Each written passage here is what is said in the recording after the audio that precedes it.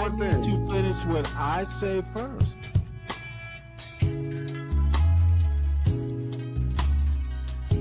Bro, like, listen, all right, I don't like Stanley.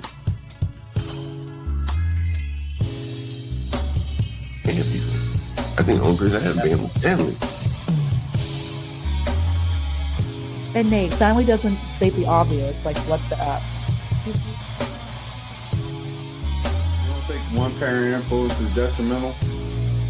I literally said they need to understand that a one-parent influence But like I say, is man, you potentially ain't really got to let these people detrimental. bother you like that. If they want to beef with you, it's called Stanley versus the world. And just assume their character by stereotype? I think people do that every day. Okay, I didn't ask you. What Do I think what it's people okay? do. Stop using this damn lie saying that I'm going to critique the black community. I'm going to talk shit about the black community because I just want the black community to do better. We see right through y'all asses. What about white men who make up the largest share of individuals convicted for SA or child exploitation cases? I never hear y'all talk about that. To all the black men that are sharing this type of stuff about the black community, and I never hear you guys talk about that. Why is that? Why y'all never talk about white women to stop leading in absolute numbers when it comes to welfare and SNAP benefits? Why don't you tell white women to get off government assistance and stop weaponizing those programs against black women? Why I never hear y'all talk about this shit? Interesting.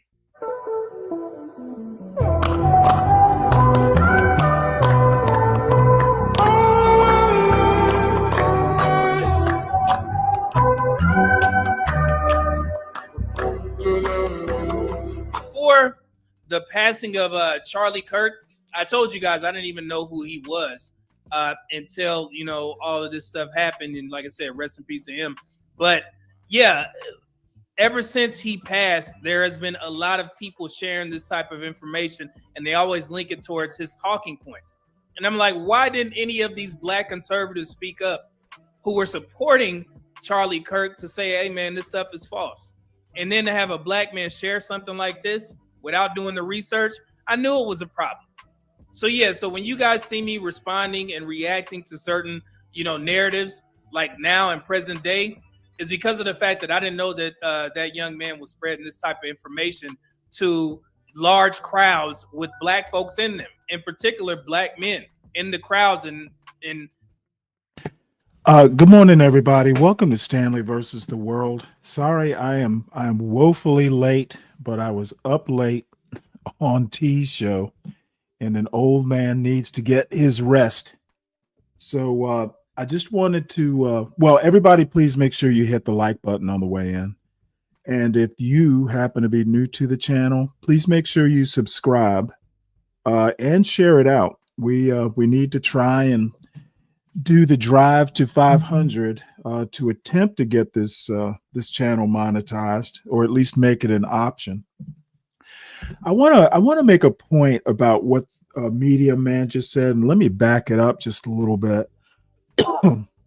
This is a criticism that I actually have of a lot of black, in particular, content creators who deal with news and culture and politics, that sort of stuff, but not just limited to black content creators. You know, it's a larger audience that I have this critique of, which is, if you are going to do a show about black culture, black things, politics, news, why don't you know who Charlie Kirk is?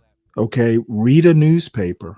Okay, literally, you know, focusing on one narrow area, maybe that's the excuse, but you can do a news aggregator like Google News or MSN, and you can get informed on a variety of different topics, even if you don't, you know, even if you're not particularly interested in some area of news, at least you're aware of it.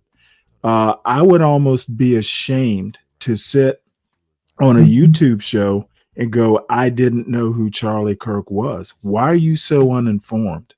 Okay, these people are supposed to be smart, well-informed, authoritative even on a variety of different topics, even if it's just limited to some part of Black culture.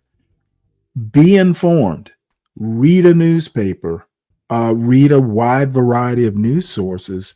Not knowing who Charlie Kirk is, I'm not that impressed.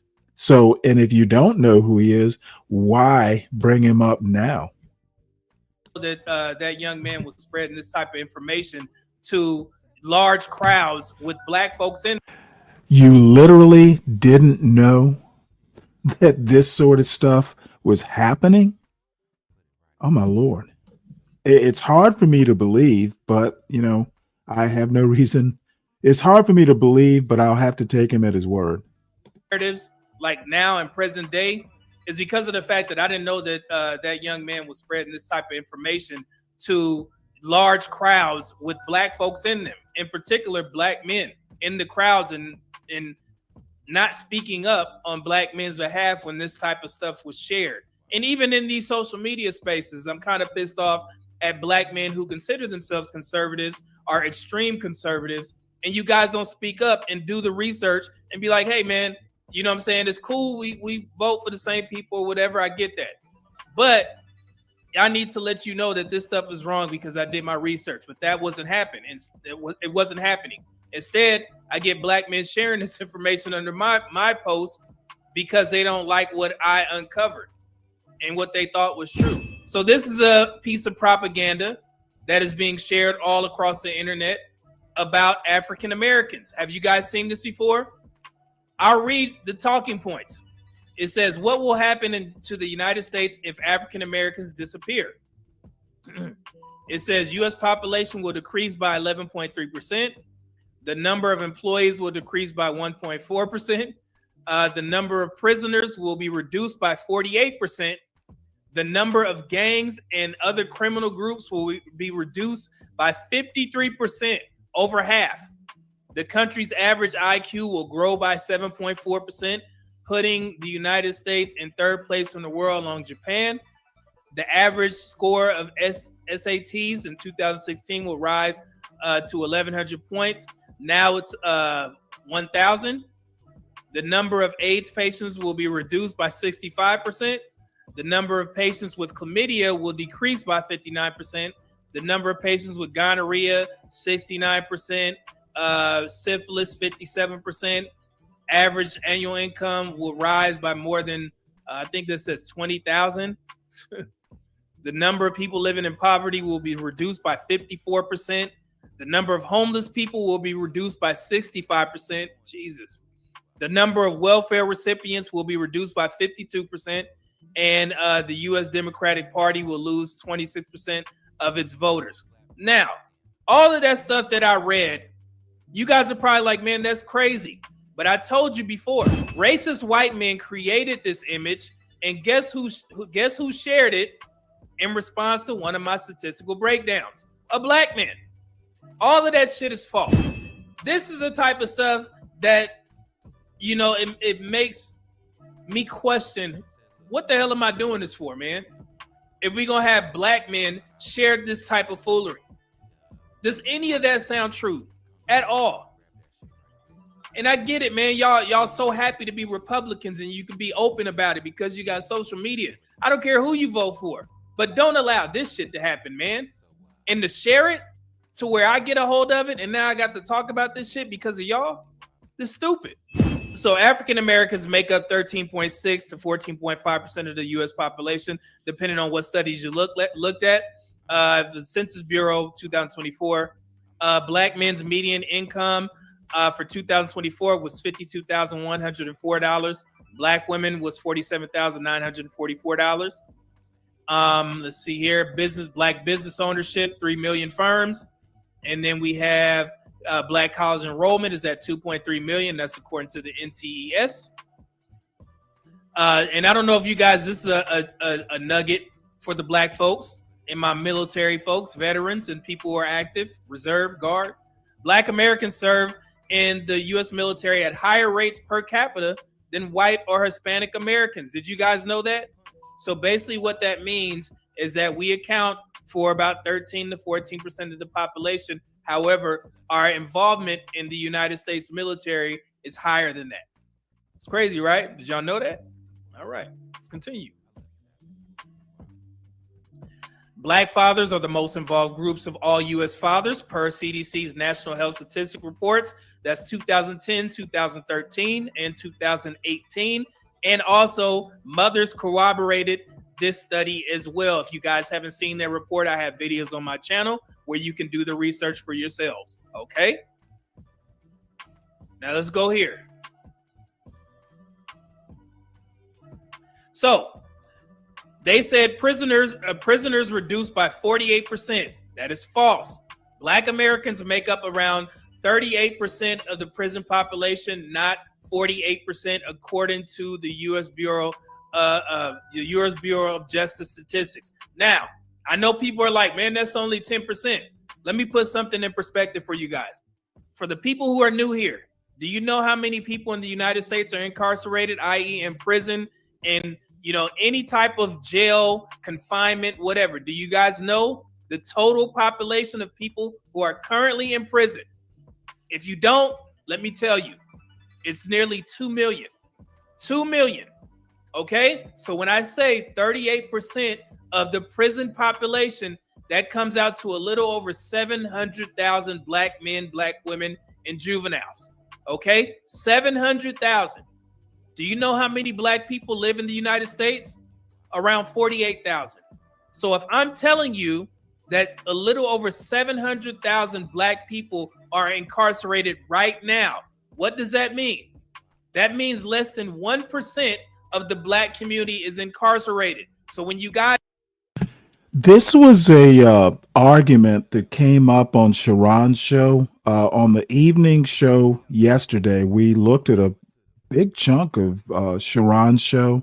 Hood Conservative, SKC, Trey, NBD was up there. But bunch of folks that kind of swing by here every now and again to bless us with their royal presence. This is what I mean about statistics. Statistics are basically malleable. Okay, you can look at one specific, one statistic, say, I don't know, let's just talk murder rates. Okay, well, you can literally say, well, gee, the rate is high per capita, but a lot of times the FBI statistics, if you don't dig deeper or drill down, those are arrests. Those aren't convictions. But the bottom line is it looks kind of dire circumstances if you look at the per capita murder rate. But that's not the only type of violent crime for starters. But then you go and you look at the number of people who identify as Black who are incarcerated, and it winds up being less than 1% of the total population. So it just depends on which statistic you look at and which you emphasize. You know, if 1% of a population is incarcerated, well, it's a problem. You know, any crime is a bad thing. Anyone in jail is a bad thing. But if you step back and you look at a bigger picture, people just choose to emphasize the statistic that supports their rhetoric. Okay, that's how politics works. That's how YouTube works. People will hammer home that one cherry-picked statistic without looking at a range of statistics and coming up with a more balanced point of view. Do these type of breakdowns and you say the prison is over, flooded with Black people and so many Black people in there. I just told you it's less than 1%. And then if you remove Black women, Black boys, and all this type of stuff, it's still 3% for Black men. Okay. Oh, I also want to emphasize now the caveat to what I just said is the geographical area that makes up that 1%, that's in 1% of the population that's in prison. Now, if you loop in geography, it actually is a problem, and probably a bigger problem than people, than Black conservatives make it out to be.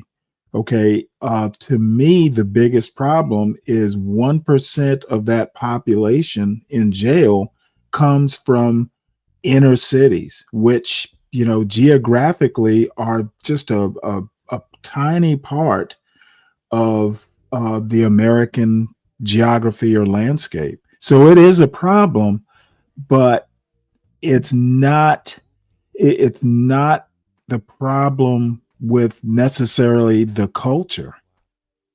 Okay, this argument that I heard on someone that Nightish is reviewing, saying that Blacks have no culture, which is demonstrably false. But there is no monolithic Black culture, for starters. I just think a lot of people want to get on the internet and talk about things that they just simply haven't studied. They talk in talking points. Okay, they don't talk from a position of, oh, gee, I've studied this and thought about it for a while. They just hear it on Fox News and then repeat what they heard. So it's rinse and repeat logic. I heard it here. I'm going to repeat it because it backs up my point of view. And people really need to just kind of stop and think about some of the stuff they put out, me included. I'm not saying that I'm perfect, but at least I attempt to sometimes to kind of put, what I say in some sort of perspective. And you know what? If you're wrong, admit you're wrong. Okay. So this is how you put things into perspective. What's up, Untrackable? When you talk about the Black community. Okay. So don't run with the narrative. 38%. That's still stop. Okay. They are wrong with y'all, man. Oh, that is true. Now, they said the average What's up, IQ will grow by 7.4%. False. IQ averages do not work that way. This is rooted in debunked eugenics rhetoric. I think we covered that. Margaret Sanger, did we cover that? Yeah, actually, I've seen that video. I need to probably start watching more of Medium Man. He's a fellow veteran. I'm kind of 50-50. He says a lot of things that, I agree with, a lot of things I don't. But this point, the one thing that fascinates me, and it's probably been since I was a kid, but didn't really notice, it's always the people with strong racial views that talk the most about IQ. IQ, literal, most people don't even understand that IQ is a measure of general intelligence. Okay. IQ averages might go up, but does it really mean that general intelligence is improving? To a large extent, a lot of people are good at taking tests. Some people are not good at taking tests. We do not understand. The only thing we know is the trend that intelligence tends to be heritable. If your parents were pretty smart, there's a good chance the kids will be pretty smart. But all intelligence is the ability to learn. And some people are slow learners, some people are not slow learners. But, if it takes you longer to get from point A to point B, you still made the trip successfully. I will never understand why, IQ is such an important thing to people who are obsessed with racializing everything. I think I did briefly. I'm gonna have to do a deep dive on that so we could discuss that as well. And then poverty, they said poverty will reduce by 54%. False. Black Americans account for about 18 to 19% of people in poverty. So their removal would not cut poverty in half. criminal groups reduced by 53%. False. The majority of U.S. gangs are Hispanic, about 46%, and white, around 35%, per the National Gang Center. The black community, we account for about, I want to say 26%. Did you guys know that? That may be some new information, because I know y'all, you hear, black folks doing rap songs about gangs and stuff like that, Crips and Bloods. I grew up on that. I'm from California. However, we do not outshine Hispanics and whites when it comes to gang involvement. And I know that's one of the popular talking points among white supremacists and black people who are cowards and don't understand how statistics go. Okay? And they don't do the research for themselves. All right? So it's not true. Even though you may get rap music. I told you guys, I listen to rap music. I've been listening to rap music my whole life. My whole life. Have I committed any crimes? No. There's a study for that. There's a reason why people can watch scary movies and, deletion mysteries and things like that and not run outside the house and start offing people. The people that do that are crazy. Okay? So, yes, it's not because of the rap music. That's stupid. That's the dumbest argument in the world. If that was the case, damn near over half of the U.S. population listen to rap music. I think white folks support rap music the most. Okay? So if you want to use that as an example of why people delete people, then you need to start looking at the white community. It's only fair, right? Shut up. God, dog. What's wrong with people? Oh, my God. Okay.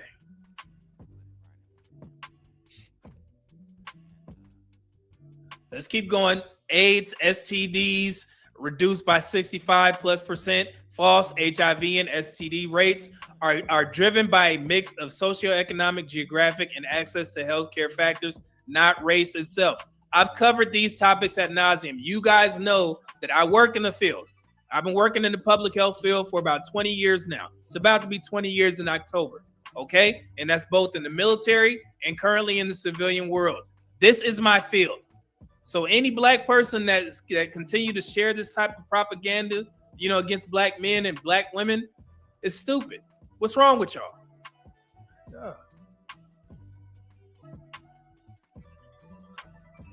All right. Average income rises $20,000. Impossible, removing 40+ million black Americans. Many middle and upper income workers would shrink the GDP and national income. I don't know how they got that. It's some delayed folks over there. Democratic Party loses 26% of its voters. False. Black voters make up about 13 to 14% of the Democratic electorate, and that's per Pew Research, not 26%. So again, I don't know where they got this information from. And just to be clear on the prison stuff, here you go. Lord, share of the black population, about 13%. Share of incarcerated population that is black, 38%. And you can look this up on the Prison Policy Initiative or the Bureau of Justice. And then share of black population, 1.5%. Share of black men, 3%. Make sense? What that means. To put that in perspective, total incarcerated population, 2 million. Black people, 740,000. Total black population, 48 million. That means 1.5% of all black Americans are incarcerated at any given time. Or stated differently, 98.5% of black Americans are not incarcerated. And then if you focus only on black men, roughly 3% of black males are confined, meaning about 97% are free and living in the community. Okay?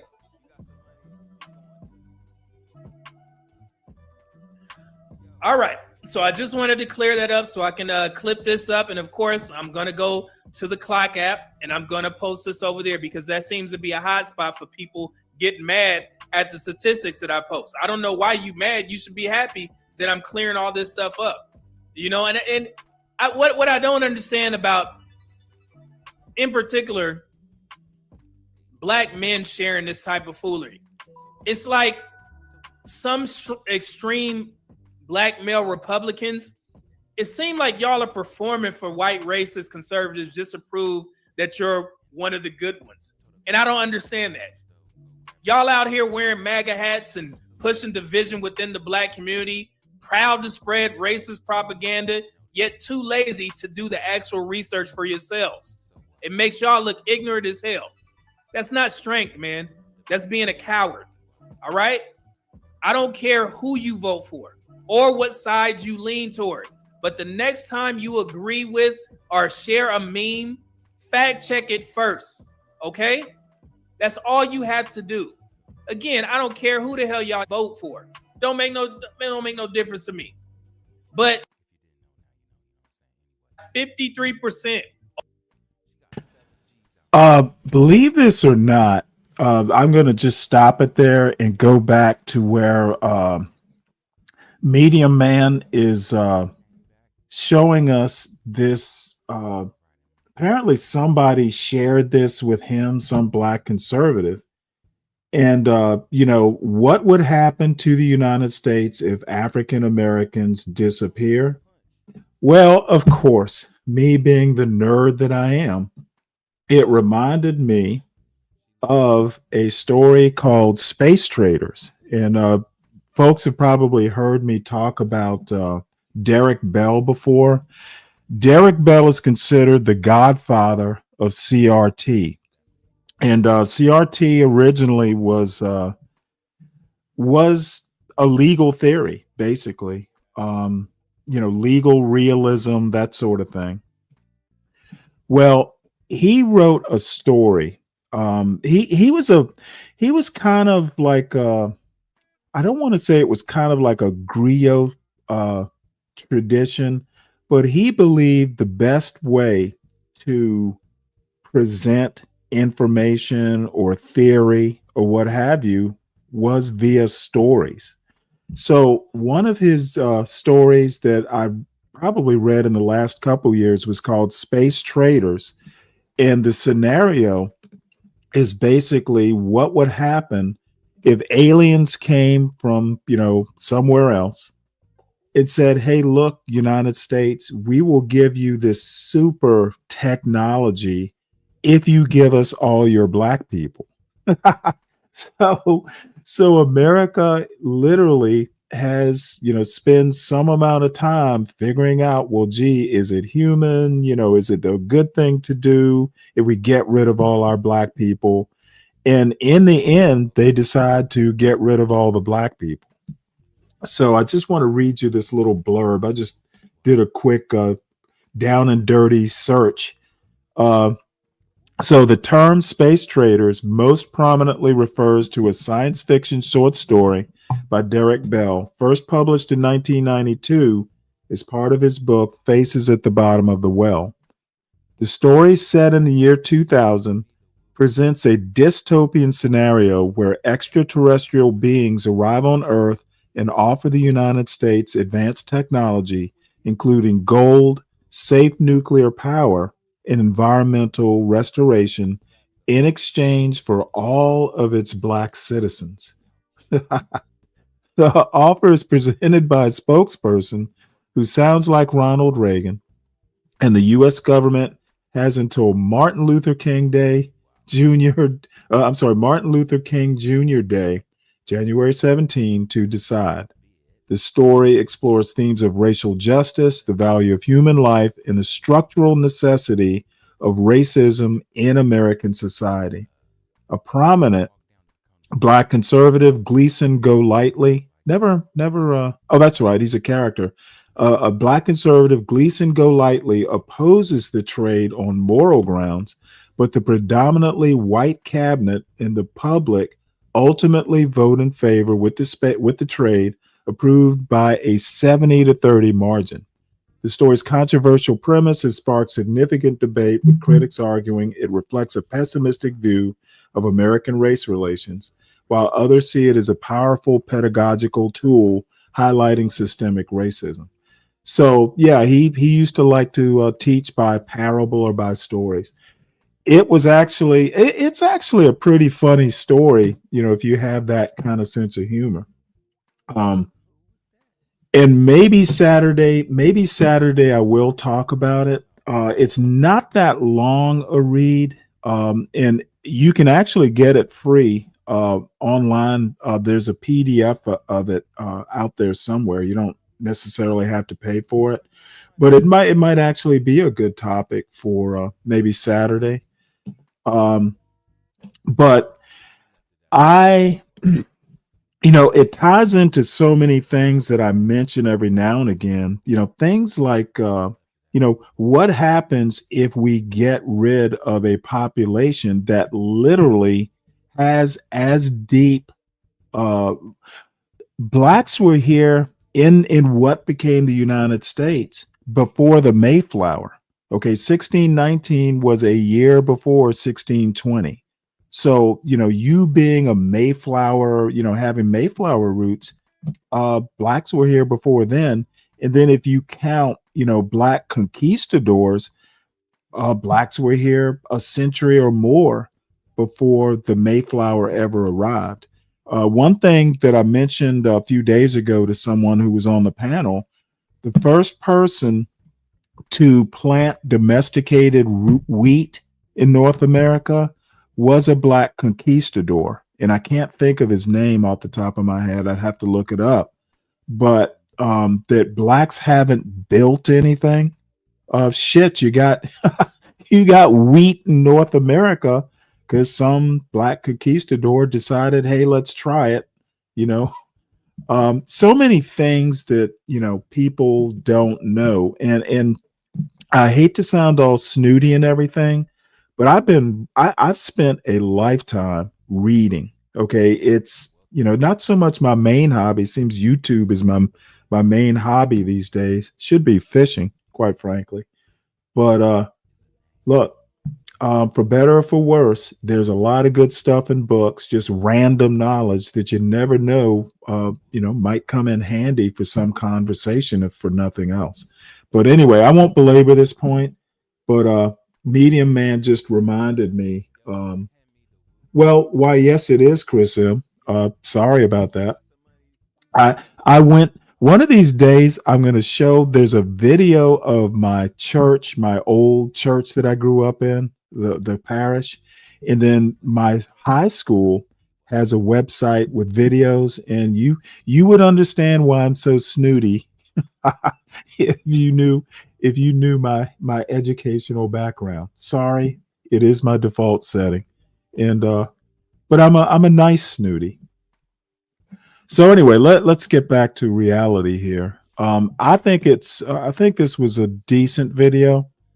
It's at least provocative, if nothing else. So let's get on into some news articles here. The elephant in the room is government showdown, government shutdown. Live updates as up to 750,000 federal workers face furlough. Let's see, how long is this video? Let's play this video right quick. See if it's worth watching. I think the lady presenting the story is worth watching. Why? Oh, there we go. Government running. A shutdown could lead to the furlough and firing of a large number of federal workers. There are some deemed essential that will still work unpaid, such as active duty U.S. military service members, law enforcement agents, air traffic controllers, TSA officers, Border Patrol and immigration enforcement agents, and customs officers. Some economic analysts estimate a shutdown could cost the economy about $7 billion a week. Congressional reporter Tarian Small is on Capitol Hill. Tarian, what's the immediate impact of federal workers and service members? Jesse, quite a few of those service members and employees will see an impact when it comes to their wallets. That's because during this shutdown, they won't be able to get paid. They're foregoing that paycheck. And for many of them, they're still forced to work. Others will be furloughed, like you mentioned. This is happening concurrently with... Is this reporter wearing a Jerry curl? Management saying that Trump's plan, President or sporting a Jerry curl, administration's plan to undergo what they're calling a reduction in force, so mass firing to these agencies will move forward. How that works is a bit tricky during a government shutdown, but ultimately If fired during this period, that's a 60-day clock or timer that starts before that firing goes forward and is made permanent. Those who are fired will still be paid, receive back pay. But again, it's the finality of this that could really impact quite a few employees working for the government. We're seeing all these images of the different agencies under the federal government. So what will continue operating during this time, during the shutdown? What will not be working?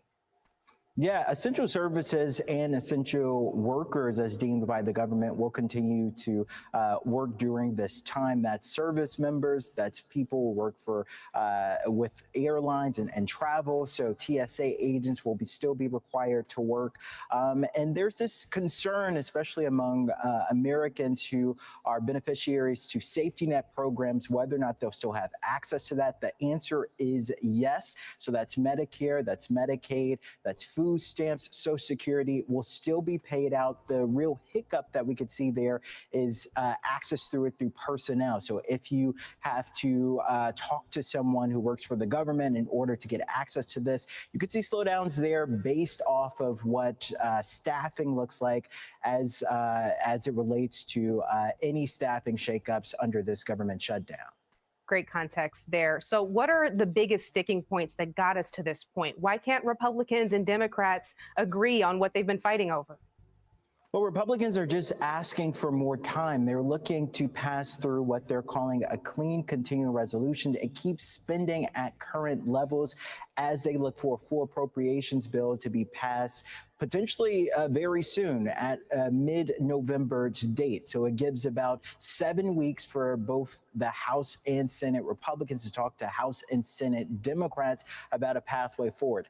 Democrats are saying, however, they're unwilling to go at it again, considering they were just in this situation in March. We saw a handful of moderate Democrats in the Senate siding with Republicans to push through a continuing resolution. This time around, they want some of their asks to be a part of the negotiation. They're looking at health care credits set to expire at the end of the year. If that happens, millions of Americans on the Affordable Care Act's premiums could go up. So they want that to be a part of the conversation. They're also looking to limit what the president can claw back when it comes to previously appropriated funds. We saw that already during this term happen through a process known as rescissions. Democrats are trying to kneecap that moving forward, saying that any conversation, any contributions that their party adds to a spending bill needs to be ironclad and can't just be clawed back again at another point, Jesse. And Turian, you know, it feels like we reach this point just about every year. How long do you foresee this stalemate lasting before the government can reopen? Well, no side at this point is willing to budge. Democrats are pretty dug in. Just about every Democrat in the House voted against this. A handful, just 2 or 3 Democrats decided to side with Republicans in the Senate on this vote, but still not enough to get it past that 60-vote threshold. The previous government shutdown happened in 2018. That also happened to be the longest government shutdown in U.S. history. That was about 35 days, and it lasted from December 2018 to January 2019. No side is looking to prolong this, according to lawmakers we talked to today. However, again, until they could find some type of consensus, some type of resolution, it's likely that we're in for a long government shutdown, at least through the rest of this week. Turian Small, live on Capitol Hill. Thanks for staying up late with us. Our coverage will continue on CBS News 24/7, your local news, and later on CBS Mornings. This has been a CBS News Special Report. I'm Jesse Mitchell in New York. All right. Well, that was actually fairly detailed. Got a couple more stories. As was said in that article, the shutdown is the first since January 2019 and the fourth of Trump's 2 terms. That I didn't realize. So Trump has had 4 shutdowns on his watch, the first time, and this is, I guess, the 4th time in his second administration. Another point to note, White House Budget Director Russell Vought, who, by the way, is like the architect of this unitary he is basically a big proponent of unitary executive theory. So, this is right up his alley. This is basically part of a power play where the president becomes basically the apex of the three branches of government. It's all kind of focused on the president. It's kind of the first among equals, which the framers of the Constitution did not intend this. It is literally anti-constitution, unitary executive theory is. And wait till a Democrat gets in office, and it will happen. Maybe as soon as 2028. But anyway, White House Budget Director Russell Vought ordered agencies to consider mass firings rather than instituting furloughs. So this is going to be potentially another possibility to, thin the herd again. And instructions to agencies from his Office of Management and Budget include guidance on rewriting regulations surrounding federal grants and challenging Congress's constitutional power over spending. Okay, why are they challenging the power? It is very clear in Article 1 and then Article 2 who does what. So I wanted to point out those two highlights. I had no idea Trump has had the government shut down so many times. And then this next story I actually want to listen to. Democrats see no need to capitulate, nor Republicans to cut a deal. We'll listen to this. It's kind of longish, but the start of it looks interesting at least. Democrats see no need to capitulate, nor Republicans to cut a deal. This article is by Carl Hulse and read by an automated voice. The last time Senate Democrats found themselves taking the blame for a government shutdown, they quickly caved and raced to reopen federal agencies in 2018, as their more moderate members demanded a fast resolution after only 3 days. This shutdown could be different. The Democrats from red states who decried the shutdown strategy as a foolish miscalculation and pressed for an immediate reversal in the showdown with President Trump 7 years ago are long gone. The ideological makeup of the party has shifted to the left, and Democrats are now bracing for an extended confrontation with the White House and congressional Republicans, despite the clear political risks. The same dynamic is at play in the GOP, which has lurched to the right under Mr. Trump and no longer sees room for compromise. Democrats believe they have a powerful message on health care, with some Americans set to face soaring premiums unless Republicans agree to extend federal subsidies under the Affordable Care Act. They shrugged off Mr. Trump's threat to engage in the wholesale firing of federal workers, saying he would do so regardless of the status of government funding. And Democrats do not see much benefit in providing the votes for a temporary spending extension, since Mr. Trump and his budget czar, Russell T. Vought, have already demonstrated that they are willing to spend federal dollars or not spend them, as the case may be, however they want, no matter what Congress says. They have so far done so with little pushback from Senate Republicans.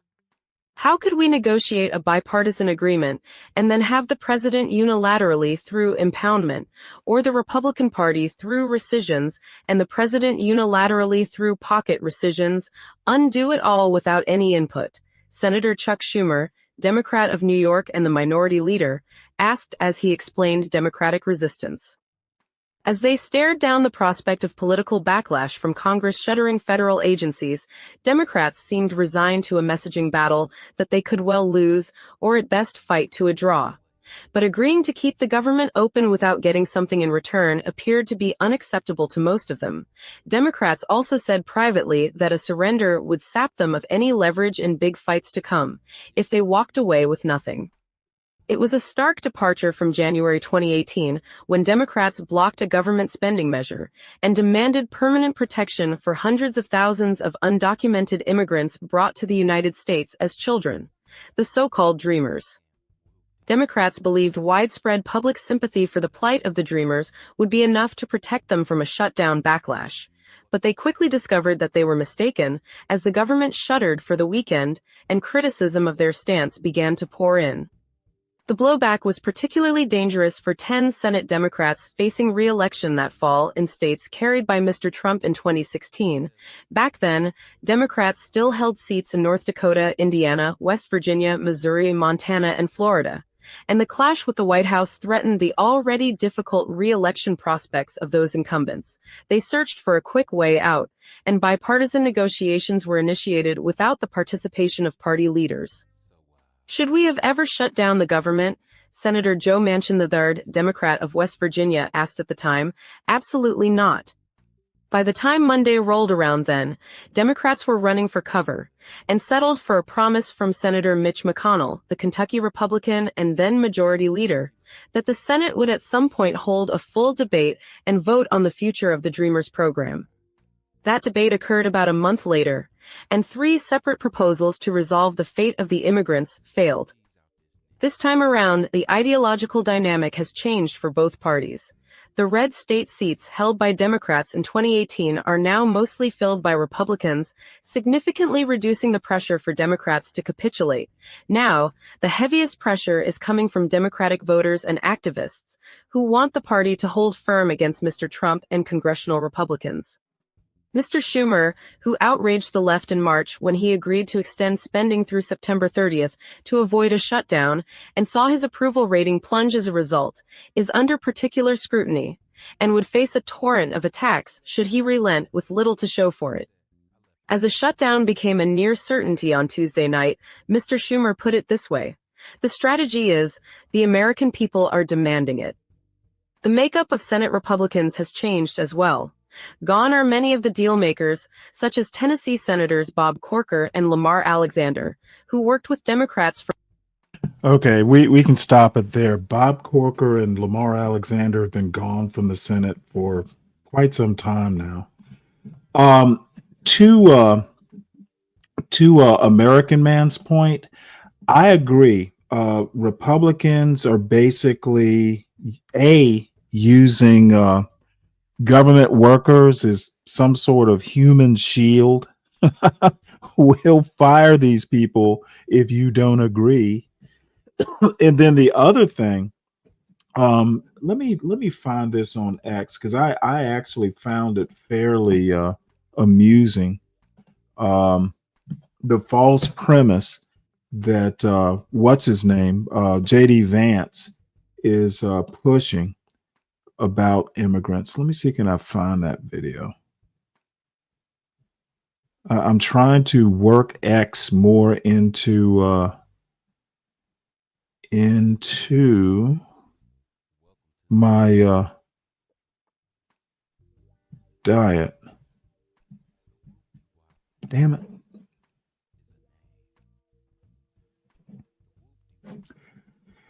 Oh, let's see, gonna find it. If not, I will have to sally forth.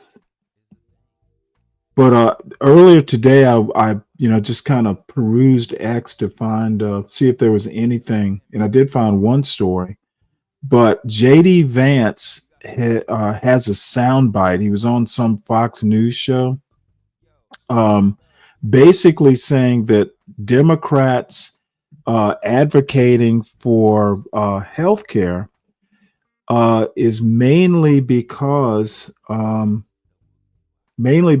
they want to give illegals health care. And I'm just like, what? Their Americans' premiums will go up. What does that have to do with illegals? More than likely nothing. It's just politics. So I assume you were talking about Republicans there, Mr. American Man. It's always about illegals with these damn Republicans. We can't even deal with a shutdown that affects Americans without bringing up illegals. What's up with that? I need you to explain this fascination, this obsession. I'd go as far as to say a racist attitude towards people, and then now you're using Americans as human shields. So this is a press conference that Mike Johnson did on I don't know where this is, somewhere off the mall it looks like, and let's just hear it. He's talking about the shutdown, I do believe.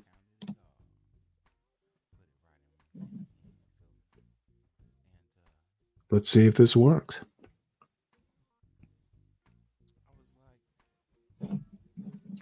Why is this not working?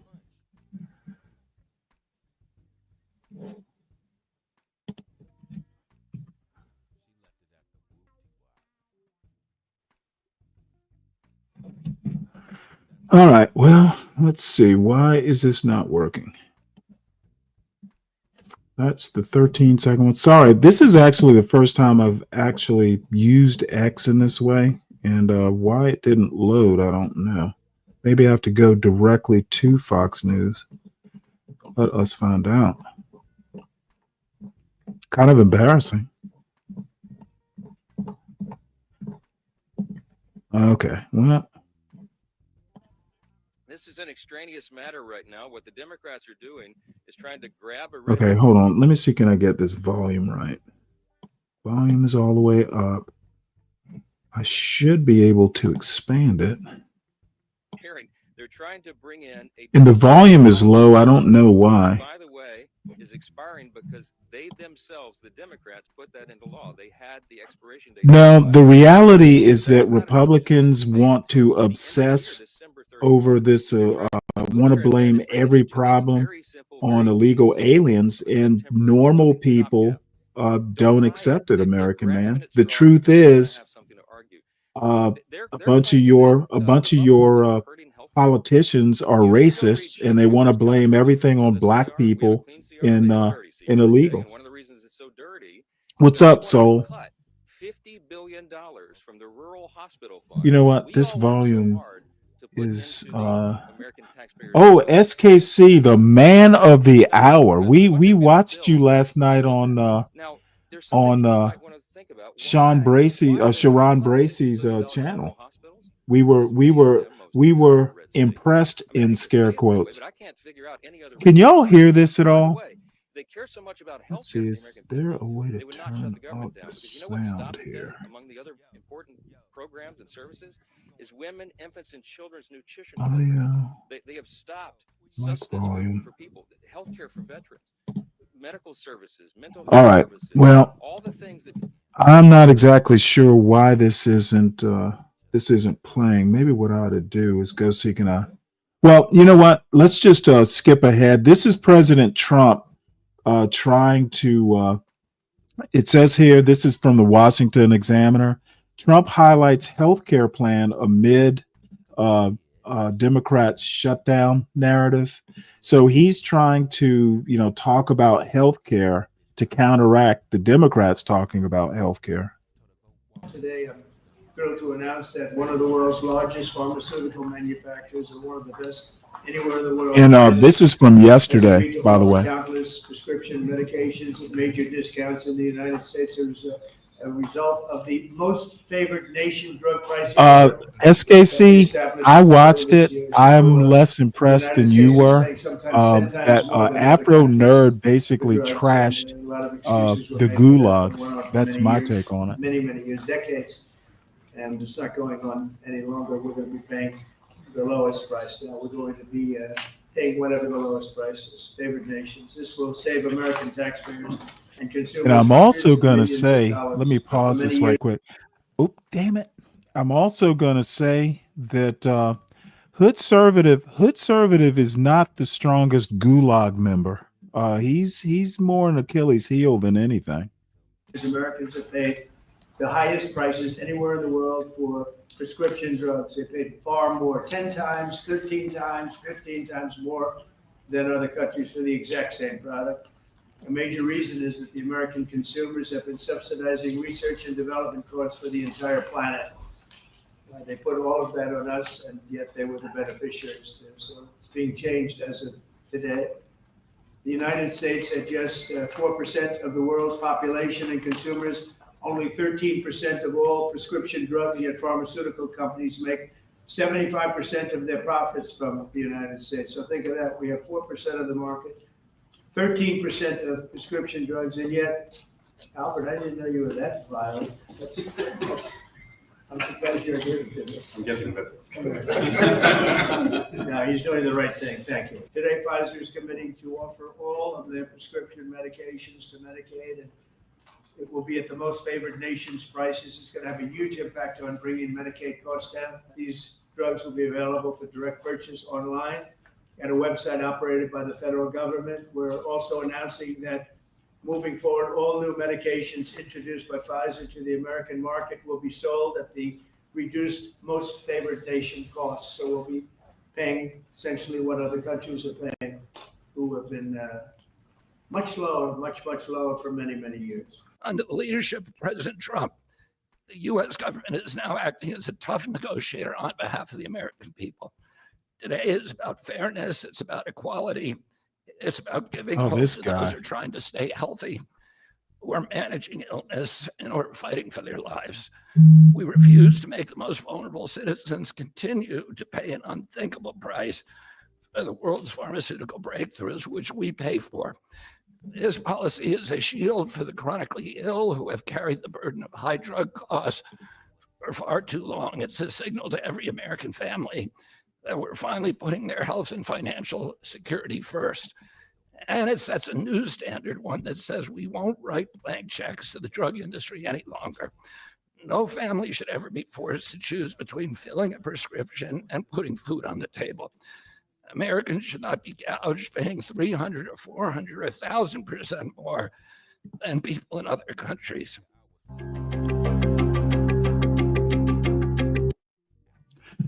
Okay, I found that Mike Johnson press conference, so let's try this again.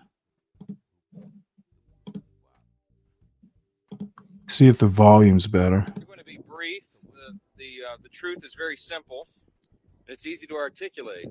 I'll just point out that today we're here on the west front of the Capitol. We're overlooking the National Mall. It's a beautiful sight that a lot of the American people will not be able to experience today.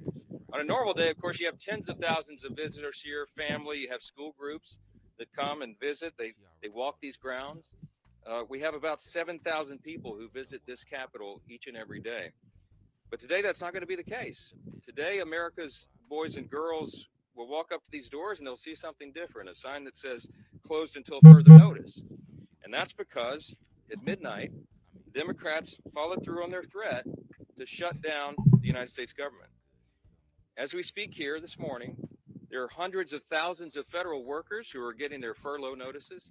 Nearly half of our civilian workforce is being sent home. These are hardworking Americans who work for our federal government.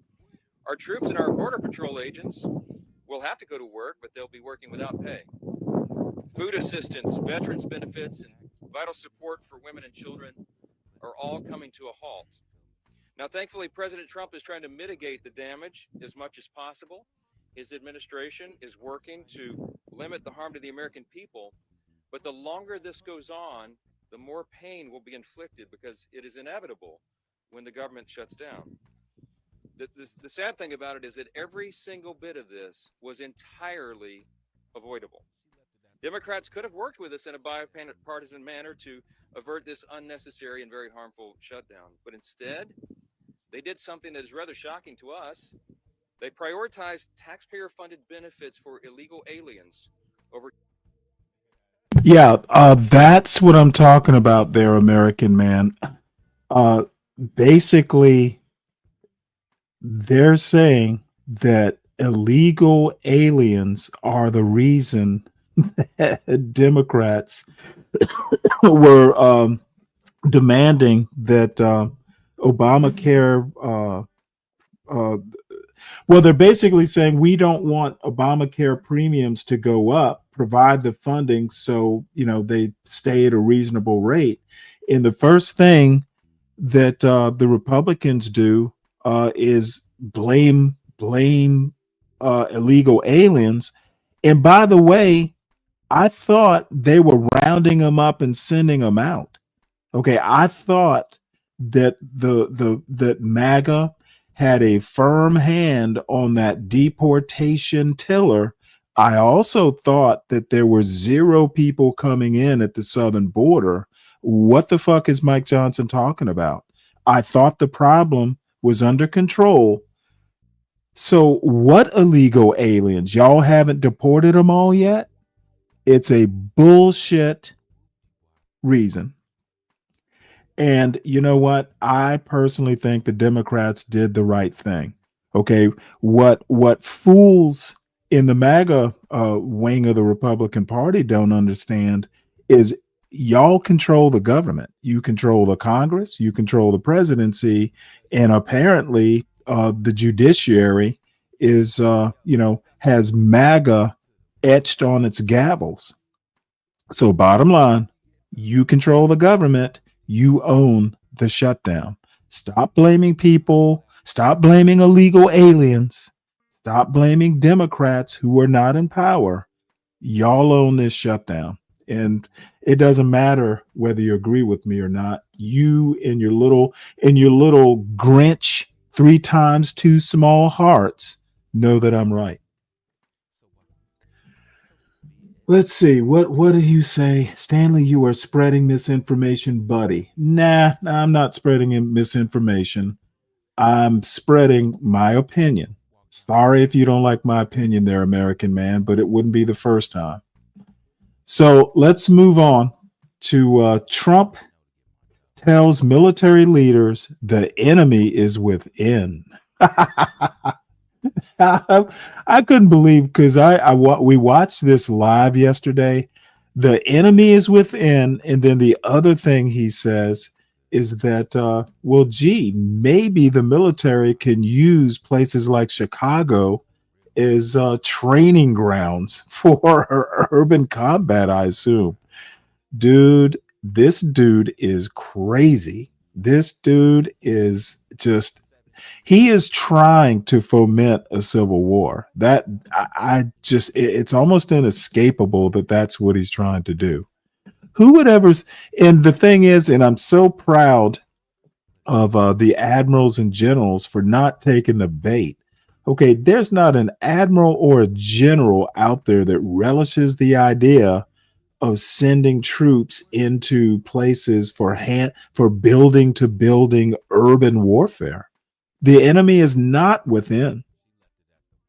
The enemy is some senile old man who seems to have his own take on America, which only sycophants like Mike Johnson and fucking Kash Patel, sycophants of that second-rate intelligence type, that he has demanded into his cabinet. Like, the smartest man there is Marco Rubio, because you never see him in any of this mess that Trump seems to carry around as his personal weather, basically. So Lawrence O'Donnell had a really interesting take on this, which I know this is going to be like water on the Wicked Witch of the West to my buddy American Man. I got to play this.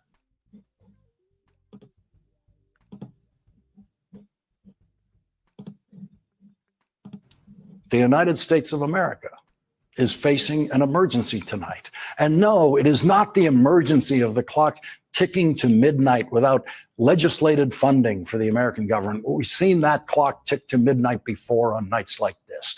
The emergency the United States of America is facing tonight is an emergency the United States of America has created for the world. And that emergency is that the President of the United States, in his public appearance today, proved that he is mentally incapable and emotionally incapable of fulfilling his constitutional duties as President of the United States. In other words, there is no President of the United States as we knew it. There is no functioning intelligence, no functioning judgment mechanism within the mind of the current holder of the title, President of the United States. And that person is also the holder of the nuclear codes that could destroy the planet in seconds. And he is, much to the horror of the commanding officers of the American military who listen to him today, the commander-in-chief of the most powerful military in the history of the world.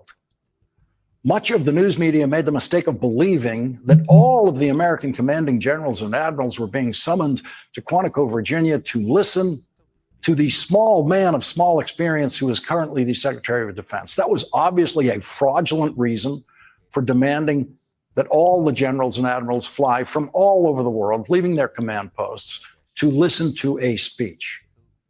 It was obviously always just a setup for Donald Trump to harangue that audience with what turned out to be stream of consciousness madness, complete with hallucinations and an endless stream of pathological lies. A group of officers who earned their jobs in ways that Donald Trump never could, had to sit there and listen to a clown who stood before them in what appears to be a homemade brew of orange makeup slathered all over his face because he thinks it makes him look better. And I guess maybe we should accept Donald Trump's judgment about that one thing, that the madman orange makeup he slathers on himself makes him look better. Maybe it does. We don't know. Maybe the actual sight of the actual color of his 79-year-old skin is much worse than the orange clown confection that he chooses, but we don't know. Or maybe the orange junk on his face is yet another proof that the man has no capacity to make a judgment about anything, including the way he looks, never mind nuclear weapons. What was he thinking backstage when his Secretary of Defense, who had to promise to stop drinking to get confirmed by the Senate, insulted all of the commanding officers in the room with this kind of idiocy? It's completely unacceptable to see fat generals and admirals in the halls of the Pentagon and leading commands around the country and the world. It's a bad look. It is bad, and it's not who we are. Okay, Pete, how about fat presidents? How about a president who has been fat every day of his political career? Is that a bad look? All of those generals can button their uniform jackets. All of those admirals can, every one of them. So there's the Secretary of Defense, who may or may not be managing his reported drinking problem, telling all of those commanding officers that they better never look as bad as Donald Trump, who can't even button his suit coat jacket. There was some suspense in the room today when Donald Trump was giving his speech. There was no suspense about would he cross the line that you never cross with the military as president and get political. Everyone knew he was going to do that. Everyone knew that he doesn't know there's a line. Everyone knew he was going to foolishly waste the admirals and generals' time telling them about how many swing states he won. And of course he did. The suspense in the room was whether the very, very tired, almost sleepy 79-year-old man at the microphone was going to make it through that 1 hour and 11-minute speech. And there were times in the middle of a sentence that it would seem like he just might drop right there, might not even finish that sentence.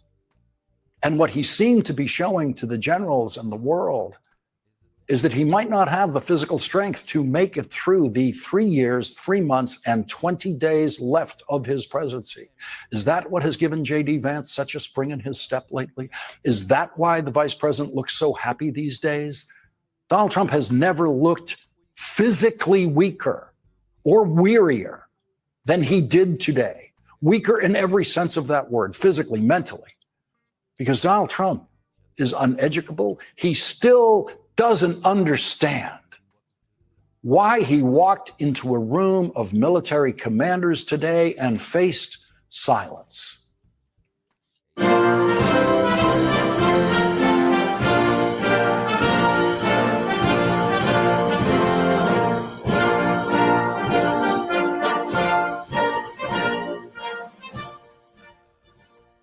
Thank you very much, Pete. Great job you're doing, too. Fantastic job.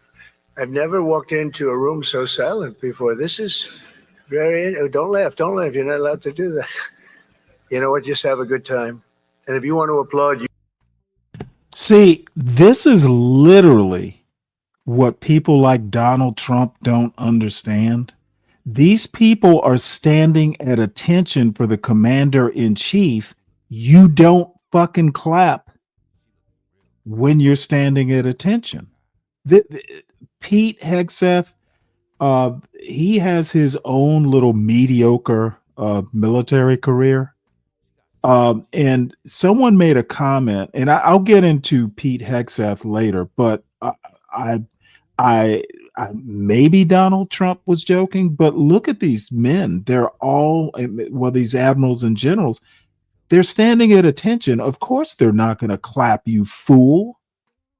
If you'd been in the military, and by the way, I've said on more than one occasion, we need presidents who are not necessarily former businessmen, but some who have some modicum of military experience. Anyone who'd been in the military would know that when you know your troops are standing at attention, you don't clap, you stand at attention.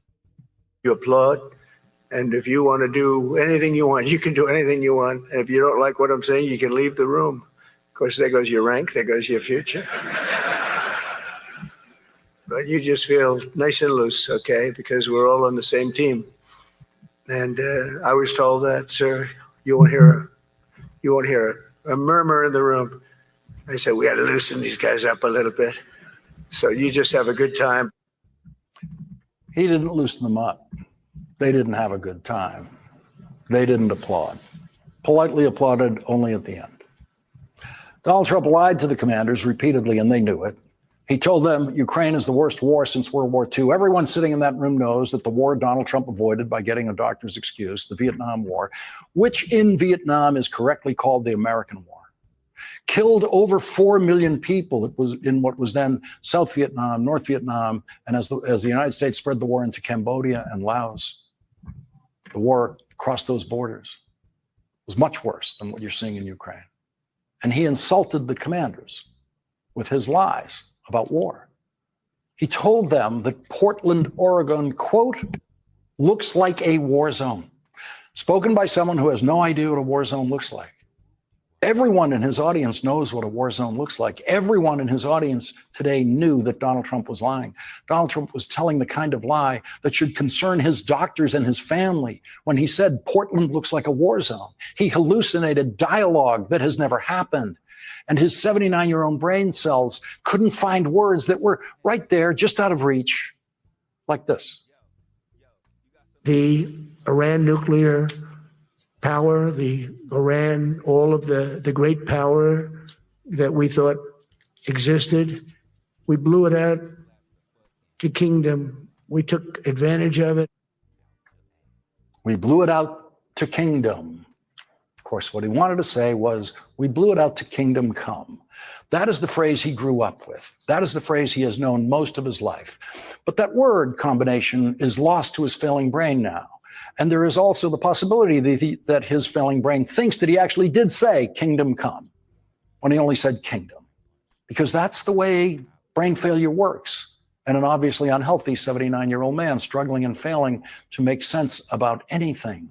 Generals flew across oceans, admirals crossed the world to come and listen to the most ridiculous person who has ever stood before them to discuss walking downstairs. We were not respected with Biden. They looked at him falling downstairs every day. Every day the guy's falling downstairs. He said, it's not our president. We can't have it. I'm very careful, you know, when I walk downstairs, like I'm on stairs. Oh, this was hilarious. I walk very slowly. Nobody has to set a record. Just try not to fall. No idea. Doesn't work out. I don't watch Lawrence O'Donnell very often. Fallen and it became a part of their legacy. We don't want that. You walk nice and easy. You don't have to set any record. Be cool. Be cool when you walk down, but don't bop down the stairs. So one thing with Obama, I had zero respect for him as a president, but he would bop down those stairs. I've never said da-da, da-da, da-da, bop, bop, bop. He would bop down those stairs like Mr. Bojangles. Obama would do a soft shoe down those steps. Look at this motherfucker. This is our president of the United States talking to his top brass that he's summoned from around the world. Part of their legacy. We don't want that. You walk nice and easy. You don't have to set any record. Be cool. Be cool when you walk down, but don't cool pop down like the stairs. Obama. So one thing with Obama, I had zero respect for him as a president, but he would bop down those stairs. I've never said da-da, da-da, da-da, bop, bop, bop.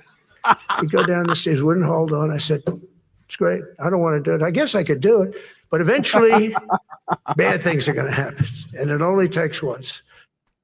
Imagine crossing 10 time zones to hear that. This is an emergency for the United States of America and the world. And those generals and admirals know that. They know that their commander-in-chief is lost. They saw him today. They listened to him today. And it was unlike anything they have ever listened to before in their lives. It is much worse than the first version of Donald Trump they saw in his first term as president. What they saw was something much worse than a president falling downstairs, and they all know it. They were forced to listen to the most ignorant man in the room tell them that he is the first person in the world to figure out how to stop wars. The Department of War, I love the name. I think it's so great. I think it stops wars. The Department of War is going to stop wars. He believes it. Imagine standing, talking to graduates of West Point, graduates of Annapolis, graduates of the Air Force Academy, and telling them that the name Department of War, which is still not the legal name of the Defense Department, will stop wars. No one in that room has ever heard a stupider statement in their lives. They know the president is not well. He looked and sounded physically drained today. He also sounded deranged and was hallucinating. And the military commanders in that room today all have to be wondering tonight just how much more dangerous their jobs are now, that they've just seen how lost and sick their commander-in-chief is. Donald Trump complained to his military audience today that people make up things that he says. Let me make one point, and this is kind of with my military or my Navy hat on. I guarantee you, Putin saw this video and other world leaders saw this video. And Putin, dude, no wonder Putin has no respect for Donald Trump. This, and I'm not even being partisan here. I'm embarrassed.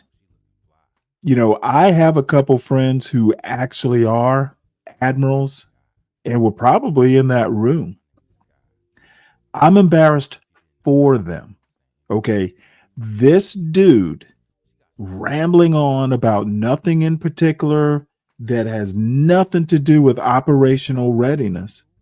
Literally, there was nothing Donald Trump said that was operationally useful. And Pete Hegseth, you know, we're not going to have fat people walking around the Pentagon. Where does that, who cares? I mean, you want everybody to be fighting trim, but dude, most of these admirals, I don't know how you can stand up there and go, we don't want fat admirals when you got a fat rambling president. Okay. How about the commander in chief not look like a slob? And Donald Trump in this particular speech, he literally looks like a disheveled, fat old man who should be somewhere reading a book in a corner in front of a warm fire, maybe with his old collie called Old Shep. He does not look like a commander-in-chief in this conference. It's an embarrassment. It is a national disgrace. And Putin didn't even fucking laugh. He just shook his head. And it's hard. You know, they make up a statement and they said, you say it. We had 25 people that said he never said that. Donald Trump actually No, I'm complained to that afraid, Cool military audience today Kamasi. that people I make haven't up talked to things him that he about it, says, and I he will said not that talk to him the about day it. after. He completely As a made up former words to Navy put in man, Chuck Schumer's no, what I mouth saw through was not AI honorable that he one then little posted bit. on social He should have media just fucking around done a this time video last night. conference. Completely changing through AI the words that Chuck Schumer said after meeting with Donald Trump in the White House. And in that AI video, Donald Trump made Chuck You know what? Schumer I'll just humor you, almost Cool as Kamasi, profane as because Donald Trump you're a is publicly, good which of course you chat know is member. not Chuck Schumer. Donald Trump used I manipulated appreciate video. your patronage He of this show. falsely dressed the Democratic leader of the House of Representatives, So Hakeem I'll just Jeffries, leave it at that. in a I'm not Mexican going to argue sombrero. about Donald Trump No Democrat in has ever his done that to Donald Trump. his It is inconceivable disheveled that a look. president of the United States would put out a fake video of the Senate minority leader and the House minority leader. That would not happen, could not happen. But because Donald Trump has lost his mind and Republicans in Congress accept that Donald Trump has lost his mind, the Republican Party cheers on his public madness. What's up, And because not Gabrielle? one Republican found fault with the ugly and insane video that Donald Trump posted last night, he has decided to create and post another one tonight. And this one includes me. It's a clip of this program last night of Hakeem Jeffries responding to the racist video that Donald Trump created about him last night. And this one tonight is another demonstration of the depths of Donald Trump's depravity, his perversity, a deep and unyielding perversity beyond anything we have ever seen in American politics. The president of the United States is now a weary, snarling viper of political perversity, and every commander in the American military has now seen that and knows that.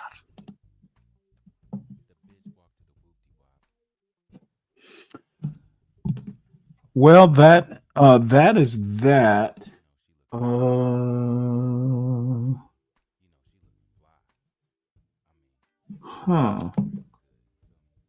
on one sec here, folks. I'm making a programming decision. So let's move on with news. We'll shift gears a bit, but you can't shift gears away from Donald Trump. Now, you remember about a month or more ago, actually, it was probably less than a month ago,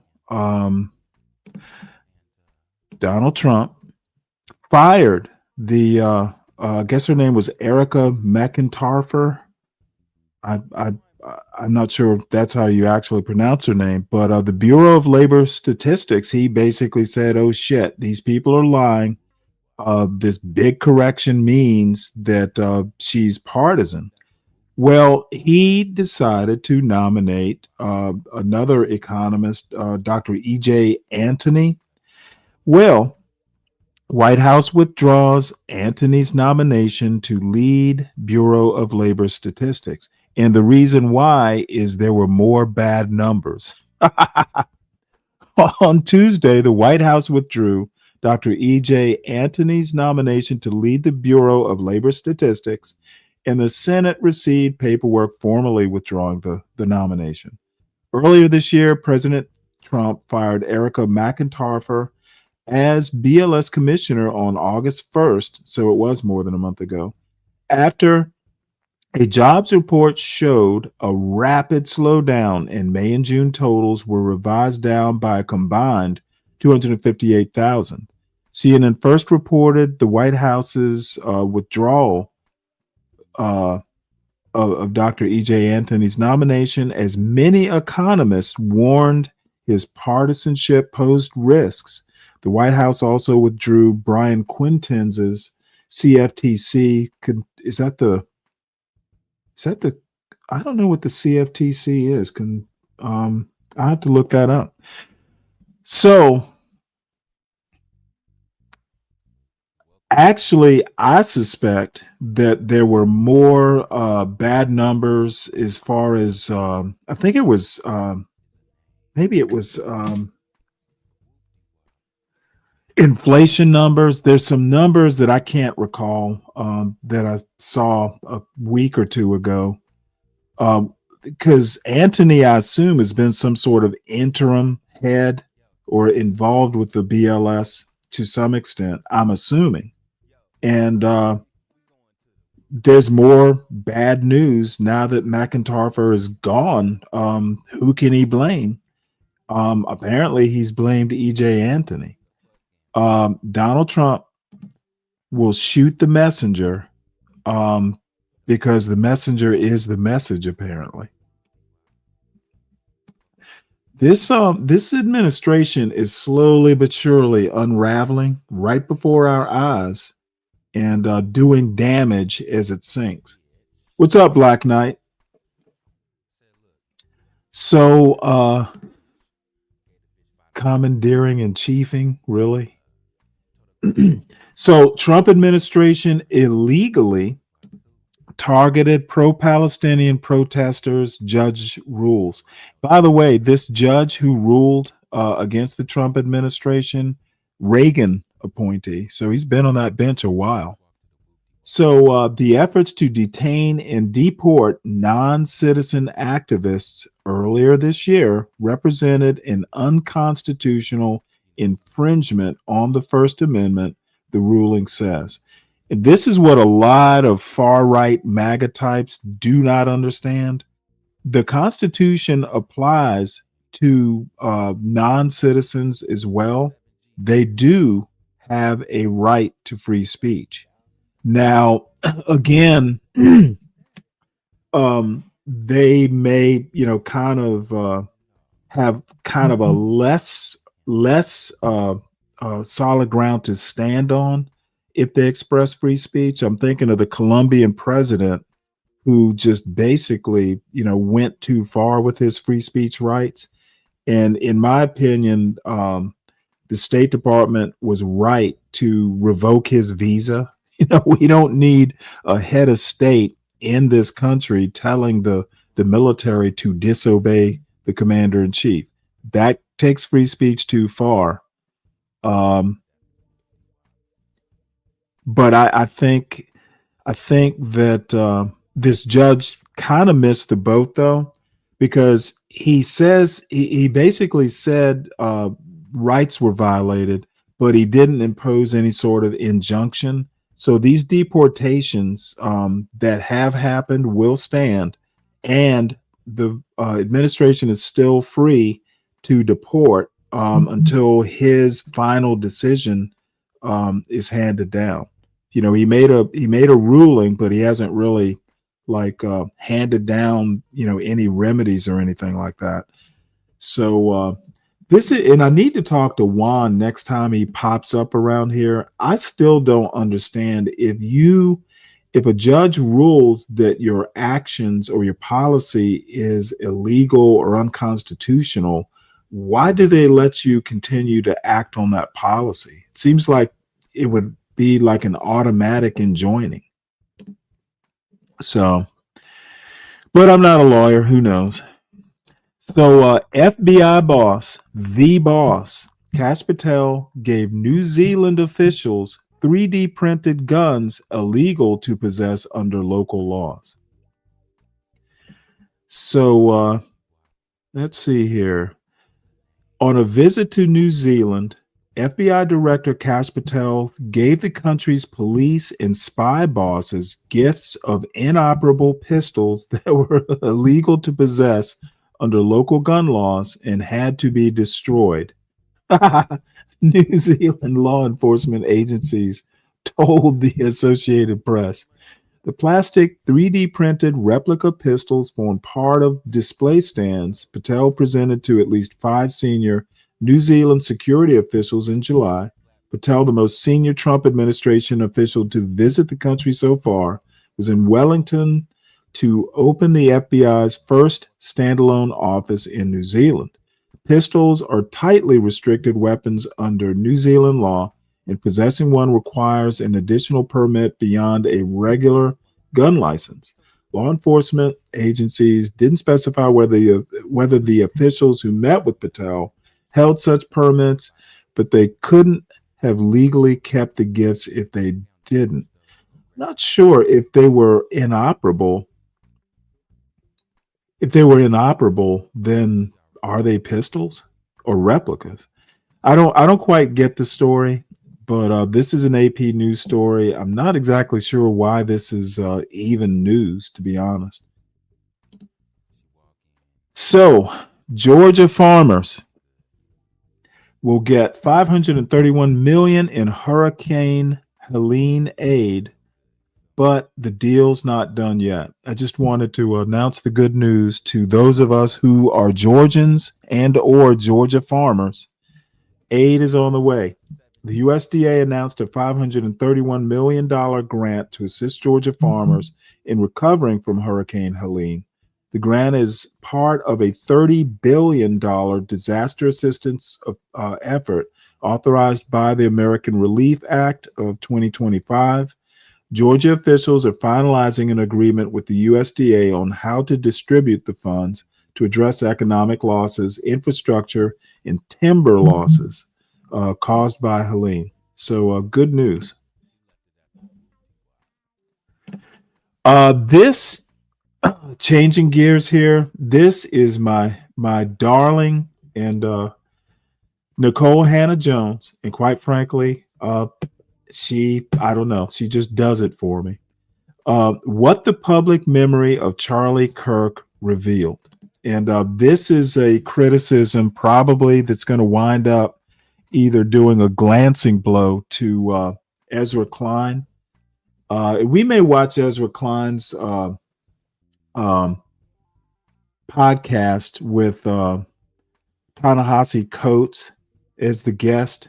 Ta-Nehisi Coates wrote an essay in Vanity Fair, which Freddie brought to my attention, and I read it, and it was a good essay, but to me it was kind of, it wasn't like scathing as probably it should have been. So Ta-Nehisi and appeared on Ezra's show, and it's online. So maybe we'll watch it. I didn't even bother watching it because I just didn't think it would be that interesting. But American Man, as a man of the right, brought it up. So, if American Man brings up something as potentially interesting, well, by golly, by gum, I have to give it serious consideration. So, what the public memory of Charlie Kirk revealed. For those who felt denigrated by his rhetoric, the bipartisan tributes to him as a champion of free speech augured something dangerous: the mainstreaming of formerly extremist laws. And I've heard people, I can't remember who specifically, talking about how the Overton window has shifted to the right. And it's shifted to the right because of Charlie Kirk's death, and people just kind of acting like his views were mainstream. And I don't know, to be honest, if YouTube is any measure, and I know it shouldn't be a measure, but I'm not absolutely sure that the Overton window wasn't that far right to begin with. I mean, what Charlie Kirk used to say was vile, but so many people in the MAGA movement, so many Trump voters in general, I mean, I hear some of his rhetoric on YouTube. Shit, I heard some of it on on Sharon Bracey's show last night. Charlie Kirk, I think the Overton window didn't shift that far to the right. I think it was already moving to the right if it wasn't already there. So let's see. I'll read a little bit of this. Unfortunately, there's not an auto reader. Damn it. The day Charlie Kirk was killed, Dominic Durant's 11-year-old daughter came home from her middle school in Tulsa, Oklahoma, told her father that her friends had been very upset about his death, I guess Charlie Kirk, that they felt she should be upset too. I'm sad, she said, tears in her eyes. Durant struggled with how to respond. He too had been appalled by the act of violence, but his young daughter did not know much about Kirk, and he worried she would look him up on YouTube and come across the many ugly assertions that the right-wing activists had made about Black Americans like them. For instance, Kirk had claimed that 4 prominent and successful Black women who all went to Ivy League universities, Justice Ketanji Brown Jackson, the former First Lady Michelle Obama, the TV host Joanne Reed, and former Representative Sheila Jackson Lee of Texas, did not have the brain processing power to otherwise be taken really seriously and had to go steal a white person's slot. He'd argued that Black America is poor, more murderous, more dangerous than when Black people were living under Jim Crow. Durant did not want his daughter thinking that because her friends were grieving him, that the things Kirk had claimed were acceptable or right. Well, you know what? It's time your daughter just be exposed to America. And Charlie Kirk, along with Donald Trump, are, I don't want to say the typical, well, let's just say they're typical MAGA, okay? Not necessarily the typical, American or typical white American. I think they are typical MAGA. Black, white, MAGA is truly colorblind in that all of them are awful. It does not matter your skin color. So I'm sure, hopefully American Man is asleep and doesn't hear this. Let's see. As a Christian, Durant also felt he had to address Kirk's vision of Christianity, which condemned and disparaged people who are gay and transgender. I hear that all the time in the YouTube spaces that I hang out with. And you know what? Even people that I like, who are, well, basically right wing, for want of a better term. Last night I've heard women who shall remain nameless sound like little female Charlie Kirks. And I usually just kind of don't say anything about it, just to keep the peace. Let's see, let's skip ahead here. Kelly. Oh, Robin D.G. Kelly. He's a historian. I know Fred knows who Robin D.G. Kelly is. A historian at UCLA whose scholarship on racial injustice also landed him on the professor watch list. That's right. Charlie Kirk had a, quote, professor watch list, like people in academia that he found woke or, troubling in some sort of way.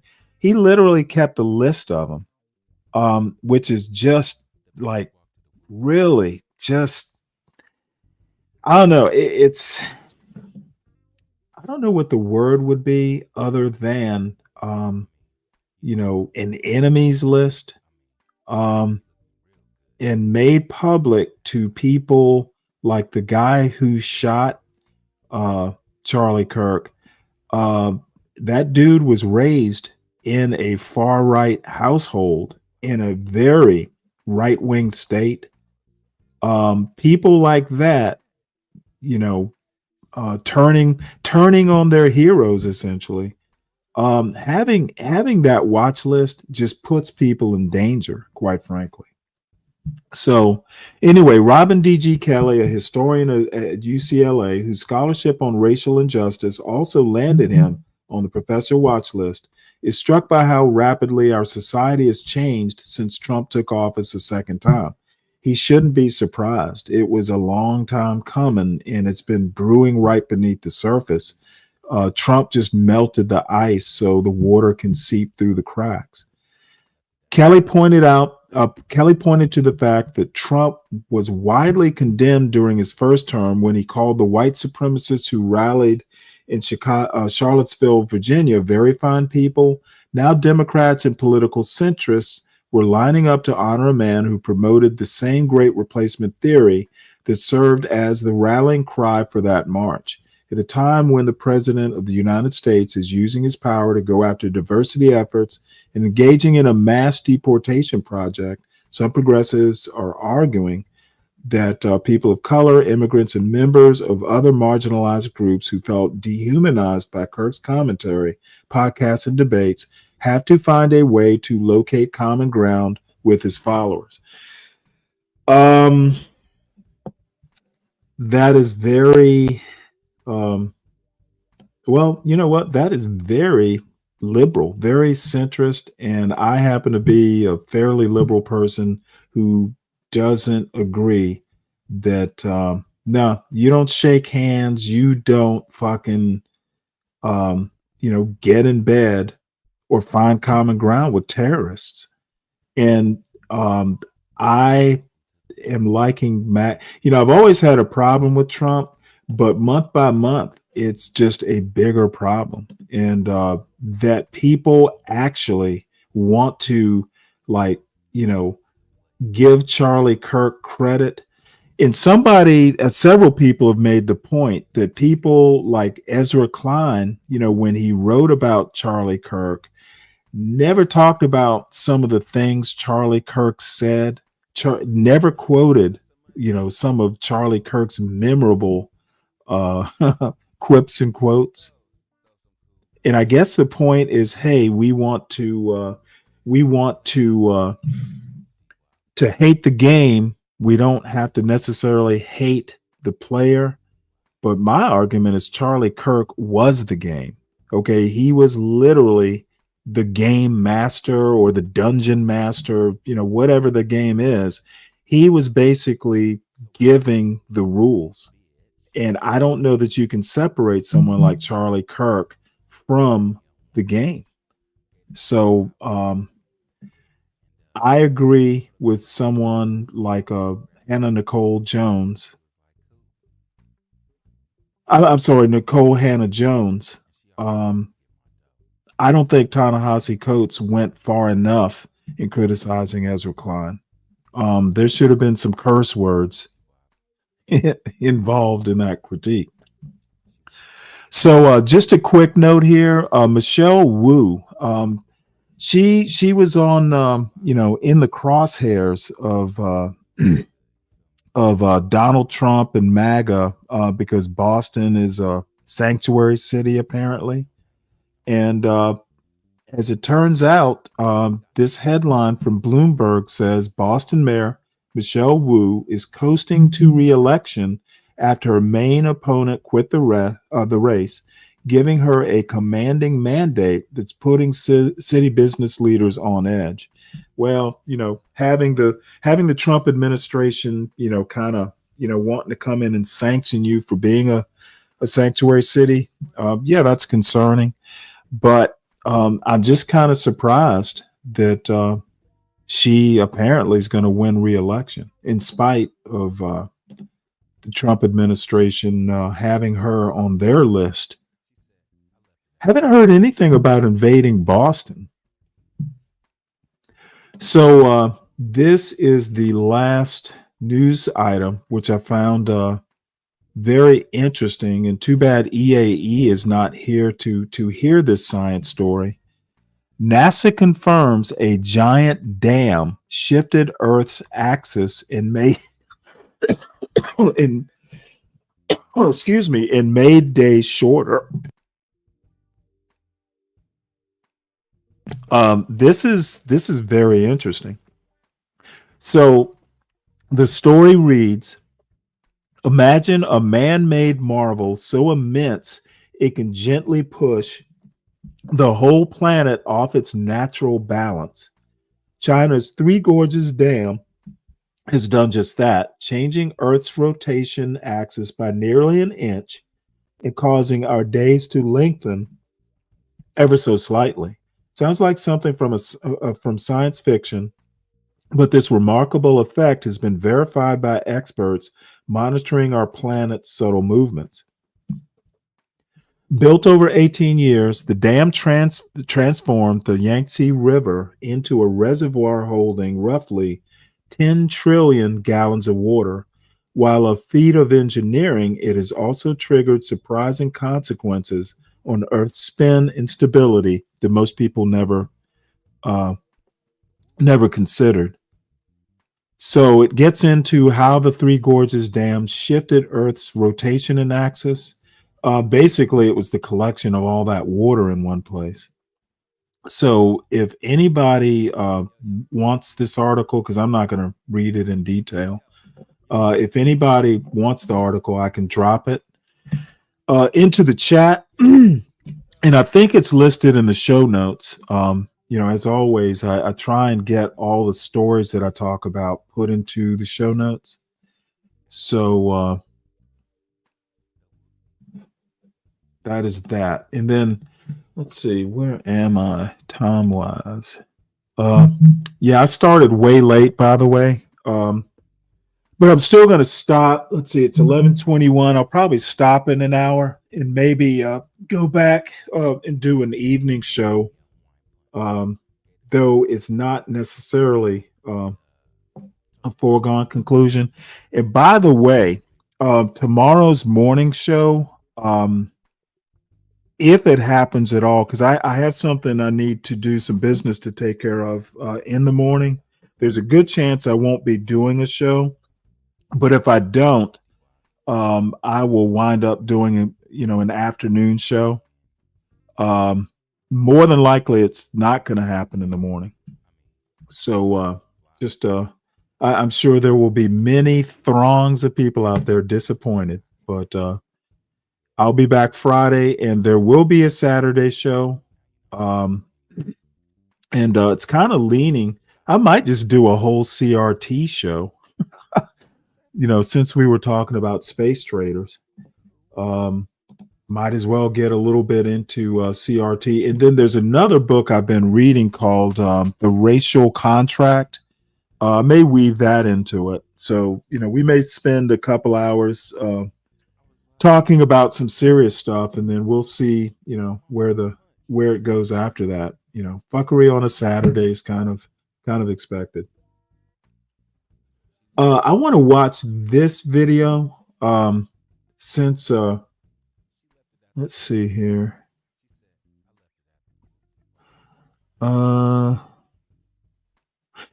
This is I've never watched this lady before. It's called The Joy Report. Amanda Seales sparks outrage among Black conservatives in viral Jubilee debate. Popped into my algorithm, so let's check this out. And then I do have a guy that I haven't watched in a while, but Fred again brought him to my attention. Diallo, what is his last name? Diallo Kenyatta, who is kind of a mainstay on the Black media. What they changed their name? It's Black Liberation Media now, I think. He's always rather interesting in his politics, and he's a funny guy too. I've actually been on. I was actually called into his show once, and he and I had an interesting conversation. I'm not a Black radical, but I still enjoy listening to him on occasion. Not so much these days since I've been doing this show, but. He's always worth watching, and it sounds like the topic. He talks about liberals and progressives, so it's worth watching. I think we'll possibly watch it after this video. 20 Black conservatives on Jubilee, and you already know what it gave. It was a room full of bad wigs with no parts, insights, and people appropriating Martin Luther King Jr.'s words to push their anti-Black narrative. And let me tell you this, after watching this, I'm thoroughly convinced that Jubilee is compromised. Jubilee is pushing a far-right agenda, even down to the fact checker that they put on the side of the screen. Go back and watch the video. Everything that Amanda Seales would say that is based in fact, that is backed by overwhelming empirical data, they put like a caveat at the end and be like, this has been widely contested, or a bunch of people have been skeptical. Skepticism and facts don't go together, babes. You guys just don't want to admit and recognize that systemic racism is real, and we're still dealing with it in 2025. Now, the common arguments coming from these Black conservatives were things like the destruction of the Black nuclear family is only a result of Black people's actions, or the high crime rate that we experience is only a result of toxic Black culture or rap music. There were people denying systemic racism. Well, I must protest this point. Okay, people deny facts as a matter of course in politics these days. So that a fact checker at the side of the screen goes, "This fact is contested." People make up facts. Donald Trump uses the term fake news all the time, even when facts are being presented. He all the time says, "No, I didn't say that," when he said it. Jubilee is just Jubilee is just going with the times.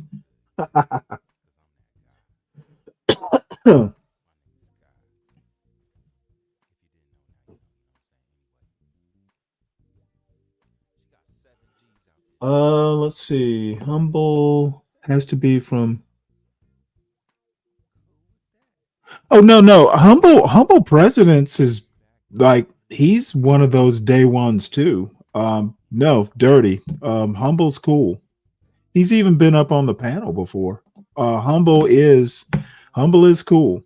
For people denying redlining, just giving up all the white supremacist talking points. And you can say what you want to say about Amanda Seales. I have varying opinions about Amanda Seales based on things that she said in the past, but you cannot deny that she ate them up, and she's very knowledgeable on black issues. It's not. No, he's not. Little bit. And she even brought up a good point that I never thought about. Black conservatives, gay. Hey, have you Dirty? I was over on Shalana's panel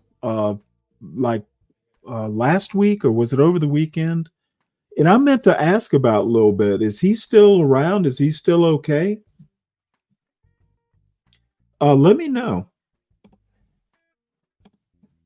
Whether they've ever been subjected to any type of racism based on their placement within the socioeconomic hierarchy. So basically, because they're doing well financially, they don't experience racism. And listen, I don't know who indoctrinated these young children, because for the most part, they were very young. And I'm going to hope that it was a white person, because just for my own mental health, I don't want to believe that it was their black parents. But you cannot enslave an entire demographic of people for 300 years and then further subjugate them for another 100+ years by way of Jim Crow laws, lynchings, redlining, including successful attempts to build community and to build wealth within the black community that ended up being burnt down by who do you think? But then to expect that community a mere 60 years later to be hunky-dory, walking through a field of daisy, everything is just fat. All right. Nah, can't do this.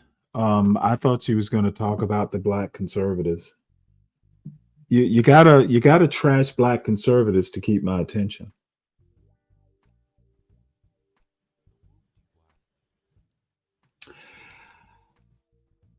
Oh,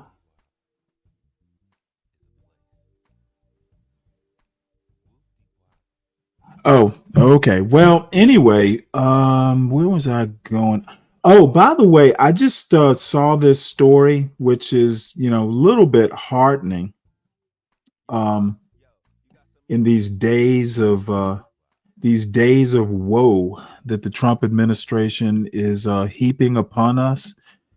The Supreme Court lets Fed Governor Lisa Cook keep job pending oral argument in January. So Trump is not going to be able to fire Lisa Cook. The Supreme Court allowed Lisa D. Cook to remain on the Federal Reserve Board while it set January oral arguments, issuing the High Court's brief unsigned order that deferred Trump's emergency removal request. President Donald Trump fired Cook in late August over alleged mortgage misstatements on 2021 documents, claiming she reported 2 different homes as her primary residence. Lower courts blocked the firing, and an appellate panel refused to lift that order as U.S. District Judge Gia Cobb ruled last month that Trump's attempt likely violated federal law, and a divided 2-1 appellate panel kept the district court's preliminary injunction. Cook's lawyers warned the court that the brief removal could risk market chaos, while Trump advisor Stephen Moran has joined the 7-member Federal Reserve Board. The case raises whether presidents can remove Fed governors for cause, testing presidential removal authority over independent agencies as the Supreme Court weighs the Federal Reserve's unique status amid related FTC disputes. So part of this push towards, well, forcing of a unitary executive theory style government is that there really can be no independent agencies in the executive branch of government. It doesn't matter. Everybody serves at the pleasure of the president, and Congress actually has the power to correct these let's call them misunderstandings, because the way the Fed was created specifically, it was expressly set up to be independent because you want minimal government interference into the economy. And it used to be that, the free marketeers wanted as little government involved in the markets as possible. And it's weird that MAGA actually wants to be authoritarian to the point to where the president can basically, pressure the Fed into raising or lowering interest rates. And I don't think that it should be forced. And the Supreme Court's going to rule on it. And I guarantee you the Supreme Court's going to move towards unitary executive theory because John Roberts and others basically buy into it. And why an originalist would buy into unitary executive theory, I have no clue, other than, it's political. I also wanted to point out a mistake here in this reporting. It says here the case raises whether presidents can remove governors for cause. That's not quite right. A president can remove a Fed governor for cause. The issue is she hasn't been convicted or even indicted on anything. You can't fire her until you have cause to fire her. That's actually what the issue is. And presidents can remove for cause, but they can't remove for anything that's not cause. So that's a slight error in that sentence. So we don't want to watch her anymore. Let's go back to what it looked interesting, but it just hasn't turned out to be so. So let's go to what I think I intended to watch. Or we could watch some meat cutting.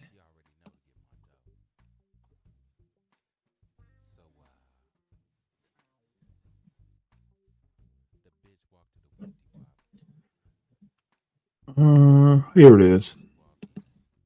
So this is Diallo Kenyatta, and I see he's got it on his own channel, but he is associated with Black Liberation Media. Let's skip over this part, and I guarantee you will enjoy Diallo. He's a good guy. Don't agree with some of his stuff, but he's always interesting, if nothing else. Audio issues.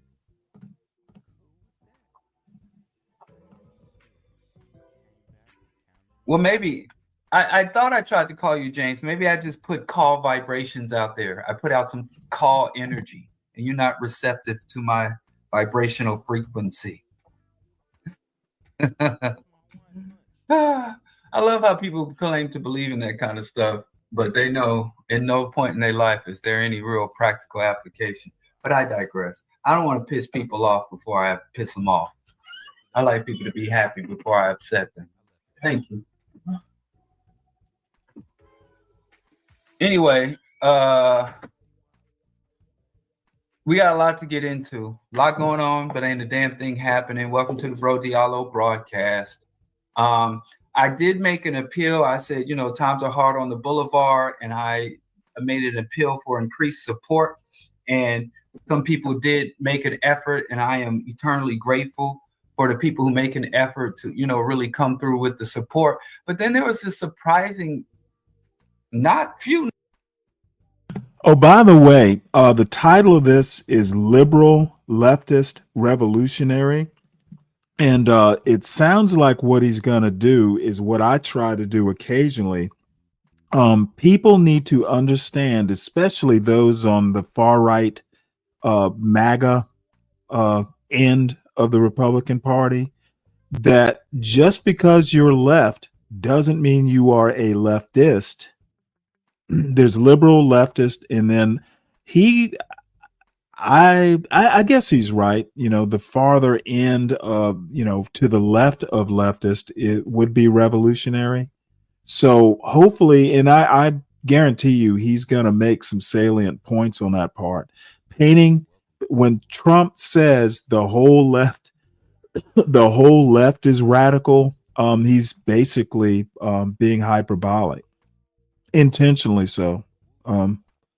It's not out of ignorance that he's being hyperbolic. He just basically wants to demonize the left.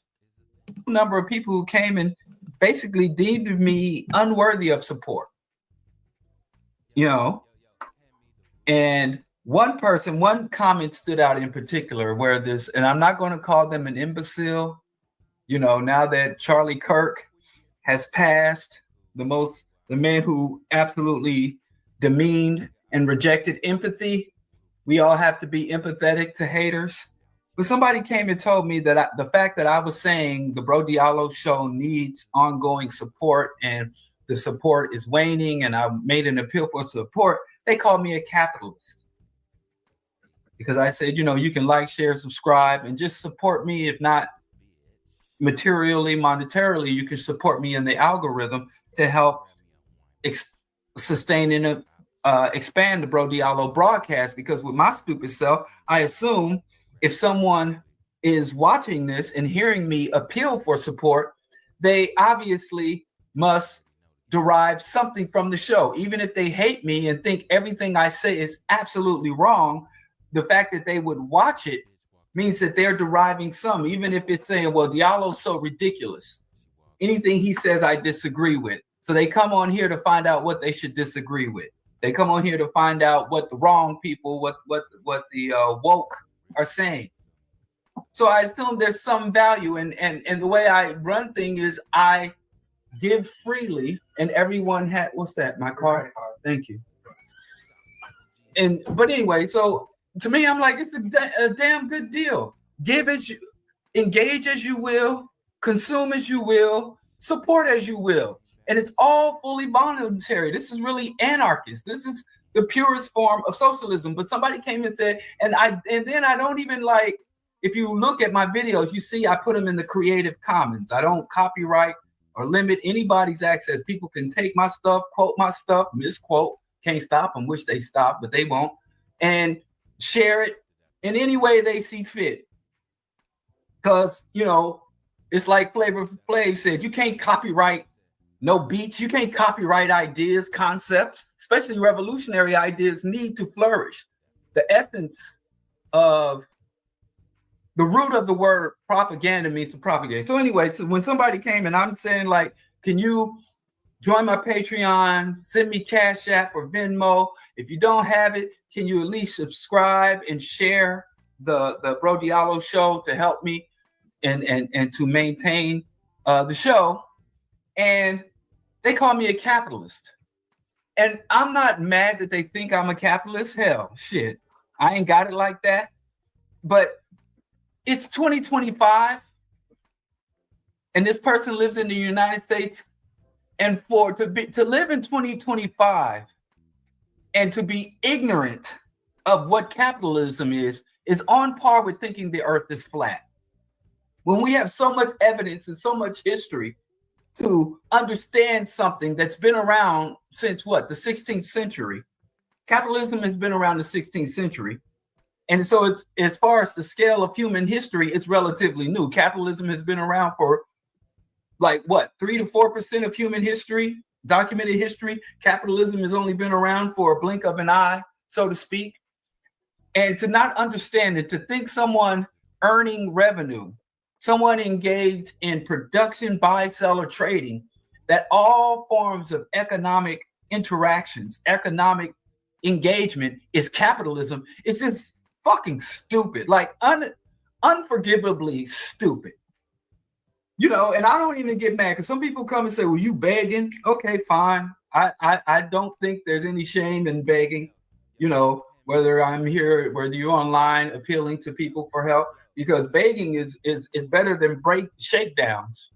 You know, the government takes your money, they don't ask. Your boss, and y'all think the boss pays y'all. The boss don't pay you, you pay the boss. You don't work a job to get paid. You work a job to generate revenue. You work a job to generate value for the owner of the means of production. So you work a job to generate value, and then the value you generate must be superior to what you're being paid. So it's not even enough for you to go to work and make enough and to earn within your job, to earn enough to your salary. So you go to work and you earn your salary at work. You go to McDonald's, you flip enough burgers to make, you know, you flip $15 worth of burgers an hour. You do $15 worth of valued work an hour. No, every worker, without exception. And some of y'all say, well, every worker, even if you work for a not-for-profit, even if you work for the government, and especially if you work in private industry, even if you're in the military, all the work you do surpasses what you're paid, or else they will lay you off or fire you.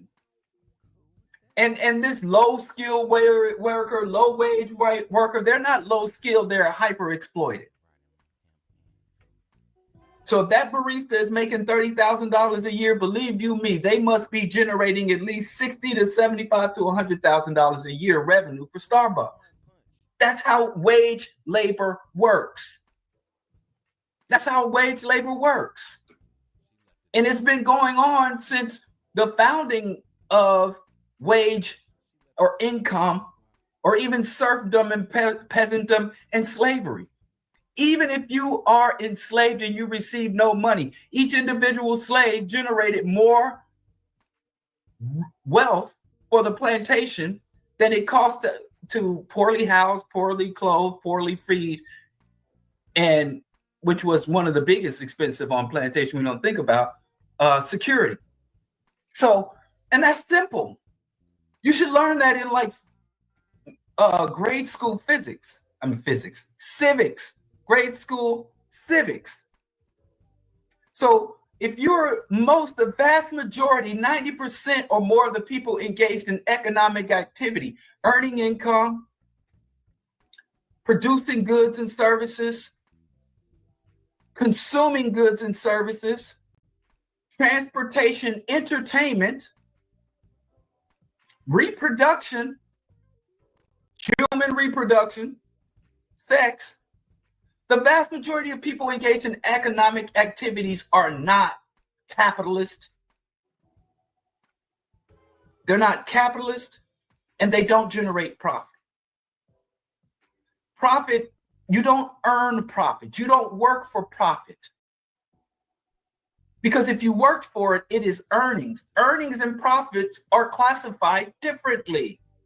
They literally call it unearned income.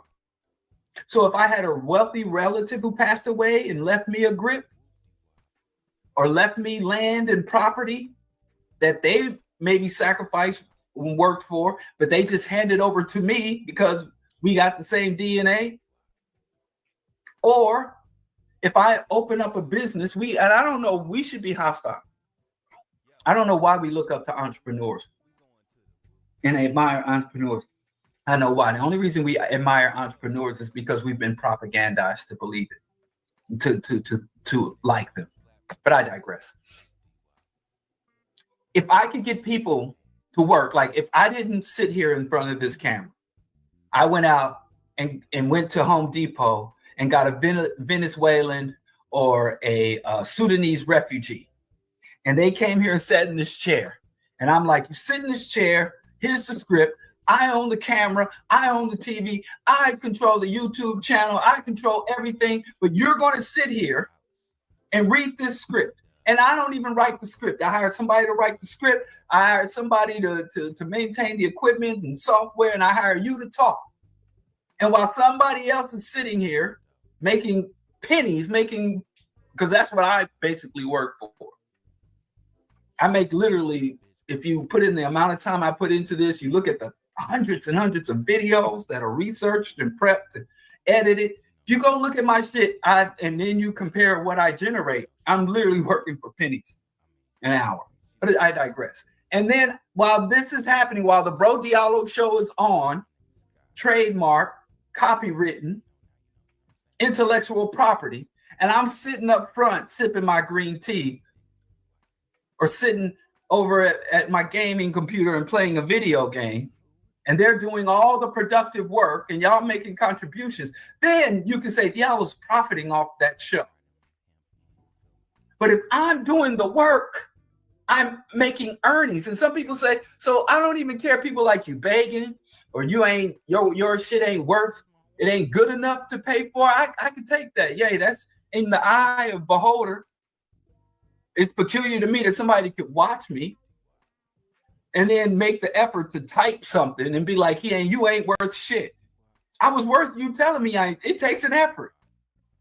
Because I know I had a dude I grew up with, scum of the earth. We were really good friends for many years, and he was always a piece of shit. And I'll tell you one thing, I'll tell you a secret. This may seem bad, but you get a good woman and a lot of shitty people will leave your life. Or if you get a good partner, I don't know, or if you're not in a cisgendered heteronormative environment. But if you get a good partner, the shitty people will have a hard time being sustained in your life. And your relationships with good people in your life will be enriched and strengthened. Like all the good people I knew before my life, my relationships have gotten better and strengthened and expanded. And all the bad people I knew, and I knew a lot of bad people, I kind of like, I don't know. I like scumbags. I don't know. They crack me up. But the bad people, they fade away. But I digress. Getting a little off. But all that to say, it was peculiar to me, but it was really dumb. And I wasn't even mad because they said I wasn't worthy of support. I wasn't mad because they called me a capitalist. What pissed me off is their own internal personal stupidity to suggest that I'm engaged in capitalism. And then they identified what I was doing. They're like, you make these videos, you create this like online community and talk this black stuff, talk this revolutionary stuff. Then you ask people for support. I'm like, yeah, that's what I do. And then you call that's not capitalism. And I'm anti-capitalist. So, they pissed me off for their own personal, voluntary, willful ignorance. But I digress. And I spent too much time talking about that. Let's jump in with both feet. Last week, I talked about the death of liberalism. And I got some questions. Let me make sure I got that. I got some questions, and hopefully I'll have time. I'll act like it's out of my control. I better say I make time, because one question kind of hit me in the chest. Because a lot of times I say things, I have slogans, I have sayings, I have catchphrases. And I know I'm not famous enough to have those things, but I claim them anyway. And one thing I used to always say is, sin is not what you do, but it's the spirit in which you do it. And I don't believe in sin. And in fact, I'm not going to say I don't believe in it. There's no such, sin is real. But the underlying mechanisms of sin, meaning there being an almighty God who's making a list and checking it twice, that component doesn't exist. But sin is something we've constructed. So it's a real thing built around a real material thing in life that's built around mythological justifications. So their sin isn't real to the extent that there is no all-knowing, all-seeing figure who's making a list about your indiscretions, who's looking at you use profanity, or looking at you eating too much food, being gluttonous, or looking at you logging on to OnlyFans when you could have made a donation to the Bro Diallo show. Instead, you got a subscription to OnlyFans. There's no God looking at you and making a note of that. And you're not going to have to see a Saint Paul or some other weirdo creep at pearly gates running down all your misdeeds. The closest thing you come to that is federal agents, mad because I'm flagrant. So the sin is not real. And sorry, hold on.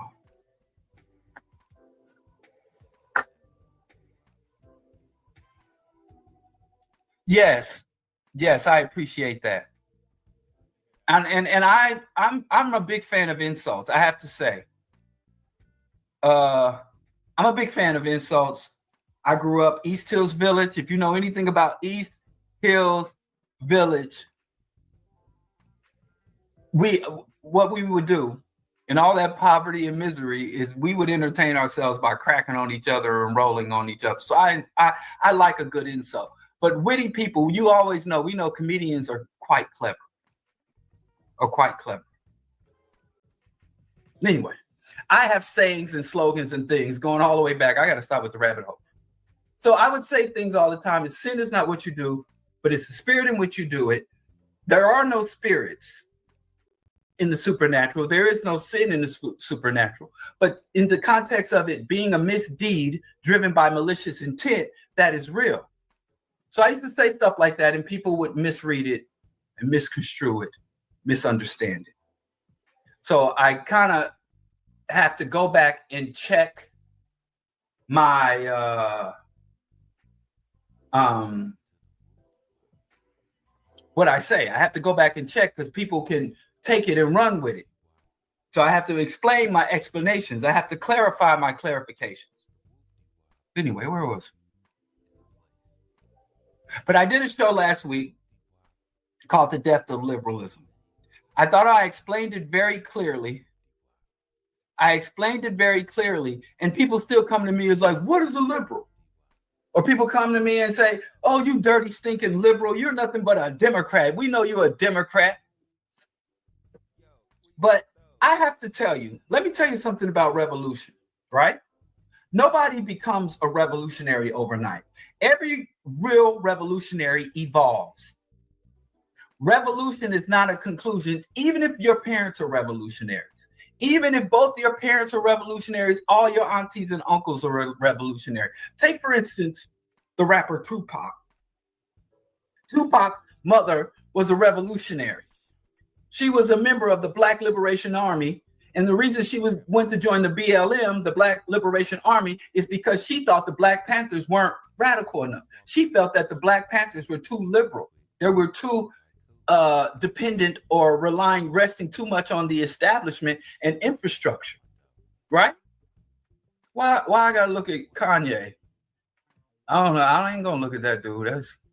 I don't look at fecal matter. But anyway, so if a person is a revolutionary and they cannot explain to you, or if you have not seen for yourself their evolution to a revolutionary, then more likely than not, they're not actual revolutionary. They might be militant. They might be angry. They might be outraged. They might be ready to rip shit up and burn shit down and raise up. They might be armed. They might be organizers. They might be in the streets. But if you don't know their evolution, then you can't really say they're a revolutionary. You have to know how their thought processes. And I have done videos. I might do another one. I was going to do a whole video on dumb shit I used to believe, like really dumb shit. My evolution is out there for the world.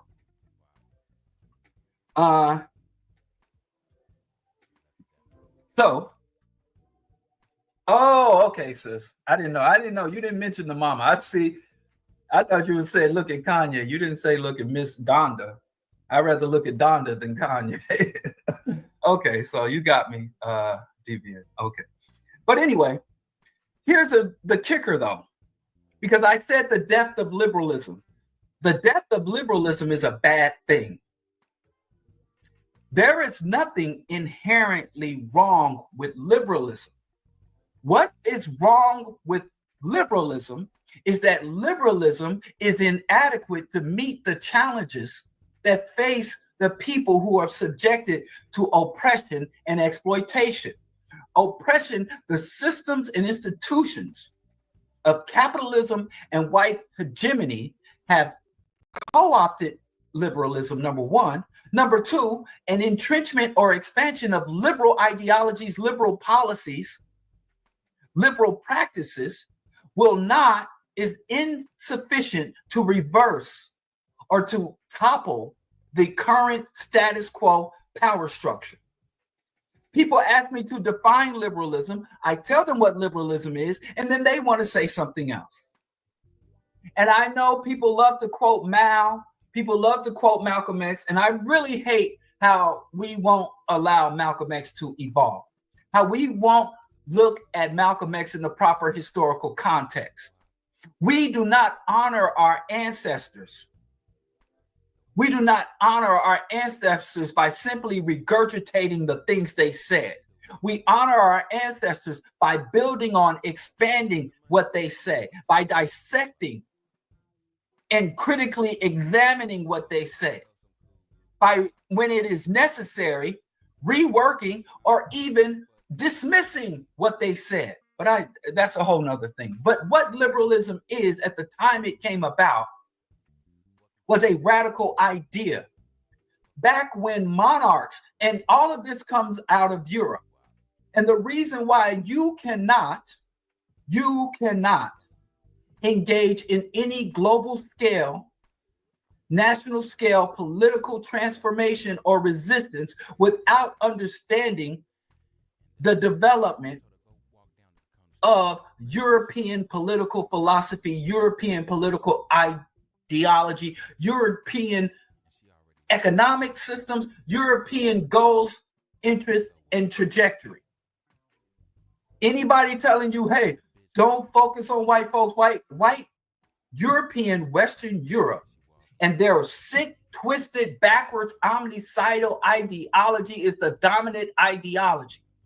And everyone on the planet is either in a state of submission or resistance to the dominant paradigm. The dominant paradigm of the world today is white hegemony and capitalism, both coming from the same place.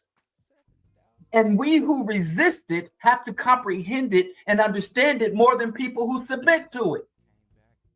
If you're going to be a Candace Owens, if you're going to be a Clarence Thomas, if you're going, what's that, the gifted hands guy? That's Savant. Who's the gifted hands guy? Dr. Ben Carson? If you are going to submit to it, if you're going to enlist in the military and become fodder, if you're going to be a Black conservative or a Black integrationist, you don't really have to understand this shit. You just got to understand your particular role in it. I'm just a cop. I'm just a judge. I'm a lawyer. I was a teacher of math, and that's all I do. I just continue, and I go buy my little house, my little car, and do my little thing. But if you're saying, no, I'm not content to be a cog in this death machine, in this doomsday device, I'm not just going to do my part to advance it. Because that's what it is. It's a death cult. Capitalism and white hegemony is a giant doomsday device, and it's clicking down. And we have to take it all apart and make sure that it can never come together again. That's the goal of revolution. But if you are saying, no, I ain't with this shit, it's not enough for you to say, I ain't with it no more. I'm had enough and I ain't taking it no more. That don't mean shit. You're discontent. I'm against the government. That don't mean shit. Guess who else is against the government? The neo-Nazis are against the government. The KKK. Let me tell you something. Do you know how many times the KKK has gone to war with the FBI, the what's that, firearms and tobacco? The ATF, alcohol fire. Do you know how many times the white nationalists, white neo-Nazis KKK citizen councils have had more shootouts with the feds than the black militants. Have taken out more of them than any nation of Islam. So simply saying I'm against the government, you have to know why you're against the government and what is your proposed alternative to the government. Right? So we have to understand this shit. And I get so many people, I ain't liberal or conservative. I ain't with none of that. I ain't Democrat. I ain't with none of that shit. I just care about my people. I just love my people. That don't mean shit. You're saying a whole bunch of nothing. Right? So every time I try to talk. One quick point here. He's kind of, saying what I say, and he's saying it better, obviously, but know why you believe something. Know your own arguments, know the other side's arguments, know what you're about. And too many people that I run across in the YouTube streets, they spout talking points, but they don't actually know what the talking points mean. Not a lot of original thinking sometimes. And define this phenomenon because it's the most important thing. Ideology is the most important thing. That's everything. Everything must feed into and grow out of ideology. Loving Black people is not an ideology. It is a wonderful sentiment. It is a disposition. It is an attitude. It could even be a way of life, but it is not an ideology. Dr. Fubar loved Black women and treat them like garbage. He got 3 or 4 baby mamas and treat Black women and preys on Black women relentlessly. And I don't doubt his love for them. I love my Xbox, but as soon as the damn thing malfunctions and I can't fix it, get it out of here. Love is great, love is grand, but love is not revolutionary. And go watch my video on Black love is not revolutionary. Just go watch that. Because I can't get into that. We can revisit it if you want. So what is liberalism? When liberalism came about, I did a whole thing on the history of liberalism and how even the concept of the political left and the political right and the Europeans fight to bring about a republican form of government, the European right to overthrow monarchs, and the evolution of the merchant class and how the merchant class. I've talked about that before. I don't mind going into all this again if we must. But liberalism fundamentally means sovereignty over yourself. Prior to liberal philosophies, and it has emerged, liberalism or the concept has been around since the Roman Republic, right? And it came into fruition at about the same time as the emergence of the mercantile class and mercantilism, the European expansion. So we know that liberalism can coexist with imperialism. It can coexist with colonization. It can coexist with even genocidal campaigns. Liberalism has existed alongside, and liberal philosophy and liberal policies have existed here in imperialist MAGA America. There is an enormous amount of liberalism because liberalism is inadequate. History and civilization and human beings have evolved so rapidly over a relatively short span of time. Ideas and concepts and philosophies that started off revolutionary can become inadequate or obsolete within generations. But that's not really a problem because one of the greatest qualities of human beings, and Africans in particular, is our adaptability. But also one of the greatest curses of humans is our adaptability. We can go from being free and sovereign to being enslaved and figure out a way to make it. We can go from living in tropical lands, eating vibrant foods, to turning pig guts and bush greens into delicacy. So we are very adaptable. But if you don't, again, marry that adaptability to revolutionary ideology, you'll be adapting to the projects. You'll be adapting to using a few scraps of food stamps to feed a whole community toxic food. You'll be adapting and using our monumental and wonderful evolutionary adaptation skills to sustain ourselves in oppression instead of liberating ourselves from oppression. But I digress. Liberalism means at one time, human beings lived under strict hierarchies in the West, in Europe. They lived under strict hierarchy. And I hate saying Europe, but I just want people to know what I'm talking about. I'd rather say maybe Western Asian. So Europeans lived under monarchical system.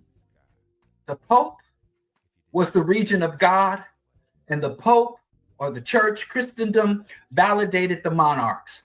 So every monarch had to be blessed by the Pope. So there was a strict hierarchy. God, the Father, the Holy Ghost, and then the royal bloodline that came under them. And going all the way from Tsarist Russia to the monarchs of Portuguese and Spain, Europe was controlled by monarchs, and the monarchs, the people who lived within the kingdoms, were subjects of the monarch. And the monarch dictated every aspect of their lives. In fact, and there was a question that I want to speak to, they get to. So I'm going to shorten this because I want to get to some other things. So long story short, if you were a serf, if you were a peasant, if you were not of noble birth, which made up 99% of the fucking population, you had no rights. You had no right. You could not own land. You had no rights. You just had the rights we have today. And it kind of disturbs me that so many people are ignorant of history, because as bad as shit is, we take a lot of shit for granted. Many of us have. Yeah, this ignorance of history has killed many an argument in these YouTube spaces. You take like something that happened 5 minutes ago and you stretch it into, 300 years of history and 300 years of the future, all from like 5 minutes worth of events. Been born into rights, and then you ain't even got to go back to the times of the disgusting monarchs. You just go back to the 50s. We got black people dissing the civil rights movement and dissing what concessions we earned under civil rights, taking that shit for granted, and even being willing to give up and wanting to go back to Black Wall Street. You got black folks wanting to go back to Jim Crow so we can have our own businesses and have a higher marriage rates, and willing to take the atrocities of Jim Crow along with it. Oh, be careful what you ask for, because you just might get it. Right? So you go back where nobody had any type of personal or civil rights. All the rights you had was at the grace of the king. So the king might grant you, or one of his agents, one of the members of his court, or the nobleman who acted on behalf of the king, they give you permission to marry. Whatever religion. If your nobleman's a Catholic, you're a Catholic, or to cut your tongue out. If your nobleman is a Protestant, then you're a Protestant. If the nobleman is an Anglican, then your ass is an Anglican. If the nobleman wants to take your entire harvest and leave your family to starve, or leave you a pittance, or if the nobleman wanted you to go, or if you said, well, the land here in Germany is not very fertile, I want to move and migrate, you had no right to migrate. You had no right to move. You belong to the land, and the land belonged to the nobles, and the nobles served at the grace of the king. There were no personal rights. So liberalism didn't exist in this environment. Liberalism was saying, hey, individuals should have rights. And individuals shouldn't have to appeal to a monarch or to a nobleman for their rights. Individuals have this thing called inalienable rights. They have freedom of movement, freedom of association, all this shit in the Constitution. And Europeans picked this up because at that same time that they were developing these liberal ideas. Hey, Brian, retype your message. I see it. I accidentally deleted it and didn't mean to. Just retype it, please. I made a typo there. Is they were invading India, invading China, invading Africa, invading everywhere, spreading like a virus, spreading like a malignant cancer, and they were bringing a lot of shit back. And we know about the artifacts they brought back. We know about the artifacts they stole. We know about the people they stole. But we don't know a lot about the philosophies and ideologies they stole because we ourselves don't value those philosophies and ideologies. Because I tell you this, somebody says, well, you can tomorrow get back all the fucking gold stolen from the continent, or you can get the African philosophies, ideologies, research, understandings, and comprehensions back. I would take that. I would take the intellectual components that were taken strip mine from our people before I would take the material, because if we just get back the fucking gold, the bauxite, the coltan, without the proper ideology, we're going to resell it to the motherfuckers at discount again. It is ideology is more important than the resources in your land. And in fact, ideology was the only way you can properly govern and distribute the wealth of the land. That's what we lost, more valuable than anything, or the African imagination. Of all my writings over the years, one of my favorite ones, I wrote it like 12, 15 years ago, was I wrote an essay on the loss of the African imagination, being able to conceptualize and conceive the world and define our role in it for ourselves independently. That's one of the greatest things we've ever lost. And every African nation, every African movement is some bastardized version of Islam, Christianity, capitalism. But I digress. So liberalism was radical for a time. And kings were decapitated, empires were overthrown, there were riots in the streets going back from the Roman Empire and the Roman Republic, where the plebs wanted to have more rights, all the way up to King George and the American Revolution, up to today. I was gonna type a response, but let me address this this bullshit that Ryan is insisting on typing into this chat. Okay, if you didn't know, Ryan, the Portuguese kidnapped a lot of Africans at the very start of the African slave trade. Outright kidnapped them. They didn't trade or anything. They went along the beaches and fucking had raiding parties, kidnapping random Africans off the beaches. If you don't know that history, then I guess it can't affect your very narrow point of view. This thing you want to do, the man is talking specifically about Western history, America in particular. What does that have to do with the Arabs, the Vikings, the Chinese, or the Mayans? Okay, you're doing that old far right Thomas Sowell style, everybody did it whataboutism, and it just does not work on someone who actually knows a bit of what they're talking about. Okay, he's not a dummy, Ryan. He actually knows more about this stuff than you do. So I don't get confused by you bringing in Arabs, Vikings, Chinese, Mayans, and bad history or ignorance of history. Let me also tell you something else that happened in the United States before the Civil War.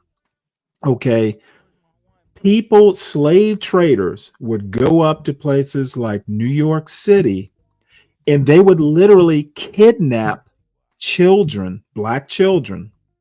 They would kidnap people who were free and send them down south into slavery. So the kidnapping of people who were African or had African heritage is documented history. Okay. Nothing to do with trade. It happened. And if you would take the time to do a little bit more research than, what you heard on John Galt or Be Brave's channels, you wouldn't sound so ignorant. And I know I'm being hard on you, but I expect better from you, Ryan. And he's talking about the West in particular, not China. What's up, Nightish and crew? And so liberalism has been struggled for and fought for centuries. And there came a time when liberalism that's was what pretty much aboutism. the That the elites, Berbers when the did elites it. went from He's not being talking monarchs about to the merchants. Berbers. It's what aboutism. When the rulership went from saying the people who rule, they rule because of royal blood and the inheritance of blood, to the people who rule went to being people who rule due to the inheritance of money. So now it ain't about your bloodline. You can come from filth like Donald Trump. Donald Trump's grandfather was a bootlegger and a petty crook, an immigrant, a dirty immigrant, as he would say. Donald Trump's father came from a shithole country. He was a pimp. And then his father, Donald Trump's father, was a slum lord, scum of the earth. And under monarchical Europe, he could never be president or rule a nation or even rule a territory. He could never sit at the king's court. If Trump was around then, the highest he could rise to is being a court jester because he looked funny. But now under this new liberal republic, where we're not governed by the disposition and attitude of a king, but we are a nation of laws. We are a people of laws. We have no kings. We have political representatives. We don't have political rulers.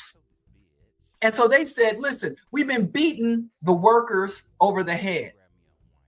They trying to form labor unions. They're doing all this shit because they want their rights. They want to be autonomous. They want to be sovereign unto themselves. They want independence and freedom. And like, fuck it.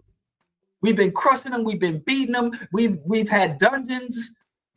We've wiped out whole communities. We've scapegoated religious minorities and ethnic minorities and national minorities and racial minorities. We've been doing all this shit, but they to hell with it. And they did. They loosened up to get a type of grip. Let's liberalize our system. Let's give individual rights and freedoms. Because we set our shit up to say, well, we want democracy amongst the elites. We want the elites to be able to govern. And every elite, every landed white male, every white man with money should have some say in how the society is run and structured. Nobody else. And that's democracy for the minority. And they were like, fuck it. Let's give everybody a chance at this shit. Let's liberalize. Let's give everybody rights. And by everybody, we mean white men who don't have land. And then they were like white women in the suffrage movement. And the white woman was like, you freed the slaves and you gave the black man the... I just want to give a shout out to Nightish and his crew. Appreciate it, Nightish. This is a guy that I haven't listened to in quite a while. This is the Bro Diallo show. And he considers himself a black radical or black revolutionary. And the one thing about him that I do like, I don't always agree with everything he says, but he has done his homework. And Sin, those are actual books in the bookshelf behind him. And I would be willing to bet he's probably read all of them. Hey, he just knows it, and you either agree or disagree. But this tendency to go, well, other people around the world had slaves too. It's irrelevant to the point. Okay. And I don't know what this white guilt type behavior is. Well, our ancestors weren't the only ones to do it. Well, who cares? No one is making a judgment on anybody in this chat. He's talking a bit of history on the way to explaining what a revolutionary is, at least in his in his worldview. Sit back and enjoy the ride and stop acting butthurt that he's saying stuff you may agree with or you may not. Damn, it's just a YouTube show. Stop taking it personally. You know, he's talking European and Western history. He's not talking about your personal grandpa. Vote over the white women, and white women's racism is equal or surpasses the white man. And so they were like, yes, okay, Sugar Bomb, we rights. can read. And here come the queers. Fine, here's some queer rights. And then here come the disabled and neurodivergent. Fine, rights for every fucking body. And that's what liberalism is. And that's not a bad thing. So since we see that the rulers, the capitalists, the racists are able to say, listen, we're going to create and enforce policies that give everybody right and let everybody do what the hell they want to do, except you have no right to challenge white hegemony. You have no right to challenge capitalism. But you as a minority, you as a woman, you as a neurodivergent, you as a queer, you as a disabled person, you can be a CEO. You can be the general of the army. Right? Because now we're liberalized. That's what liberalism is. So many conscious people say, I reject liberalism. Because all liberalism does is allow transgender people to enlist into the U.S. military. And now you got transgender soldiers committing atrocities across the world. It allows Black people to become Supreme Court justices to enforce draconian laws and take and legitimize the removal of rights and protection of minorities. Right? Allows a person of color, I hate that term, allows a Black person to run for president, allows a Black person to be a mogul, a CEO, allow a Black person to become a billionaire, allow a Black person to come to their impoverished Black community and open a $5 billion casino, and we're all dancing in the streets. That's liberalism. Right? And so what is leftism? So, and let me tell you this, every revolutionary conscious person has to go through, at some point, liberalism, has to adopt a liberal perspective. This is a somewhat of a variant of Marxist has to, at some theory. point in their development, in their evolution, it says, hey, every individual has value. Every individual should have a level of freedom and autonomy to decide for themselves who they will be and how they will be and how they navigate the world. Everybody, everyone. So those are liberal ideas that have been integrated into an oppressive hierarchy. And then you have a lot of people who have surpassed or realized how liberalism can be corrupted and exploited, so they abandon liberalism. And then you have people who claim to be conscious, but they reject liberal ideas and liberal stances, right? And then you have leftists. What is a leftist? A leftist is a liberal who says it's not enough to simply say that I'm free. It's not enough to simply say that I have rights. The state and the apparatus, the power and resources of the state should create conditions for people to exercise and fully actualize their freedom. So a liberal Obama will say, I give you the right to gay marriage. I go abracadabra. Now gay people can get married. That's liberal. But a leftist will come and say, well, that's inadequate because of centuries of discriminations of Black people, centuries of discrimination against queer people and harassment and abuses. There should be additional resources given to these families. So anyone coming from an oppressed group, anyone coming from a abused group should be given extra resources. It's not enough to just blanketly give everybody the same rights because everybody has not enjoyed the same opportunities to progress. So even though we all have equal rights, there should be additional supports and recognitions of disadvantages and remedies given to those people who have suffered disadvantages. And we should force the state. We should rally against the state. We should lobby the state. We should protest, vote, and even break some windows so that these people who have been exploited, disadvantaged, abused by the state and private industry and by components of the culture deserve. It's not enough to just give me rights. You have to give me the resources and the protections to fully actualize my potential. That's leftist. So you have one guy that says everybody got the same rights. Me and Elon have the same right to buy that house. Me and Elon have the same right to donate to political campaigns. Me and Elon Musk have the same right to travel anywhere we want to go. But it's obvious that Elon has so much more resources that while I just have a right in my head or a right in my heart, or I have a right on paper, I don't have the resources to exercise or enjoy those rights. Whereas a leftist will come and say, oh, hell nah. What we're going to do is tax Elon and limit his capacity to accumulate wealth. And then what we tax and take from Elon, we're going to put into public institutions and public infrastructure and redistributive taxation and policies so that everyone has a greater opportunity to exercise and enjoy their rights, not just hold them on paper or in their hearts. That's leftist. But the revolutionary says, the next step, the revolutionary says, you're right. Everybody should have rights and self-sovereignty unto themselves, personal, individual freedom, association, to identify, to love, to move how they do.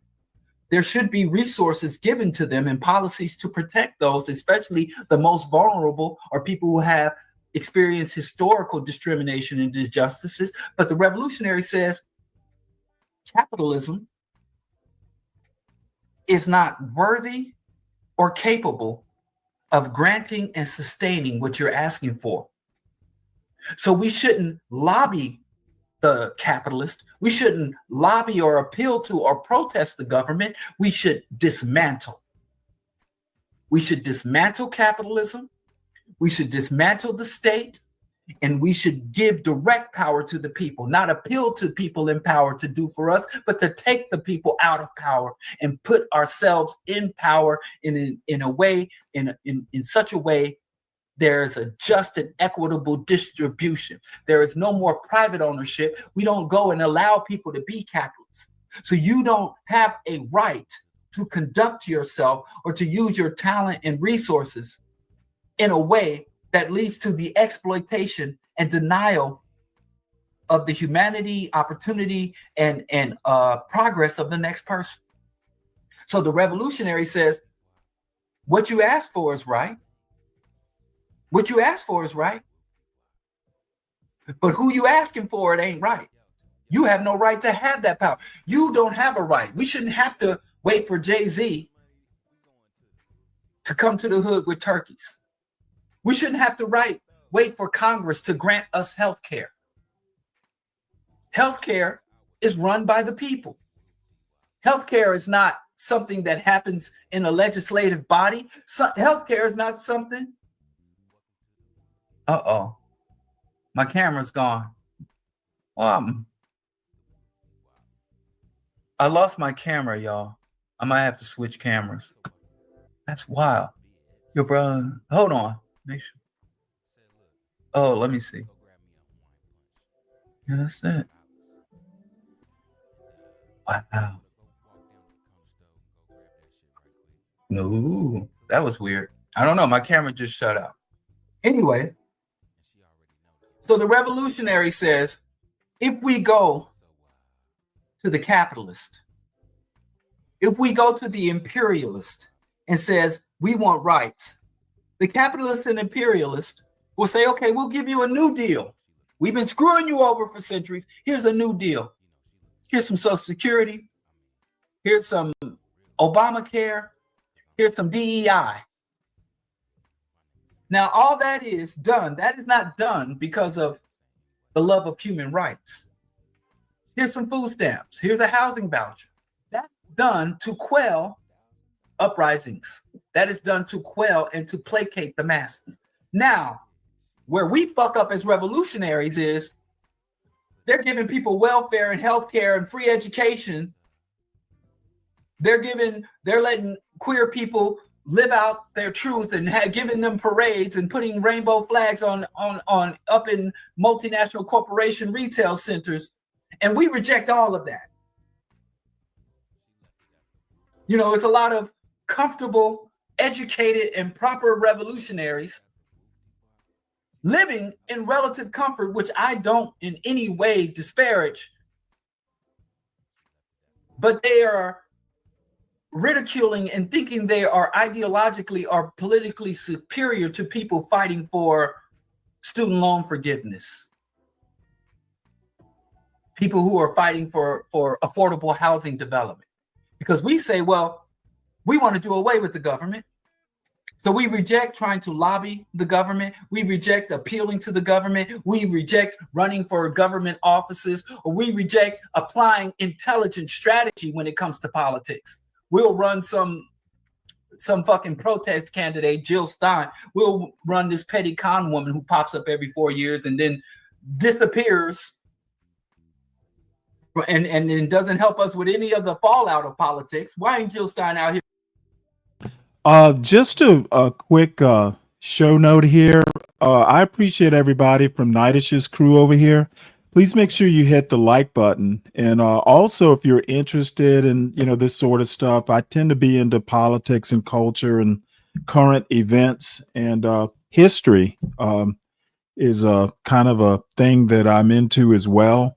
It tends to be a little dry over here. I'm not, the fuckery happens, but it's not really, like the number one thing that's on my mind when I start up a show. I try and be at least relatively informative, and the entertainment usually flows from there. Just a note about this guy's name is Diallo Kenyatta. He goes by Bro Diallo. This man has actually been around for years. He has been a community organizer and activist. I know he and his wife, I don't know if they still do, but they used to own a vegan restaurant. So, he has been, or currently is, a businessman as well. He's been associated with Jared Ball and his partners over at, used to be Black Power Media. I think they changed it to Black Liberation Media. They have been around for years. And they, in their own kind of Black radical / revolutionary sector of YouTube, are a force to be reckoned with. So, if you're not into politics or that sort of thing, you may not have heard of him. But he is not, in I think it was Sugar Bum's words, he's not some random guy. He's had a YouTube presence for quite some time, and a radio show, I believe, as well. So he's not some rando. Oh, they don't anymore, Freddie? Okay. Well, like I said, I haven't watched him in quite some time. So anyway, he has been a responsible business owner. So anyway, I just, for the folks who may not be familiar, that's just a quick down and dirty. I dropped his channel, and I dropped this particular show link that he's doing into the chat as well, if anybody's interested. This sort of stuff fascinates me. Him coming in and kind of, talking about the differences between a liberal, a leftist, and a revolutionary, I think is incredibly valuable if you are into politics. If you're not, well, then you're not. You're bumping heads with ICE. But I digress. But the reality is, the revolutionaries. Oh, and to by the way, if demonstrate, anybody not wants just to hit the articulate. link, We it's need to pinned at the articulate. top. Believe you me, we need to articulate, but we also need to demonstrate to the masses, the non-revolutionary masses. Hey, Gotcha, Freddie. we I knew understand he had a restaurant. I didn't really liberalism. know the nature of the We business. want you to have your person. We're not going to dismiss, well, forget the gays. We need revolution. Then the gays have to take a back seat, and we allow homophobic demagogues and ultra-conservative cults, religious cults, come in and oh, the women's rights. Women, go sit down until we get revolution. We'll get to you after the revolution. Queers, go sit down. We'll get poor people, come and shed your blood and fight and show up to the meetings and show up to the rallies and show up to the organization and show up to help us build, and then go home to inadequate housing, go home to inadequate food. Because once the revolution is won, then you can have food. Fuck the food stamps. I ain't gonna vote for your food stamps because I'm too radical to appeal for food stamps.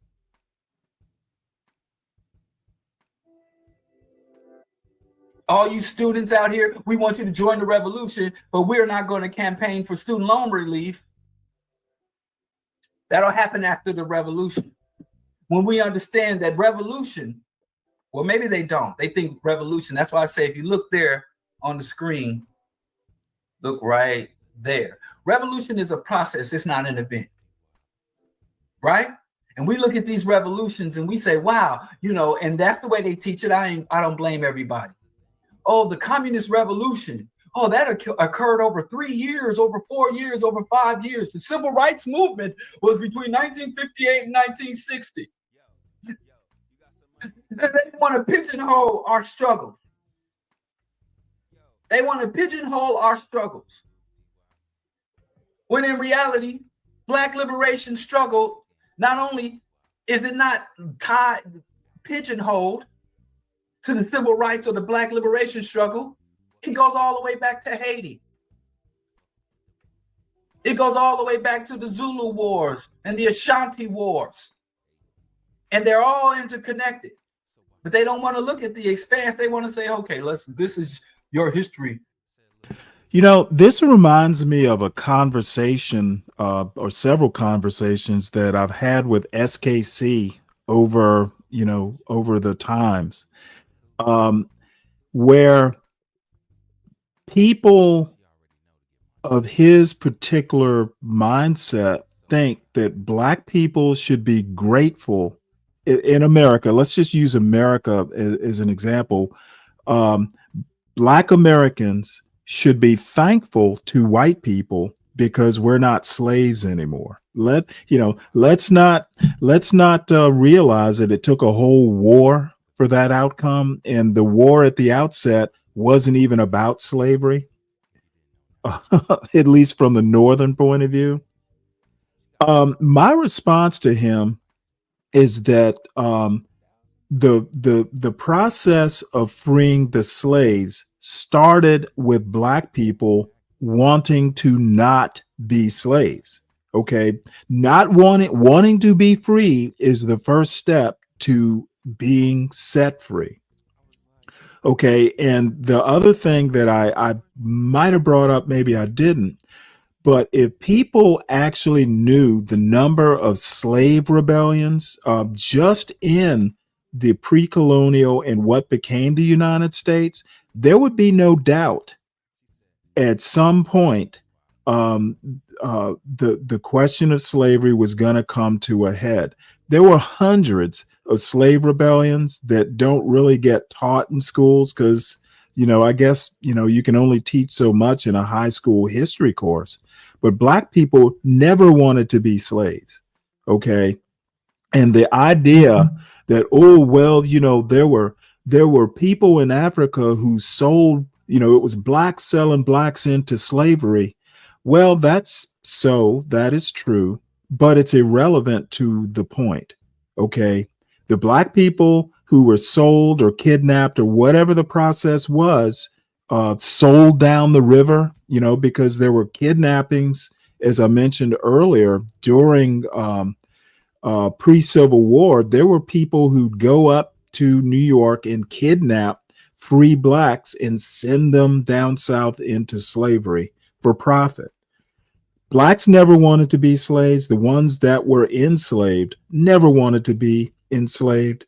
And the myth that, oh, hey, and sure, there are always exceptions to the rule. There were some people who probably, maybe they enjoyed being slaves, but the vast majority of Black people did not want to be slaves. That's why they were always, escaping. That's why there's a Frederick Douglass. He did not want to be a slave. And it amazes me that there are Black people who basically don't have the pride enough to realize that Black history or Black American history, to isolate it to Black American history. There were plenty of escapes and slave rebellions, etc. The idea that we should be thankful in America to not be slaves, to me, it just smacks of lack of self-respect and lack of respect for your elders, if you want to put it that way. Civil rights. You went from the back of the bus to the front of the bus. Struggle is over. So, well, Sin, you and I will disagree. One of the jobs of the revolutionary is to create and reproduce revolutionary.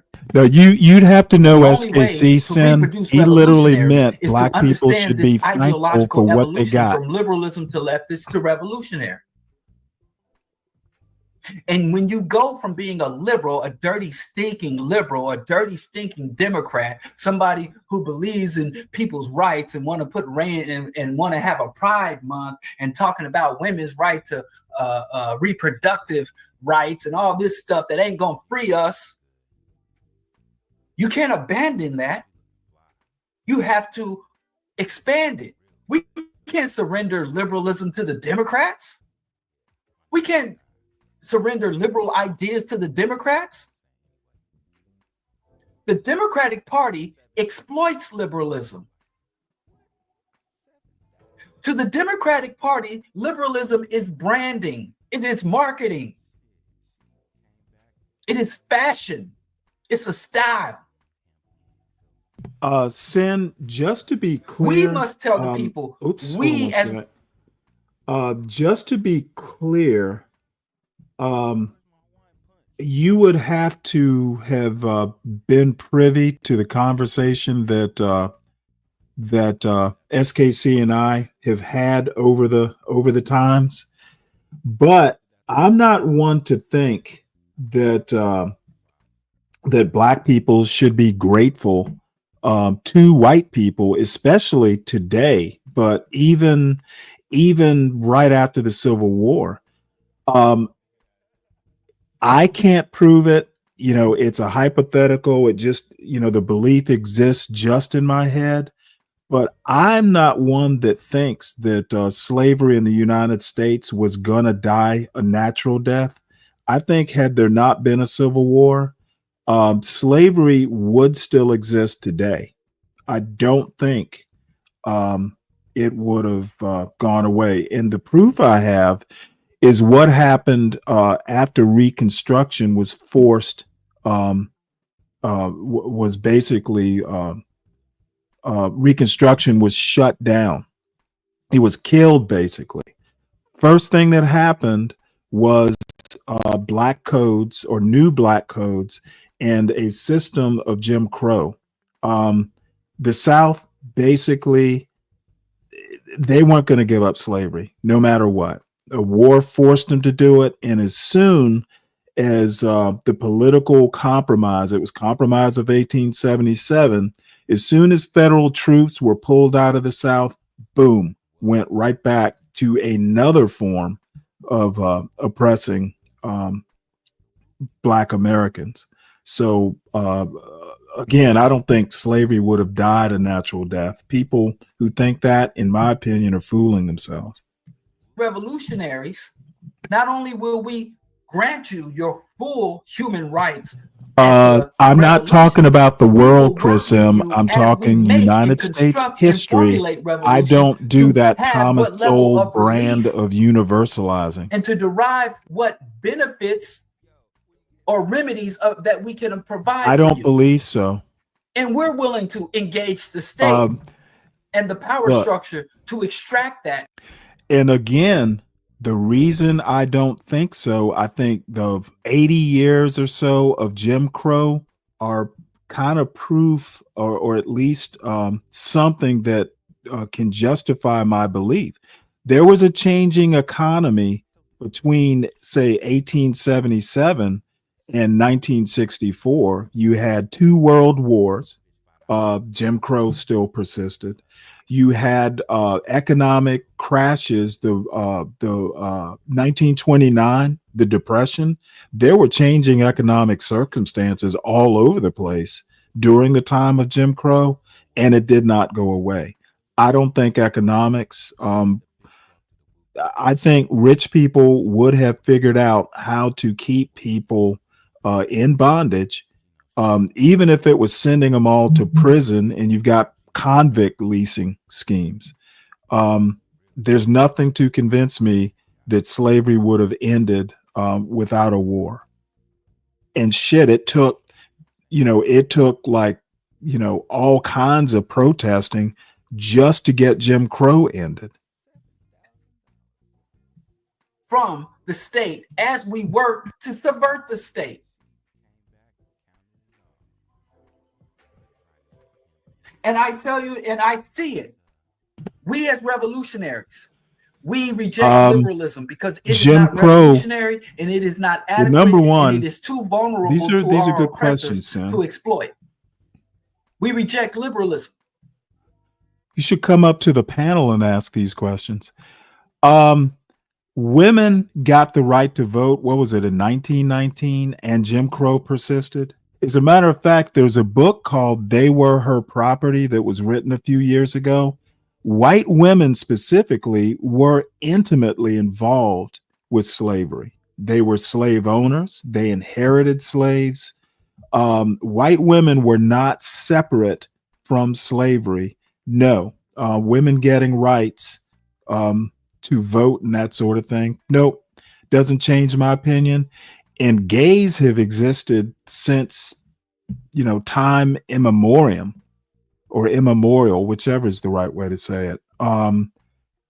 Gay rights have nothing to do with slavery, at least in my mind.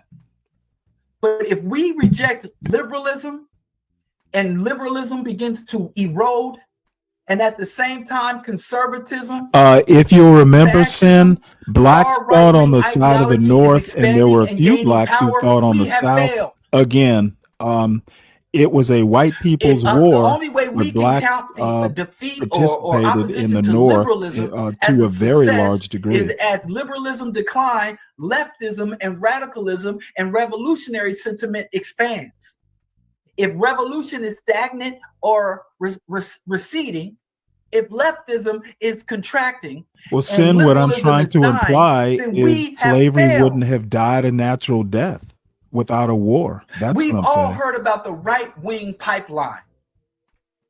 Or if you haven't heard it, there's way too much information out there about the right-wing pipeline, how discontent little white boys can go play. They're playing Roblox, they're playing Minecraft, they're playing video games, and they go from,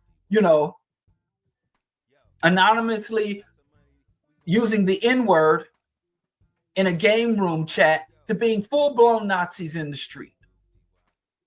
Where the blood clot is the leftist pipeline? Where is the leftist radicalization, the leftist revolutionary, the Pan-African radicalization pipeline? The reason we don't do that is we care more about being right than we care about winning. We care more about being right than we care about winning. Because if we cared about winning, we would be in the liberal spaces. We would be explaining to the liberals how their ideas are mostly valid and demonstrating to them that if you really want to embrace and embody these ideas, you need to come over to the left. Ryan, hit the link. You need to engage in I'm revolution. missing some of what you're saying in the chat, apparently. That we support. We will fight with women to reinstitute abortion. Because the liberal says a woman has a right to her body. A woman has a right to abortion. That's liberal. A leftist says a woman has a right to abortion on demand and without apology. And the government should provide clinics and support Planned Parenthood, and education should be in school, reproductive education. That's the leftist. The revolutionary says all healthcare and all care should be on demand and without apology.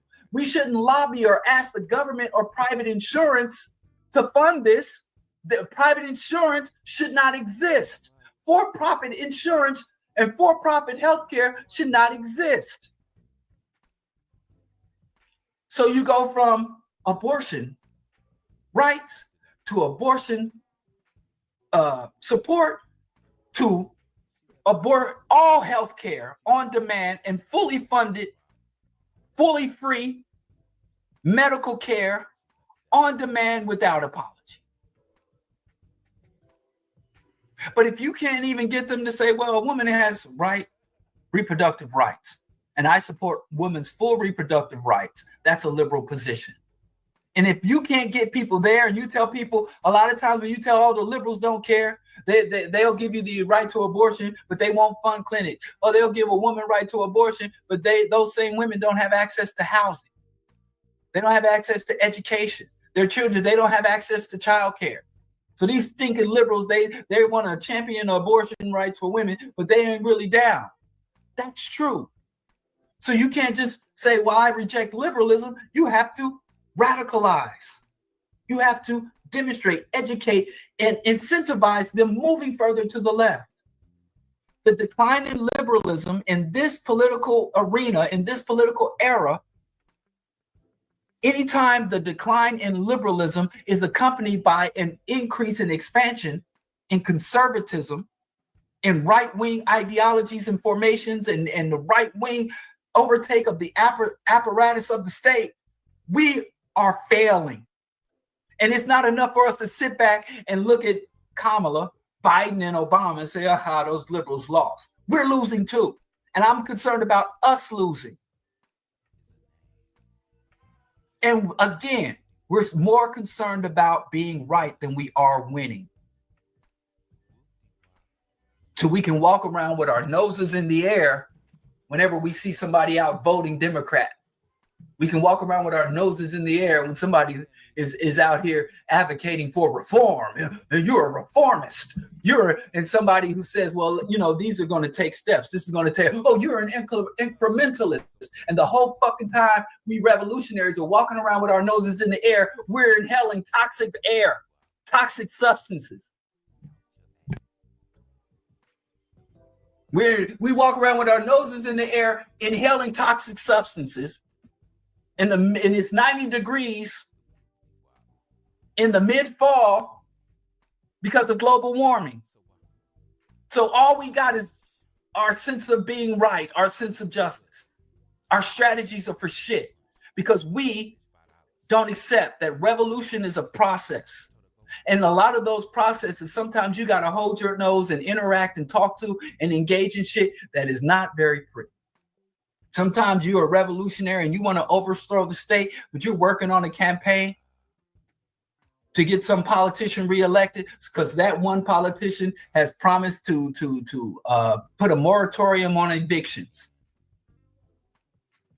And that's the one good thing they do. And you go out there working to get that guy elected like he gonna save you. No, I'm not. I'm working to get this guy elected because there'll be a moratorium on eviction. So as I organize my community, there will be some level of increased housing security.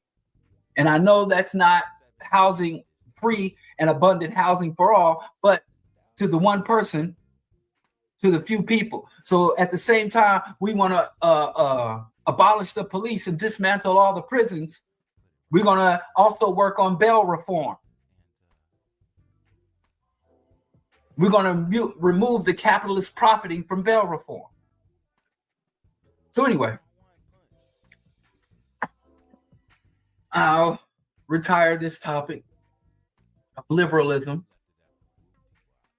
I believe that liberal ideas, I was once very much a liberal. I was very much like America is generally a good place that does some bad things. And if we could just get the proper laws in place and get the proper representatives elected to office and get the proper enforcement, and if we can incentivize for the police and incentivize for public servants to do right and disincentivize and put proper penalties in place for the police, and we can have civilian oversight, boo, boo, boo, then it'll all be fixed.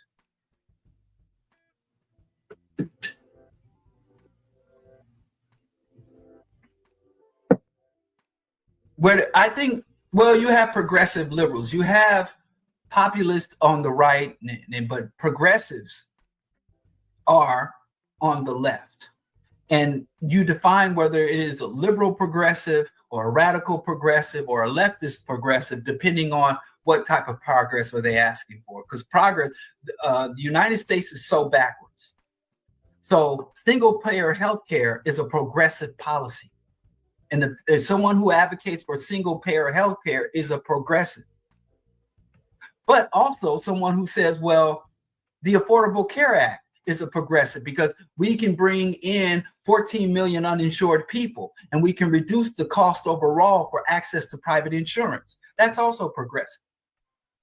But what's radical is saying there should be no cost to healthcare. Things that are fundamental needs, housing, food, and shelter, should not come with a monetary cost.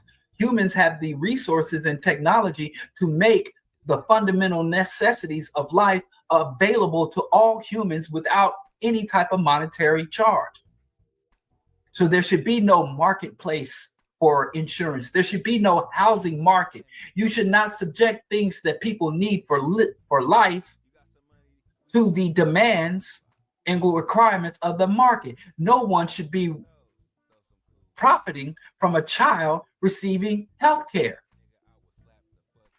So progressives are also follow a scale or a gradient. Most people in their political ideologies follow a scale or a gradient. They're evolutionary paths, and we love to elevate people who have evolved. Some of our greatest Black heroes are people who have evolved ideologically and politically. Malcolm X, I mentioned him earlier. Malcolm X started off as a reactionary. Malcolm X was a leader helping to entrench and expand a doomsday cult, an apocalyptic Islamic cult. And Malcolm X woke up. Many of y'all who claim to love Malcolm X ain't even made that transition. And Malcolm X was like, this shit is some bullshit. This makes no sense. And I'm going to stop it. I'm going to stand in opposition. I'm going to tell them, you go do your thing, I'm going to do my thing. And that cult eventually took his life. And we gave him a pass on that. But hey, I ain't going to bring that all back up. But all I'm saying is throughout his life, which was cut short by the very people he trained, he was continually evolving. Go read Martin Luther King's last 2 books. He wrote 5. Go read Martin Luther King's books and go listen to his mountaintop speech. Go listen to his last 3 to 4 speeches. Martin Luther King was becoming radicalized. Martin Luther King was evolving. So African people, we admire those who evolve. At the same time, we stagnate ideologically, which is crazy.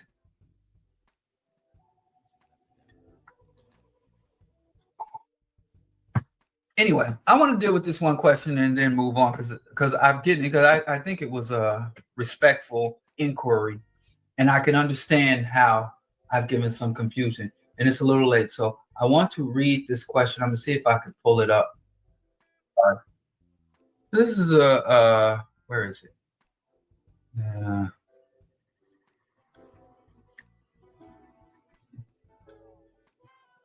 Here, I'm gonna see if I can put it up on display. Can I display this?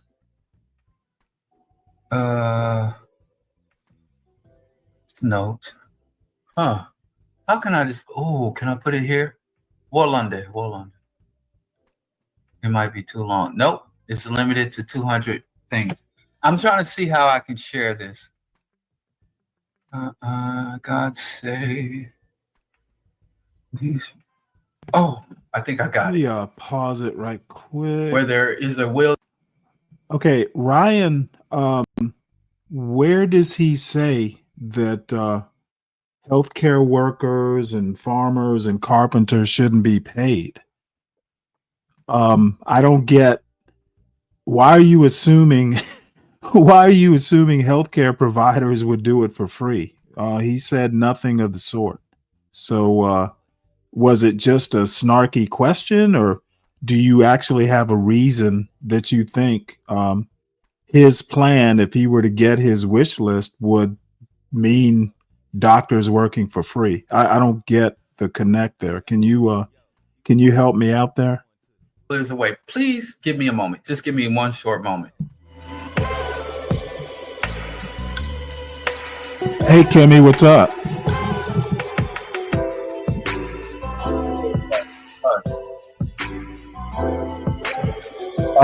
He doesn't have an African mom, Stan. Not that I know of. I have no plans on talking about Bad Bunny or the NFL. I'm not particularly interested.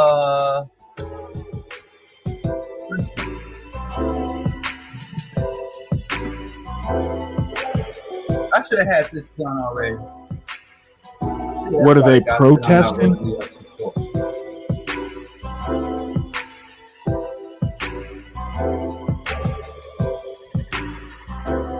If this doesn't work, I'll just read it, but I'd like to share it.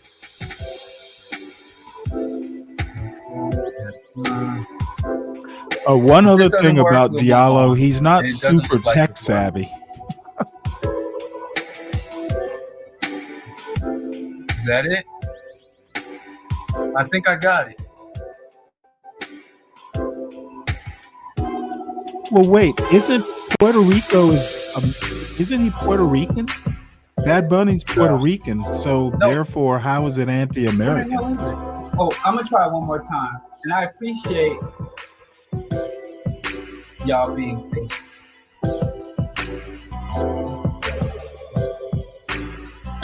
This is the last time. That's not it. Okay, I give up. All right, I give up. Thank y'all for indulging me for that moment. Let me turn this down. I'm just gonna read it. Okay, sorry. Thank y'all for indulging me. But I'm just gonna read the question. Last week, or I've said several times that Europe is a breeding ground for atrocities. And I said that Europeans didn't just leave Europe and see brown, yellow, red people and lose their minds.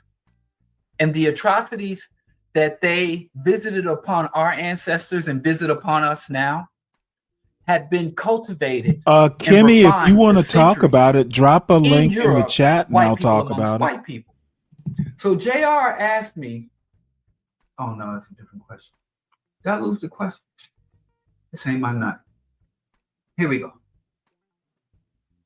Or you can come up and talk about it.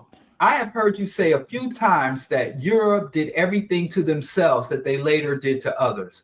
My question is, did they do it with the same brutality that they later visited upon non-Europeans? For instance, did they work there, oppress people from sun up to sundown? Did they do all of the inhuman punishments, or at least similarly inhuman, that they later visited upon enslaved persons? Also, you say that they did it to themselves for thousands of years. Can you kindly provide more details? Are you referring to the colonization of Ireland by England? Any others?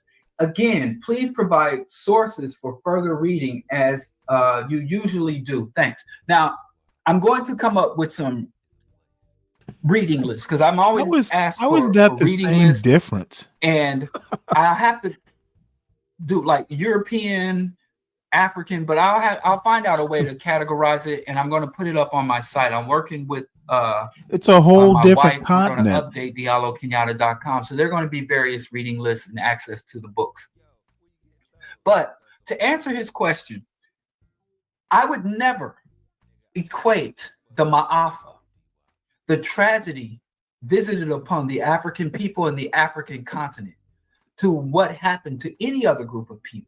Not to say that no one has suffered more or less than us, but what happened to African people and what is continued, because it hasn't stopped. That's why I don't like post-traumatic slave syndrome or I don't like anything post related to African people, because even though the nature and the form of our oppression gets changed, loosened up to get a tighter grip, it's not over until Africans are fully liberated across the globe. Then the struggle continues and the assault continues. So we ain't post-slavery, we ain't post a goddamn thing. Until we're a post-capitalism and post-white hegemony, the fight continues. And we need to take the baton from Harriet Tubman. We need to take the baton from Rosa Parks. We need to take the baton from Assata Shakur, and we need to run with it. We can't rest on the victories won by our ancestors. That is to dishonor our ancestors. Oh, is Bad Bunny? I thought Bad Bunny was Puerto Rican. But here's the reality. So I know even less about him than you all do, apparently. That they did upon each other were as bad as what they did across the globe. But what really distinguishes them is the scale.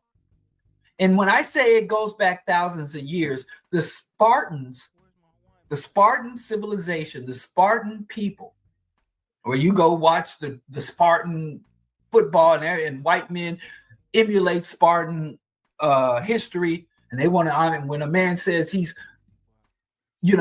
becoming a Sigma male, and he's going to give up the pleasures of this flesh, and he's going to work on making money and training, building himself up to be strong and a warrior and carry guns and the Bible in his back pocket. He says, I live a Spartan existence. Spartan was a fully slave society. Spartan citizens were all warriors. And all of the work, including tending to children, even Spartan women, they all had wet nurses. Ryan, we haven't had the revolution. I guess if the people decide that's how they want the government to be, then it will be. I think I'm safe in saying that Bro Diallo would be in a vast minority, or a very small minority, if not outright minuscule group of people. America isn't even remotely leftist.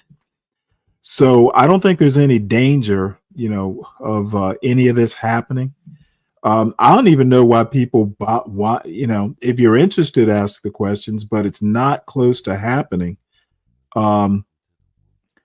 And I asked Fred, who doesn't seem to be in the chat, if Diallo has talked about Mamdani at all. I'd be interested in knowing what his thoughts are. But I don't know why people lose sweat all this stuff when it's not even close to happening. But if the American people decided that, hey, this is how we want our government to be, yeah, they could change it.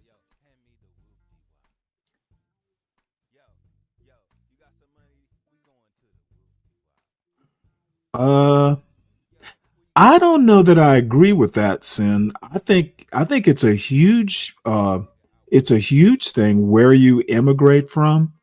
And the reason I say that, there's a lady named Amy Wax that I've shown on this show before. There are people out there who are fine with immigration from Northern European countries, but are not fine with any other type of immigrant. Like if you come from from Europe, a country that is somewhat similar to American culture, they're kind of all for it. If you come from somewhere where you basically import your home culture that, you know, isn't close to American culture, they do have a problem with it. So depending on what context, where you immigrate from can be very important. Look at Trump bringing in those Afrikaans people. You know what? They're close enough, you know, to what he deemed successful. I'm sorry, proper immigrants, and he brought them in, bent rules to do it. So I think where you come from does make a huge difference, at least in some circles. Cultivating the land, making crafts, craftsmanship, blacksmithing, all that was done by slaves. All of it. The Spartan men and Spartan women. The job of the Spartan women was to give birth. Didn't Little Nas X of the perform Spartan at man the was to Super wage Bowl? war. I don't all know. I other jobs thought in he Spartan did. society I were haven't done watched by the Super Bowl in years, to And be this is a honest. traditioning. They had a holiday. So when the Spartan men go through their training, their homoerotic mass murder training, they would, when one of the rites of passage that they would have is that they would send out the young men of Spartan society to rape, pillage, and murder random slaves. You mean Asada Shakur? And this did two things. But they thought it enhanced the killer instinct because many of these Spartan Yes, men she did die last were week. murdering the women who suckled them at the breast, who tended to them as infants, who cooked their meals, who built and maintained their shelters. They You were know, murdering Sin, people who I grew their didn't think food, you were. cultivated and grew I their didn't think food you were and like put the meals in a front of them. right wing sort of gal. They would kill children and elderly. This was a holiday. And it had to be random because it was also psychological warfare. So as a Spartan warrior, are you bloodthirsty and cold enough where you can kill your wet nurse, your elderly wet nurse, or you can snatch the child from an enslaved woman and bash it on the ground? Are you hardcore? You gangster enough? And also for the enslaved that's of pretty Spartan funny, society, Dirty. they could never have a moment of psychological peace. To quell that this is a random society, you have no security, you have no peace, you have no rights, you have no hope. All you have is submission and obedience. And if you think if you do healthcare everything is a right, super and we can hard just randomly problem, cut your throat, mainly imagine because if you step out of of the line, what will happen to opposition you? you'll get from So capitalists, yes, there was not some, from the we're going to neoliberal. preserve.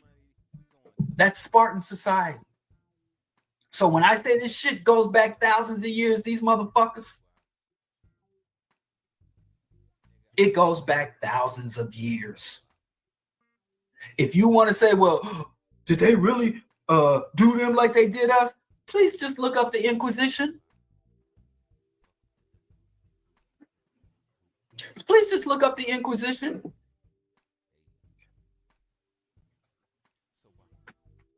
There were several inquisitions. A museum I plan on going to really soon.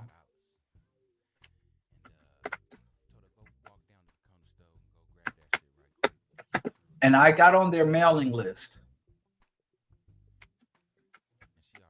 It's a very popular. It's called, this is their website. And I go here all the time. Let me show. I don't know how much I can show, but I'll try to show something. We don't want to get in trouble. But I plan on going to this thing.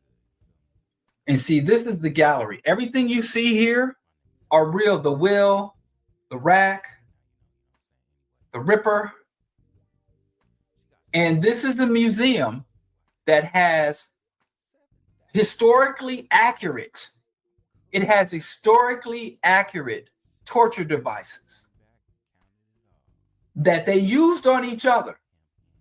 So if we ever want to say, then that's why it doesn't make any sense It's really popular. They turned this shit, the torture and maiming of their ancestors has been turned into a fun museum, a fun weekend for the family.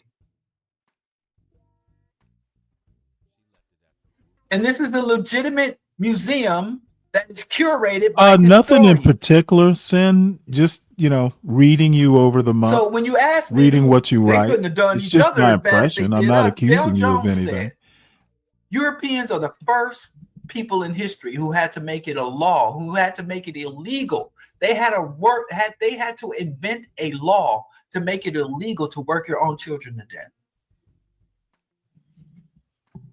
So I know we all in the West, we grew up watching the Knights of Camelot,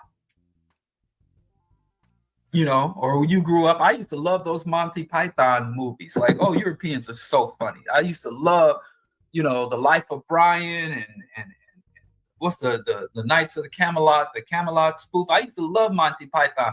It used to come on public television, channel 19, PBS. That was one of my favorite channels as a child. I used to love animal documentaries and dry British humor. So to your question, what distinguishes what they did to us and our ancestors is the scale. They refined their skills because they were committing atrocities on a scale that had never been seen before. The transatlantic slave trade involved 3 continents. So I don't know if you've ever been to Europe, but it's a small place. You'll be in Europe and you can go from be in Italy and go to Vatican City or go to Paris in just a few hours. It's a little place compared to Africa, right? So you have, Greece, Rome, German, but you can't bring in the Tsar, because what the Tsar was doing, the atrocities committed by the Tsar's regime, that's a whole nother thing in Asia. But the people who identify white in Asia, but in that little place called Europe, even the Vikings and what they on their raids, what they would do to unarmed monks. So you take something, you have an incubator of atrocities that is just like 1/1000th the size. And then they take these skills and this mentality, Urugu mentality that they cultivated over thousands, over a millennia. And then you give them industrial tools, you give them navigation, you give them boats, you give them industrial scale production. So the scale exploded. So the tortures, the mentality, the abuses were happening, but it was never seen on a global scale involving 3, really more than 3, because India, the subcontinent. So you can't compare the two, because even though they were committing horrendous, I like Game of Thrones. And it was weird to me when black folks started protesting that there wasn't black representation. How can you as a black person look at all that incest and cannibalism and foolishness and be like, where the black folks at? But I digress. But if you look at Game of Thrones, you take out the magics and the dragons and the zombies, it's all that shit happened. All that shit happened. And I'm not saying they're the only ones who did it, but they're the only ones who took their madness to a global scale. If the Aztecs had conquered the world, I'd be sitting here denouncing and saying we got to overthrow global Aztec hegemony. If Aztecs took over the world, implemented capitalism, and brought all the other defects of their culture and imposed it on the world, and I would say it. If the imperialist China and those really weird and sick dynasties that emerged in China, and the emperor of China took over the world and we were under the Chinese, global Chinese imperialism, I would denounce that. I tell you, if the Zulu Empire took over the continent and then took over the world, I'd be sitting here and say we got to overthrow global Zuluism. But the reality is, despite all cultures having more humane, civil cultures, civilizations, and having civilizations oriented towards conquest, I mean, if Genghis Khan had gotten outside of Europe and his thing reproduced, and Genghis Khan had go over, global Mongolian supremacy, we have or hegemony, overthrow it. But it was Urugu in that time. If I was alive under Mongolian, then that would be the thing.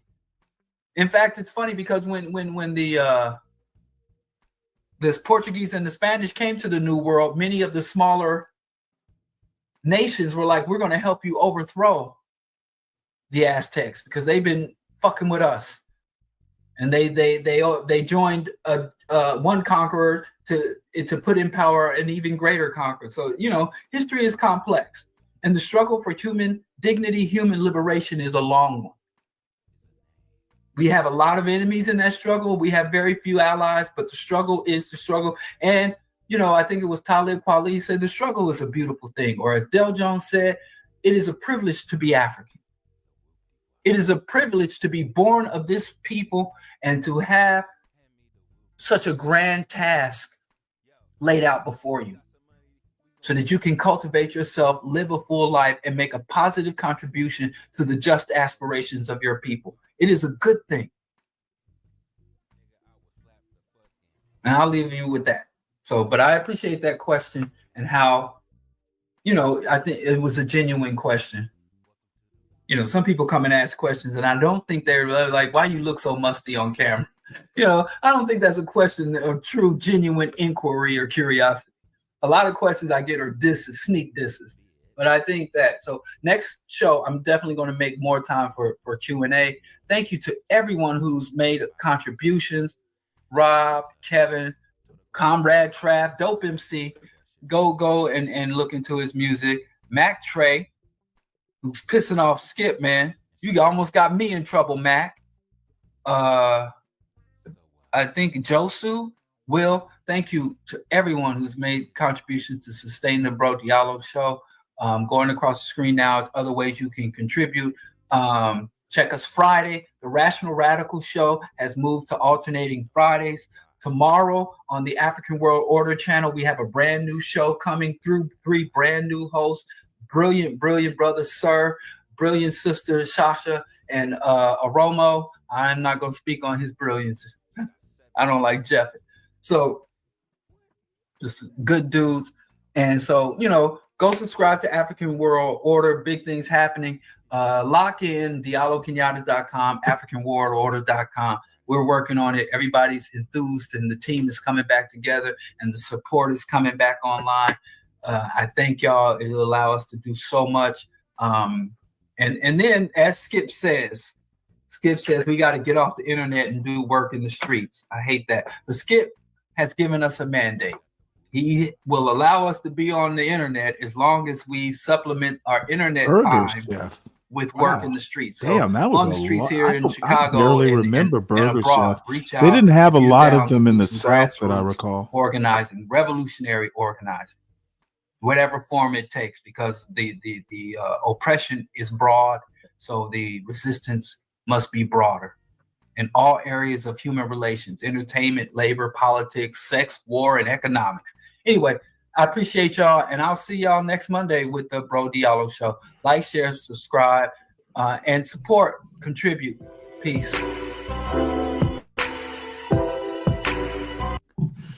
So with that, I think I might have one more thing I wanted to show, but I can't remember what it is now. Look, you can either like Bro Diallo, you can not like Bro Diallo, but here's the deal. Not everything that I show on Stanley versus the World I agree with, but at a minimum, I find it interesting. And I know it sounds pretentious to a lot of people, like knightish. I know it sounds pretentious. I know it sounds snooty. Some of you may say, oh, well, Stanley, you sound white. Look, if I'm going to do this, I just think that, it's worth being at least a little bit informational. If you learn something you didn't know, who knows? Because I actually have had people say, look, I tune into the show because, you bring news stories, and at least I like the way you present the news stories. So there are people who actually do find value in the show. And, even if it's just, 12 people in the chat, and we had up to 40 and we're down to 2021. Look, if there are 12 people in the chat who find value in the show in what I present, that's enough. I don't have to have throngs of people. I don't have to have 9 panelists up on a show, basically, yelling at each other. like last night I was on T's show, and you know what? I had to go up. I just ended my later show, and I was actually on my way to bed. And I often listen to T's late show because it's just kind of ASMR for me. She just runs a very peaceful and channel. She'll play some music every now and again, and I often fall asleep to it. But anyway, she had Nightish up there. She had a couple other rabble rousers up there, and they were talking about how being an Uncle Tom is a compliment. What people really meant was Sambo. And I'm like, you know what? They're like, well, those people obviously hasn't read the book or haven't read the book. So guess what? I just happened to have reread Uncle Tom's Cabin about 3 months ago because I read it in high school or college or somewhere along the line. And every now and again, the talk comes up about Sambo's and Uncle Tom's, and no one ever mentions Simon Legree, by the way. But anyway, so I hopped up on that panel, and I just basically said, I'm up here to school y'all. If you've read the book, tell me who wrote the book. Okay, and nobody could tell me who wrote the book. Well, if you read a book, you should, and want to talk about it, you should at least know who the author is. So, you know what? I stepped into, one of those 9 panels where, everybody, and Nightish was half drunk, accusing me of being drunk, and I wasn't. But it was pretty entertaining. And, I stayed up there much longer than I should have, just, kind of reveling in the fuckery like everybody else. However, my point is that I couldn't do what Sharon does or what Drip does or even what Nightish does. It's just too much to have 20 people up on a chat, 20 people up on a panel going back and forth with each other. And it's probably a character flaw, but it's just draining because I tend to be an introvert. And sometimes having 9 people up yelling at each other is really just draining. And it literally takes time to recover from having like 9 different people who 9 times out of 10 don't know much about shit up there going back and forth about how horrible Black women are, how horrible Black men are, just back and forth. It's the eternal battle of the sexes. And if it's not men shitting on women or women shitting on men, then it's anti-Black blacks shitting on Black culture or just Black people in general. It tends to be very cookie cutter, and I try to avoid that when possible. Okay, Sin 7, Uncle Tom is a bad guy. Okay, he is a virtuous. The problem I find with Uncle Tom is that he has too many cheeks to turn. Okay, he forgave all the atrocities. Some of it he couldn't help, but he forgave a whole lot. Didn't escape when he could have escaped.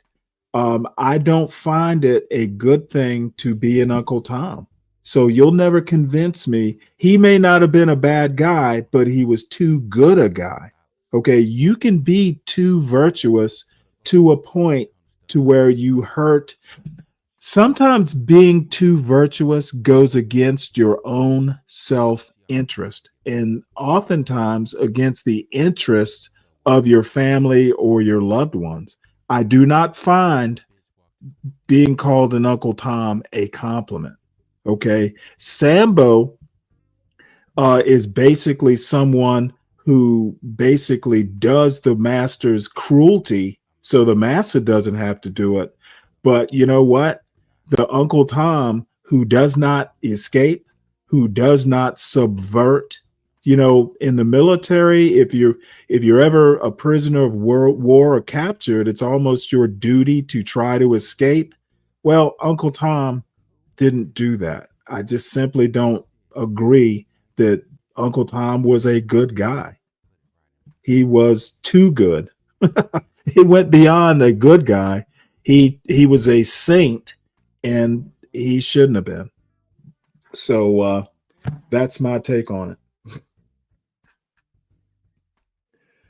Let's see what else is in here. Putting it in perspective, what does this mean for us today? To be honest, I think there are archetypes like John Galt, for instance, would be a Sambo, in my opinion. I would think someone like an SKC would probably wind up being an Uncle Tom, because he simply finds virtue in the white man that simply isn't there. If you start criticizing white people, SKC will be the first in line to defend them. And coons are basically, raccoons, or is it possums? Raccoons are simply like animals that'll play dead. They'll just kind of ignore the atrocities. So you got Uncle Tom defending it. You got Sambo fucking enacting the cruelty, and then you got coons who just ignore it. So that's how it applies to modern times, in my opinion. I'm not an expert on this, but I have read the novel recently, and I find the Uncle Tom and the Sambo archetypes to be pretty much equally destructive to the proverbial Black community. There is no virtue in being an Uncle Tom. Now, the character that Uncle Tom was based on, that's a totally different story. He seems to have been an actual good person, but he wound up moving to Canada. So he got the hell out of Dodge rather than defend it. So, it's a short book, Sin. I recommend it. I would recommend it. It's not a very long book. And quite frankly, it's actually pretty engrossing once you start it. I would recommend it. Mammyism. I've always thought of mammyism is just, I'm not exactly sure how being a mammy applies. Like an Aunt Jemima. I'm not even sure with that term how it applies. Somebody would have to help me with that. But wasn't he loyal due to his religious beliefs? You mean Uncle Tom? Yeah, he was. I believe he was a devout Christian, but that doesn't matter. When I said he had too many cheeks to turn, that's kind of a reference to his religious core. Too many cheeks to turn. You only have two cheeks. Why grow more cheeks to be slapped? And by the way, Sold Down the River, I believe, comes from Uncle Tom's Cabin. He was sold down the river. That's a term from that. Now, maybe Harriet Beecher Stowe borrowed it from somewhere else, but it's the first time You know, it's the origin that I know of. Maybe there are other origins.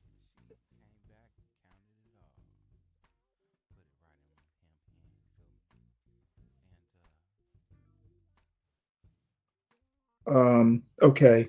So there is another video, at least I think there was. Hold on one sec before I wrap it up here, because unless somebody has something else to add to the agenda, which I'm not opposed to. I see Chaotic is doing a show on who understands per capita better. He's got a white guy and a black guy. CT. Oh, I know what I wanted to show. And I know this is going to piss some folks off, but I think she's cute as a button. I'm going to do it. And she's age appropriate for me, too. Tyrants hate books, so let's read. She's hitting on all cylinders here. I'm Jenny Gage, and this is Life Take Two. Hey, everybody, I'm Jenny. Welcome to Life Take Two. I want to start off today just by asking a question. How are you doing out there? I feel like we've had a really tumultuous, really emotionally trying couple of weeks, couple of months. And honestly, Kevin and I were laying in bed this morning talking about this. I feel like people shouldn't be slapping people we on the all ass. Mostly They're okay since slick. before the pandemic. That's when everything just kind of fell off a cliff for me. I feel like we've struggled to recover from that and get back to normal. Maybe that's just me. I have a friend who lives in Dubai. I was talking to her last night. Most of her friends are expats from around the world. And she was saying that every morning they wake up and they just check the news to see what's going on in America. She said, we view America as one of those high drama reality TV shows where you're always checking in to see what's going on. And the sad part about that is we are all living in that high drama reality TV show. It's everyday life as The Secret Lives of Mormon Wives, Keeping Up with the Kardashians, Survivor Island. Let me know what reality TV show you think it feels like we're living in the comments while I get to my point. As you know, I'm doing everything that I can to build community and connections and just make my little bit of the world a better place as much as possible. And nothing changes the world like a good book and shared ideas. This month, I'm launching the Life Take Two book club, which we're calling the Liberty Library. There's a reason authoritarians want to burn books. Tyranny thrives on ignorance, control of information, the suppression of ideas, and controlling our imaginations. I lived under a very tyrannical system for a very long time, and controlling that information was the key to keeping me ignorant. Tyrants rewrite history to suit their tyrannical ends. Reading can play a powerful role in combating tyranny by exposing us to ideas we wouldn't otherwise come across, especially if we're coming out of high controlled groups like the Mormons, the evangelicals, some of my other friends out here that have lived similar lives to me. I know I apologize a lot for not having an education because I spent 24 years literally just baking sourdough bread, changing diapers, taking care of kids, driving them to school and things like that. But the thing that saved me in the end and what helped me to rebuild my life was that I was an avid reader. I have read so many books. And the funny thing, too, is that while my parents controlled what TV shows I watched, what movies, what music, and all of the input that came into my little brain, if they saw me with a book, they thought I was golden. They didn't realize that some of the ideas that I was absorbing through my literature, like Plato and Socrates, Jane Eyre, that damned Madeleine Albright autobiography that gave me some really wild ideas. They didn't realize that when I was reading, I was actually changing my mind from the inside out. Not only did my religious community control what I read, but they also kept me so busy that I didn't have time to do all the reading that I wanted to. I was so busy reading the Bible and the Book of Mormon and General Conference talks and all the other churchy stuff and just so involved in my religious life that I didn't have a lot of free time. And I still don't have a lot of free time, but the free time that I have, I dedicate to learning. And at least at the time of this recording, We are still a free country with a free press. And boy, you guys, let me tell you how dangerous ideas are. Chairman Mao and other tyrants who have actually burned books, they couldn't burn the ideas out of people's heads. So I feel like it's time to pack our brains with some fresh ideas. I'm launching this book club in partnership with an indie publisher from Canada called Post Hypnotic Press. Post Hypnotic Press publishes and produces audiobooks exclusively. It is a female-owned company. The publisher, Carolyn Craig, has a strong belief in the capacity of audiobooks to help spread ideas beyond the reading public, which sadly is a smaller and smaller portion of our society. We've had long conversations about some of the barriers to reading. People who have ocular abnormalities, vision problems. I have some vision problems of my own just because I'm aging. People who simply can't read, things like dyslexia and other barriers to reading. And then a lot of us just don't have time to sit down and read books. So it was really important for me to partner with somebody who offered a wide variety of audiobooks while still maintaining this small business aspect that I absolutely demand for all of my products here, and also being female owned, which was definitely the cherry on top. If you want to learn more about audiobooks and how they can get people consuming books and ideas, check in for our live interview on November 5th. Carolyn is going to come on and she's going to share with us some of the stories behind the authors from the books that we're going to be reading, some of the different actors who have done the audiobooks, and then all kinds of little juicy details about some of our upcoming books. So that will be an episode that you're definitely not going to want to miss. And here is the most exciting part. Post Hypnotic Press is offering our first book, our book for the month of October, for free. So no strings attached. You don't have to sign up for a subscription. I know that we're all struggling a little bit financially. This is absolutely free. I also want to be very clear here. This is not a sponsorship. I'm not being paid for this. I went out of my way to select a company that would partner and offer some things for you, but I'm not getting anything out of this. I am providing this book club just for good vibes and to build some community. So the first one is free. After that, you'll be able to buy the audiobook for 50% off on their website. So all books moving forward, 50% off. And every month we're going to have some freebies too. So Carolyn will throw in some free books. She'll throw in some discounted books. We'll have a little gift packet for you every month. We've decided that the best delivery method is to use the app Soundwise, which you can download for iOS or Android. So go ahead and download that app. All of the instructions, all of the links, everything that you need are in the description of this video right here. You will also need the promo code that's listed below the link in my description to plug that in to get that free book and to get the discounts on the books moving forward. Now, if you want a paper book and you don't want to do the audio versions of these books, you can always make a request at your local library for a copy, even if they don't carry it. Libraries can swap books with other libraries. If you plan to buy the book or ebook so that you can have your own to keep indefinitely, remember to purchase it from your local bookstore or directly from the publisher. That's the best way to ensure that the publisher and author get the most in return for their work. And that's just a good general rule of thumb to keep in mind. You can also purchase the audiobooks through Libro FM and, of course, support your local bookstore. All right. Here's the first book. For our first book, I'm really pleased to be offering a book that I've mentioned a couple times before. Feminism is for Everybody by Bell Hooks.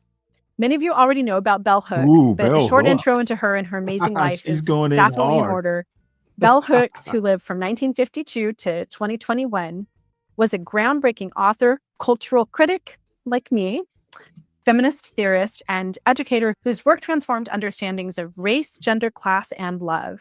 She was born Gloria Jean Watkins in Hopkinsville, a small, segregated town in Kentucky, the daughter of a janitor and a maid. She developed a love of reading and turned to it for comfort and inspiration. And that's what I hope to do with us in our book club. She wrote under the name Bell Hooks to honor her maternal great-grandmother and to emphasize the importance of her ideas over her identity. This is also why she didn't capitalize her name. She was a prolific writer, teacher, and speaker, an influencer before we even had TikTok, before we had Instagram, before we had YouTube. She was an OG feminist influencer. She published more than 30 books, which is remarkable because I'm just trying to write 3, and it is so difficult. Her books included classics such as Ain't I a Woman, All About Love, and our book, Feminism is for Everybody. She offered a vision of justice rooted in community, compassion, and healing, while challenging systems of domination and oppression. She is one of the most influential public intellectuals of the late 20th and early 21st centuries. And Feminism is for Everybody, Hooks dismantles the myths and misconceptions about feminism. There are so many of these classic misconceptions about feminism floating around the ethosphere right now, which is one of the reasons why I want to dispel it by reading a little bit of Hooks. Hooks offers a powerful and accessible guide to understanding feminism as a movement for justice, equality, and liberation. One of the things I love about this book is Bell Hooks' warmth and clarity, which Robin Miles beautifully captures. Hooks shows that feminism isn't just for women or academics. It's for everyone seeking freedom from sexism and oppression. Covering everyday aspects of life, from family and relationships to work, sexuality, and community, she highlights how feminism can transform both society and our personal lives. And I don't know about you, but I could use a little bit of transformation in both of those areas right now. Inspiring, inclusive, and deeply practical, this book invites readers of all backgrounds to see feminism as a path toward collective change and individual empowerment. I am so excited to read this book with you. And I hope that if you're a man listening, if you're somebody who thinks you already know everything about feminism and you've already read a lot of feminist works, even if you've read this book before, I hope that you'll join us. So the book is officially available now. I will be announcing the new books on the 1st of every month. Then I'll be doing our actual book club gatherings as a live with a guest on the first Wednesday of the following month. Unless there's a holiday like Christmas or something that happens to fall on the day, and then we will announce as necessary. I'm literally so excited to start this book club that I have goosebumps. I love reading. I have run many book club in my time. I have some really amazing special guests coming up for my book clubs. I have the next 2 years in books and all of their synopsis written. I have thrown myself into this for the past couple weeks, and I'm so excited. I hope that you'll be excited with me. Please share with a friend. And yes, as of right now, the minute this video drops, that link will be available. Hope you guys have a great day. Mwah. Yeah, you know what? I was a big fan of Big Love. The guy who played the lead character died, or maybe there would have been another season, I think. Oh, that was an excellent series. I can't it wasn't HBO, was it? It was one of the other pay service. No, it was HBO actually. Yeah, Big Love. Man, that was an excellent series. Now, I'm not into Mormons or anything like that. It just so happens that my wife's mother's side of the family, after World War II, my wife's grandfather settled. He was in the Air Force. There was an Air Force base out there, and he just wound up settling the family out there. So I've been to Utah a couple times, just visiting her mother's side of the family. Last time I was there, my son, he's 19, so he might have been 3. So it's been quite some time since I've been out there. But there are a lot of women who are in their 40s and 50s that, I mean, they don't do caffeine or smoke or anything like that. They're even kind of strict about their diets. There's a lot of clean living out there, and it shows. And by the way, she was in a cult, so who knows? But she is actually in her 50s, and I think she said she's 54, which is amazing. But if you look at her closely, like with a man's focus and a man's point of view, she looks her age. She looks great for her age, but you can tell she's not, a spring chicken. And she's a little overweight, by the way. Let's see. Men have made life so comfy for these women that they're able to focus on book clubs and feminism. Not sure I understand that point. Is that a good thing or a bad thing, Nightbreaker? And welcome to the channel. I don't think I've ever seen you in these parts before. Please make sure that you hit the like button and subscribe to the channel. You can always unsubscribe if you don't like it. But I don't know. I actually have one more thing. One more thing to do. And it's Savannah, Georgia related. Savannah, Georgia related. If I can find that video. It's only a couple of weeks. This is my favorite gardener, Black Thumb Gardener, who lives in Canada. I would actually watch this, but it's 40 minutes, and I don't feel like going that far. But she is my new favorite gardener from Canada. And while I find this, I will watch a little bit of it. I got some time, and I just cracked open a beer. What the hell? What's up, CK? I mean, I'm not encouraging anybody to convert to Mormonism. I'm Right, Catholic. welcome We back. don't, So you today know, we're going to Catholics be consider doing Mormons a cult. September garden tour. I figured since it's the end of September, we might as well get a tour in. And it's been a while since I've done a garden tour. Now, over the past few weeks, you've been seeing a lot of my garden, but there are some things I haven't She shown makes me you. want to move Today to we're going to be Canada, doing some folks. fertilizing. I might I become a have an Canadian. entire brassica patch that I I might just haven't immigrate. bothered to fertilize yet. So we're going to be doing that today. And I'm using this ProMix liquid fertilizer for my garden. And then we're just going to be doing some watering, looking at some of the seeds that we started in our last video and see if they've sprouted, and some issues and challenges that I'm facing in the garden right now. My first frost date is about 2 weeks away, so time is ticking to get everything done in the garden. And I still have a bunch of clearance plants that I'll show you today that I haven't even gotten in the ground. There's still a lot of maintenance to do in the garden, and I've just been falling behind. If you're new here, hi, my name is Marsha. I'm the Black Thumb Gardener. I live in Ontario, Canada, USDA Zone 5B, and welcome to my backyard garden. I never If thought you're of new it that way. here, I'd love for you to subscribe, and if you're returning, welcome back, and thank you for supporting my channel. Now let's get started. So I'm going to start off with fertilizing the garden. Now, there isn't a lot to fertilize. We do have some new seedlings that have sprouted, but I'm really focused on my brassica patch. I'm using the ProMix liquid fertilizer. I've been using this in my garden for the past few years. I do usually plant a granular fertilizer when I'm putting seedlings in, and then I'll top it up Ooh, evenly that with a voice. liquid I fertilizer. love Now, her voice. I don't know about you, but I have been far behind on fertilizing the garden. I usually stick to a weekly schedule, I and even I like the way have she says not done that at garden. all. So I figured since the brassica patch is growing very nicely, now would be a good time to just hit it with a bit of fertilizer and get it home to the end of the season. Hopefully that will give it enough. I don't think I'm going to fertilize again after this because I don't think the brassica patch needs more fertilizer. But after that, we're going to walk around the garden. There are a lot of fall flowers that are blooming right now, and I'm excited to show those to you. Okay, so there you have it. We have baby cabbage.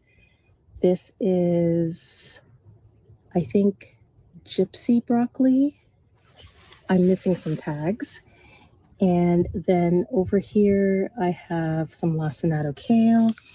And then here we Hey, have Sin, she some looks pretty interesting, cauliflower. actually. We have You one will have cauliflower a plant. Maybe matter I of might fact, stick if I one do more in. the evening Then show, we have, oh, this is look. gypsy broccoli. This is Atlantis broccoli. We have a Brussels sprout here, and another baby I don't cabbage, like the another way Brussels we sprout, talk about and red plants. kale. If you missed my last video, this is Aw. my entire 9-foot Vago garden bed of brassicas that I planted. I started this from seed probably about a month and a half ago. This was in August that I started it, and I have an entire fall garden playlist, which includes some of my fall seed starting. Now, if you look over here, you can see that I have some parsley, which was from the summertime. But the first thing I wanted to highlight is the small or baby cabbage. This is coming together so nicely. I'm hoping that we get a harvest before the frost, but I don't know. We're going to see what happens. All of these plants can take somewhat of a frost, but I'm really hoping I get something out of it before that happens. And then behind it, we have some broccoli. We have a few broccoli plants in this bed, and it's looking really good. I don't know if we have, nope, nothing is forming yet, but it will soon. I'm very confident. And then in front of that, we have another broccoli variety. I think that one might be Gypsy, and this one might be Atlantis broccoli. And then over here, I believe this is cauliflower. Now, guys, I'm so bad with labeling this year. Next year, I will be better. And then behind that is lacinato kale. And then over here, we have Brussels sprouts.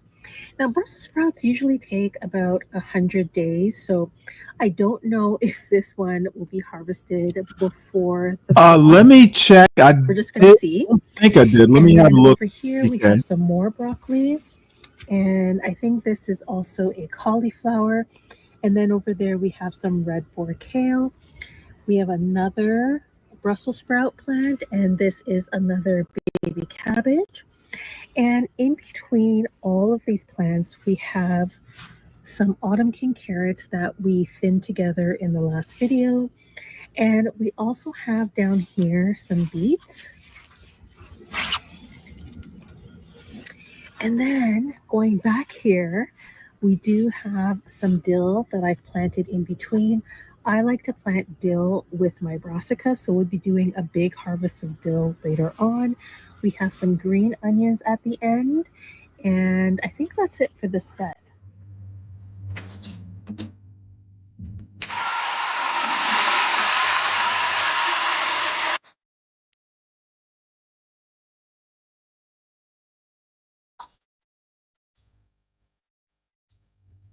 Hey, CK, I'm sure that's, I probably need to skip through this. Hey, CK, I opened up the show with that video. If you go back to the very beginning, I opened it up with Media Man and did a bunch of commentary on it. So, yeah, thank you for that. I did get it. It was actually really well done and very thought provoking. So, thank you for that.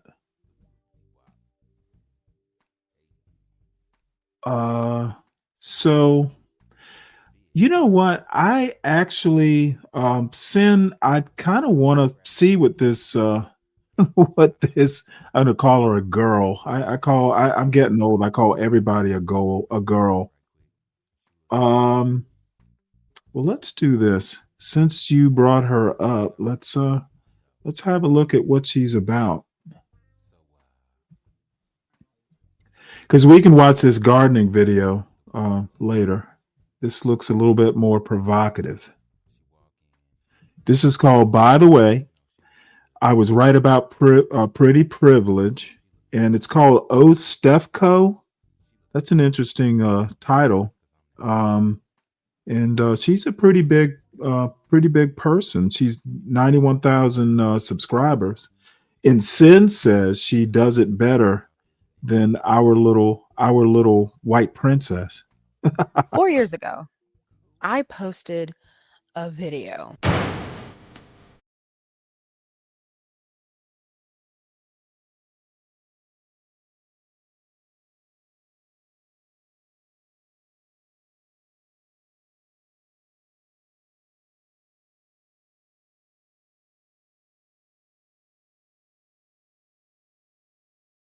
I'm in a completely different place now. I'm comfortable in my skin, and there's an exuberance and joy attached to occupying the world in this body with this face. Also, as a 41-year-old woman, a conversation about pretty privilege seems kind of childish. But nevertheless, I was right about pretty privilege. I do not have it, and here's how I know. But first, we've got to go back to that original video. A big question that I get all the time, or that I got all the time, was why would I put that on the internet? And the easiest way to explain it is that before the pandemic, I had been living in Los Angeles, California, going after a bunch of different dreams, not quite getting close to any of them, really. Hey, And I had never felt Sin, uglier in my while life. I'm Dating thinking was about so it, hard. are you still there? Let's see if you're still here. Hey, Sin, is that a green screen behind her, or do you think those are real books? And I was always aware of the differences in my dating life between the pretty girls and me. And LA did not make that divide any easier. Also, my biological clock was ticking.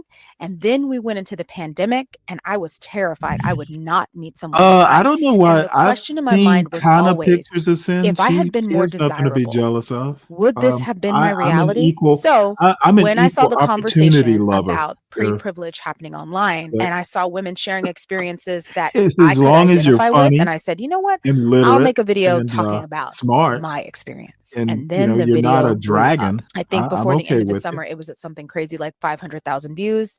I've You never don't really have had a to be a video do white that well princess, since. Slick. And going I'm viral not was a CT. multifaceted surprise / nonstop trauma roller coaster. In fact, if I was a psychology student, I would focus on the impacts of virality and social media exposure on the human brain. And if I was a therapist, my clients would all be influencers and content creators, because that shit is brutal. This can be very brutal. But there were also positives. I was able to grow and maintain a platform here on YouTube that set in motion the structure for a career that I've been at for 4 years. And just so, and I guess I'm feeling kind of guilty here. I actually think that white blonde women are pretty basic. They're almost like, the word I used was archetype. It just so happened that my wife met some of those, phenotypical features. If I'm going to marry, I think the most beautiful women that I can think of off the top of my head are Persian women. I have a thing. I've always had a thing for Iran or Persia specifically. If I had to build a woman, she would probably be Persian. I don't know what it is. It's just, but I don't prefer blondes. If I have to date a white woman, I'd much prefer someone with dark hair. Now, so that video was definitely a blessing and a curse for sure. Now, let's talk about the general reception of the video. I don't You had some know. people I that mean, it's attacked kind of me for it, human mostly nature, men, though. because they were disgusted that a woman would be complaining. That's it. Some thought it was problematic. That was from a lot of women. Some people said I should just stop complaining and change myself completely so I could experience different results in society. So plastic surgery was suggested to me Why would you multiple do times. that? Some suggested I raise my vibration so I wouldn't notice if other people didn't find me attractive. And some people I don't know. downright said I was lying That's a because they knew trope. someone who looked similar to Brian me and Nichols, had this no issue gentleman attracting does me. not. But some people just said, hey, I know how you feel. And to those people, I say, thank you. That video was for you. The most annoying, though, were people who didn't understand why someone would ever feel that way, even when I explained it, and took it upon themselves to try and change my mind. And this happened both online and off. Now, I no longer have my video up, but I remember the comment section. And when the comment section was nice, it reminded me a lot of this young lady's. I feel like I haven't seen anyone on this app talk about how hard it is to be unattractive. Like, Oh my being God. unattractive No. is Unattractive is as so unattractive does. like that's the only way I can describe it. It's just really All I have to depressing. say Like for is me, I feel like being unattractive. I don't think she's totally ugly, but she's unattractive when she's crying and her nose is red. How about just dry your tears and just be yourself? There is someone for everyone. As long as you have kind of like an attractive personality and you're not some slob, there's someone for everyone. So, dry your tears, dear, and stop your whining. It'll be okay. It gets better. Attractive has made my self-esteem like really low. It's made Yeah, my I don't think self-worth she's really unattractive low. either. I don't get as many opportunities as other people get. So what? Take advantage of the ones you and get. then just like the whole relationship factor piece to it. Not everyone can be a Tamika or a Sin 7, dear. More than anything in the world. That's Or a the Brooklyn one thing that's been Watson. missing from my life We for a can't really long all time. be, we And can't I all just feel like have their it's never pretty gonna happen privilege. for me. One, because of where I live, but two, because I'm not like conventionally pretty. My body is not tea. Like I just feel like I don't look good. And to just like carry that with you every single day is really hard. To feel Oh like boy. you're not worthy. I hope her mother doesn't see this. It just sucks. You got redundant advice, emotional bypassing, and most importantly, completely missing how someone could be made to feel they weren't attractive, even if you think they are. The woman is literally saying, I don't attract mates. And therefore, no matter what she personally thinks of herself or even what you think, she feels not attractive in her own mind. Also, this is my nightmare. You see, Quinta Brunson liked someone responding to her video. And once my mom told me she saw Gabrielle Union in the comments of mine, that made me want to jump off a bridge. I don't need us to meet this way. What I learned from that was that safe spaces are not intersectional. We are not all equipped to hold space for people we can't relate to and do not possess the ability to understand. So I really wrote off a lot of the responses. However, one response stuck out to me. Whenever someone said, you just aren't trying hard enough. Beauty takes effort. This, of course, implying that I could have pretty privilege if I wanted it. Mind you, I had always tried. I'd always tried with makeup, I'd always tried with hair, and I'd always been into fashion when necessary. But after I heard that comment over and over again, even from people in my real life, once they unfortunately watched the video, which I desperately tried to get them not to do, a challenge was born. Did I really not have pretty privilege, or was I just being lazy and not operating at my full potential? We would soon see when Operation Pretty Privilege began.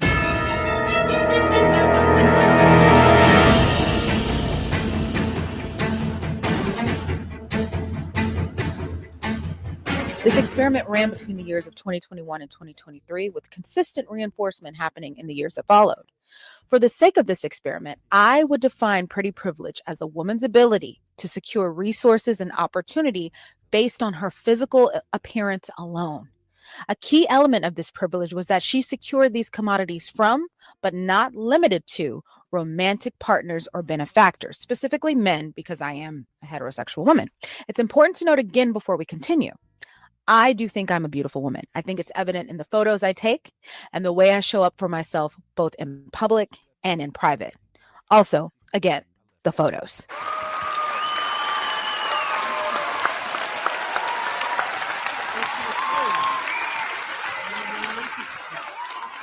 In fact, I've been asked before when I post pics online, girl, are you sure you don't have pretty privilege? And yes, I'm sure.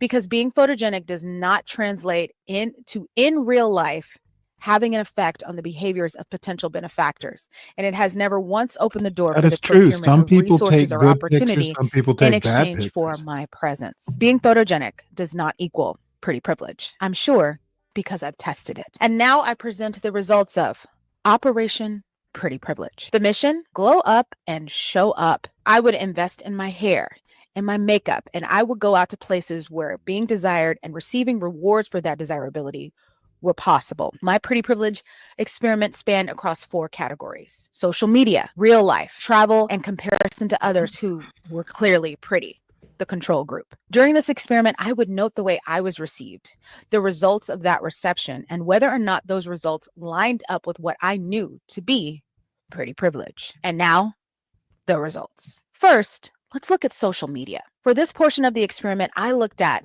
the power of the post, specifically who was in my likes, comments, DMs, and how my social media growth was impacted through posting photos and or videos. I had heard stories of women meeting their husbands simply because he slid up on her story or commented on her photo, so I wanted to try it. Prior to my viral video, I had a private Instagram profile and I only posted memes and or pictures from the waist up. For this project, I would take inspiration from the Instagram models and influencers I had been subconsciously studying for years. I would make sure I had plans, and each time I had plans, I would say, hey, Can someone take my picture? On my Instagram, you have different poses, different looks, different types of outfits. You have bathing suit pictures. You have pictures of me in tight leather pants. And you have pictures of me just looking like a glamazon bombshell. With all of that variety, I figured if I had pretty privilege, surely I would receive some of the same attention and opportunities that other women had talked about coming to them via Instagram. A DM offering to take me out to dinner, maybe an invitation from a promoter wanting to send me to a party nearby, perhaps a follow from an interested man that turned into a possible relationship. But 4 years, many photos, and countless story posts later, not to mention TikTok videos from time to time, I can report I do not have the power of the post. There are no invitations for dates or otherwise that ever come from me posting unless I'm being hypersexual, as I seem to be doing in this TikTok.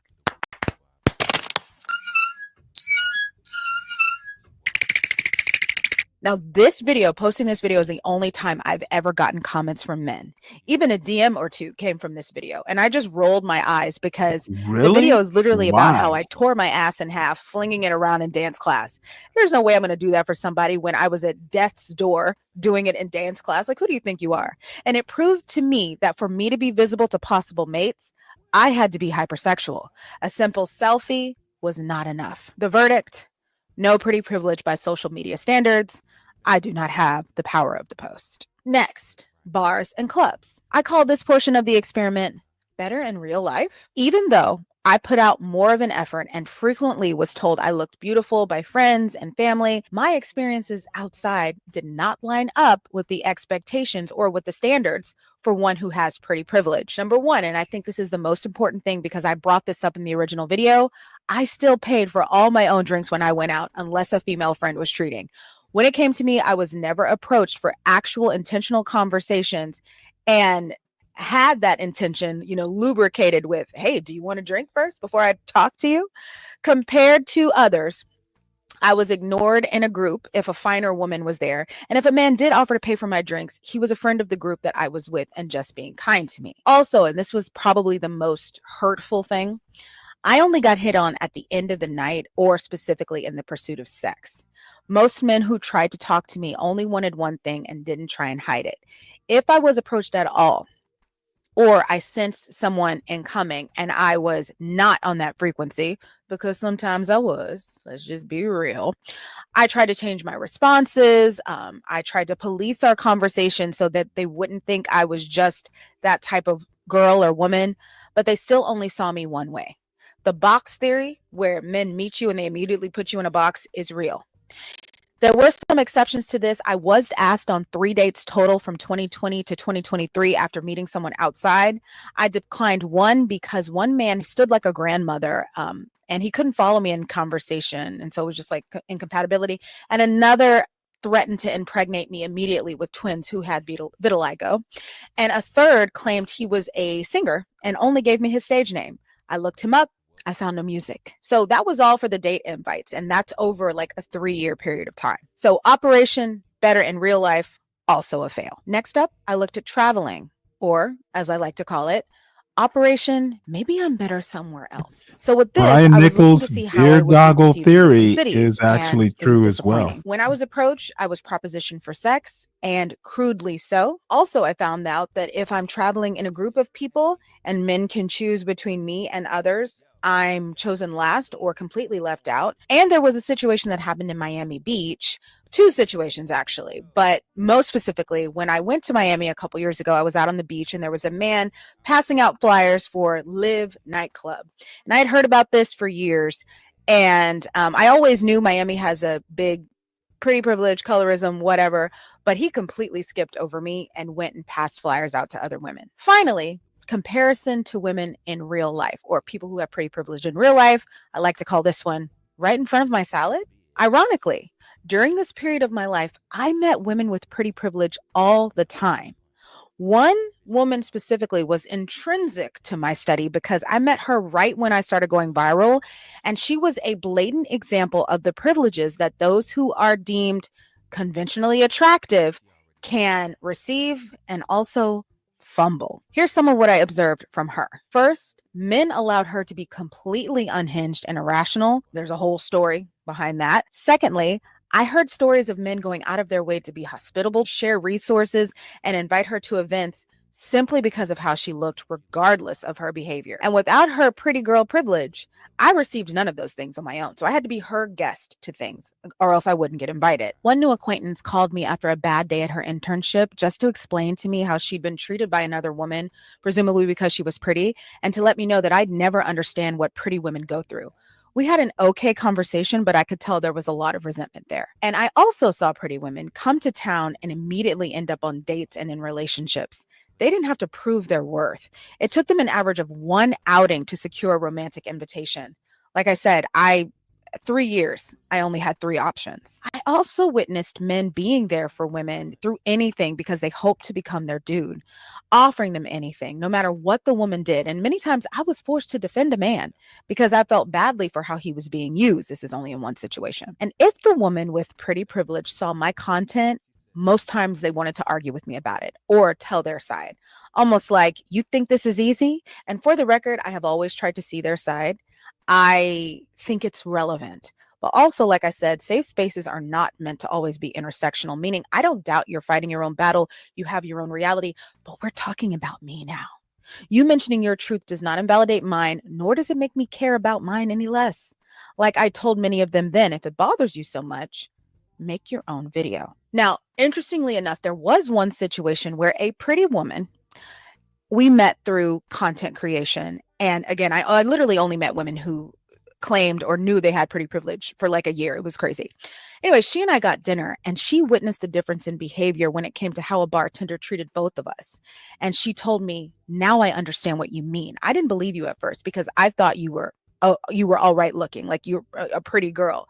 But I can see that there's a difference in how we're being treated. And I understand you now. And I appreciated that validation. Overall, I learned a lot in my observations. I learned that men and women see beauty differently. This is why my original video made women in my real life and online sad, and many were confused. They didn't see a single thing wrong with me, and they felt they needed to save me from negative thinking and teach me about self-confidence. They didn't believe I could have had the experiences that I did. And you're not ugly was something many felt they needed to say to me, oftentimes unprovoked, all the time. And I had never said that I was.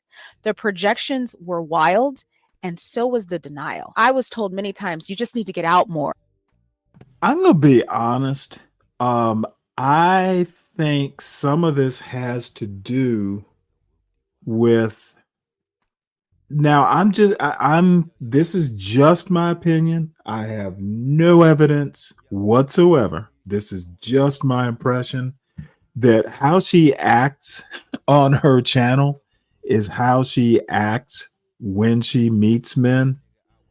She strikes me as somewhat judgmental, if not somewhere between judgmental and defensive. And if a man doesn't exactly react the way she thinks they should, she winds up being a little prickly. I've met women like her before. No man, even someone as patient as I am, and I use patient in quotation marks, if you kind of put me off, you simply do not look good enough for me to pursue. Okay, I might think you're average. There might be something in a conversation we have that would go, well, you know what? There's something there. Let's explore it. But if you're gonna do, and I'm just basing it on what I'm seeing on this video. Look, she does not look good enough to be demanding, and I'm just gonna be blunt. She's not ugly, but let's be realistic. Let's know thyself, and let's understand that you are not in any sort of position to you will attract more flies with honey than you will with vinegar. Maybe the vinegar comes later, but not at an initial meeting. And I just suspect that, if she only got 3 in 3 years, I think that's what she said, Well, maybe she wasn't in the right places. Maybe she wasn't trying. Maybe she wasn't making the most of her physical attributes. But I can tell you right now, if someone meets you for coffee and they get this attitude, that's pretty much going to be it. And I like women.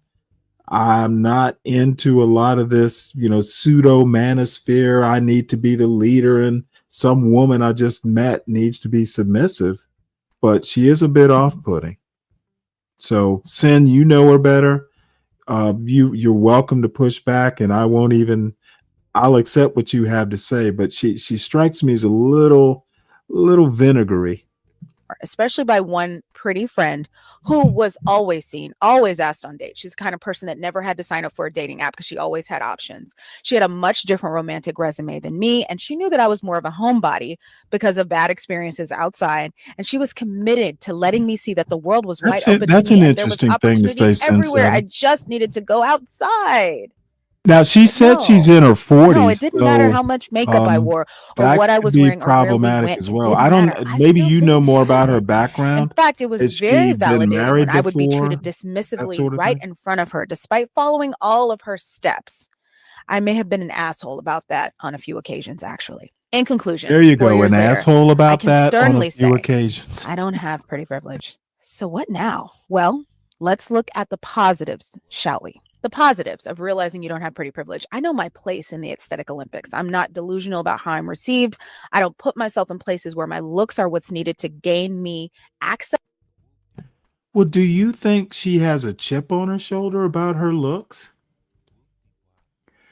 I honestly, I don't get it. I've Look, let me tell you a story, and I don't like telling these stories, but I had a girlfriend way back in my 30s, like my early 30s. And she was a short little thing. She was a black girl named Wendy. And I used to tease her about that all the time. You're a black girl named Wendy. How often does that happen? I really like this girl. This young woman. And you know what? She was about this woman's complexion, maybe even a little darker. But she was cute as a button. She had kind of the same features as this woman, but not. She was a pretty woman. This woman looks like she could be from Defusky Island, Sea Islands of South Carolina or something like that. But anyway, this girl, this woman, she just had a chip on her shoulder about her complexion. And I'm like, I don't really care. I don't, I'm with you because I think you're attractive. She was smart. She was funny. Probably she was very sarcastic, which could be a little bit of a problem, but you know what? I'm just like, well, I could be sarcastic too. We'll just be sarcastic with each other and see how that works out. She just had this chip on her shoulder and she was really attractive. I remember she's the only girl that I ever dated. I would literally go to church with her, to a Protestant church, no doubt. She went to St. Paul's AME in Savannah, Georgia. And dude, I would put on a suit and I would meet her there. I would literally go to church with her. That's how much I liked her. But she could just never get it out of her head that she was attractive. She just had the kind of chip. And she's also the only woman I ever gave a second chance, because we broke up and I moved away for work. And somehow or another, we started talking again. Maybe we ran into each other in Savannah. Somehow or another, we started talking again. And I'm like, well, you know what? I liked her a lot the first time. Let's give her a second chance. And lo and behold, I was commuting back from upstate South Carolina to Savannah. That's a good 4-hour trip on the weekends. And lo and behold, the same, problems cropped up. And this girl kept pushing me away. And I'm like, I am okay with you. So this girl gives me those vibes. I think she has such a chip on her shoulder, it makes her unattractive. There is someone for everyone. There is someone for this woman, even in her early 40s. But I think she just, Sin says she's clingy. I get the vibe that she's the opposite. She is basically going to test you. She's literally going to constantly be testing you like this woman did with me. Constant testing, and that shit gets boring and old. So that's my, I could be wrong. It's just the impression she's given me. She reminds me of this girl I dated. Fuck, I'm 60, so that's damn near 30 years ago. And where that access, especially, is policed by men, and the rewards for gaining that access are given through men. I've been like this since my 20s, but I'm definitely like this now. Understanding this about myself grounds me and keeps me from being too confused and frustrated when I'm not treated a certain way. I To called expand her on this, Becky. I'll never be like the young women that go to Miami. Well, and get Wendy, confused I about why thought it they was can't get in pretty the cool, clubs. actually. I knew why that promoter skipped over me. I'll never go through the phase of life where women are like, oh, I became invisible, because they're normally talking about becoming invisible to men. And I kind of always have. And as a result, aging I is hate less to say scary for this. me, at least where my looks are This concerned, girl because they were never a big part she of my was kind of values. short. Also, women in my She was family don't maybe seem to age. Like 5'1", my aunt but is in her man, 80s. She has her wrinkles. So here's some neutral she was negative experiences. I gorgeous don't expect physically. mutual attraction ever. This She means that when I see a just man I'm could never attracted to, accept I that make it I a was point not actually not to attracted make to eye her. contact with him. When I see or hear women say things like, girlies, all the cuties are out today, you better, I just skip over that kind of stuff. I don't pay attention to it, because the cuties will not be for me. They will not be interested in me. And I don't like giving someone the option to reject See, that's me. so So this means self-defeatist. I never approach men in public. Not anymore. I've had my days, okay, What? but not anymore. And if I do make eye contact with someone that I'm attracted to, I want to try and make sure that it's respectful. I only let men know that I'm attracted to them or I think they're interesting on dating apps, because if I'm rejected there, I'm being rejected in the comfort of my own home underneath a weighted Oh my blanket, instead of Lord. spending time Has and she effort seen and a money to be psycho? rejected Has she outside. seen Here a were some counselor? surprise findings for me. Visibility does not mean that you have pretty privilege. So in LA, I was pretty much invisible when I would go outside. And so I was just so excited when I got to Houston for men to be able to see me. But just because they see you don't mean they're going to act right. I feel like they know who they want to treat a certain way and who they don't. And yeah, I just would have rather been invisible. Now, here's the biggest conclusion. Pretty privilege doesn't matter, and it's not actually what I wanted. I don't like attention from people I don't like. I don't like receiving gifts when I don't like or know you, and I would never go on a trip with a man I don't like. I also don't like the idea that everyone around me is only trying to use me for their validation or to TMKC or Sin, do either of you have Nightish's email address? Because I actually, this in the evening show, if I do one, and I might, I wanted to review last night's show. He, Coach Ferg, and D, and my buddy Coach Ferg, and when I say buddy, I mean in scare quotes. Nightish was up there just trashing everybody, including me. But I was wondering if he wanted to come up here and review the show, because I definitely have comments on it. Well, just ask him if he wants to do a joint review of T's show, Sin. He may or may not, but he was on fire, and he was burning everybody up in that fire. to objectify me, or they're just imagining how they can use me. For example, I felt badly when one of the friends that I met during that time, a girl who had pretty privilege, she reconnected with somebody from her past.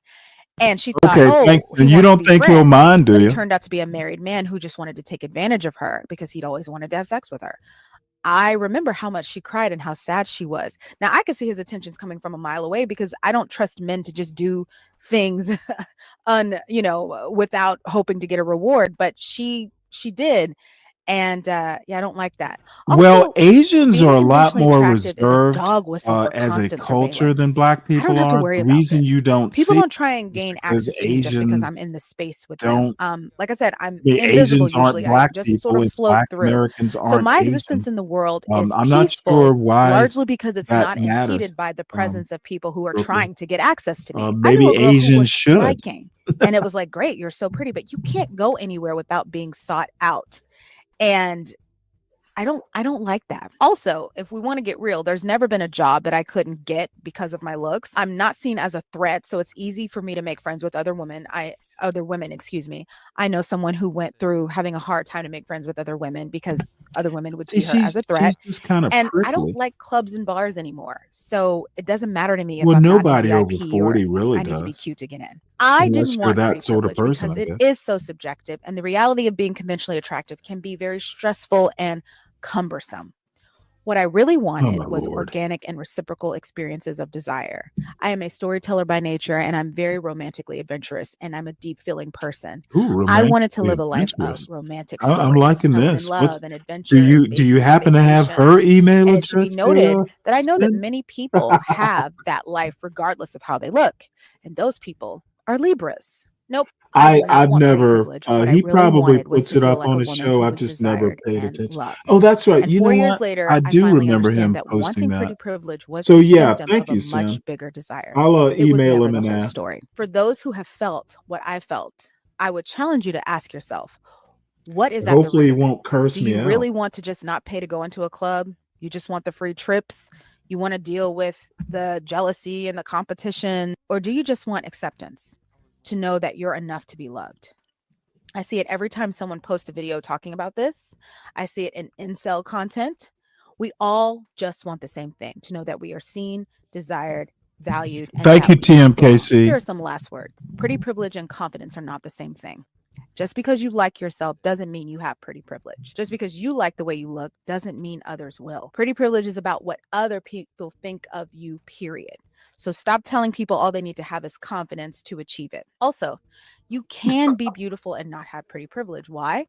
Well, it turns out pretty privilege is not concrete. Mr. It's Oh completely my subjective and goodness, could change if at it's any moment not depending on Stan the environment. Autry, Pretty privilege is how you established by the doing? demographic that you are visible within, not your looks. Furthermore, a lack of pretty privilege is not the absence of beauty. It's merely the result of your phenotype not aligning with a specific audience and therefore not being able to be used as currency within that audience. It does not mean that you are not beautiful. So, how can someone feel beautiful if they don't have pretty privilege? Well, beauty is just that, a feeling.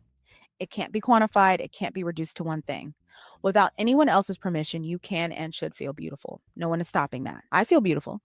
It comes from joy down in my heart, from genuinely liking myself, from being loved by people that know me and like me. Anyone can have access to beauty. Oh, Beauty wow. is greater than pretty privilege. If I could go back in time, would I have uploaded I that gotta video? play. Absolutely. I There was a gotta point play where I that was again. at a hotel in Mexico and I was So at a plopping hydro on a spa. silly Now, cowboy a hat makes you literal feel year beautiful? before, That I is could not have a strange. heart from genuinely liking myself, from being loved by people that know me and the audience, and therefore not I being able to be gotta used as say, I currency gotta within that rewind audience. it. It does not mean that you are not beautiful.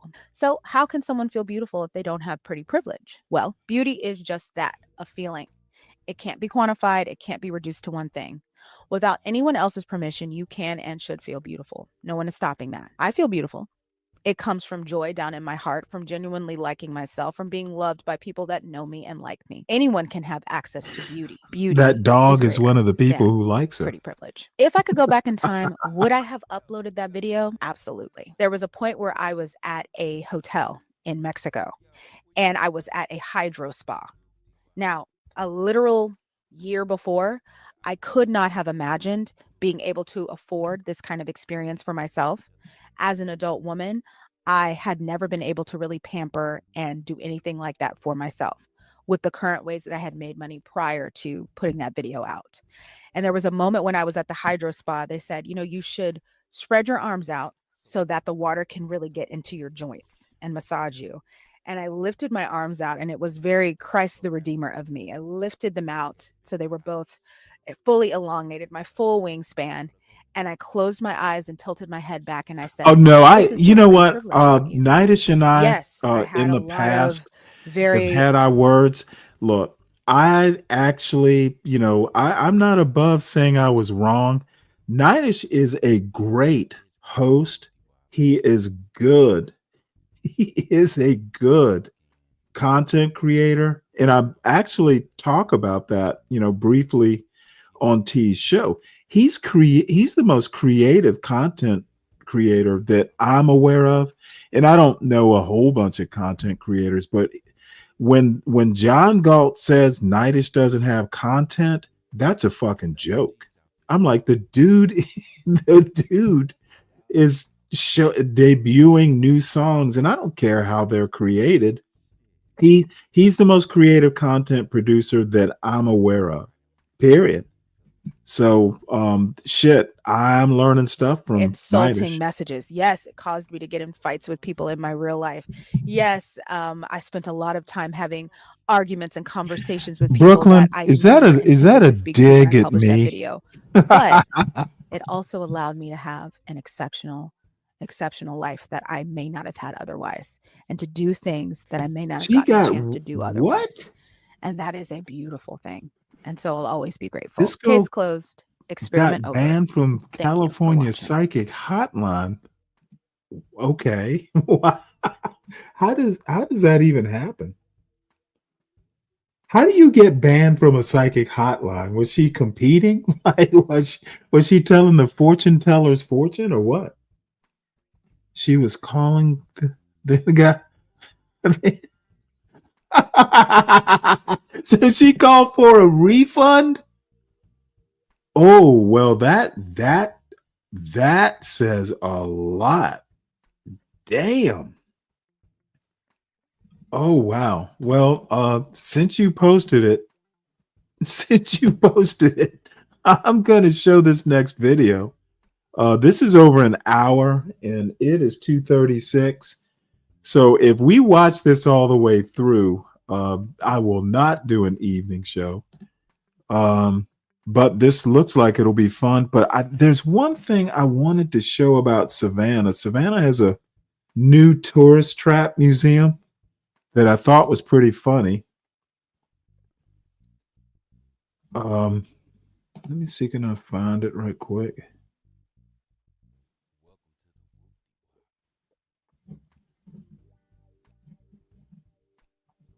Oh, here it is. It's about Savannah, so I got to show it. It's a new tourist trap, folks. It's no secret Savannah is full of history, but for the first time ever, people are going to be able to buy a ticket and learn what That's it was got to like be down to be on a River pirate Street. off the coast of Georgia.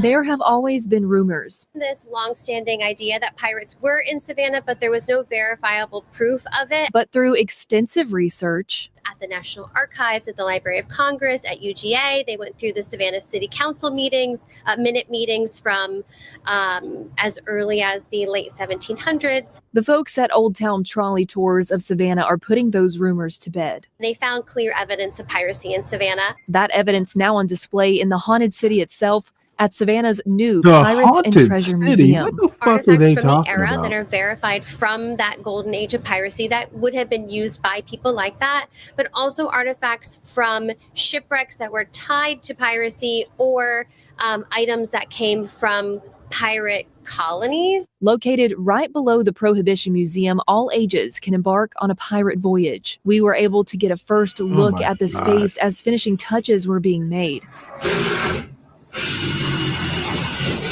Visitors can experience interactive exhibits, authentic artifacts, state-of-the-art museum features, and a taste of the pirate life. We're here at the tavern now, and I'm joined with Oh my WSAV's God. newest reporter, Jillian Coles, and we're going to try the West Indian Rum Punch. Of course, this is a mocktail version. We're going to give it a This is taste test. right. Cheers. Oh my God. What a fucking tourist trap. And it's pretty delicious. And the tavern is open during museum hours. Again, there are sights and sounds for all ages. But since So pirates weren't the it's a nicest of people, parents can, of museum course, and choose bar. which exhibits their kids visit. Unlike the Prohibition Museum upstairs, where we sort of populated with docents to help you go throughout the space, the Pirate Museum is a wholly self-guided experience until you get to the tavern, where we will have our tavern servers who are ready to sing, dance, and regale with everybody. Their soft opening is Monday at 10 a.m., but for more excitement, make sure to go to their grand opening on November 6th. Reporting in Savannah, I'm Sarah Smith, WSAV News 3, on your side. Oh my God. You know what? I shouldn't have shown that. I am so fucking disappointed. A museum and bar? That's like out of a Warren Zevon song. Bring lawyers, guns, and money. Dude, people who live in Savannah almost never go down to River Street. As a matter of fact, when I was a kid, I went to Catholic school, so we used to always have to march. We always used to march. Catholic kids march in the St. Patrick's Day parade, and I think I was in 5th or 6th grade. And man, it's like it is scary for a little kid marching in the parade, and they're like drunken motherfuckers, just drunk, raucous white people, fucking just raising hell. And you know what? I remember getting home from a St. Patrick's Day parade, marching in it, and I'm pretty sure it was 5th grade. And I was one of these kids. I told my parents I will never march in another St. Patrick's Day parade. Just have the excuse note ready, because I'm not doing it. And you know what my parents said? Not a damn thing. It's like there is no fucking way in hell I'm ever doing this again. It was just disgusting. And I used to do it before 5th grade, but maybe in 5th grade, I was just old enough to realize how just disgusting it was. So that is Savannah. And the real Savannah is not down on fucking River Street or Bay Street, or these days even Broughton Street. It's disgusting. So another tourist trap. And who knows? Maybe I'll go there, but it'll just be to gawk. It won't be to participate. And WSAV Channel 3 has been around in Savannah ever since I can remember. It is an institution in and of itself. So let's get back to the regularly scheduled programming. This is kind of scary, to be honest. My channel.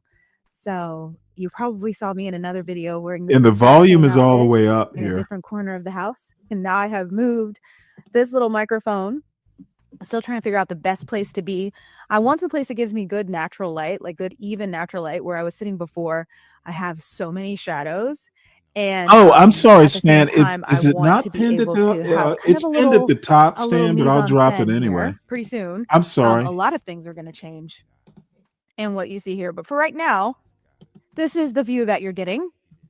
I think it's a little bit better. I like the lighting better in this corner of the house.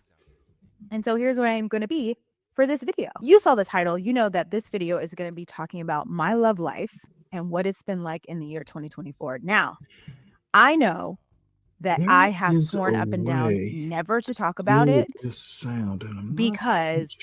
it's never good news.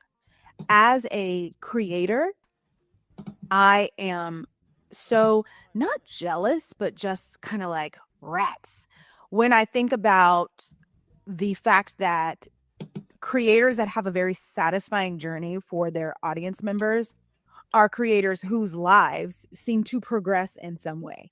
So let's say they started watching them when the creator was living in and I guess my life has progressed. You guys have seen a lot of different backgrounds. There's new dogs.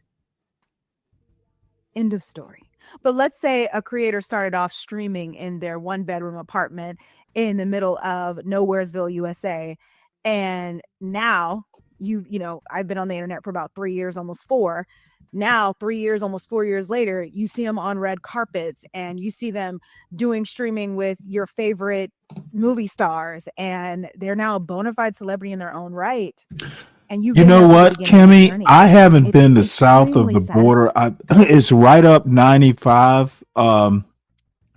I've been there a couple times, but I think it must have been like, like I was 8.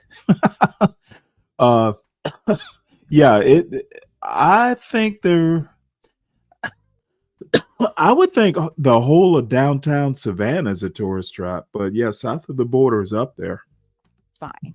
And in my situation, let's say you have a creator, they start off and they're like, I don't I struggle when it comes to romantic life. I don't know if I'll ever become a mom. I don't think so, and it's something I would like to do, but I don't think it's in the cards for me. I'm struggling, with career to Okay, know whether son. I'm in the Yeah, right you know place. what? Actually, it's Can my you imagine earbuds if 3 dying. years Let later me switch you were earbuds. looking at me and I was like, "Okay, guys, pretty soon I have to go feed the baby, but I just wanted to stop in and tell you all about what we did today, getting ready for the holidays." It was so exciting. So it's our first, I could just launch into a whole kind of maladaptive daydream about a different road that I could have taken had it been offered to me as a person. But unfortunately for me, 3 years later on the internet, the wigs have gotten better. The fake eyelashes and the thick eyebrows with the weird white line underneath them are gone. But that's about the only progress that you're going to see. My personal life has not had a lick of progress. In some ways, it's taken a steep decline. From horrible fertility news to changing cities to a place where I don't get out as much, or I don't get out at all, really. So it's very, very unlikely that I'll meet somebody just in passing or by chance. To experiencing what I experienced this year which was unlike anything I'd ever experienced before, which was a man that came into my life and, despite not offering me a single thing, would not let me go. I told my patrons I wasn't going to talk Oh about this boy. Let's see. How old on my is main this channel, but I video? do feel She kind of looks that there is some merit in this story. I do feel 10 that months ago. there are some things that can be learned, and it's going to be for a specific population of people. So anybody, first of all, that has ever felt something that they would refer to as a soul tie.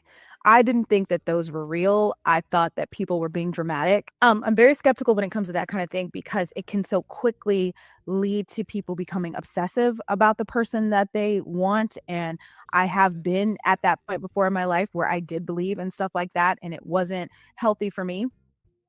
However, I do think that sometimes you can be extremely spiritually connected to somebody.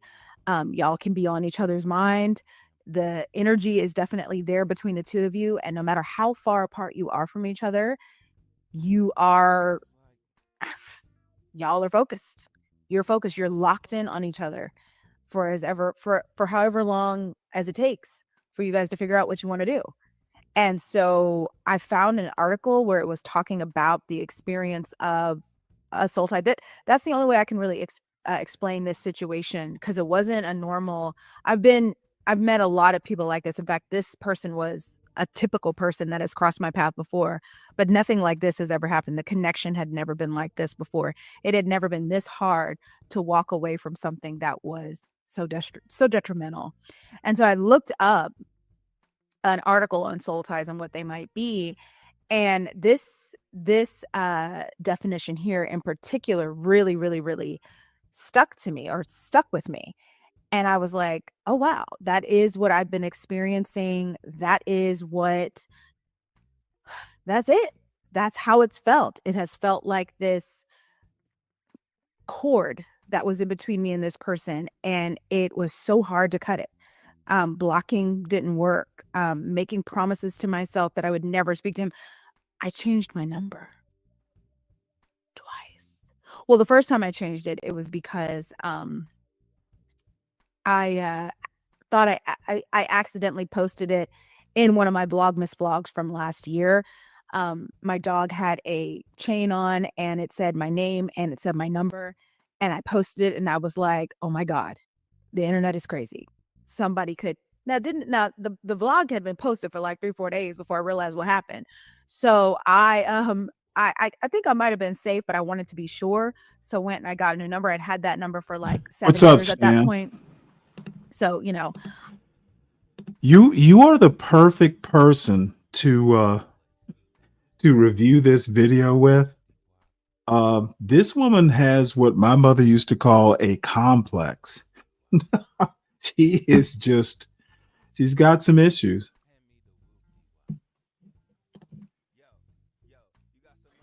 Yeah, hey, salute to you, Stanley. I agree. I mean, and a lot of people are, we can watch some more of the video. I mean, 'cause I Okay. chose war today, weapons free today. Oh, really? What, up here or somewhere else?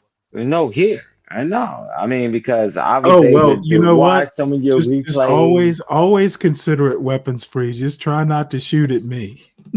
No, no, never that. No, no, no, no, no. No, dude, you are one of those. You were one of those moderators. I'm not going to tell you shit. It's weapons free all the time. Just whenever you think it's necessary. Yeah, nah, but nah, man. But I'm listening to this right now, and this is what happens, right? It's nothing like buyer's remorse, right?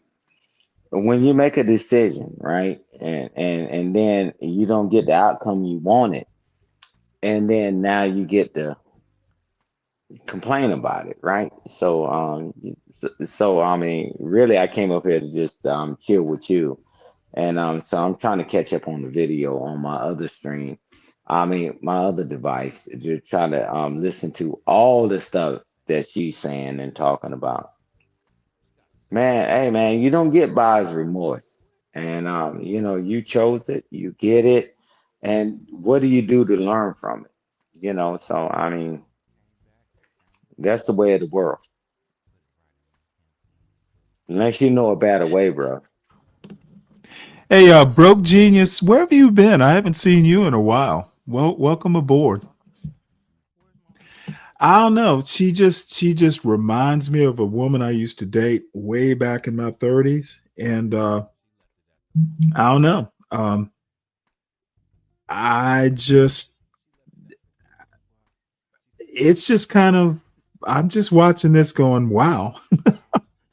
I went and I changed it. I let people know I was changing it. The second time I changed it though, 90% of it was because I needed to break. I needed to not I could not stop contacting him, like, and vice versa. Like, it was I have never and Ooh. also because I got a very generic number when I changed it, and I kept getting robocalls. I had like 30 robocalls a day, and now I get none. Now I get none. I don't get a single robocall. But for months, let's see, I had the first new number from December to August of this year. Every day, I'm silencing call on call on call. And now, nothing. I don't get anything. The only time I She get a misses the robocall is if robocalls? I have a bill that's late or something and somebody's calling from like an unknown number to find out what's going on. And then I know who the company is, so I just sign on and pay the bill. But Oh, wow. yeah, so that's nice.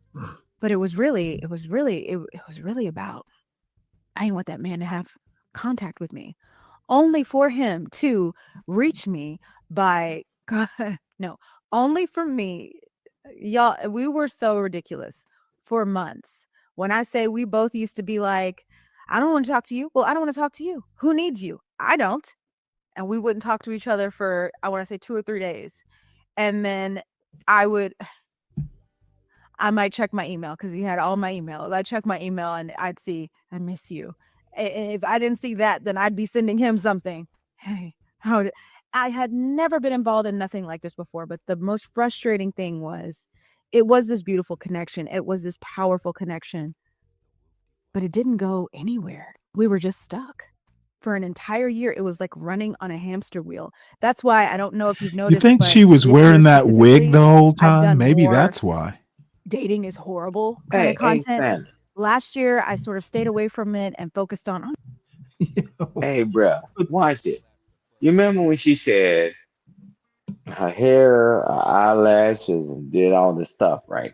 Her lips Mhm. and trying to make it pop, right? I'm like, wait a minute. Just like to tell the guys to get bigger and stronger and whatever, right?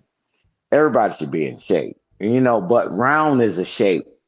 Believe me, round is Right. still a shape. However, that superficial stuff doesn't work, right? Listen to how she's telling you that they were going back and forth playing caddy for months and they stayed together for a year.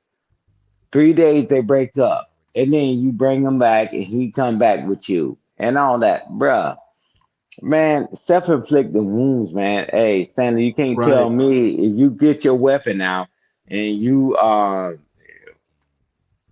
pew pew your foot. What? Who I'm gonna fight? And she's telling you how people keep doing this over and over again. I mean, I'm talking about that's men and women. Like, when do you wake up? I'm like, all right, man. I've been through some things in my life and I moved the hell on, right? You have too. We moved the hell on. I'm like, man, they still stuck in just staying. Yeah, I'm telling you, if you don't know your purpose, therefore you don't know your worth and you don't know your value. And she's displaying that right now. I'm like, cool. I mean, hey man, yeah man, welcome to America, right? You have a Well, choice. I don't know. I just kind of she makes me feel kind of sad, to be honest. I'm just like, why is she doing this to herself? And why is it some sort of self-flagellation that she must put this up on YouTube for everyone Yeah. else to see it? I just don't get it.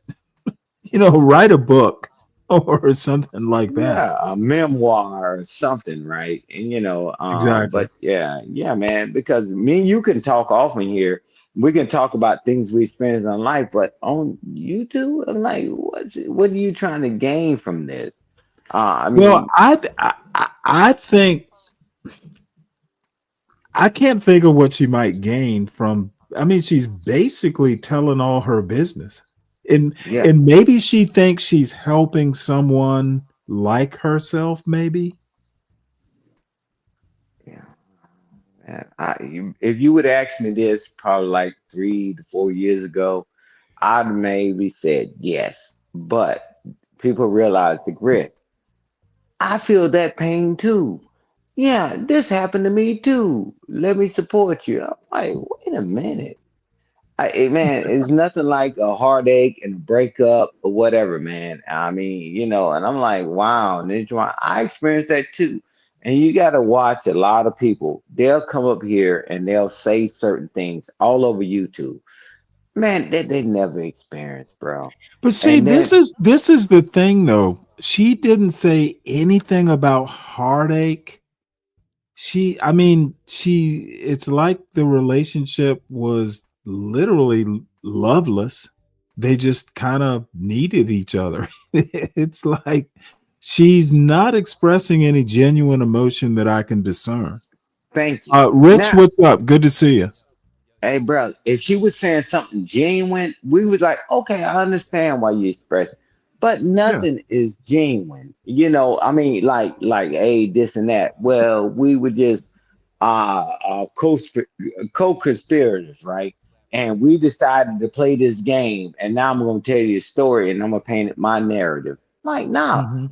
I love this guy and I this and that. Hey, tell Right. you what, you need to pay attention because you don't want to feel like this, right? She said none of that yet. Maybe she'll say it later. Just like a guy Maybe. that go ahead, bro. No, maybe she will. It just seems so clinical. Yeah, I'm like, wow. I'm like, man, so that lets you know that she done read a few books in therapy or whatever. I'm like, what the hell? Because if I would tell you a story about my life, I say, hey man, I met this lady, man, and me and her was together. Man, hey man, this is what happened, and I did this, and I'm gonna give it to you. I'm gonna give it to you raw and uncut.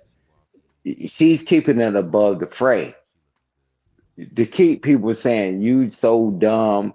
Oh, we feel for you, right? Bleeding heart. Either way, still get viewers, man. I'm like, man. Well, like Sin says, she doesn't do lives or super chats or anything like that.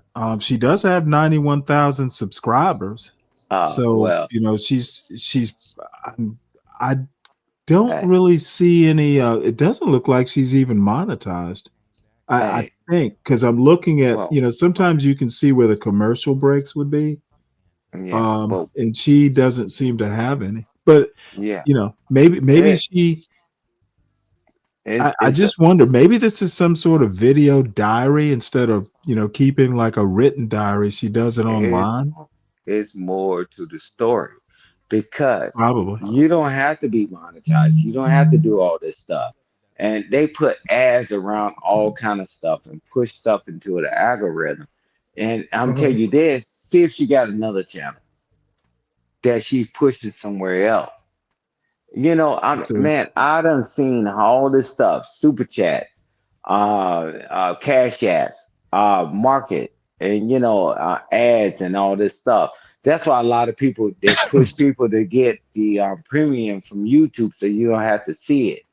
I'm telling you, I'm like, man, it's always an angle, right? It's always an angle. But if you want to try to really help people, well, tell them what happened and what's the solution. And we ain't gonna get to that. I'm pretty sure you can play this hit for 20 damn years. I'm telling you, it's never a solution. Man, you know how many of these guys? I'm telling you, they simulcast their own channels. They got 4 or 5 of them.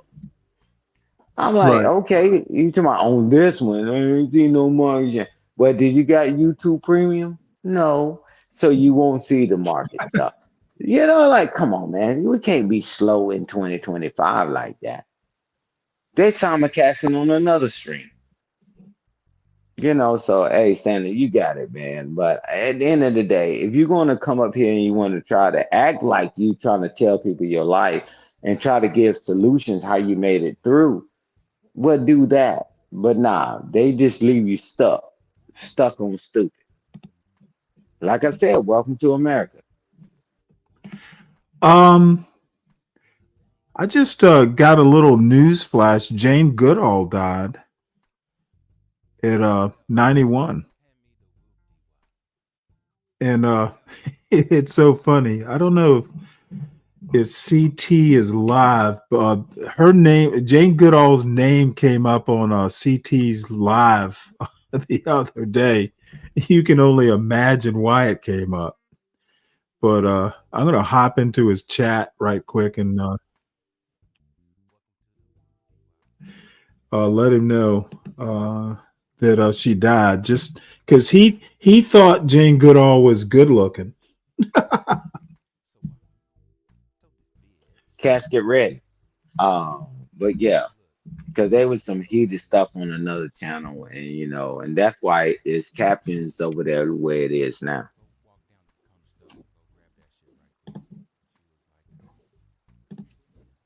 Per I'm cap. sorry, say that again. I said he got in a heated discussion on another channel, and that's why Oh he yeah, on got per Sharon's capita. channel. We Right. saw that. Yeah, he's always trying to make it his show though. So Yeah. Well, I'm gonna help you out, and I don't know.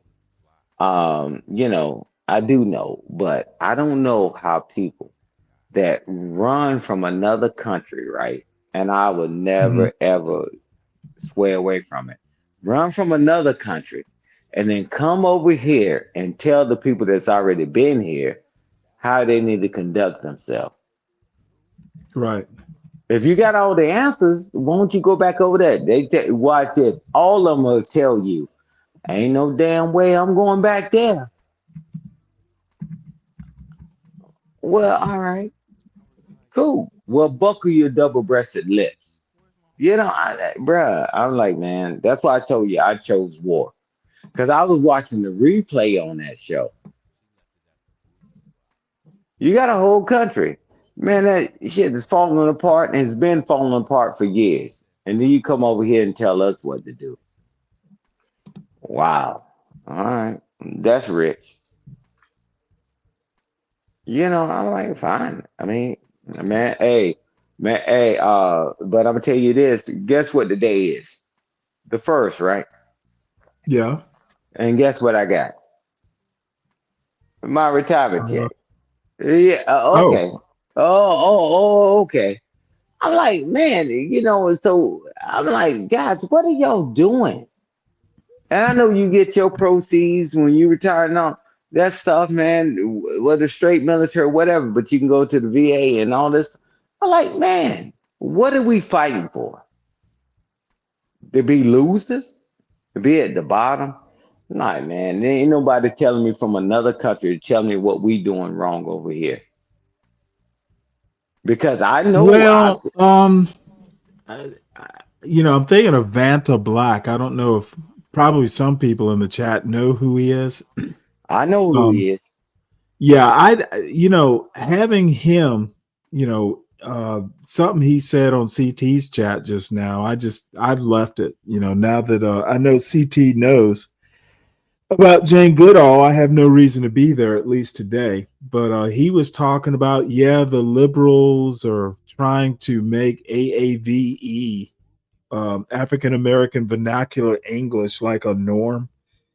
And first thing I think is, what the fuck do you know about any of this other than what you've heard people say?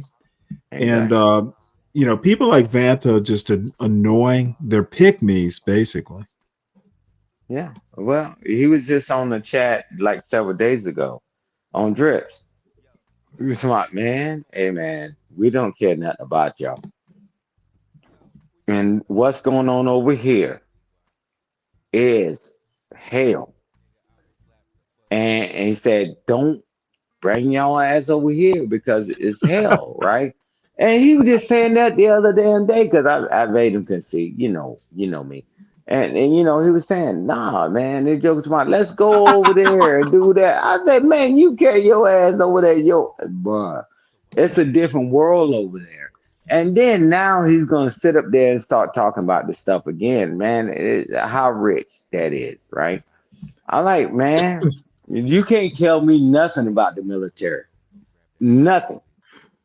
I can talk to you about it because you served and whatever. And I'm like, I'm listening to all them jokers that's size of elephants, high blood pressure, diabetes, and they sit on their ass. Fine. You can do it because we need you sheep to pay taxes and do what you need to do. But when we talk about military conversation, I want to talk to somebody that I don't have to break down the abbreviations, right? I'm like, wow. And then now somebody else that ran from their country, and guess what? He talking shit. He's still in another country, and we call that cool. I ain't taking advice from none of them because I done seen their country. Well, I think that as long look, this far right stuff is kind of like an international brotherhood these days. So people like Vanta Black hate black people. Let me just be blunt about it. And he just has a lot to say, and he gets his jollies trashing black Americans. Hey, watch. But I can't fault him because there's some black Americans who get their jollies from trashing black Americans. Hey, watch this. Yeah, he says he's in London, Sam. Let me answer this question, right? Oh no, he's not from another country. No, motherfucker. Do you see what the president, the current president? I don't give a damn. Your generations came from there, and he even said it. My family left their country, and he's trying to say, I don't give a damn. Your first, second, or third generation. Hey man, y'all got to go, right? That's what I'm saying. He may have been born here or whatever. Man, his family came from there. And I'm like, man, go back and save your country. Guess what? You want to sit up here and you run your mouth. Just because you were born here and they, like, okay, cool. I never had an issue with that. But the current president say, I don't give a shit. You get your ass out of this goddamn country.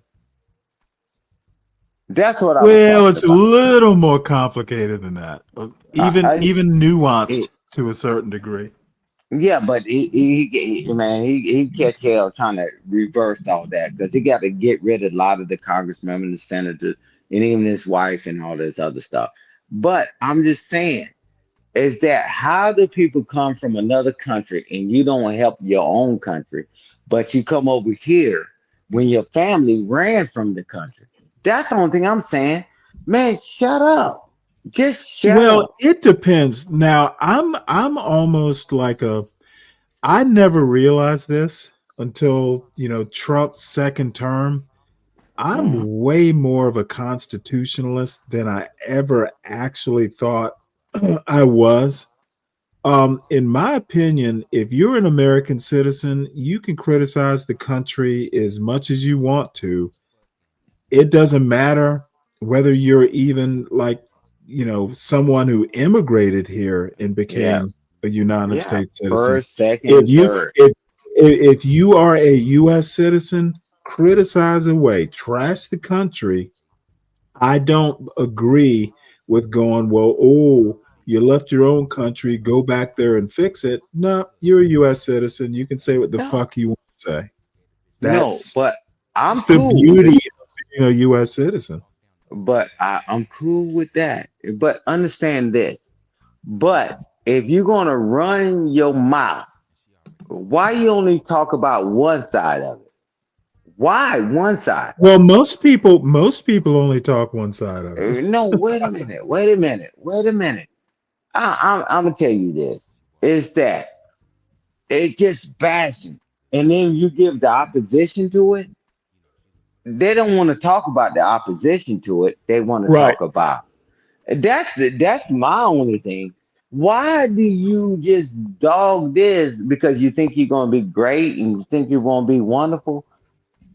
That's my thing.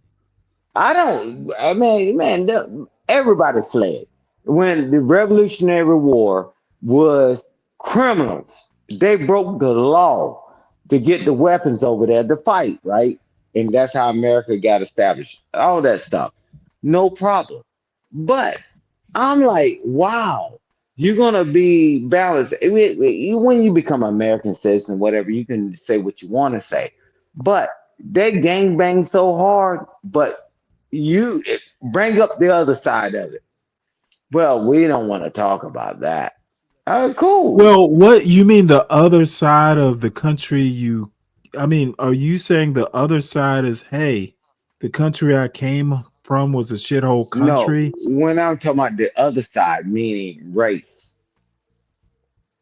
I'm talking about race. Okay.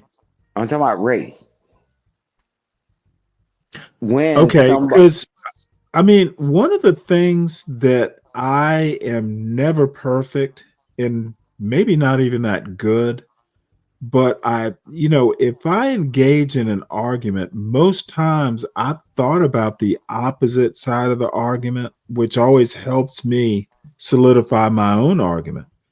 I don't, the reason I so happily and lustily engage with anti black blacks is I know they don't even know their own arguments, but I do. Like last yeah, night, I went up on T's show, and the reason I went up there is they were basically saying that, oh, hey, being an Uncle Tom is good. The real villain was Sambo. Uncle Tom was the good guy. And you know what? I thoroughly disagree with that assessment. Um, and I had just read the book, reread the book because I think I read it in high school. Uncle Um, Tom's Cabin. Yeah, so I just happened because people talk about it from time to time, and it popped up on some. I have this subscription service with Amazon. There are a lot of books you can borrow, like a library, and it was one of the books I could borrow. So I reread it, and it just so happened that I pop up last night on T's channel to challenge and to educate. So I asked the people who were so adamant about these archetypes, the characters who are kind of like now archetypes. And I asked them, well, if you read the book, who wrote it? It's like no fucking body could tell me. I'm like, Hey, well, how can you read a book and talk about it and not know who the author is? hey, It's but see, embarrassing. And my hey, point is, people don't know their own arguments. They don't know the nuts and bolts. They don't see. This is the one thing that the military will teach you is attention to detail. And I'll tell absolutely. you a story. My last captain was possibly the smartest nuclear engineer in the Navy. And I kid you not. There were people who like served with him on, he was a nuclear engineer. Um, but apparently people thought he was like the next incarnation of fucking Nimitz. And the dude was smart as shit. And believe it or not, he made me a better engineer. And I'm not an engineer by trade, but I'm a science major. Engineering is just a thing. But you know what? There are practicing engineers. A lot of what you learn in school, you don't necessarily actually use on a job. Jobs will teach you what they need if they like you. The OJT part is important. So one day, we had an adductor valve, and look, there are parts of a ship that are below the waterline, and there are valves down there. If they malfunction, you could fucking sink a ship in a worst case scenario.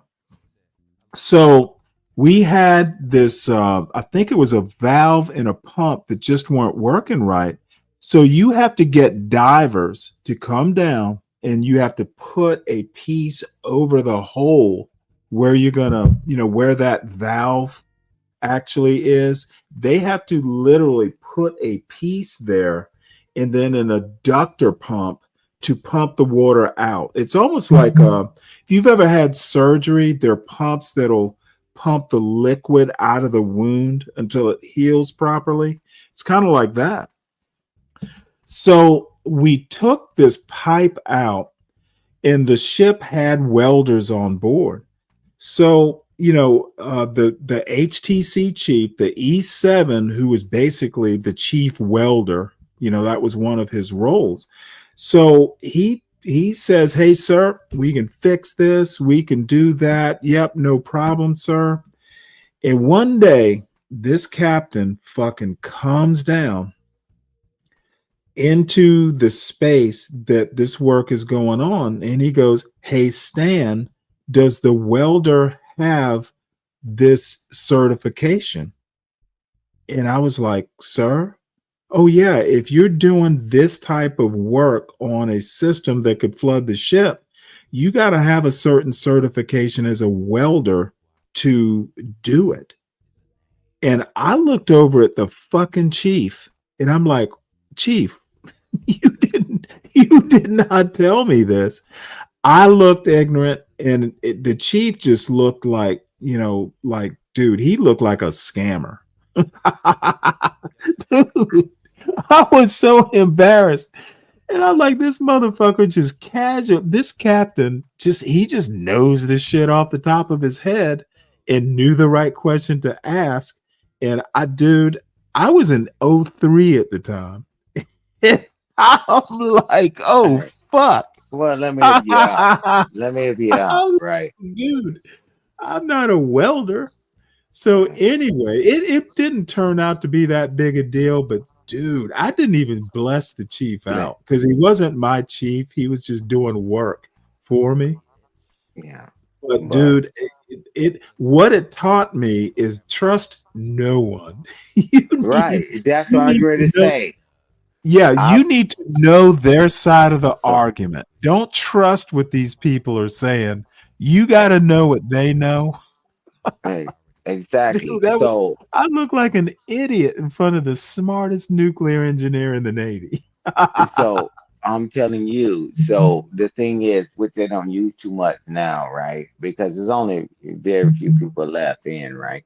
It's Lee's book. I know your family, I know your certification, I know you're gonna go to school and all that. Man, because I knew that I needed that, right? So Right. who did this, right? And all that, right? That's where lesson learned come from. And don't get me wrong, right? So I want to just back up a little bit. Nah, if a person is an American citizen, they can talk. But this is my thing is that, okay, you said your point and whatever. Now, let me give you the opposing side. Oh, we don't want to talk about that. I'm like, okay, it's true and it's factual. Let's say part of it's factual on your side and the other side is factual. But no, I want to paint a narrative that, I'm like, wow, man. Don't get me wrong. I go to CT channel and whatever, but I'm like, man, when we talking about one side, and I'm like, you gave your narrative. Now they're going to give you the opposing side. Man, I'm like, well, I don't want to entertain that. Fine. That's fine. You saw your best friend, John Galt on there, right? And Oh, he's on CT show now. yeah, but he was on there on that damn thing because I'm watching replay, and I'm like, listen to this shit. And then the only answer you can give, well, I ain't been around white people. I'm just talking about this. So why you talking so much about it if you talking about your little demographic of what you saw? And like you don't understand the world. Pastor Manning is right. You don't understand the world. But it's easier, right? The safe zone is to dog everybody out. That's another race. But you can't find none of them jokers saying nothing about the other side. Right. I'm like, okay, I mean, fine, that's your choice. I'm like, wow, when you having a conversation where everybody's talking about both sides and you talking about, well, I don't know. You buy out, man, shit, man, nod the hell off. And I'm like, come on, man. That's why this thing gonna get worse and worse and worse and worse. Man, where's the mouthpiece? Right? Where's the mouthpiece? You tell me on the other side that them jokers just denigrating their own. Nah, man, they keep that shit quiet, man. But in the back rooms, trust me, I said in the back room. And they jokers, they're like, man, these jokers in the trailer park, and these jokers this and this and that. They send them $1, send them $100, and say, don't come to the Thanksgiving dinner. And they make sure. I'm like, but we was keep defending something when we know it's wrong. And I'm like, that's why I love this. You keep it balanced. Whatever we do as a people, you keep it balanced. Hey man, we can do better doing this. And then on the other side, you say, hey man, when you play your videos and your clips, and you like, man, look what's going on. And they like, they tone deaf. But they'll jump up. You heard, I mean, I was listening to it the other night and I was like, man, watching the replay. These jokers talking all this stupid stuff. I'm like, guys, that ain't helping. But nah, man, keep doing what you're doing, bro. I just came up here to support you, man. Hey, we need to knock this shit off. And like, oh, he's telling you to cut that this joker sitting there cussing you out. On your panel, you say, hey man, stop. And you weren't even cussing. I was like, boy, Stanley ain't cussing at this joke. You was trying to say, hey, guy, I'm gonna give you a Well, chance. look, I am not an angel. I've had my days. Man, I know you ain't no angel. You couldn't serve this uniform and be no damn angel. some of this, if it's Tyrone I'm thinking about, some of it is payback. Yeah. So some of these guys who've been like day ones, I just, sometimes I just go, you know what? I'll just let you have it because there have been some times I've been a little it made sense I've been a little cruel myself. You were giving people grace. but man, I don't know how many times in a row somebody could say something right, but because I told you I'm not a nice guy, right? And I'm like, okay, so I exercise patience too. Like when that numbnut jackass came up here, and when the last time I was on, and I was like, "Hey, bro, we talking about this," and then you come up there and to my stand, shut up, telling me shut up. You talk too much, man. I listen to you talk for like 4 hours. I'm sitting in the chat for 4 hours and with your wife and all this other stuff, and you hitting on somebody else, bruh. Hey, man, I ain't that nice, bruh. I don't give a damn who it is, but I exercise patience. And again, and then you said weapons free, and I'm like, okay, all right. Like, bro, man, I'm not a nice guy, man. And because if I was a nice guy, man, we wouldn't still be sitting here in this country, what we call freedom. Because freedom is not free. Somebody got to fight. Somebody got to sacrifice. You got to do what you got to do. Man, them jokers won't even kill a mouse. They won't even get rid of ant. Bruh, how the hell we ever be in the United States if that's what everybody thought? So, man, you're going to show me my goddamn respect. I don't give a damn. They're going to show you your respect. But I understand what you're saying because there's people that you got lineage with and whatever. But I'm like, man, that joker cuss for hours and hours and hours at you. And I'm like, God damn. He said, okay, all right, all right. I was like, all right, all right, all right, okay. And I'm just listening in the chat. I'm like, wow, because boy, I said, man, Stanley, boy, I said, Stanley, I said, boy, and I was just rolling the dice. Said Stanley, get ready to shut this shit down. But but now you explain it to me, bro. Because man, I give people passes too. No, Tyrone, you know what? Um, I just let that roll because I mean he's a good guy. Yeah. Well, sleep or in a coma or whatever. I mean, but I have to respect that people have kinship or connections, right?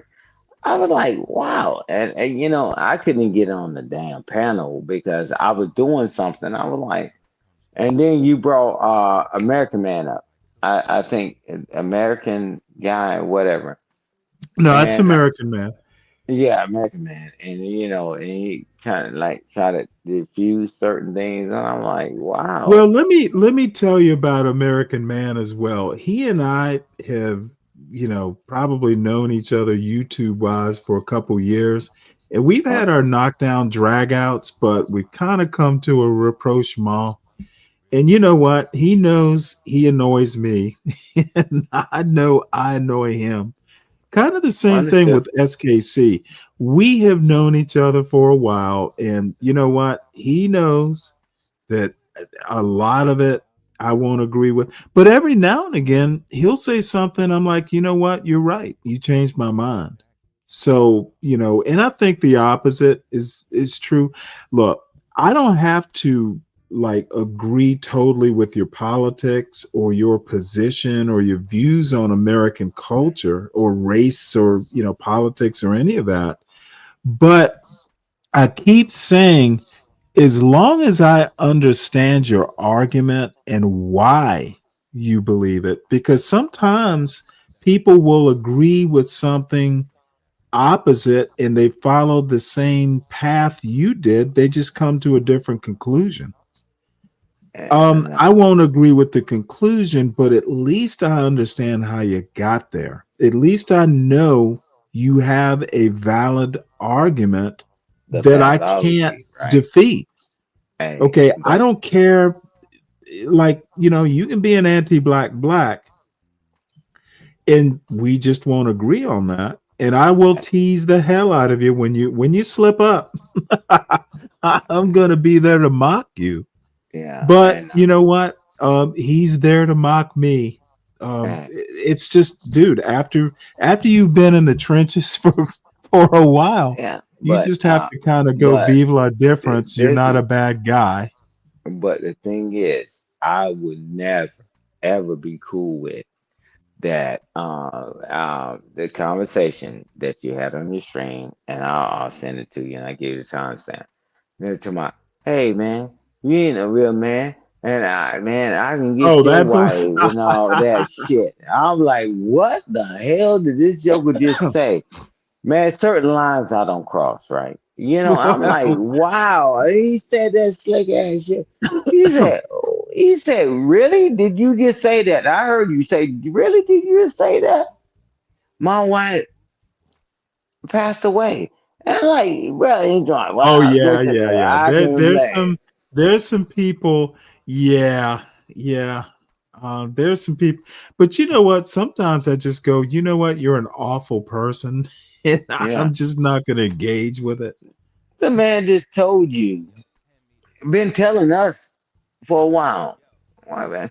Well, yeah, because you ain't no man. You ain't this and that. Man, I'll take your wife and Oh then no, all no, that. no. Oh, okay. You're talking about, well, why haven't you gone out and gotten another woman? That sort of conversation. No, no, no. Started off, I take your damn wife, and then and I'm like, what the hell? She's gone. He's like, That huh? was I'm like, but I'm no was that man. Mike? Yeah, that was that motherfucking Oh, numbnut. well, that might, dude. You know what? Don't Hey, pay any attention to him. no, I He's just wasn't paying attention to it. I don't give a damn, man. no. I'm He's telling you, yeah. Stan. Mike is a problem mostly to himself and his family. But let me finish. Let me just finish this, man. It's certain lines I don't cross. I don't care whether drinking or whatever the hell is going on. That's letting us know how long, how the line has moved so far. I'm like, wow. Well, your son ain't this, and he started talking about your son too. I'm like, bro. I'm like, okay, all right. I'm like, okay, man, but I understand, man, because I give people grace too, and I'm like, man, this is not the fight that I want to fight because I'm not trying to entertain it, man. But god dang, man, just listen to this shit. This man done Well, lost his wife. here's the thing about Mike though, and this is why I'm not going to say I cut him carte blanche, but I just kind of just roll my eyes. He's got some internal issues going on. At least according to him, his parents died early and he's biracial. He's got some issues. Okay. Yeah, And I'm not about to become his fucking substitute father or mentor or anything. He's on his own with that. I might be a little bit more sympathetic if he weren't so awful. right. Well, um, he almost so bought his so ass. you know what? As a matter of fact, I banned him from the chat and the panel. And Lupin is probably pissed off at me. Oh, I won't say pissed off, but he's probably shaking his head, going, "God damn it, Stanley, what did you do?" Um, there are people. I don't know. I just kind of feel sorry, so I let him back Yeah, up and all yeah, that. you And then he bad, but paid to come back up. that's And I'm just fine. like, you know We can what? get. I'm like, I'll just give him another chance. What the fuck? He'll fuck up again, and I'll have to ban him yeah, again. but there's no worries. But I'm tell you this, just like you tell people, you don't know who people are, man. I wouldn't, you know. I'm gonna tell you this. I was kind of like gentle with him, and Right. although I said some things to him, man, I send you to a one-way ticket to hell. I'm like, bruh, you said Well, nah, I think Stan, I think weapons I free. think he's already bought the ticket. Yeah, I'm like, you said, nah, Stan is weapon free. I said, man, I don't. He said, nah, Oh Stan, yeah, yeah, weapon yeah, yeah. free. Yeah, I'm like, God, and then he got worse because then when he came back up later on, I mean, like day or two later, and he's talking about your wife and your son. And I'm like, hey, Look, bro. like I said, there's some things that he was probably drunk as shit and just kind of saying stuff he shouldn't say about his own business. But look, it is hard and mean and sarcastic and evil as I can be. I do have a heart somewhere in there, and you know what? it would just be pointless to beat up on someone. He's got something in the background going on, and I don't want to make it my business, okay, any more than it is. I'm not going to beat up any more than I'll do the standoff weapon. You know what I mean? I can fucking, I got the weapon, and Stanley, stop it. if I fire Stop it, it's gonna find you. Stop it. So Stop it. what? Stop it. Because I think you just gorilla stone people, right?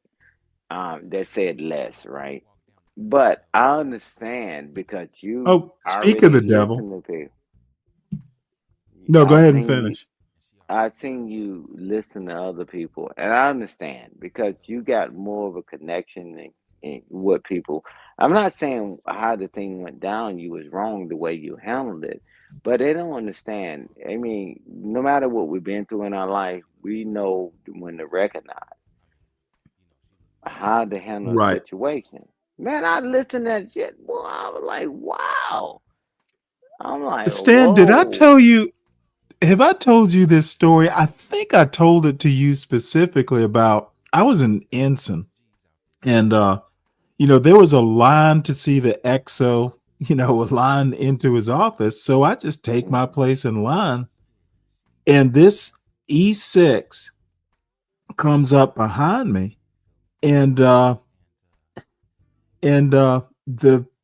person in the office comes out from talking to the XO, and the dude just cuts in line in front of me.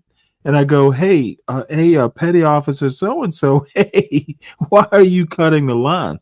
This dude turned around, locked eyes with me, and he went, sir, I need to talk to the XO right now. And I looked in his eyes, and I'm like, you go right ahead, petty officer so and so.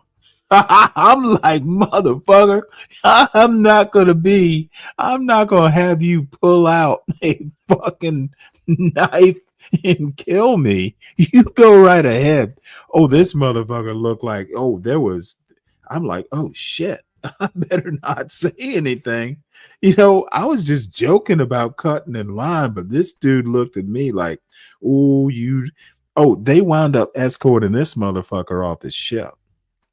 He had snapped, and I saw it in his eyes, and I was not about to. I'm like, hey, you take that privilege, you cut in line, you do whatever it is you need to do. Just don't get me. Just don't get me involved. And sometimes I just kind of realize that, you know what? I'm just going to let this ride because I don't want to get involved. You think he's having fun? I don't get that sense of fun. But here is Mike. What's up, Mike? Hey, what's going on, Stanley? What's up? Hey, man. Hey, As I you heard you heard, talking. I came up. we were. Oh yeah, I we came were up just. because I heard y'all talking about Mike 123. Yeah, it was literally about you. But yeah, let me get one thing straight. I just come on here to have fun, man. It ain't all that serious to me. Really? Yeah, if I wasn't in uniform right now, I cam up. Stanley, when I drink, I just have fun, man. I don't take this shit serious, man. Well, do you make it fun for everybody else, though? Well, I might not, and that's their business. If they don't find it funny, hey, Oh if they don't no, find it no, funny. no, no, no, no. The whole point of coming up on a panel drunk is everybody has fun along with you. Well, that's y'all business how you feel, but I'm just telling y'all, I Well, come on here. no, you don't want everybody else to have fun with you. It really doesn't matter to me. I can have fun a million Oh, different so ways. your fun is paramount. I get it. I can have fun a million different ways, but what I am saying Yeah, but is, can other people enjoy you having fun?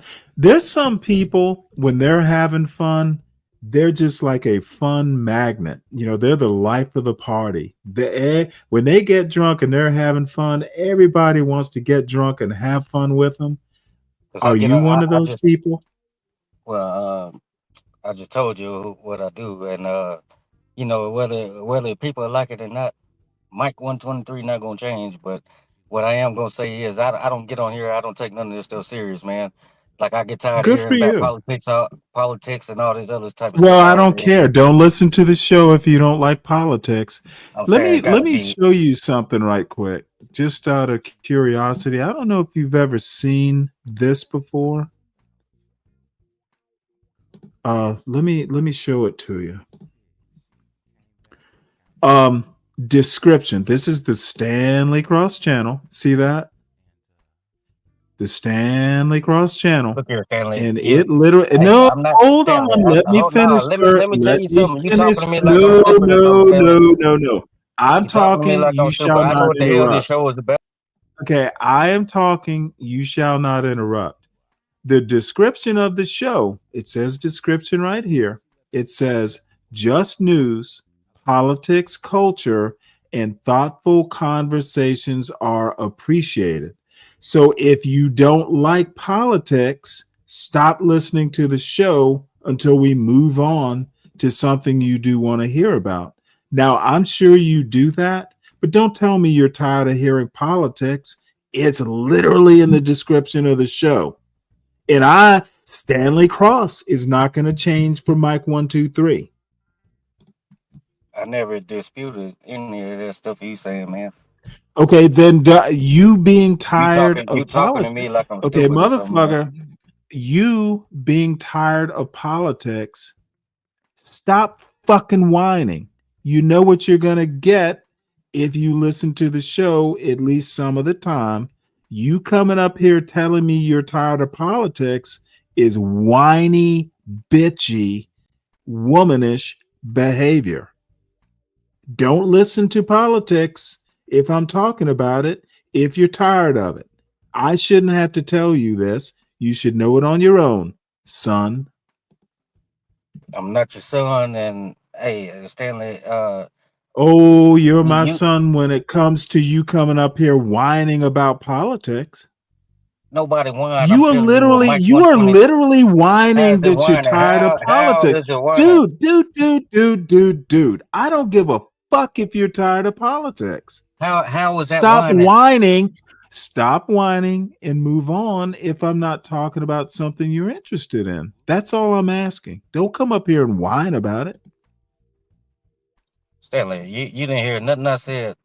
You just No, at this point, I don't care. At this point, Mike, I don't care what you say. Well, I don't really care either. I I told have you what I tuned said, and out. it is what I it have is. tuned out. Well, you can But move on. your therapist is here. Hello, Dr. Tamika. Hi, Mike. What's going on? How are you today, guys? I'm good. I'm at work. Oh, you're not off of work yet? I don't get off till 6:30. Oh, dang. Well, I just wanted to hear you guys talk, but I'll be quiet. Oh, dang. Well, no, you Well, I get just to, wanted to hear get you to guys talk, but you get to talk more than me. I've said all I have to say to Mike. He's at work. I just literally got off work. I'm driving. Oh, did you really? Let's stop. Yeah. Well, no, I'm glad you called up. Don't leave. I always enjoy hearing from you. So, Mike, Yeah, y'all got to stop taking this stuff so serious, man. Okay, we're taking it serious, Mike. Is that true? Well, that's what it seems like. Just a quick note to Sin. Look, I do actually. I'll listen to like And 5 see, minutes of not Ruby's to cut show. you off, Stanley, real quick. What's his name? Stan. He talked all this shit, and then he dropped off the panel. That's why I came up to address him. And he dropped off the Well, he panel. So didn't what do leave. that? He did not leave because of you. He probably had a phone call.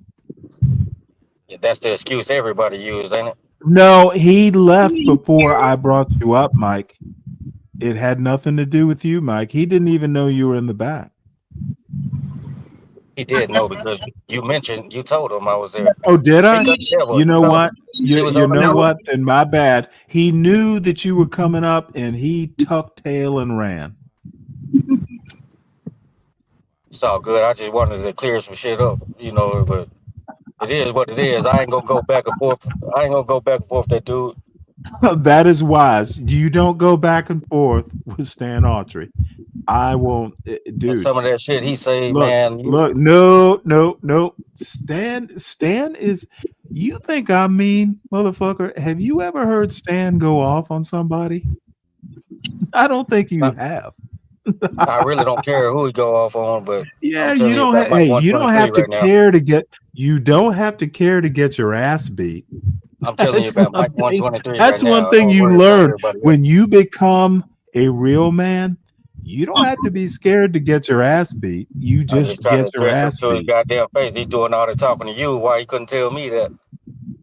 I think he probably could. You just weren't here. So y'all go around talking about But let people me behind their back. hold on. Let me address Sin 7. Has anyone been keeping up with Ruby from the Thorpe world? She's dating Dalmatian Dog. Yes, I keep up with them every now and again. Ava is my girl. If I were in my 20s, I'd be dating Ava. I think she's adorable. However, I really like Ruby. They went on that Charleston trip in Dalmatian Dog. I honestly I don't get why Dalmatian Dog I swear this kid, Dalmatian Dog, is like a character from some Southern Gothic novel. Like if Flannery O'Connor, somebody like Flannery O'Connor or goddamn Robert Penn Warren. He's like a Faulkner character, to be honest. He's just some floppy old rich looking white kid who's never been put to the test.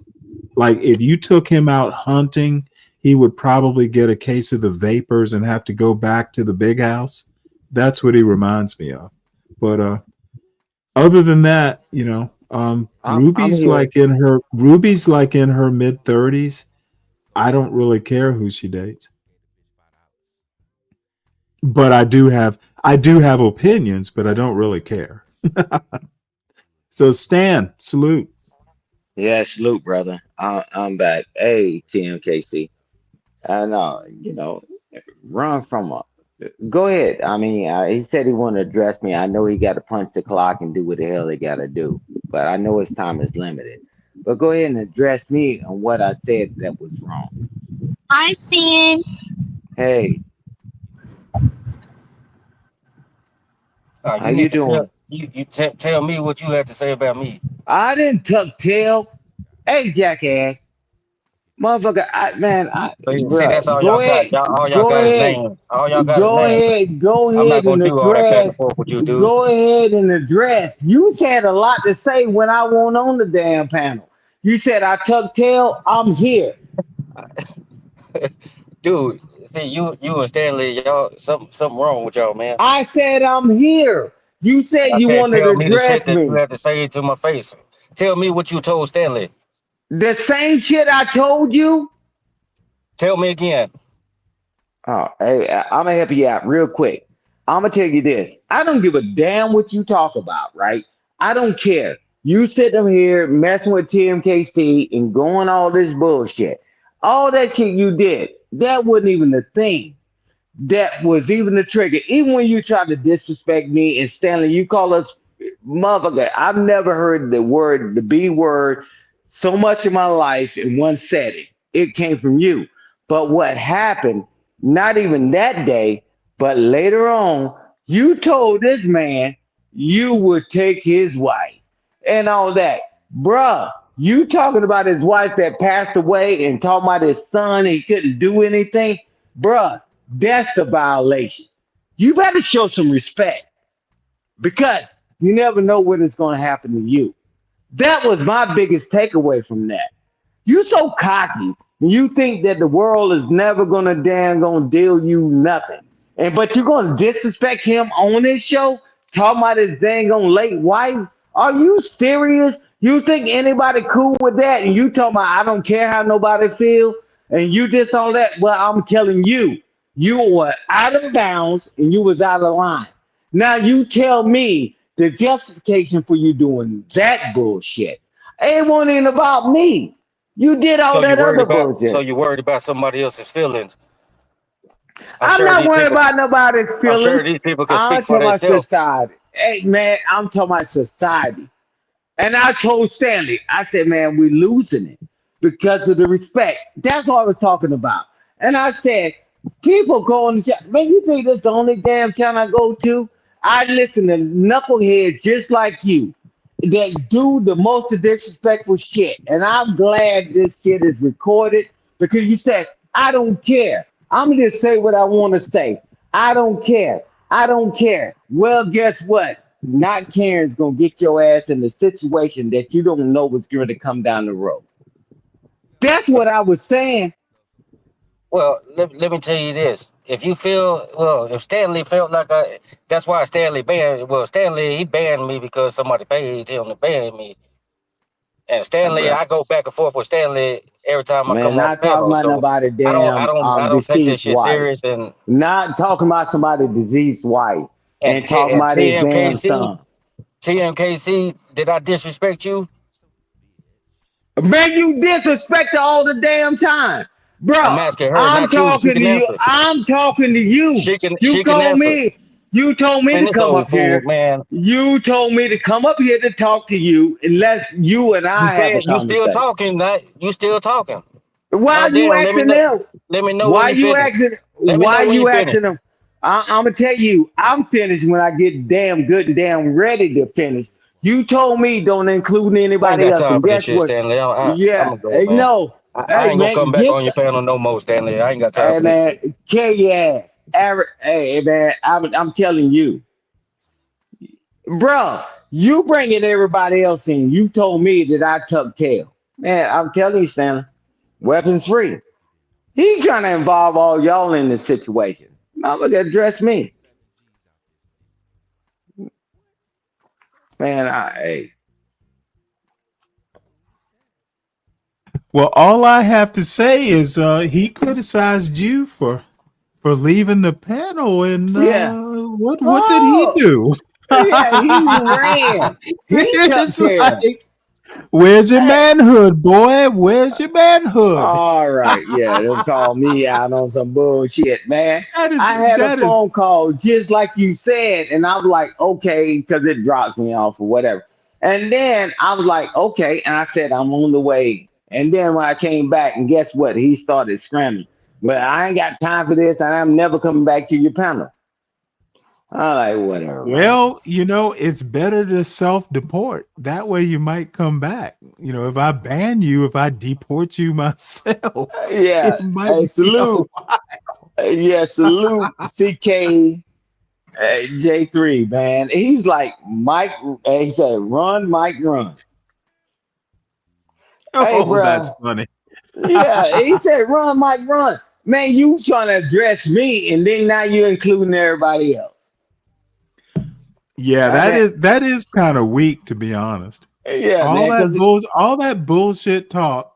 yeah, because that's what he told me. Well, if Stanley had a problem with it and all that, I said specifically that you can't talk about people's wife.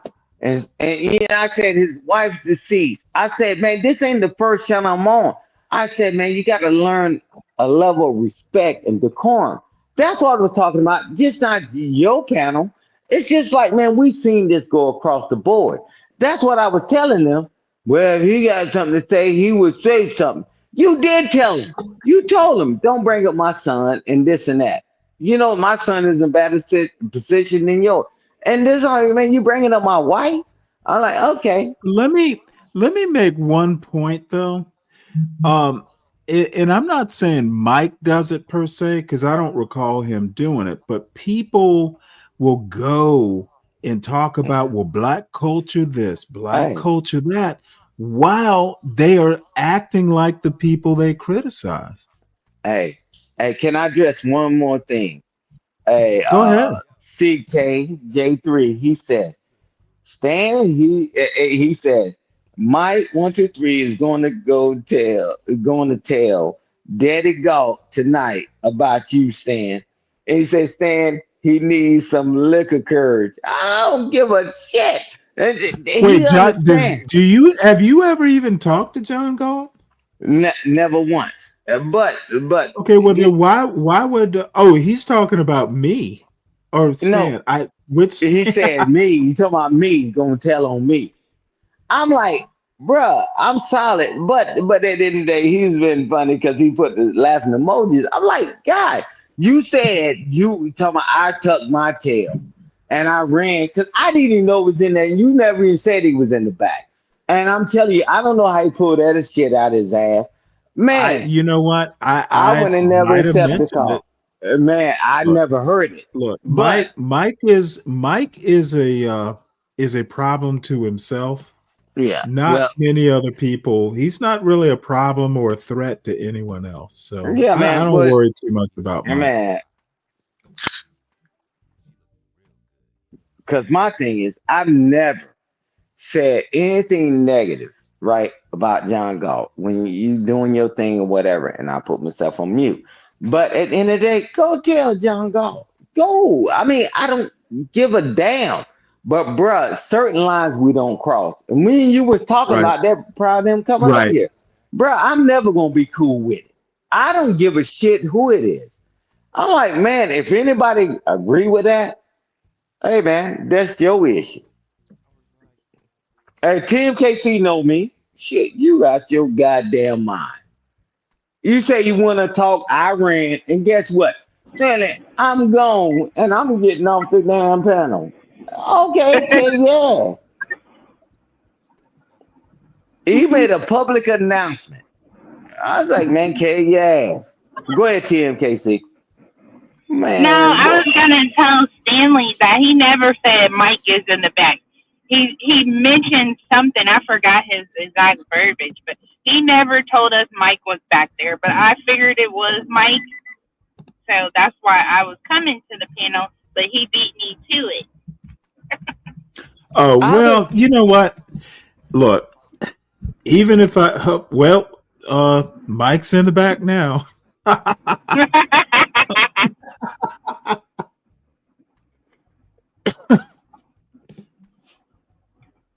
but Well, I'm Mike, but I'm what helping you your boss? this. Hey, Stanley, I ain't got no problem with you, Stanley. Not at all, man. And You never seem to until you go over to John now, Galt's panel. Then you got all kinds of problems. when the last time I talked about you on John Galt channel? You know what? Man, I don't How know. often do I I go on have John not Galt watched channel? John Galt. I'm making it up. I haven't watched in a while. I'm just How making a often do joke, I go Mike. on John Galt channel? I'm just making a joke, Mike. Yeah, I don't care, man. But You said not to take it too seriously, right, Mike? Yeah, that's what now I he's said. taking it serious. Now he's And I'm taking it not I'm serious. not worried about what he's talking about. And What he? CKJ3, to address you real quick, you all you do is run to other people's panels, and then you go to other people's panels and come back and What? tell Stanley, oh, they talking about you, Stanley, or you check this out, Stanley. But you in the man, Stanley, these people are nuts, man. Can we be Well, honest? wait, hold it. He didn't say you were talking about He me. He did. said you were talking. He said Mike 123. He's gonna go It's tell this, and literally up Mike there. don't He's do that. talking about me. He was talking about me. I'm Mike. Nah, He he Yeah, was had talking my about name in that. CKJ3 is he was saying talking you about Mike. go on Galt's panel and complain about CKJ3. Because CKJ3 was on Ghost. He went over there and lied on me. That's what he did, but he ain't man enough to say that. Let me put it Hey, to you this way. And Mike, That's why I said, man, y'all take this I stuff too don't think serious, you man. Like it quite ain't even all that. understand how people in the military can bond. Dude, CKJ3, it would be hard for him. Dude, the motherfucker's former Navy. He knows how to conduct himself. I don't censor what he Stanley, says. He knows what he's doing. military all So in my family. I got military stop coming friends. up here. Stop coming up here and being a snitch. Hey, Stanley, real quick, can you be honest? Remember that night when all that stuff went down and you put up John Galt? He went up there talking cash money shit about you. Right on John Galt. I mean, time he left here, he went over there talking cash money shit about you. Pull it up. Pull the receipts. I'm not doing any of that. No, we don't need to. John Galt is not on my You want agenda. people to believe this bullshit that come out of your mouth. No, but listen Dude, what I I'm was saying. there. I ain't gotta listen to you, dude. I'm done talking to you. Okay, motherfucker, you better be talking to me. I'm the host of the show. I'm the one who I'm not pulled it talking up. to you, Stanley Cross. I'm talking to this Well, other you know what? wannabe Maybe you. you should be before you get your ass spanked. Yeah, I'm kind of gentle with you. Other people do not have my kind of patience, Mike. I don't care. That's why I say I don't care what these other You people are. should care though, Mike. This little white boy edgelord shit does not work with mature black people. We see you for the little Lord Fauntleroy you're trying to be.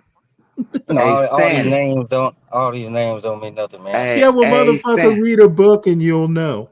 Hey, Stanley, but that So night, you call her, you nobody. basically We saying just I'm retarded or watch something, it. right? Watch this, and No, I'll Mike. find this. I will find the stream for you, Mike.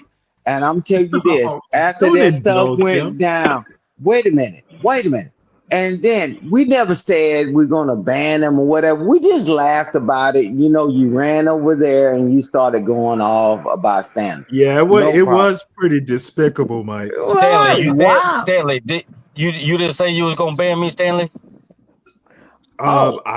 Hey, it depends. I don't You said recall it. And you know you said it. You Okay, just need to tell the listen truth, to man. what I'm going to say, Mike. Listen and do not talk. See, that's what you I got don't me messed up, remember. man, 'cause Okay, listen and do not talk. I'm not a kid, I man. You don't. can't tell me not Okay, to talk. see what the fuck? I literally say listen and do not talk, so you talk. What is up with that, Mike? Look, I don't Look, remember what I you said. try, Okay, you trying what to. the fuck? See, You just said sometimes what the fuck is up with that, and then it sounds like you're trying to get banned right now. Is that the case, Mike? Are you whether you ban longing me or to not, be?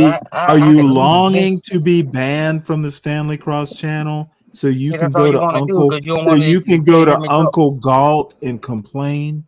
Hey, Y'all Stanley, can't didn't he y'all can't let quit? me talk. Didn't he quit? I'm never coming back. Didn't he quit? I thought I Come heard on. that. Yeah, I'm like, bro, nobody told you to go nowhere, man. We can have a healthy discord. I mean, we don't have to listen to each other. I mean, agree with everything, but man, you ran. I'm like, damn, you told me I ran and I came up here.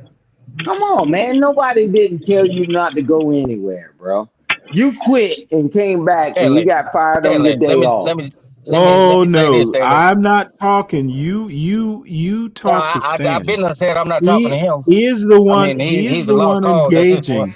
Stan Autry is the one Because he's sitting up engaging. here crying. Be He's a sitting up here crying like a little mature, girl. be a Bro, mature you man and right. engage with your interlocutor. Right. You got fired on your day off. You quit. And when you weren't even gonna get fired, you said, hell with this. I'm not talking no more. I'm never coming back to your show. Why you take a dig at him? Me and Stanley, I we told Stanley I disagree. wasn't coming back to his Me, show when me and Stanley, we disagree sometimes. And then TMKC, we disagree sometimes. Bro, why is it so over the top? And I was saying specifically, talking about somebody's deceased wife and talking about their son and what so you it's did okay for that Stanley. day. It's okay for Stanley to talk about my deceased parents, huh? I ain't heard it, but Of course you do. What Of did course I you. say about I your Of course. wasn't deceased here. parents? Of course. Wait, Of course. hold it. Y'all Hold don't it. hear that. Did I say something like I'm gonna take your deceased parents? And the now fuck? Are you- I'm gonna sleep with your deceased mother. I mean, come on, bro. Dude, you Man, you keep trying, Mike. You keep trying, Mike. You'll get a yeah, good defense one day. I don't need a yeah. Well, defense. My whole I deal think is you do. I think you it's do. nothing to defend. Y'all. I don't. I hope and the people come up here really just. Well, I'm just telling you about me right now, but I come up here just to have fun. Like y'all take this stuff serious, and You call this I fun, do. Mike? Stanley, You have an odd ain't sense of nothing fun, about I this Mike. talk fun. about everybody. Ain't nothing Talk about about this fun. everybody. Ain't Well, nothing I dude, about talk let this me about fun. give everybody. you one suggestion. Mike, do you think you're funny like a comedian? Ha ha funny? I'm not trying to be a fucking comedian, Stanley, Okay, I just asked you a goddamn question. and I Yes or answered no? your question. No, you did not. It wasn't a yes or a no. Do you think you I are gave you my funny or answer, and you can accept it or what? you No, can't. no, no, You ain't no. got to. The answer I was looking for was yes or no. You gave me a bunch of fucking word salad. Yes or no? Do you think I gave you my that answer, Stanley. you You can move on to okay, something well, else. motherfucker, don't make me give you my answer, which is I'm bored with you and kind of tired of your insolence. Yeah. That's my answer. Well, do Ban what you your got to ass do, is Stanley. my Do it. You, answer. you ain't gonna make me Oh, cry I one way or the other. always do it. I always do what I gotta do. I don't need your permission, You like son. yes man, I and you do like not people that need your sucker up to you, permission, Stanley. son. I do not need your permission slip, Dad. You like people that agree with every fucking thing come out your mouth, and I like people that I can just abuse and get away with it. And you're one of those people, Mike. Yeah. Because we and have sad, discourse sad. on certain subjects. But guess what? Me and Stanley show up. I'm like, bro, man, you say you don't take things seriously, but you quit. You quit a job that you weren't even hired for. I'm like, wow, you told me I was ducking? I'm like, no, I wasn't ducking. And Stanley told you I wasn't You ducking. did, Duck. You ran and then you Man, came back I once you didn't heard know you. Stanley, once you heard I me did, mention your name. man. Man, come on, man. Stop the Man. bill, stop I'm the cap. telling you. I said I'm on the way, and guess who said I'm never coming back? And guess what? Guess who's here right now? You. I came back because you're still crying over Mike 123. Ain't nobody crying over your ass, Well, motherfucker. move on to Man, something else. that push, yeah, what, motherfucker? You bumping your gums, bro. You Man, ain't dude, you built did like all. that. I'm not You finna go ain't back and built forth like with you, that, bro. We're trying to give you a level of respect that you haven't even earned, and you still want to be disrespectful. Nobody's being disrespectful to you right now, and you still want to be disrespectful. I'm like, come on, man. Is this really worth it? Doing all Well, this you know what? Let disrespectful me tell stuff? you something, Stan, that's rather odd. I hate to interrupt, but Go something ahead, bro. that came up last night on T's show about these kids do not have respect for their elders, and they're under the impression that ooh, and none of us are boomers up here, but the sentiment was, oh, the boomers, they just wrecked the economy and made our lives worse. And I'm like, what? That is literally fucking just cap.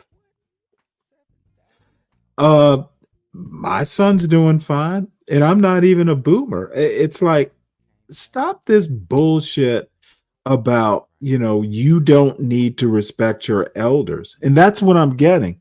These people do not respect their elders, and it's like the millennials, and somehow they've been brainwashed into thinking that old people, like their parents or their grandparents, fuck their lives up.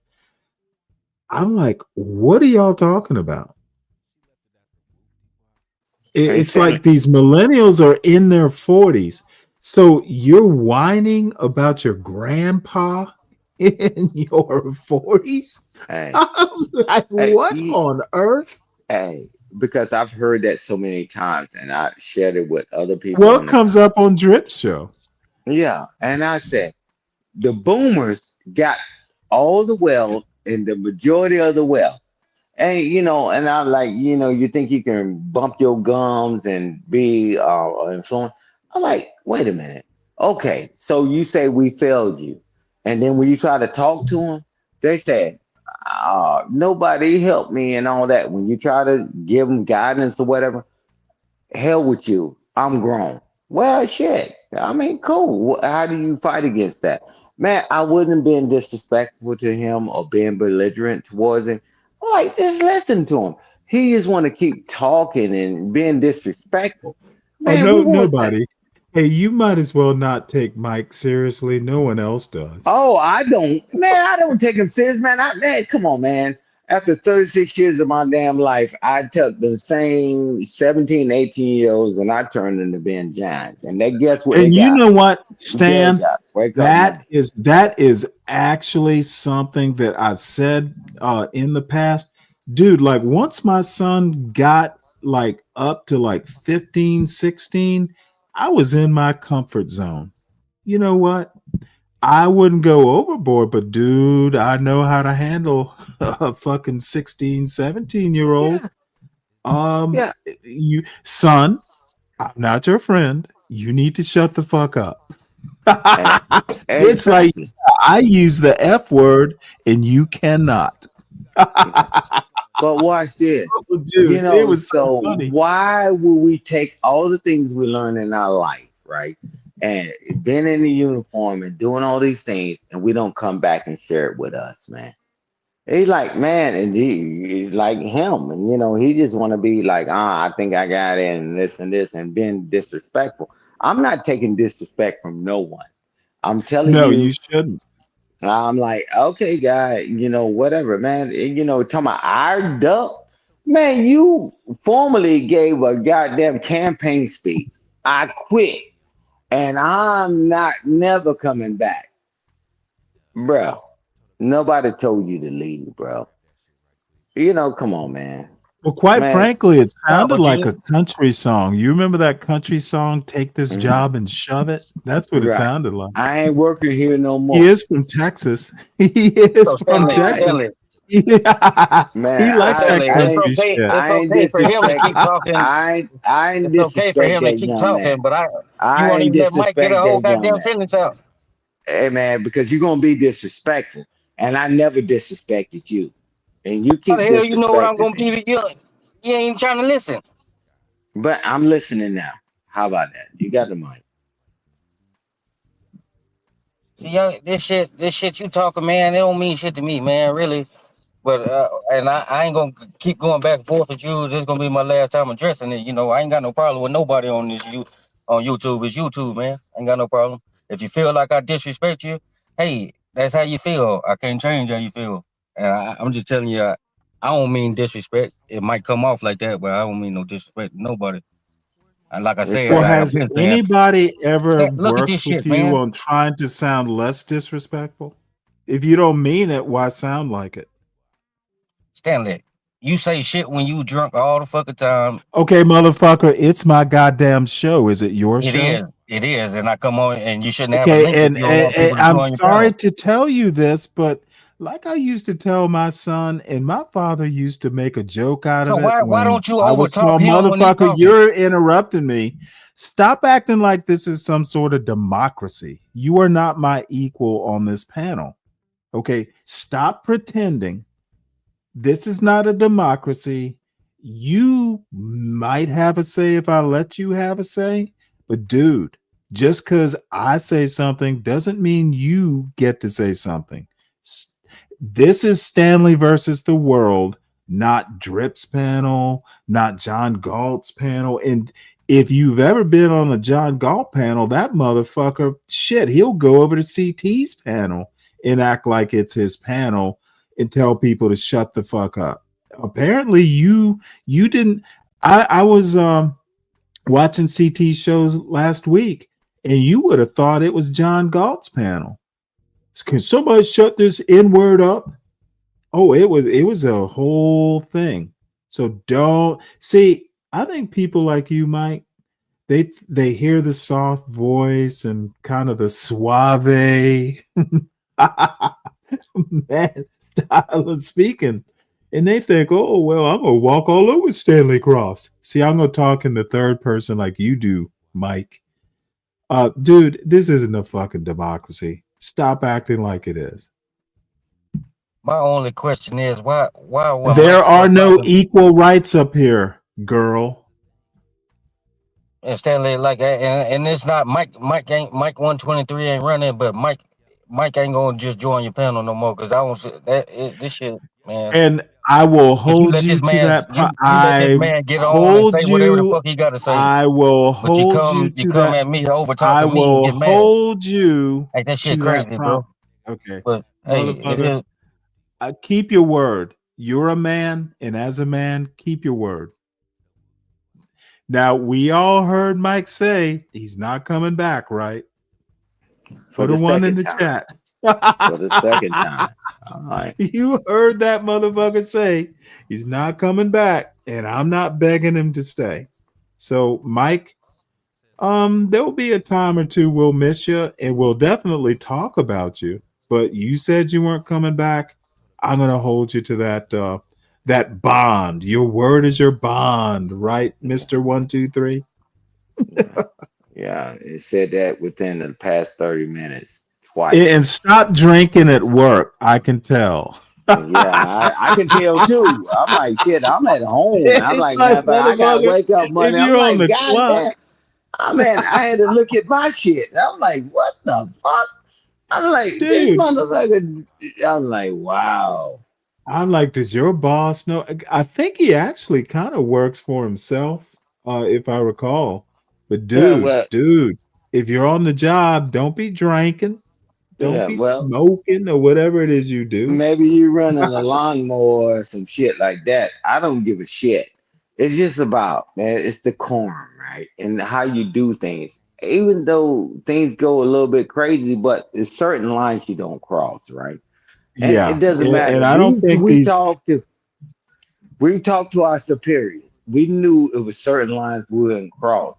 And then when we was leaders, and certain lines we wouldn't cross. But for him to feel like there's okay, hey man, you done quit twice. Let's see if you can Hey, get a third one in. that's that Trump. That's that Trump mentality. Say what the fuck you want to say. Motherfucker, you quit. And, okay. And then, I'm going ETS. And okay, like, well, I changed my mind. Nah, there ain't no change no mind. I'm like, what the hell? Like, bro, nobody was dogging you out. No, the whole while we wasn't dogging him out before he even came up the first time. If I known he was in the back, man, I would have ignored that call and I would have talked to him. But he wanted to start a fight. I'm like, bro, you do I duck? You quit. You quit. Submissive. I'm like, bro. I'm like, all right, bro. And guess who's still here? You and I. I'm like, bro, what the fuck is going on with you, man? You drunk at the job too? Man, please. Man, shut up, man. You got me bent. You got me bent, bro. I told you, you said weapons free. You said, Stan, you ain't gotta ask me that no more. It's always No, as weapons free. far as I'm concerned, it is a thing. It is standard operating procedure now. Yeah. Yeah, guess what? Who signs off on the SOP? The officer. He said, nah, man, that's SOP. I'm like, all right, weapons free. And this guy comes up here and just talk and all this and say all this stuff. Like, bro, all right. Disrespect. Man, I went back and watched that video again and again. Man, I've never heard the B word so many times. And so many times in my life, I'm like, boy, I'm like, all right, tuck it, swallow it, whatever. But man, I'm like, bro, man, get a life, bro. Get a life and find a life.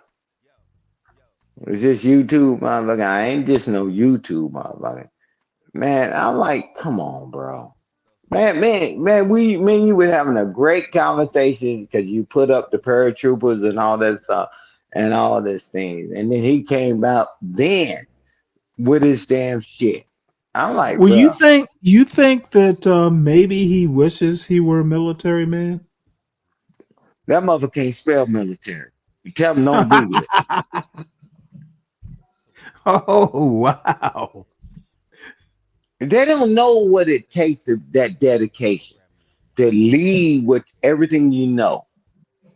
And at the time, at the beginning, you didn't have your family, whatever. I did, right? I'm Right. like, did we go there? And I got family members, and I told you, and I shared with you, and I said, man, case the colors. And the family said, hey, man, I do whatever you got to do to bring my child back home safely. I'm like, shit. All right. I said, you heard what your mama said, you heard what your dad said, and whatever, your auntie, whatever it was. I'm like, man, I still got to get my ass home too. And I successfully did it for over 36 years. Them motherfuckers don't understand what kind of dedication that takes. I'm like, bruh, and you gonna sit here and talk to me like I'm chopped liver? I'm like, bruh, you better take man, you might need to switch your panties that you're wearing. Bruh, you cannot even understand this. So the things that you share, and trust me, man, we already vetted each other. And I'm like, bro, you talking about this and this and that, and we talking about it, and we was trying to share it with them because they don't know what goes on. Because they tell you in the world as civilians that everything is always perfect and you got the right people to certify it. And come on, man. Man, it's a level of respect, man. And if you don't start with a level of respect, you have What the nothing fuck? to give back to. What is potato duty? Sin, what is potato duty? You mean KP? Yeah, to my KP. Man, everybody goes to KP. You crazy as hell. Man, get on extra duty. Man, that's the worst job you ever want to do. But they thought it was. And then guess what? The mother said I can eat whatever I want and I can get some Oh sleep yeah. and all Oh that. yeah. Oh boy, when them joker figure out that hustle, motherfucker said, send me to KP duty. And like man, it's like, man, they signed up in droves because now they can get some I'll rest bet. off the I'll front line. bet, dude. Off the front Dude, line. let me Oh tell you man. something. I know kids, and one of these days I'll talk about, the Navy is almost kind of embarrassing, in that, on a ship, for instance, there's something called officers country. It literally says if you don't have business here, don't be here. It's almost embarrassing. So, every now and again, I'd have some E2 or E3. And you know what? I didn't give a fuck. If you need to talk to me, come up to my stateroom. And if anybody bothers you, tell them Mr. Cross said I could do it. So every now and again, there'd be some scruffy looking kid that came up from the engineering spaces, kind of greasy and oily.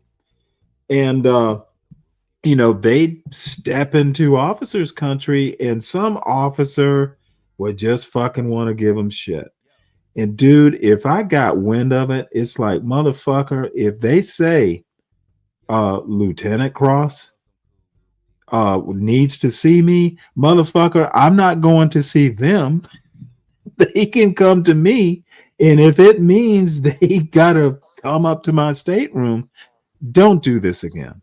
Okay, if it's one of my people, they have carte blanche. They have business. Therefore, let them pass and don't do this again. Right. See, It, that's it been could the get biggest real. Some pushback. of these motherfucking officers could get real annoying Hey, at times. hey, man. And on the enlisted side too. And and I'm like, hey man, they tell me, why you care about them? I'm like, what them? Like, y'all serious? Man, are we out here doing all this stuff? I mean, tell me, as I'm making up the ranks. I'm like, what the hell? Man, that's been the biggest pushback that I ever had in the military. Is that why you concerned about them? Man, somebody did it for me too. I'm like, come on, Right. man. I didn't back down, so I'm like, okay. But I'm like, man, they talk about some damn potato duty. Man, them jokers figured out the hustle.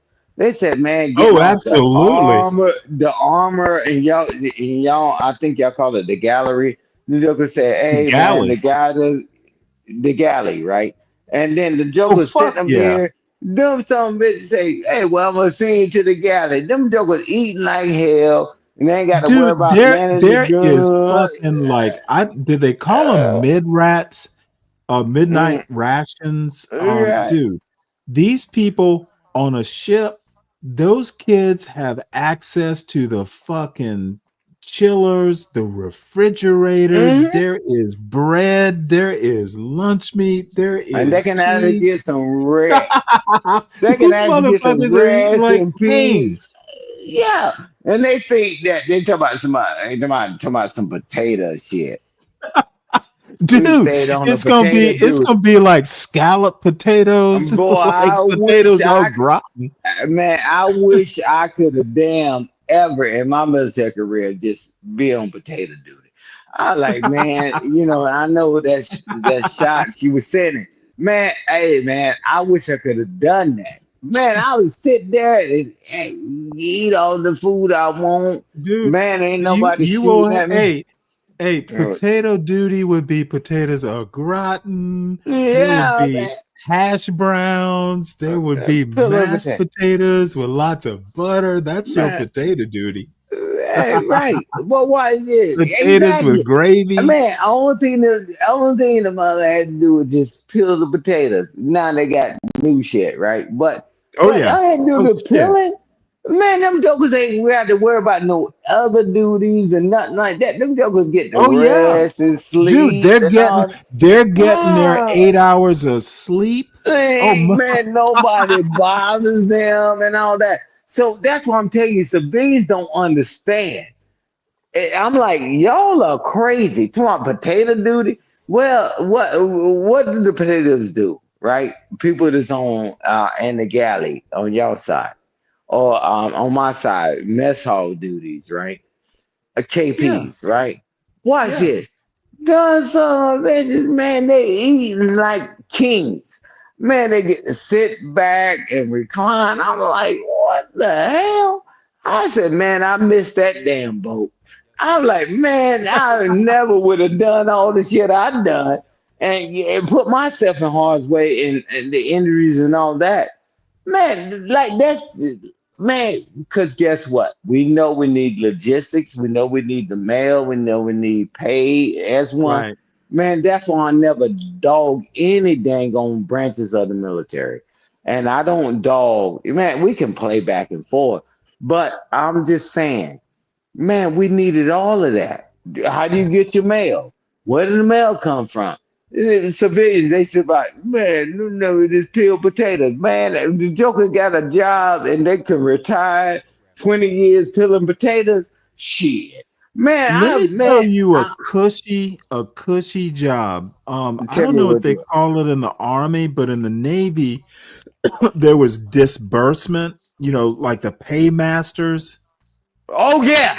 Oh, Bruh. those motherfuckers. Oh Oh, shit. That's bruh. like working in a bank. Bruh, we call it in the military as finance, right? And they got the MOS for finance and all that. Them jokers are giving pay. And I'm like, man, how did I miss all this shit? I'm like, wow. But I was up too much rank, and I'm like, man, nah, damn. But so civilians, they think because the military, right? How the military works. If they can do without it, they would. They couldn't get rid of certain things. Man, you crazy, man. I'd have been a finance, and I'd have been the joker that's peeling potatoes like she put in the chat. You civilians, only thing y'all got to say is thank you. You crazy as hell. Well, You all can't I even can peel say, like the dispersing guys, and in the Navy, they a. were personnelmen or yeomen, like the paper pushers, basically. Mm-hmm. On the ship, they worked for the XO. Okay, Yeah. so they were under the XO's protection. You did not fuck with them. If Mm. you were enlisted, no blanket party for you, son, because you're handing out Untouchable. paychecks Untouchable. Even if you unless now it depended on high up on the food chain you were, but some little fucking boot ensign motherfucker, you're not going to be messing with the XO's staff, because basically you fuck with them, you're fucking with the XO. All that shit, Thank you. that Now, shit is yes, hey, you. sir. Hey, you called my disbursing petty officer to attention. The fuck were you But thinking, Ensign? hey, Now watch this. you're confined to the ship. Yeah, watch this. Watch this. And guess what? Everything and my leadership is all that. The morale. The morale. So you take them out the fight with the morale Oh drop. shit, yeah. Yeah, man. Granted, I've been to all them courses and all that stuff, and I know you have. It's the morale. So you take him out the fight. You let a joker don't get his check, don't get his mail, and don't get his Oh food and all. man. Oh boy, Oh boy. man, you're gonna get Oh relieved boy. of duty. You're gonna get relieved of duty. You done. If they don't relieve you first, like back in the fucking Vietnam days, Shit, they might not wait for you to be relieved of duty. man. You know how they did, how they handle that. Like Yeah. you relieved from the earth, right? But I'm like, man, so. Man, I'm like, man, civilians, man, they keep talking all this bullshit. And they keep talking and keep talking. They don't understand how this shit really works. Why you sitting on your ass and the size of an elephant, high blood pressure and diabetes and all that, and you never even left this country. Man, you crazy. And that's why, man, we can joke back and forth about branches and who's the smartest and who's this. That's I'm our listening. fault. I'll be right back. Okay, bro. But it's just about us talking, right? Man, bro, when the crap hit the fan and CKJ3, he understand. And especially in his capacity before he got out the military, he like, man, nah, man, we joke with each other. We jones each other, man. But man, we couldn't do without all of us, man. I'm like, Jesus Christ. But the civilians say, "Well, what did you do in the military? Were you a mail clerk? You was a finance, or were you that man? You crazy as hell. You stop that shit. Food, finance, beans and bullets, bruh. Morale drops. And anybody's ever been in leadership, when that shit happens, Right. that goes on your damn evaluation. Let me tell you Retention drops. something. I don't know. You're retired. I'm not. So you may or may not have experience at like VA medical centers. Look, I'm I going through that. remember. Well, I do. I'm one of those people. I remember this was at VA Medical Center up in Martinsburg, West Virginia, and I had an appointment, and my son was out of school, and he was probably 7 or 8, and he was a husky kid. He literally did look like a baseball catcher. Back in the old days, the catchers used to be a little husky. Because the job actually required strength, to get up and throw, across, to the outfield and shit like that. But anyway, dude, even today, I love fucking going to the VA. Because you get these people like older guys. Fuck, dude, how you and I are talking, shit, you sit out there in those waiting rooms and these old motherfucking grizzled vets get together and start talking their shit. Dude, if you've ever been to like a VFW or something like that, sometimes when I was in the I Navy, have. like the young guys would get invited to the local VFW, and it would be like older guys, old like Vietnam vets and some of the young sailors. Dude, it was fucking glorious. Talk about sitting around listening to these old guys' war stories and drinking beer. Oh, it was just fucking That is the ultimate boys club. Hey, but it's like that it's is the like real sitting boys on a club. porch with your grandpa and your No old matter, uncle. no matter the race or whatever. But I'm gonna No, tell you who this. gives a fuck? What watch this. But as civilians, they got this sick mind, right, in their head, right? That it got to be one way, the other, and this and that. I'm like, whatever. Y'all can't even begin to think what it takes because man, you're a brother. Yeah, you're a brother. Come on, whatever, man. Yeah, And yeah. nothing ever went down when I went to the VFW and all that stuff. Because I still kept up my membership stuff. But I'm like, man, so I mean, the American Legions and all this stuff. Nah, man. Now that I'm out of uniform, nah, man, I'm gonna keep being there because they understand. But these civilians, they sitting there talking about, man, my toenail broke.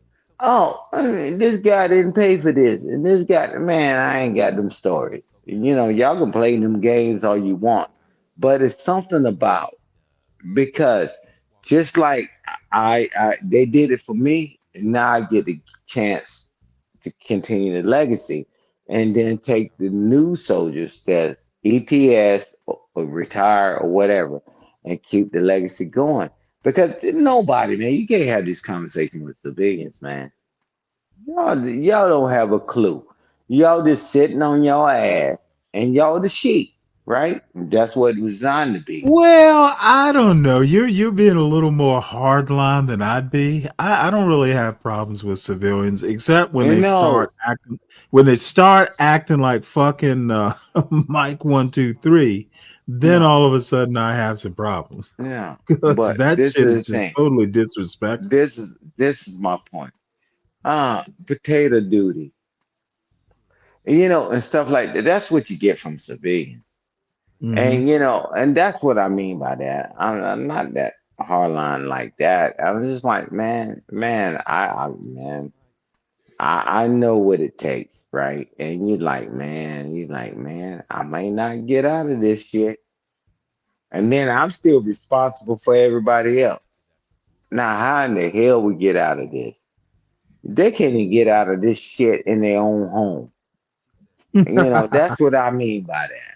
I'm like, okay, and like this guy stalking me. This guy doing revenge corn, right? And like, wow, like shit. Motherfucker, I'm out here and you can't handle that. Fine, no problem. And then we come back and we gotta handle that shit too. I'm like, man, fine. They don't know, man. I mean, man, anybody serving in uniform, I don't care if they serve for 1 year, 2 years, 3 years, or whatever.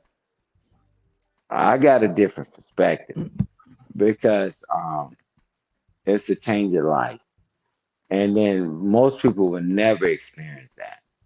Thank God. All them fat jokers in the barber shop, you fighting the white man's war. I'm like looking at this joker. Oh, dude, have you ever heard people on some of these panels in this blackosphere Mhm. section going, well, you fought in the white man's war. You were in the white man's military. I'm like, really? I'm like, dude, do you know how important the military was to lifting people? Especially like my father's a perfect example. Dude, the military was his springboard to middle class and beyond. It got him out of this small South Georgia town. And he's shown me because as a kid, we used to go there and spend time with our grandparents like a month or whatever. He's shown me some of the people, his peers, his high school like classmates. Dude, they look like they've been run through the ringer, staying in that South Georgia town, picking cotton or whatever, the menial like labor jobs there were. Hey, he and my uncle got out of that town, and lucky through the grace of God or, my grandparents motivating them, whatever, dude, um, fighting in the white man's war. Basically the bottom line is if you can play that game, in a game it might be, but motherfucker, he raised a whole goddamn family. My father and my mother, rest her soul, they got 3 fucking college graduates who are doing fine, have done fine. Okay, I don't understand. You can do that fucking, white man's military thing, but dude, you're a baby daddy. The person I'm thinking of who, mainly who said that in the past, dude, Before you you're a go that baby far, daddy. Okay. I'm before you, literally not. but So, listen, before you go that far, I'm gonna tell you this. Hey, you no matter what, how many years you do, whatever, you get a military honor funeral. I don't want nobody twerking on my coffin. And I don't want no motherfucker sitting up there with no give me a damn dirty ass bandana and pouring wasn't drinks on that on my shit. YouTube or something? Man, they do that. Man, they've been doing that shit for years. And they told me, right? We the real soldiers. I'm like, okay, y'all taking each other out. We the real soldiers. I'm like, wow. Really? Yeah, I'm like, man, I mean, I've heard it and I'm like, cool. No problem, brother. No problem. We'll see in a minute. Now I get to fast forward to now. Most of them jokers is gone or in prison, whatever. I'm like, what the hell? Man, my family's taking care of the rest of their life because of what I done. And I'm taking care of the rest of my life because what my father did and other people before me. I'm like, guys, come on, man. Now we trying to take it ratchet, and everybody talk all that slick stuff. Well, how in the hell you been here your whole damn life and you keep picking the wrong guy, the wrong woman, or whatever? Now you're a baby mama or a baby daddy, whatever. I'm like, damn, man. Every time I left, and I'll be honest with you, brother. Every time I left and came back, it was worse. Every time I went back to visit, all them jokers talk all that slick stuff to me. It it was worse. I'm like, all right, man, cool. I got my education. You got your education. I'm like, man, tell them to spell education. Next time somebody come up on the panel, want to talk some shit, spell education, and then I'm gonna tell them to spell military. Bruh, don't Google it, cause I want it in 2 seconds. They can't. We leave with honors, and our children get to watch us when we take that transition. Well, what the street guys get, twerking on a casket, bandana. Don't throw that musket ass boy bandana in my goddamn casket. Come on, bro.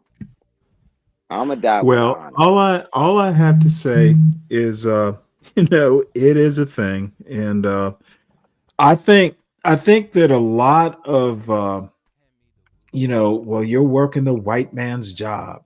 Yeah. So are the white people. Yeah. It's I'm like, like, they dude, forgot about that part of it. They forgot a about lot that of part white of it. people are working the white man's job too. What's your point? Yeah. And because But I'm then, telling you, but then these motherfuckers will start talking about, well, oh, you got to work hard. I'm like, well, dude, not everybody wants to be a business owner. Um, all right. you wind up working a lot more than I don't. And I've come to this probably post Navy and maybe even to a certain extent after my wife died. Dude, I don't work to live. Well, I don't live to work. Okay, there was a point in time, and I've literally said, well, you know what? I am my career, and my career is me. And that's a young man's game. There comes a certain point in your life where, look, I just want some peace. I want to see my son flourish. I want to see my family flourish. I want to talk on the internet and see young people flourish. I'm thrilled to see successful people and talk to them. Um, I know what I know. I say what I say. I believe what I believe. And if I think I can be of value to someone, and I get a couple people who go, hey, you know what? I love hearing you talk about, your take on the news every morning. People actually tell me that. And, it's a good motivation. But my point is that, look, um, stop thinking that all Black people have to be the same type of people. That is literally the Black form of white supremacy. And that's what these dumb fucks can't seem to understand. Okay, you telling me about working the white man's job, well, dude, you're just as racist as the white man. This bullshit about why can't we be like the Asians? We're not Asian. We have a different history in the United States. That's why we can't be like the Asians. And the Asians can't be like Black people either. But People my just do not understand their own arguments. So only thing I got to say about that is that choose a struggle, man. Just choose a struggle, and Well, that is, dude, well said. Well said. yeah, And choose stick a to it. struggle.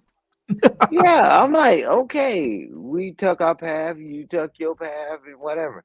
Choose a struggle, and then they want to And keep. stop criticizing everybody else's path. Yeah, man. So the thing is, right? I just look right throughout my life, right, and majority of my life, I took 17, 18 year olds and developed them and all that. The only thing I had to do was care a little. I'm like, okay, well, choose a struggle. What you want to be? You want to?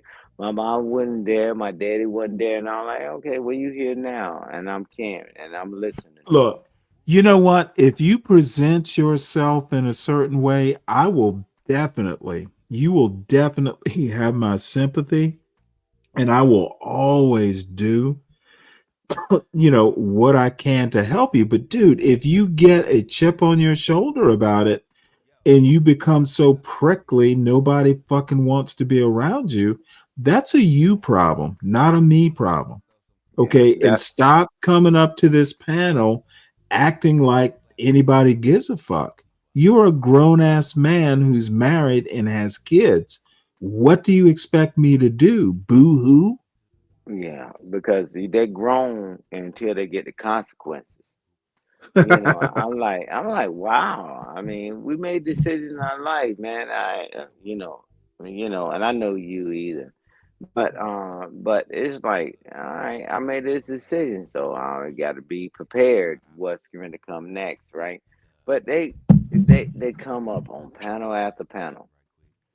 Oh, my daddy didn't hug me enough. I don't know my daddy. My mama didn't hug me enough. I'm like, okay, right. And then you say when somebody say, "Hey, man, it's not over." Man, forget you. I'm grown. I do what the hell I want to do. I'm like, wow. All right, cool. That's when I put myself on mute. It's crazy to me is that you choose a profession, but if you can solve this riddle for me, where in the hell is the black dollar? They keep talking about the black dollar. I say, what the fuck is the black dollar? Man, we got Asian money, we got damn Arab money, and all this shit. It's a global thing. And they don't understand that. Money circulates, man. But they talking Well, about, I mean, those are the same people who tell you money doesn't have a color. all right. Okay, so don't tell me where the black dollar is. It's the same dollar. Well, I'm pretty sure if Mike, if he quit again, he can tell me where the black dollar is. And I'm telling you, I'm like, man, they got no white people on the money and all that. Man, they don't know, right? Because you done your thing and all that. You know this money circle It circulates around the world. And like, what are y'all talking about? And then now we back to Tulsa, 1921. And guess what? Well, the other thing that, as far as the quote black dollar goes, there are plenty of black businesses. Um, you know, maybe they're not the businesses. See, these people want to go, well, why isn't there? And this was CT's show the other night. Well, why isn't there a black Google? Well, motherfucker. It's this country was not founded for black people in the first place. We're kind of treading water till 1964, and there will be a black Google. That there hasn't been one up to now. Well, motherfucker, there's not a lot of things that should happen. On one hand, they will agree with a be brave and think that it's a white man's country. And then they'll go to another panel and go, why isn't there a black Google? Well, the answer they want to hear is because black people aren't smart enough. That's literally what a CT or John Galt wants to hear. But watch this. We would have lights. We wouldn't have the planes and all that. Way back then, the internet, we wouldn't have that if it wasn't for people of color, right? Because I give them this. They wanted diversity. Well, I suspect we wouldn't even have a cotton gin. There is a theory that Eli Whitney didn't invent it. It was some black person. Right. So, but he was more distinguished, so they put it in front of him. I was like, bruh. So I mean, you think I gotta be this or whatever. I'm not against any other race or whatever, but I'm telling you, a lot of stuff, central air and heating and all that, we wouldn't have this stuff. But now you see people that don't look like you too much. Yeah, they did it. Why don't y'all do it? And why y'all, man, wait a minute, man. If anybody knows what it takes to start a company, it's liabilities, insurance, and all that stuff. Who wants that headache? Man, they getting sued every damn day. It's more to the story, and they just tell part of the story. I'm like, wow. And then now they're back on this shit. Just leave the country. Go to a third world country and get on some property. I'm like, bro, y'all out your goddamn mind. And I'm like, and I didn't tell them that, but I said, no problem. I said, I'm not going. You're crazy as hell. You got to establish security, relationships, and all that. Because after you build it up, they're going to take it. I'm like, bruh. That's what happens when people don't know the world, man. And I'm like, okay, I mean, but act like that black people didn't contribute to nothing. Man, the internet. Well, no. It's literally just, it is just a weird mindset that I've never been able to figure out. These people are just fucked up. And quite frankly, somewhere in the past, they've been hurt. I don't know. Look, a lot of times, and I know you've seen this in your career, dude, there are just some people who had something happen in their infancy or their childhood that was just traumatic. And, through no fault of their own, I'll add, they just never recover. And they just are never able to not judge everybody through their personal trauma. Like, dude, I'm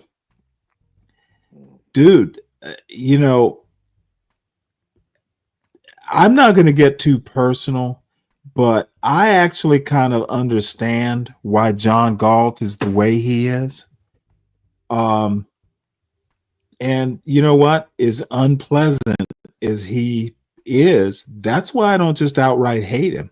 He had some hurt in his life.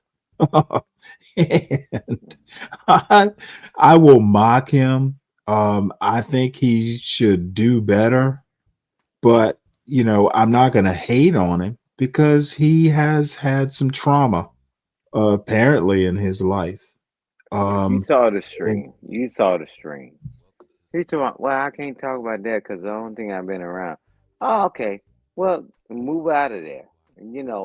Travel, right? well, it's But a little deeper than that. I mean, sometimes things that happen to you, as you're growing up, tend to taint yourself if you I don't get it. get either help or you're just. Some people are just resilient, and I don't think John Galt was one of those resilient people. He's Right. shit festers with people like that.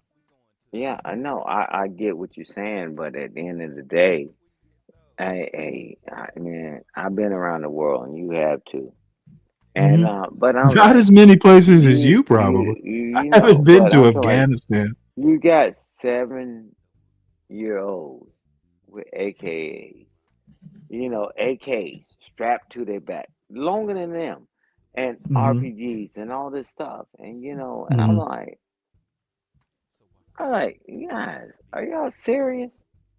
What the hell is really going on in this world?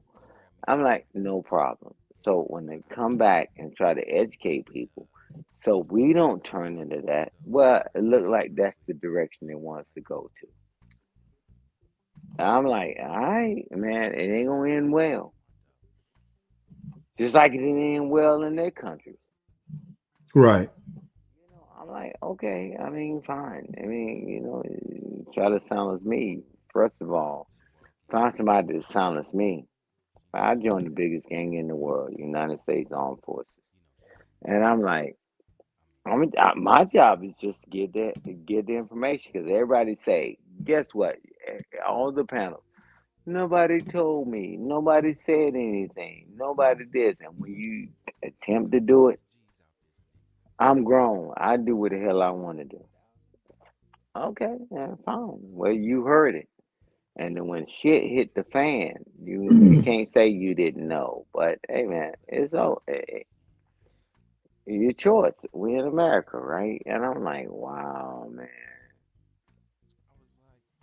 So that's my job. So that's why I'm going to do my program and all that because I don't want them to be like these ignorant motherfuckers on these goddamn panels. I'm trying to catch them before they get that far. Champion All right. told me, Well, bro. So, I am about to make a beer run, believe it or not. well, Um, I just want to spend some time with you, brother. And go oh ahead and no, get well, handle your I will business. be back. I'm trying to figure out whether I should just leave this up or shut it down and start a new one. No, Because just leave it up. Put your stuff on. I really want to review this because I thought it was actually funny. Nightish is just kicking my ass here. It's just pissing me off. He kicked my ass last night on this panel, and I I was That's why you said. That's why you said what you said earlier about 90s. I got oh no, I like Nightish just fine. It's just I don't have the fucking look. My type of humor is one liners. Um, People like Nightish are like kind of like in a weird like Dave Chappelle can tell a story and then the punchline somehow breaks the story or it's just startling how it ends. And Nightish is like that. I'm a one-liner guy. You'll say something and I'll respond, and then that's the laugh, and we're done. I'm sitcom. I think Nightish is stand-up comedy.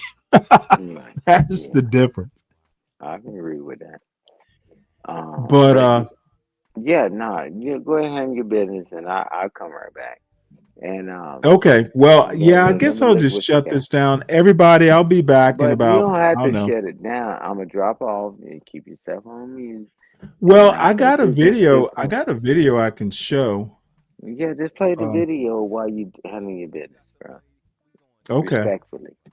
Yeah, and No, no, I'll no, come back dude. on. Fuck the respectfully. You're a peer, so whatever you say, I will take Yeah, under consideration. just play whatever you want to play, and Well, then this is my girl here that I'm trying to figure out. And I shouldn't even be doing it, but this is Sin 7 7. Sin 7 brought this lady to my attention, and I subscribed to her because she is fascinating, but yeah, she's you, confusing at the same time. So well, let's play her. You got enough time on this video, and Oh, I I'm do. gonna drop down, and I'm gonna All do what right. I need to do, and then just you put yourself on mute, and just keep your stuff up, and just play it. And I'm Okay. coming right back. You just send something in the chat All right. or I'll say be gone something when about you can. 15 minutes. Yeah, nah. Go ahead and play this video because this shit is fascinating. So I can have something to It really is. talk about. All right. Be right And it's back. just, I don't know what the all hell I right, was bro. talking about in 2023. On it, to be real with you, I don't know what I was talking about. But this year, I've tried to be hopeful. I talked about how maybe dating apps weren't so bad. I think it just depends on the person, honestly, when it comes to dating apps. Your experience is your experience. I talked about how modern dating isn't hard for everybody, and that's part of the problem. I talked about how I was never going to date in my 40s. A lot of my energy has been focused on this because I was involved in this thing with this person for 13 months, over a year. Just this emotional tug of war. And it recently came to a final end. And I think the reason why it came to an end, there's a lot that can be learned from that, especially for people in my position who are middle-aged individuals in the last years of their fertility, who don't meet that many people. And also anyone who in general is used to not meeting people who really matter to them, as far romantically speaking. Like, there's some people out there who go from serious relationship to marriage to their life is filled with these full and powerful good connections. But I know for me, a huge part of my dating life has always been I'm going to settle for whoever's interested, because if I try and be intentional and go after who I want, they'd never want me back. And so I'm going to just, oh, this is the guy here. Okay, he's interested. All right. Um and I'm usually not attracted to him, and I usually have to force myself to feel something, which is kind of like love bombing myself. Come on, girl, you really want this man, and I end up in the most dramatic and upsetting situations with men who look like they negotiated their way onto earth. And that has been the story of my life, the story of my heart for 40 years. And then last year I met this individual, and the first thing that stuck out to me about him was that I was actually physically attracted to him. And then the second thing was that it was mutual. And I met him when I went on a little solo trip. And I used to have this policy when it came to solo travel, or when it came to travel in general. What happens on the trip stays on the trip. So I might be open to some activity that I might not be consistently receiving at home. Translation: it was nothing for me to, provided the situation was right, the vibe was right, whatever. It was nothing for me to engage in some casual fun, casual physical fun in my life when I have traveled.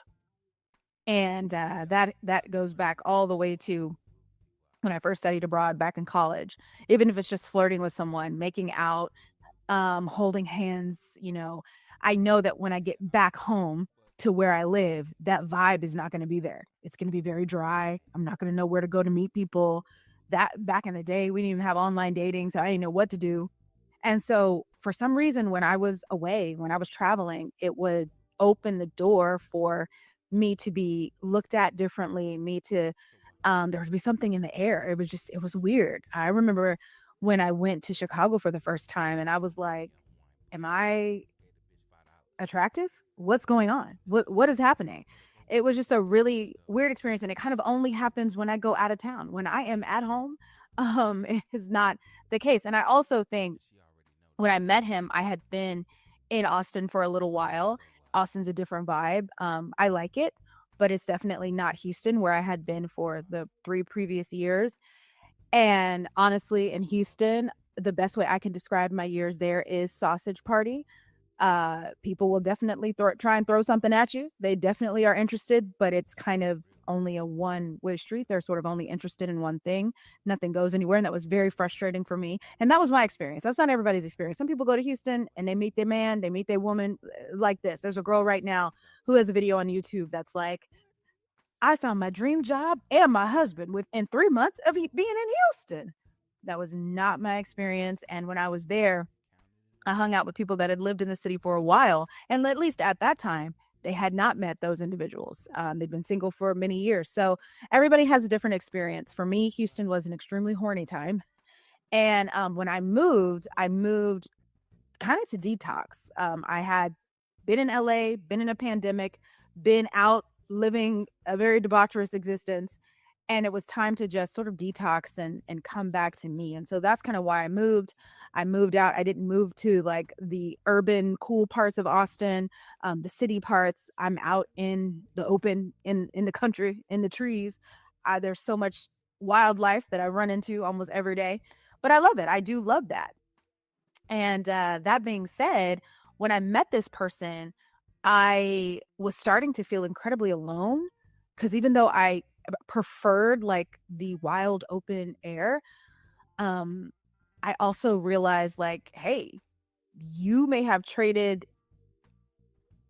access to individuals who might be interested in you for this sort of mental and emotional peace you have now.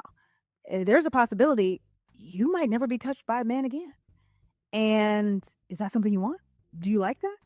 I had no idea how I would ever, I don't know, I felt very lost. Also, when I met this person, I had been told by a doctor that even if I had surgery, there's a good chance that I would never be able to carry a child.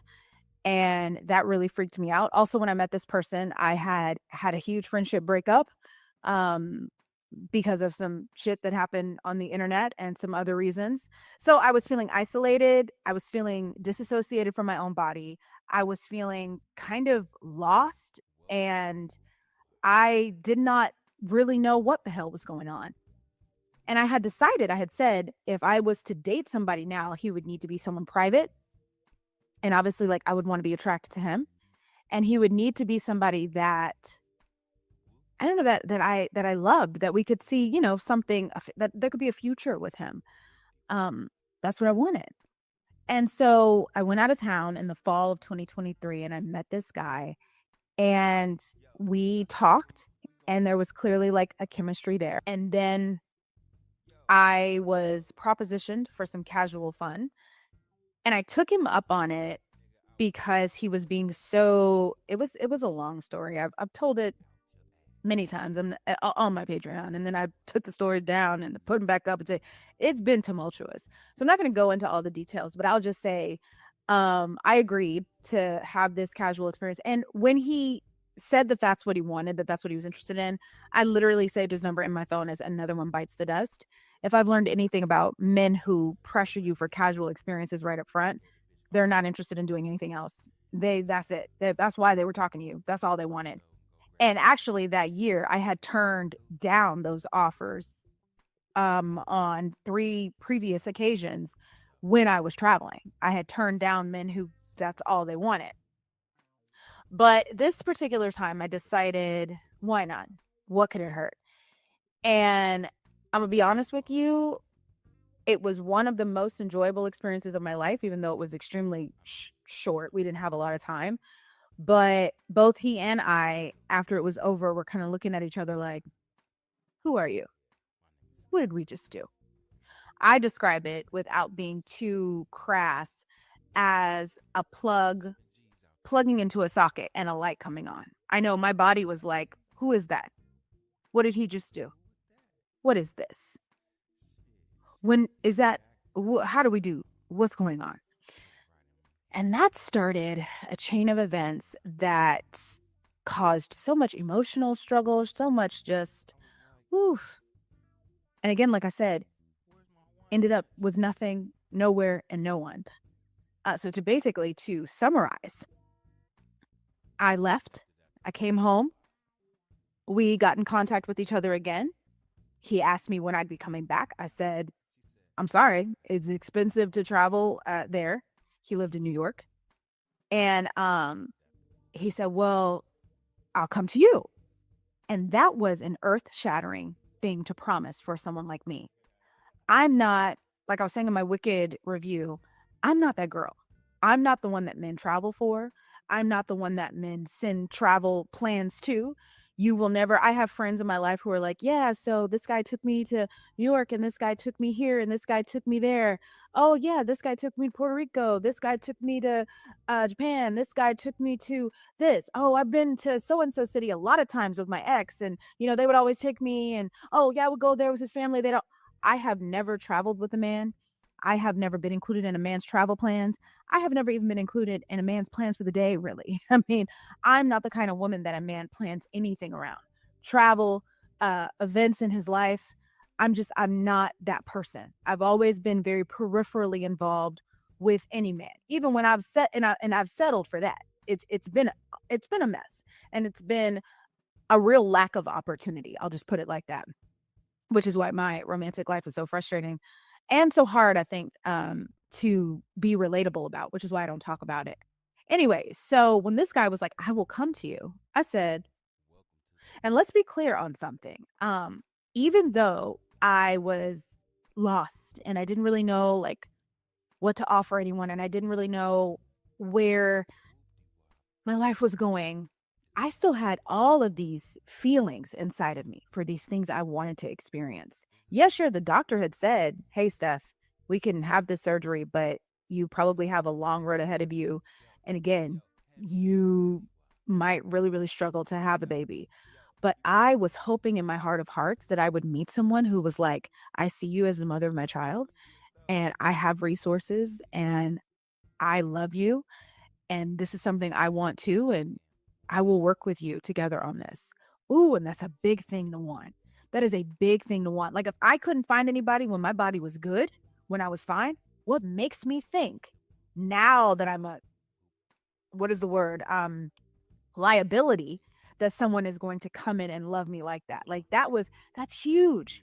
And so I didn't think I would ever meet anybody like that. And I never did, but I still had that inside of me. Also, I let her out sometimes, but most of the time I have to shove her down. I'm very much so a caretaker. I love to cook for people. I love to or cook for the man that's in my life or people. I'm very weird about cooking for other women because we tend to be very, very critical. I'll never forget the time that I made guacamole and people acted like I made spit. The guacamole was fine. It was fine. And whenever I fed a man, he acts like he's never eaten before. Like there are sparks flying off that plate. I felt so good this one time. I made this guy chicken and waffles. Leave me alone. That's what I made him. And I was like, I guess the chicken's all right. It was my chicken. I was used to eating it. I looked over at him and homeboy was cracking that bone, licking the gristle. So he was like, is there more? do you have some more? Like every time, whether it's pasta, whether it's breakfast, whether it's whatever, they love it. They eat it up. And so I love doing that. Like it brings me a lot of satisfaction. There's quite the lover girl, the lover woman, excuse me, inside of me. And she never gets to come out. I always have to keep people at bay. I have to keep that part of me pressed down because I never make it far enough with somebody to be able to show them that side of myself. And that's the story of my life. So this man offering to come and see me, to come to where I was. We talked about him getting a hotel. He doesn't necessarily have to stay there, but getting a hotel in the area. I sent him around where I lived, like the area, like not my house, but I sent him, and I told him, hey, like whenever you want to come. And I was so excited because this was going to be the first time. This was going to be the first time, and it was going to be the biggest thing a guy ever did for me, flying down to see me. Now, since I've been involved with this person, I see that this kind of stuff happens every day. People fly to go see somebody and fly every day. But for me, it had never happened for me. And I was excited. And I told people about it and they were like, really? Wow. And so I was like, yeah, girl, he's going to come and I'll call you and tell you what outfits I'm going to wear. And, within no time, he proved himself to be the typical man who is attracted to me. struggling with finances, a liar, doesn't carry out and do what he's supposed to do. And he couldn't understand why it was so frustrated excuse me, when he kept delaying and delaying and delaying actually booking a ticket. And I was trying to explain to him, listen, I'm used to men letting me down. If you can't actually do this, don't text me with how much you want to have all these explicit situations, how much you want to take me out of it. Don't share this information. Don't share these desires if you can't do anything about it. And so there began our very, very terrible routine of blocking, him popping back up, unblocking, popping back up. It was ridiculous. And we went back and forth like that, I'm ashamed to say, for months. For months. And the sad part was whenever we would actually talk, whether it was FaceTime, whether it was on the phone, and I would hear his voice, and I mean the energy, the connection was there, and it was the biggest thing that I have ever felt in all of my years. And I felt so gypped because here I was with this beautiful connection and all of this potential, but it was like lost in this Bermuda Triangle, what is the word? Quicksand reality. I had so many questions for him. Why are you so difficult? He didn't want it. I remember the first time I asked him, can we talk on the phone? And he was like, talking on the phone is my kryptonite. What? You get that man off on the phone, he won't shut up. Okay. So, and I'm like, oh, there was too much. Like, even thinking about it now, even thinking about how stressful it was, I feel it I feel it here. It was so stressful having that really intense connection and knowing how, I, we could get on the phone on like a FaceTime and I would just want to stare at him. And I have pictures of, like, sometimes I would take a screenshot of us like talking, or, I would see his hair, he was doing something and I was like, look at him, he looks cute. And I have a picture of us on a FaceTime call and I am wearing a sun hat and he is looking at me, and the affection in his eyes and the amusement, I had to share it with somebody. I was like, nobody's ever looked at me like that before. Who is this? What is this? So we went back and forth for months, and the idea was he was going to figure out how to come to me. And I think he was dealing with a lot on his end. I don't even want to talk about what his domestic situation was. There were things there that I didn't understand, that I couldn't co-sign, that I gave him a very hard time for. And he was very clear about me being wrong. I wasn't, I was assuming things that I couldn't prove, and, whatever. But we went back and forth for a while. And like I said, the idea was that to end the confusion, to bring some clarity, he would always come to me. And yet he could never book a flight. And yet he could never figure it out. And I was so disappointed because here I was in my 40th year and I should be celebrating ideally with a lover. I should have like my love life locked in. But instead, I'm going back and forth, blocking and unblocking, throwing emails in the trash, digging in the trash for the emails, having phone calls, and then not talking to him. What is this? This sucks, but this is what I'm tied to for the time being. The summertime came and we decided to switch things up. And I finally said, okay, I can come to you. And I wish I had never said that, because from that moment on, it gave him the upper hand to say to me, well, if you don't come to me, then you've really let both of us down. And what I would later learn about him was that he was very ego-centered, very ego-centered. He had this concept of what women should do to prove that they really had feelings for him. According to him, a woman having feelings for him isn't a big deal. And so he can have anybody he wants. And these are things that he actually would say to me when he was angry about me not acquiescing to coming up to see him. He could have anybody he doesn't have to deal with this. He doesn't have to deal with me in my mess. And I would say, okay, well then don't. Hang up, blocking, unblocking, fighting. I miss you, whatever, right? The summer comes and it's more of this. And finally he breaks down and he's like, okay, look, I will pay for your flight and I'll put money on the hotel. And this is my budget for taking you out. And he was in between jobs at this point. And honestly, if I had taken him up on that, I don't know where I would be right now. Um,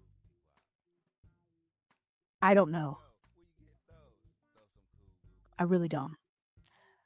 In retrospect, if I really wanted this person and wanted to be around and wanted to see what this connection was,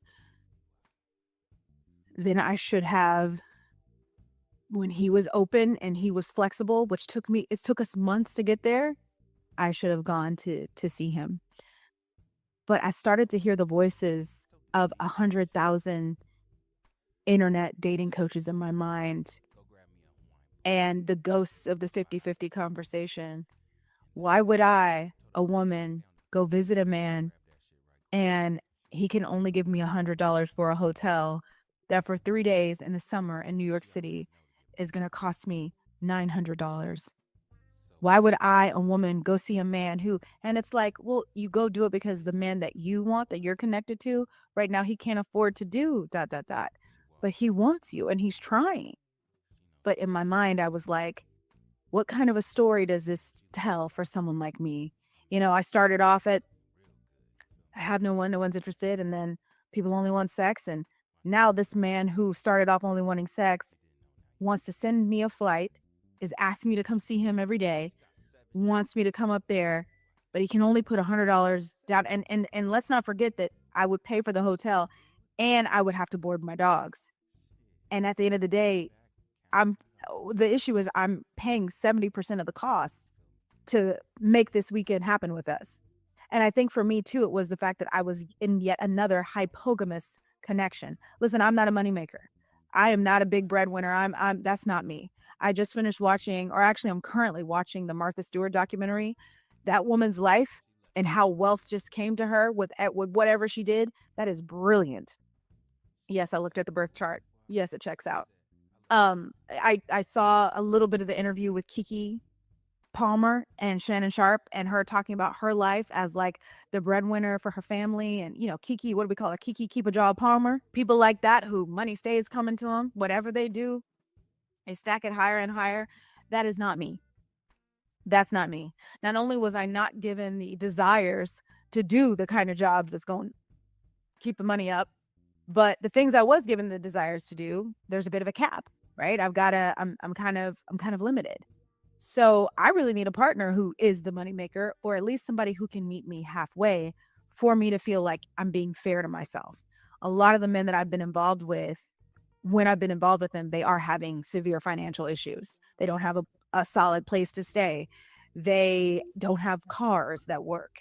They are out of work and receiving unemployment. They are working, but all of their money is going to pay down their debt. So they don't have any time or energy or finances to properly date and go out and do stuff. And these are the people that come to me naturally. Okay. They find somewhere, it's like they can smell me in the air. She'll be a good sugar mama, but I'm not. And so I just thought about all of that. And I was like, this man is being honest, but I also don't believe him. There was just like I had to work on him for months. If he really wanted me in his life, he would have had to continue to offer that for months, because I wasn't ready to accept it in June. But by July, September, August, I might have been ready to accept it.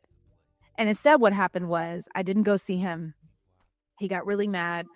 He cussed me out. I decided to go to Puerto Rico instead. I know what you're thinking. Stephanie, you couldn't go up to see him, but you went to Puerto Rico. See, here's the deal about that. I wanted to go somewhere tropical because I had turned 40 this year. It was kind of a gift from my parents. Well, it was weird how that worked out. I had to pay them back for part of it, and I booked the wrong hotel. It was a whole thing. And then I can vlog about that and show it on TV. I'm so scared of sharing, and I won't ever share if I'm ever involved with anyone and I'm still making content.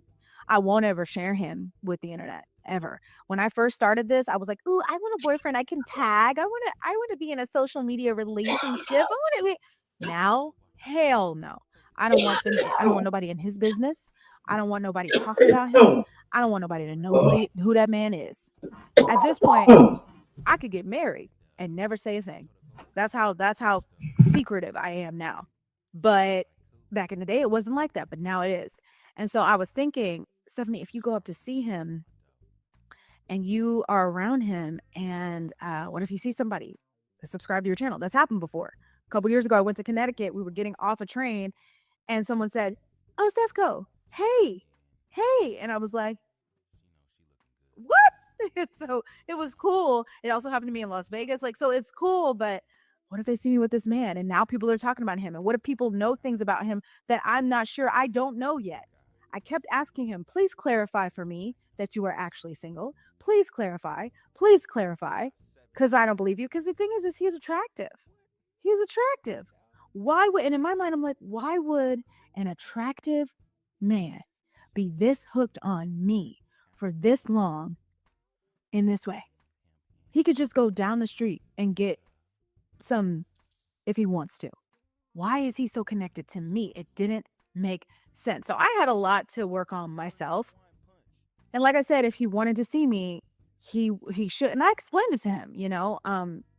I think something else had happened, and I also didn't feel right about possibly messing with his pockets when he was in a transition financially. I didn't go. We fought about it. July came. We fought some more. Another guy entered the picture in July. Oh, that was messy. He left very shortly. He entered and left. My summer was messy. August came, and he and I decided, or he told me at the end of July, I'm not going to talk to you anymore because you're the reason why I'm broke. I have not, and I'm thinking, you have not ever given me $1. That was another thing with him. He always wanted me to send him pictures, images of myself, and he wouldn't do anything for me. So like send me flowers, send me coffee. One day he called me and he was really upset, and he really was like, why aren't we talking? I don't like the fact that we're not speaking to each other, blah, blah, blah. And I say, we're not talking because I ask you for things and you can't do them, and we're fighting or we're not. And I'm in Target at the time, and I say, oh, I'm gonna go get a coffee. And I had been asking this man to like send me a coffee. You want all these pictures? You want me doing all these lavish photo shoots for you for free? You want me to be like your little pocket OnlyFans star? I'm not doing that. And on top of that, you won't even send me any flowers. Like I can't even get a coffee out of you. And you were supposed to come visit me, and you never came. Like, no. So one time I'm at a Target and I say, I think I'm gonna get a coffee. And he goes, did you check your phone? And I go and I look, and he had sent me some money for a coffee. He's like, see, we can have coffee together today. It was so sweet. I honestly, you guys, I'm just saying this. If he had continued to just try, because I have a lot of trust issues on my end, and I had a lot of reasons not to trust this man. But that doesn't mean I was never going to trust him. That doesn't mean I was never going to give it, But no, he didn't do all that. Eventually what he did was he decided I was too much work. He needed to focus on his life. Told me I wasn't going to hear from him for another 6 months. I broke down crying like Marissa on Love is Blind. Just when we got off the phone, again, felt so connected to him. And we didn't talk the month of August. I got my number changed. I was like, you'll never be able to come back. Only for me to text him from my email, from my phone. I learned so much from him about what to do when someone is blocked. The ways he came back around were so creative. I was like, oh, I didn't know you could do that. Oh, okay. By the end of August, we were talking again. And every time we got on that phone and we saw each other, it was just a very visceral attraction. Again, I've never experienced anything like this in my life. And part of me feels blessed that we were separated by miles and ego and financial restrictions, because if we weren't, what would have happened? Would I have gotten his name tattooed on my neck? Maybe. Would I be wearing his blood around my neck? Maybe. I don't know. It was one of these, like, again, I've never experienced anything like this in my life, ever.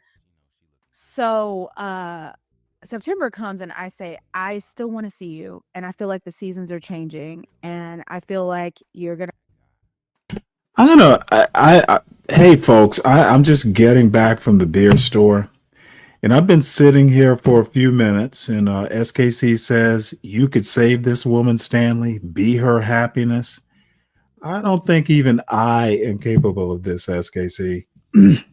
With that wig and that makeup, in all honesty, I think Sin 7 told me that she grew up in a very like Christian household in Texas. She's a church lady. I think she's built to be one. That wig pretty much screams uh all day Sunday service, probably several services. The makeup, church lady makeup.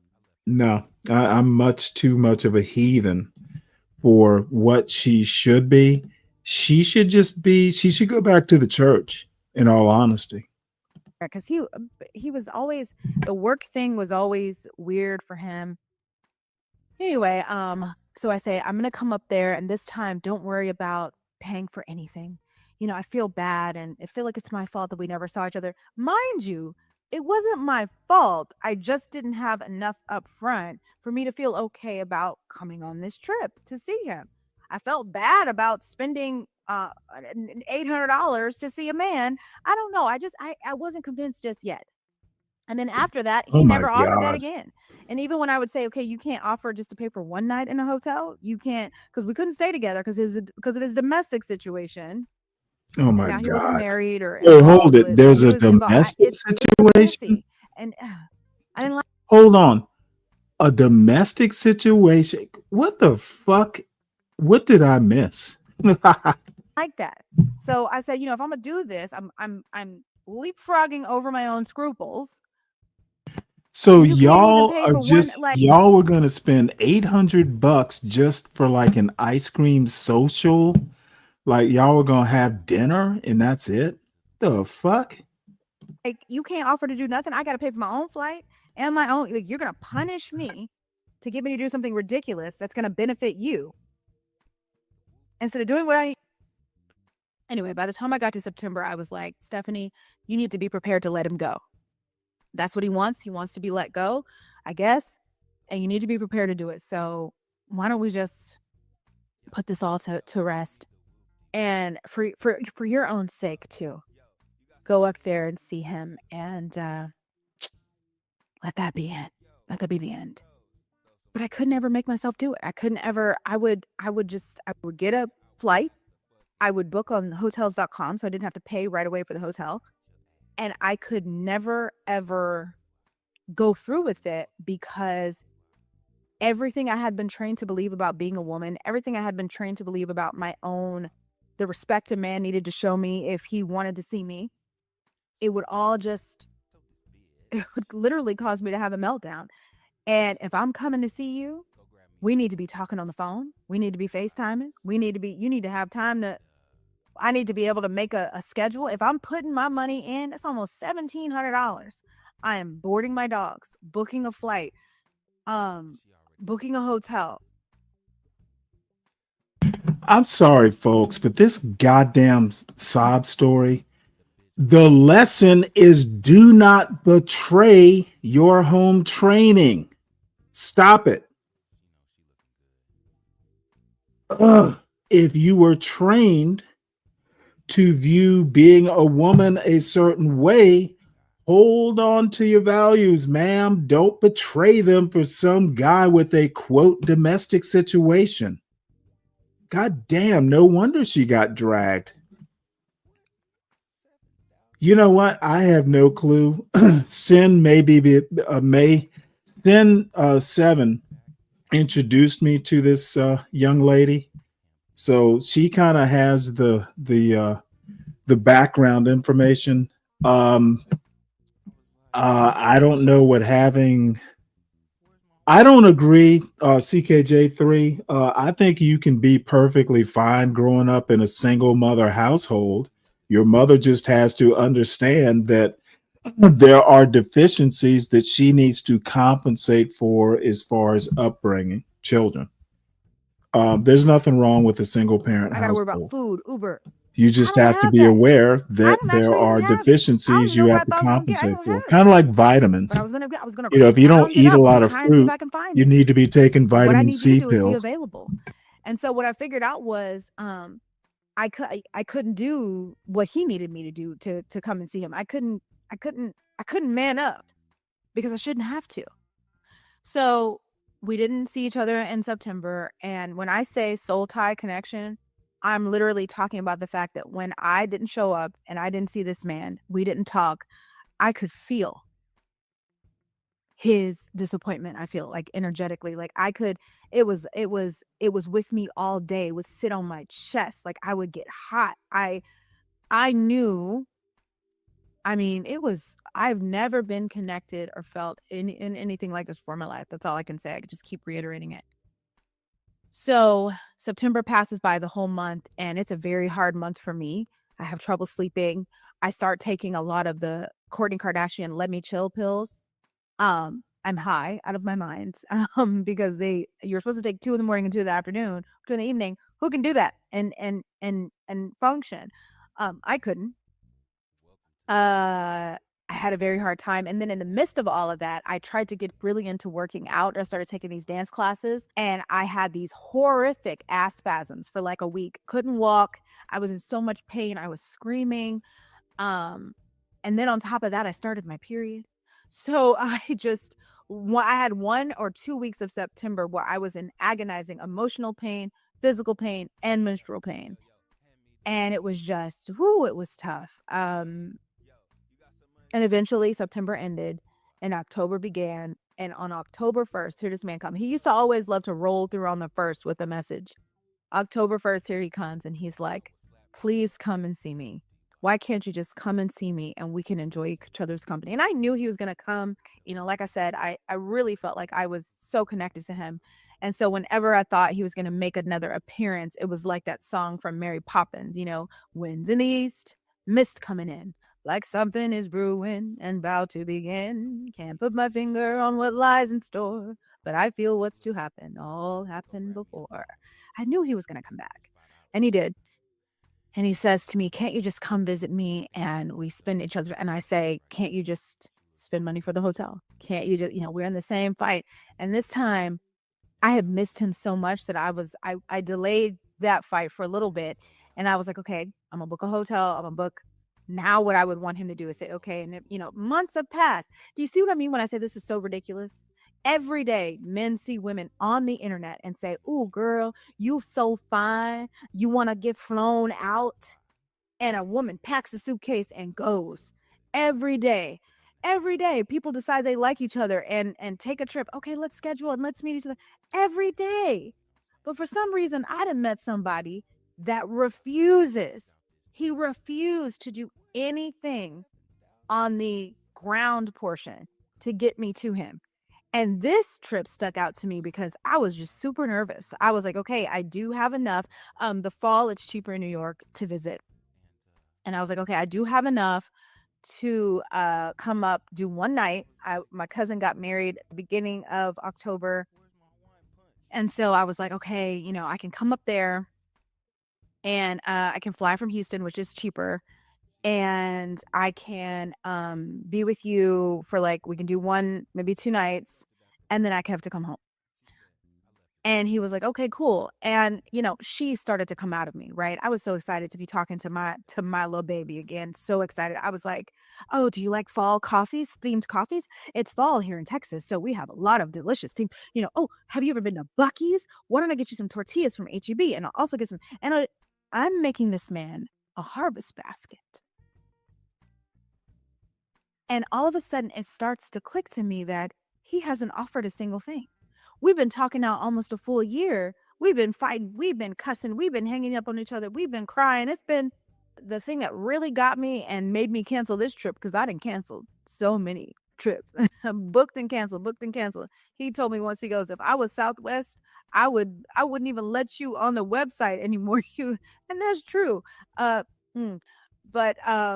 what happened this time was I was like, okay, I'll come see you. And I was really trying to make it work. And I said to him, okay, so here's a hotel I found. What do you think? And he was like, oh, it's really cute. Looks dope. I said, great. Now, is this nearby where you are, or is this? And he said, nothing. And so I said, when I get there, like, what should and I'm waiting on, you know, and anyway, he says to me, well, it looks like you're really coming. The hotel looks cool. Why don't you take yourself around and do some sightseeing before you pull up on me?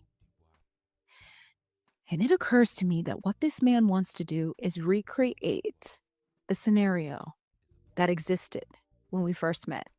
Me, a solo traveler, funding my entire trip, all my travel by myself. Him, a guy in the city who's at an establishment that I visited, who offers to make me a drink for free. And we talk for a while. We have a lot in common and we really connect. And apparently there's a big physical attraction. And so he shoots his shot. Hey, you're visiting. That's after all this time, that's what he wants again. He wants no strings attached financially. He doesn't want to have to assure me of anything. And when I come into town, he doesn't even want to have to commit to taking me to dinner before he gets a chance to access me physically. I don't know what the previous months were for, all these emotional exchanges and FaceTime conversations and whatever, because after all this time, you want me to come up there? Hey, See Sin, by myself. I wish you would hit the link. I have so many questions. So many questions. How on earth is she making the man look bad in this? Somebody help me. That's a John Galt. Oh, that's funny, Sin. I don't know. The guy isn't looking good. She's not looking good either. And you said that, she took down some videos. She is not good at this. She is not good at, she's not even good at man bashing. If you're going to man bash, make yourself look good. Before I pull up on you in the hotel I paid for, y'all, I lost my mind. And I may have written him 2 songs. No, I didn't say you said it, Sin. I'm did get about saying it. 10 minutes of I'm singing saying it, from Sin. me, I'm and it was not mostly putting isolated. words in your mouth. I lost my mind. I I just think completely that the Ophelia'd out, man and by doesn't look that, I'm good referring to because Ophelia, the apparently character he from has the some young quote woman from domestic Hamilton, or sorry, situation, Hamlet, but she who doesn't loses her look mind good at some either. point in the play That's and what starts I'm pulling her trying to say. hair and talking crazy and braiding bones into her hairstyle, and then they find her face down in a river. I completely You're Ophelia'd out. probably right, After he said to me, "Why CKJ3, don't you but sightsee on your apparently own?" they I was like, I don't after I don't all even this know what I'm time, hearing. after all this time, that's what I don't know. I after don't all know this what the time, fuck I'm hearing. I got to take myself out to dinner too when I get Yeah, there, because I his whole thing was agree. always, I know you want me to pay up front. I know you want me to provide blah, blah, blah, blah, blah. But I Especially just if don't feel you're in your comfortable now 40s. knowing Come that on, you have like to some cancel. pride, ma'am. I only cancel because you don't offer what I'm asking for up front. You offer a fraction of it, or you don't fully do it. Anyway. Okay, and I hope y'all know that I have no vested interest in woman bashing here. Black women should be like this or they should be like. No, this is just her. This is a story that should not be on YouTube. She should write it in her journal or maybe do like a novella. She should not do this. She is not doing herself any favors, and I'm here for the tragedy. Apparently, if I were worth a shit, I would end this video right now and move on.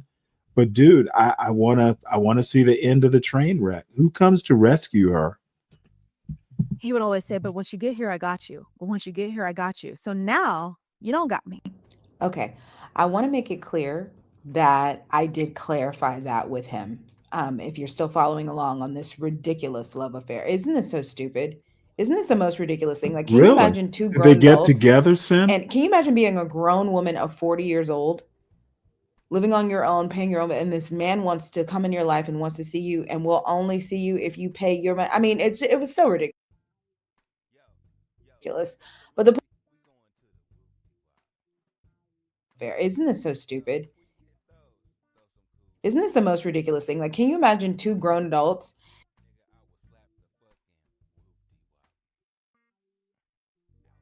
pay up front? I know you want me to provide blah, blah, blah, blah, blah. But I just don't feel comfortable now knowing that you like to cancel. I only cancel because you don't offer what I'm asking for up front. You offer a fraction of it, or you don't fully do it. Anyway.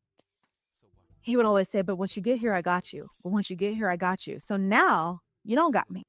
Okay. I want to make it clear that I did clarify that with him. If you're still following along on this ridiculous love affair, isn't this so stupid? Isn't this the most ridiculous thing? Like, can you imagine two grown adults? And can you imagine being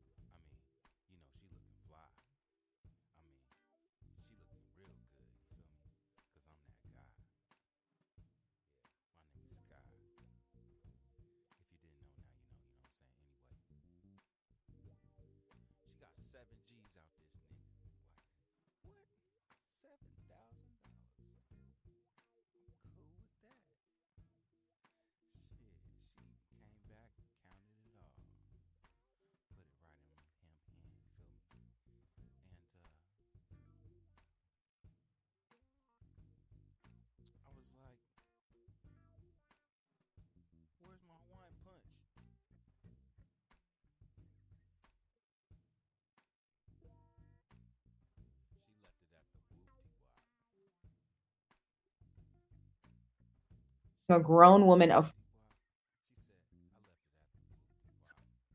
Written is a stretch, but he did get about 10 minutes of singing from me, and it was mostly expletives. I lost my mind. I completely Ophelia'd out, and by that I'm referring to Ophelia, the character from the young woman from Hamilton, or sorry, Hamlet, who loses her mind at some point in the play and starts pulling her hair and talking crazy and braiding bones into her hairstyle, and then they find her face down in a river. I completely Ophelia'd out. After he said to me, "Why don't you Oh my sightsee God. on your She own?" I was Ophelia'd like, out. after all this time, after all this time, I got to take myself out to dinner too when I get there. Cause his whole thing was always, I know you want me to pay up front. I know you want me to provide blah, blah, blah, blah, blah. But I just don't feel comfortable now knowing that you like to cancel. I only cancel because you don't offer what I'm asking for up front. You offer a fraction of it or you don't fully do it. Anyway, he would always say, but once you get here, I got you. But once you get here, I got you. So now you don't got me. Okay. I want to make it clear that I did clarify that with him. If you're still following along on this ridiculous love affair, Okay, I isn't this see so what she's stupid? doing. I didn't Isn't even this the most recognize. ridiculous thing? Like, can you imagine two grown adults? And can you imagine being a grown woman of 40 years old, living on your own, paying your own, and this man wants to come in your life and wants to see you and will only see you if you pay your money? I mean, it was so ridiculous. But the point is I did clarify with him that when he told me to go sightsee by myself, he meant that he would not be able to show me around. And he said in the moment, well, yeah, Didn't I mean, I she could show you to already some say places, but this? like, I'm not really in a money spending mood. And that's when I lost my What? mind. So I just want to let you could roll his dusty butt. Oh, just thinking about it now, You my know leg what? is I getting have hot. no idea why. What the fuck is going on with this tab? Let me try this. Oh, maybe this tab is corrupted. Let's try this. Or you know what? I'm wondering. We'll give this a few more minutes. I'm not. I'm suddenly not feeling this much anymore.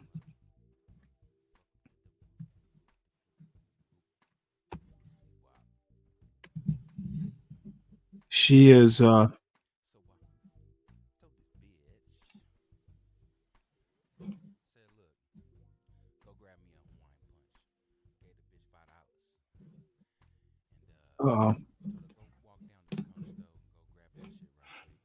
Hold on here, silly lady.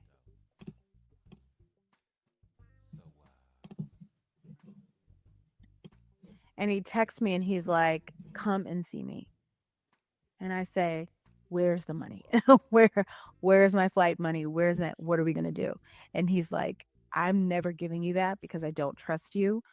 But if you come up, I'm going to treat you, you're going to blah, blah, blah. And I'm just like, oh, I still don't feel comfortable with that, but I will consider it. Now, before we had this last conversation and we talked for the last time, and we at one of our last fights at the beginning of November, I think when it got really One of ugly, your last fights? he left me a voicemail cussing me out for 3 minutes, telling me I was full of shit. I told him he was raised. Listen, we went for we'll definitely go for each other's throats when we argue. Again, it's good that we were separated, right? That's good. That's a good thing. One thing that I did tell him is, I think what you're going to have to realize is that this is not just a sex thing, and that there's love here, that I love you and you love me. And we are very connected to each other in that way. And once you understand that, you'll be able to move past a lot of the ego that you have and listen to what I'm asking for you to do. It's not a lot. So she's I've trying to written an itemized list of things psychologize I need this? to come Oh to my you, and I Lord. want to be able to do that, but I cannot leapfrog over all my scruples. I will literally have a mental breakdown. I can't do what you're asking me to do without a little bit of collaboration from you. I need this to be ethical and it needs to be fair. And I really wish we could come to an agreement on this, because I have felt focused on you since the day that we met. And I would like to see what happens next in our connection. So I wrote him that email because, we had blocked each other. It's just so ridiculous. And I had not ever read his responses because I figured I don't know, I wanted to leave it alone. So I did. I left it alone for like a week and a half. I didn't look at anything. Then he texted me, please come see me. I said, where's the money? Blah, blah, blah. We talked on the phone a little bit. And then I said, okay, this is what I'm going to try and do. I'm going to try and come first weekend in December.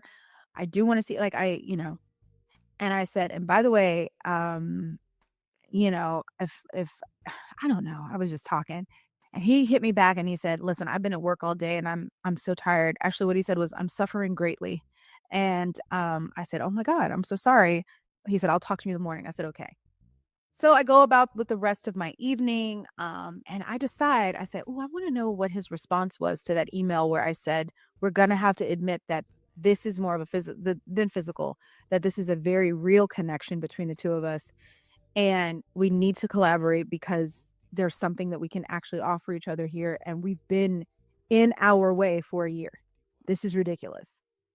So I go check the emails, and what I see there shocked me off my feet. It shouldn't have, but it did. And it ended up finally cutting that cord. I felt so attached to, and so,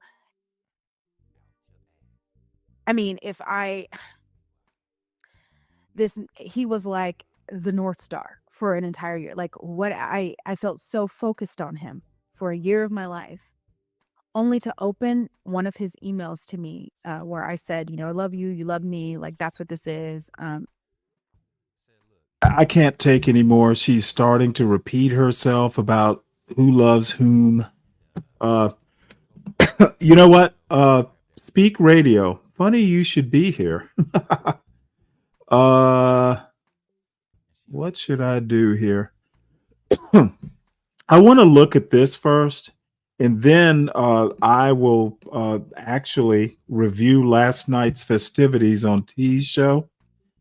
I wasn't going to do it, but what the hell? And if I could just back up for a second. So let's do this because I'm curious at the title of this. It's called Marvel Comics writer Ta-Nehisi Coates slanders Charlie Kirk, says the purpose of his life was hate.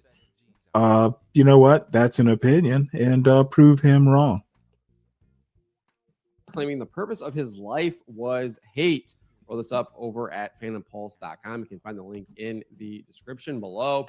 In an appearance on the Ezra Klein show, Coates was asked why Charlie Kirk was winning, and this is how he responded. That's not really hard for me to understand. If I could just back up for a second, I want to say two things. I published a book 10 years ago, Between the World and Me, and one of the constant reactions to that was that it was overly pessimistic about this country. It was overly pessimistic about the future. Why are you so dark, Ta-Nehisi? Why can't you give us any sense of hope? And the reason I would always say is because any sort of sober examination of the history of this country says that those of us who believe in equality, those of us who believe in respecting the humanity of our neighbors and of everyone that we're up against some really, really powerful forces of history and powerful narratives. And the implication of that is however good we felt in 2013, 14, 15, 2008, there will be backlash. Those of us who are crying in 2008, watching Obama give that speech, those of us who are so moved by watching him and Michelle and step outside the car and felt so much fear for him, and then when nothing happened, felt so great about that. Those of us who believe that seeing a black family in the White House mirroring what some of us felt the best of us was, the best that we had to offer. There are other people watching that too. And I don't take any joy in saying this, but we sometimes soothe ourselves by pointing out that love, acceptance, warmth, that these are powerful forces. I believe they are. I also believe hate is a powerful force. I believe it's a powerful, powerful unifying force. And I think Charlie Kirk was a hate monger. I really need to say this over and over again. I have a politic that rejects violence, that rejects political violence. I take no joy in the killing of anyone, no matter what they said. But if you ask me what the truth of his life was and the truth of his public life, I would had to tell you it's hate. I'd had to tell you it's the usage of hate and the harnessing of hate towards political ends.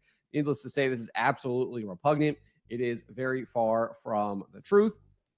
And this is what we see from these people all the time, where they twist words and they use hate to mean basically anything but what it actually means, because Charlie Kirk was not about. Oh, this motherfucker is a pussy. I wish I could get him on this panel. There is no way you're gonna be able to justify some of the shit that Charlie Kirk said.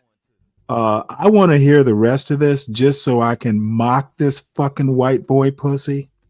And then we'll move on to T's show from last night. Hate from everything that I have seen from him. I thought one of the best responses I saw in reaction to Coates' comments was this from Harvard law professor Adrian Vermeule. He said, "My take on this, for whatever it's worth, is that people are reading into it a depth that it doesn't have. The simpler read is that American liberalism has been intellectually enfeebled by having it too easy for too long. All liberals had to do was mouth a few incantory words, and the world would cower before them. Now the magic has lost its power, and some are realizing it more quickly than others." It's exactly what I think Coates is still operating on, is that all he had to do was mouth these incantatory words like hate or hate monger in this case. However, more and more people are seeing through the lies and slander of individuals like Ta-Nehisi Coates. Calling someone mean names and accusing them of hate no longer gives one power over them, let alone political sway, especially when there is significant evidence to the contrary, as is the case with Charlie Kirk. Coates is an example of a false shepherd who twists words to try to dupe people of his own insidious agenda. The Gospel of Matthew warns against such individuals, saying, "Beware of false prophets who come to you in sheep's clothing, but underneath are ravenous wolves. By their fruits you will know them. Do people pick grapes from thorn bushes or figs from thistles?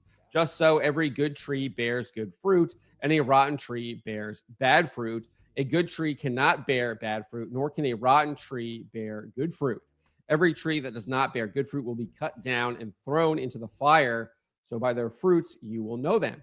Coates' rotten fruit is easily seen when he uses phrases like respecting the humanity of our neighbors and of everyone. This sounds great and is clearly crouched in Christ's second commandment: you shall love your neighbor as yourself. However, Coates doesn't believe this, given he's an advocate of murdering the most innocent. In February 2016, he made this abundantly clear. "Nevertheless, my basic feelings about this kind of America in which I want to live have not changed. I think a world with equal access to safe, quality, and affordable education, with the right to health care, with strong restrictions on massive wealth accumulation, with guaranteed childcare, and with access to the full gamut of birth control, including abortion, is a better world." So he's literally advocating for mass murder and believes that that makes for a better world. Someone who truly believes in respecting the humanity of our neighbors and everyone would never advocate for mass murder. This guy is he's a snake, right? He's got the forked tongue of a snake. So he doesn't actually believe what he is saying here, and he's just using these words, as Adrian Vermeule says, as incantatory words in order to try to hold some sway. But those words no longer have magic. People are no longer buying into these lies and slander. They are seeing it for what it is. They're seeing through the facade that Ta-Nehisi Coates and those like him have constructed. We need to pray for this guy, that he actually starts embracing the things that he's saying, that he actually maybe starts embracing the gospel, because he's clearly crouching his comments in the gospel in order to dupe people to buy into things that are not actually true, leading them into the fire. And we have to oppose this, but we can also oppose that by praying for individuals like Ta-Nehisi Coates, and we should indeed do that. But At this point, what he's saying right now is absolutely despicable and wicked. And for the most part, it looks like he is indeed getting called out for these absolutely despicable comments that are simply slander and wicked and evil. But let me know what you guys make of this. Let me know in the comments below. Remember to always be charitable, especially to each other, and to always, always speak the truth. Why would you be afraid of the people? Why are you not Oh, it's couch, not crouch, son. So anyway, this is fascinating. I fast forwarded this. Anybody wants to hit the link, Speak Radio, you were on here. And yeah, that's why I never go up on T's panel.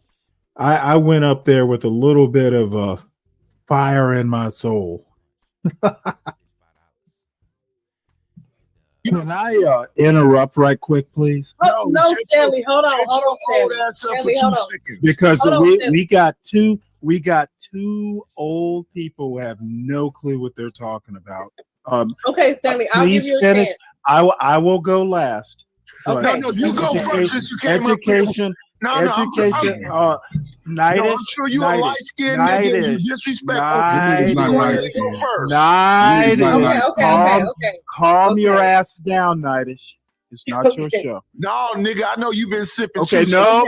See, you wanna go right into the end. See, you want to go right into the N word like a coon. Okay. What's a coon? Yeah, I said it. I said it. What is a coon? Okay, a Like old dudes talk. A coon kisses the ass of a white man. You're wrong. You got the You're wrong. I'm absolutely right. Who wrote Uncle Tom's Cabin, son? You did. You did. Okay. Guess what? That Guess what? stands You for don't goddamn Sambo. you have not read the book. Now, are two of you idiots gonna talk, or do I get to talk? You're not about to come up here and dominate the conversation. Okay, motherfucker, no. I just did it. I am here. I am here. I am here. Now you need to deal with it. Now the education begins. This is a lot going on. No, let it get out of hand, son. It needs to get out of hand with you three fools. You three fools spreading ignorance. Who wrote Uncle Tom's Cabin? Which one of you three clowns, I will keep my promise, which one of you T. three clowns has any idea? You wrote it. You said nobody read the book. Who wrote the book? Who wrote the book? And I don't even have to use the N word. The only N word I'm going to use, the only N word is going to be numbskull. Okay. Respectfully. Okay. Respectfully. Coach Ferg just got here. That's right. You've been talking for 20 minutes. No, I mean he's been. I'm sorry. You've been talking for 20 minutes. Well, I'm trying, Key. Y'all help me out. I'm the only I'm all right, we got you, T. Go ahead. Look at this YN. Okay, I may have to. Can you hear me? Hey, you wish I was drunk. You wish I was drunk, Nightish. You caught me on the right night. All I need you to do, who wrote the novel? Go ahead and Google it. Google it for me. Okay. You may have to drop the people that aren't talking, the ones that are over talking. You may have to drop them. Because I do want to let Coach Ferg get in because he hasn't been here for a minute. Stanley, shut your ass up. And then Michelle, right? Because I have something to say. Well, Stanley, look at the numbskulls. Look at the numbskulls baiting. They know I'm gonna open a can of whoop ass on them. I know, Stanley, but Stanley. I promise we'll let you talk. We'll let you talk. But let me let everybody, everybody else get in. Yeah. Then you can get in. Okay, is that fair? So can I speak after Coach Ferg, or was it somebody else? Yes, you can speak after Coach Ferg. You can go ahead, before Coach me. Ferg. And watch him keep trying to snipe. They're gonna keep trying to snipe and bait. Snipe and bait. So I can breathe. I definitely understand, sis, your passion. You calling out, all the issues when it comes to The what? It's white Hey, supremacy. T, You know, hit our the panel racism if you want. system. Yeah. But you know my take, and it's no coonery here. It's all true. But honestly, complaining about white supremacy and the issues by itself, it doesn't solve anything because it keeps us stuck, like in pointing fingers without actually building solutions. You know, but let's be clear, it doesn't mean white people are off the hook. That's not what I'm saying. But white supremacy is a system that was created and maintained by white society, and accountability does have to stay on the table, you know. But at the same time, when we just sit up and complain, what does it really solve? Is it complaining though? Call out, yes, a lot of what I see is just complaining alone. But simply complaining, it will not move us forward as a people. When all we do is talk about the problem, we actually give it more power, in my opinion. And we keep ourselves locked in a cycle of what? Frustration. You know, and white supremacy is designed, from what I see, to distract us and to make us reactive a lot of times instead of us being proactive. So the real question is, what's being done to us, but are we building for ourselves? Are we really?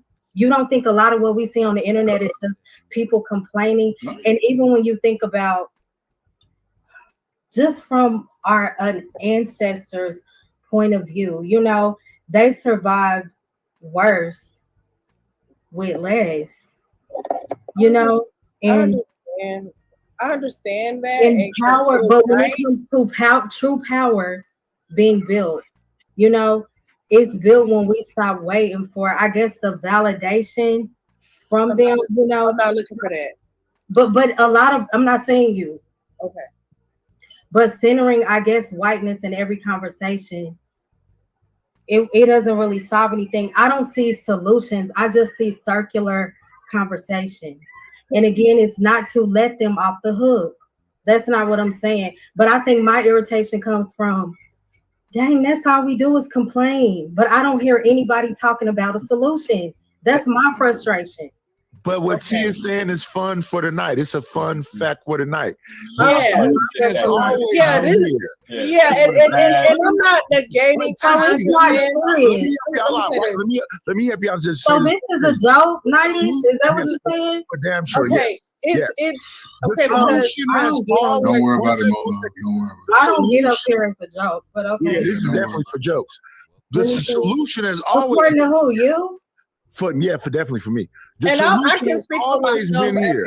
I can speak for myself. The solution has always been here, and they don't even bring this up no more. The solution has always been UNITY.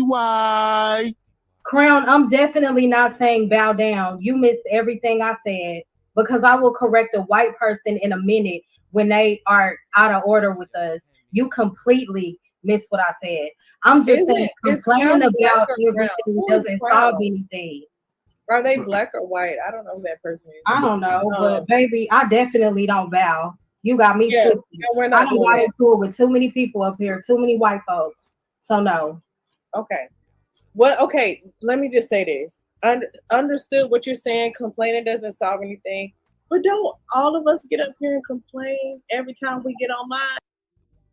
Let me just and I think many people, you know, who tend to be in my chat, there is no solution. And if there is a solution, racism and the nature of American culture, it's a white people problem. Okay. The solution is not for black people to come up with. Okay. There are plenty of black people who are anti-black blacks, but most of the normal black people, A, don't live in the hood, and B, aren't anti-black. And racism in America is a fucking white people problem. Okay. And I've said this many times. If white people don't like it, fuck them. Okay. Black people didn't come to America willingly, and they didn't write the laws. Okay. But there were no black people at the Constitutional Convention that were, contributing to how the Constitution should be made. And for hundreds of years, there were no Black lawmakers. Okay. The systemic problems, the systemic racism is a white people problem. Racism will end in America when white people come up with the solution. Okay. And, I'm sure there are plenty of Black people like me who might have a helpful hint or two, but stop acting like Black people need to have the solution to a problem they had no hand in creating, at least not at the beginning. I reject the notion that we have to have a solution. And the other thing I reject, and part of how American culture or race relations have worked in the United States, there is no we anymore. Okay. We are not going to be able to rebuild the racist Humpty Dumpty. It's broke. Stop thinking that we will recoagulate into some Pan-African unity in America. There is no we. And as cynical as that may sound, in my opinion, it's the truth. The UNITY bullshit that Nitish wants to sing about, it's literally a fairy tale in 2025. Stop acting like all the Black people are going to get together and agree that this is what we need to do. Not going to happen, sir. Deal with the reality. Stop the dreaming. About what's going on in the world, about what no matter what but let me finish. The point that I'm making is, yes, this is a topic that I want to talk about. Is it a little bit for shits and giggles? Yeah, just a little bit, but there's also a bit of truth that I'm trying to bring as well. Meaning, the point of the topic was white people, white on white crime, not talking about white on white crime on their channels, and the coon Sambos, Black baboons not talking about it, but they can't wait to talk about a Black crime. They even dig up Black crimes to talk about. That's not even mainstream in the media, not on CNN, not on Fox, not on CBS, not on ABC. They dig up crimes just to have a conversation about Black people and their degeneracy. That is my problem, and that's the premises of my argument tonight. You get what I'm saying? I get what you're saying, and let me respond to you, sis. Okay. I absolutely understand what you're saying, and I'm not talking about you. I'm talking about people who just bust up, get on the internet, and blame the white man for everything. Black folks who ain't even trying to do but I'm saying what I'm talking about. That's not even trying to do better in life. We do have those people as well, but I understand a lot of people are not calling out the issues, and that is a problem. But my point is, what does that solve? Hey, Venus, love you. What does it solve? Like, girl, please. Nothing. Yeah. And then I'm confused because I thought we were having a real conversation, and then we have people saying this for giggles. It's a joke. No. Here it is, right? I understand where Nitish is coming because it is entertainment also. So that just still, but I still have a point. But I still have a point that people just want to complain, right? If it's for joke. No, it's not necessarily for joke. It's for the conversation. It could be for a little kiki and ha-ha here and there too. But also at the end of the day, I am trying to make a point. At the end of the day, with the kiki and the ha-ha, I think we can do both at the same time. I agree with, here's the thing. Today, more stuff is revealed, right? Because over the last 40 years, 35 years, think about it. The message that you're conveying about how they identify our little small stuff that we do and share it to the world that we the worst ninjas. That's the way. And I'm just gonna Ferg is a goddamn moron. Okay. He can spend 30 minutes not talking about much of anything. And I, for the life of me, do not understand how people actually think he is some wise old man. He literally doesn't know shit. He wants to base everything on his life. Like, this is literally like every black person needs to take the Coach Ferg path. Motherfucker, nobody wants to take your path because it is literally led to a motherfucker wearing shades most of the time on a panel, stroking his beard because he still thinks, see that picture right behind Ferg's head? This is Ferg when he was young, and there's a reason that picture's up there. This motherfucker thinks he is cute. I'm like, this motherfucker is literally in love with himself, and he says absolutely nothing of value. And I make jokes about it at some point. Ferg is literally a fucking travesty. And every chance I get when I come up on a panel with him, yep, I'm gonna go. Y'all don't be a Ferg. Our own people identify us. We say we do, our kids are bad. We say we got all this going on, but when you really look at the numbers, of course they outnumber us, and they do a lot more heinous stuff than we do. And their crimes Heinous? What the fuck yes, does heinous mean? Focus on little pew each other, little Ray and Ray them around the corner. Somebody we was mad at owed us $5. That's the stuff we do. It's still low level crime that end up bankrupting the families of those victims and the person who perpetrated, because you're paying thousands of dollars to attorneys, and they have to highlight that because then they'll get us to pointing the finger at each other on how bad we are. And they're going to come right behind us, and then they're going to continue to turn us against each other. And we distracted about the stuff that's really going on, the bigger issues. So yes, but this has been going on ever since I was alive, ever since they gave us welfare. Ninjas ain't shit. Look, these black folk ain't shit. And then it got so bad that we adopted it ourselves. Men ain't shit. Ain't that what I heard people say? Men ain't shit. Ain't no good men out here.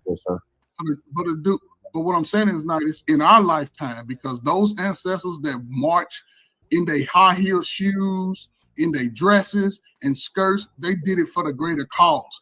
We ain't doing shit for the greater cause. If it don't Motherfucker, what you don't understand is we don't have to do shit because they already did the shit.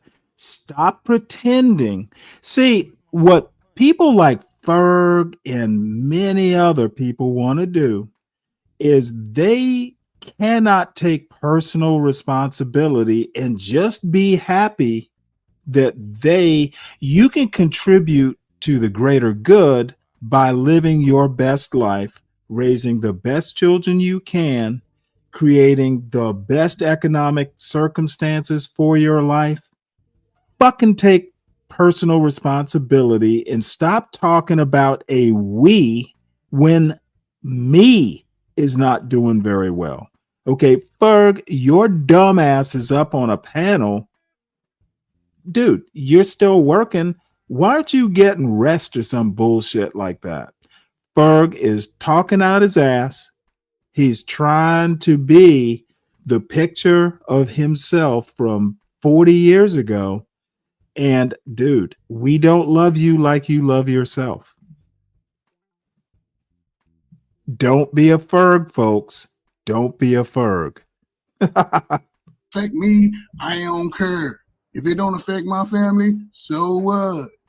I hate black people. My mama did something. My daddy did something. We so busy pointing the finger at ourselves that we won't even take the modern information and the modern technology and say, you know what?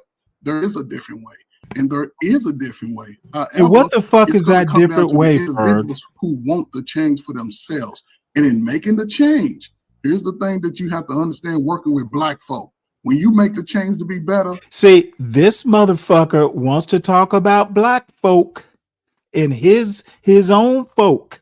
Motherfucker, get some sleep. You have no solutions for black folk. Motherfucker, dude, what the fuck is he talking about? And really, I ought to just put this on like 1.5 so I can speed through this dumb fuck. Honestly, Ferg is a potato head. He's got the cute little Mr. Potato Head lips. And he uses them well. But he is literally not saying anything of worth or note. 9 out of 10 of them niggas that you cool with, they ain't gonna be cool with you no more. They're gonna Are you gonna be comfortable? And you want to know how I know? I'm sorry, any motherfucker that is Coach Ferg's age, and he says he's slightly older than I am. You know what? If you are over 50 and you're still using that N-word like you're a YN, motherfucker, I have no respect for you. And that includes Nightish. Motherfucker, stop using the N-word. You look foolish. To people like me, anyway. Stop that bullshit. Act your age, son. Act your age. And a lot of us don't love ourselves enough to be comfortable to stand out on your own. You're gonna have to make a stand. And I No, I'm going to play it at normal speed, today, Kelvin. if you don't take advantage of the opportunities that are being afforded to you, and you turn that shit down, you don't want to go work on the garbage truck, you don't want to do nothing where you're going outside and working with your hands, your ass gonna be over with the women and the children at some point. And that's where you're gonna stay. Because outside of niggas, don't nobody care about you. See, we're gonna have sympathy for you because we understand, but the rest of the world, they're gonna push you straight to the back of the butt. And you might have to walk. So you gotta figure it out, man. Don't waste your time worrying about women and the racism. That happened before your grandmama and them was here. It's been happening since we've been here. One of the hardest crimes to prove is racism.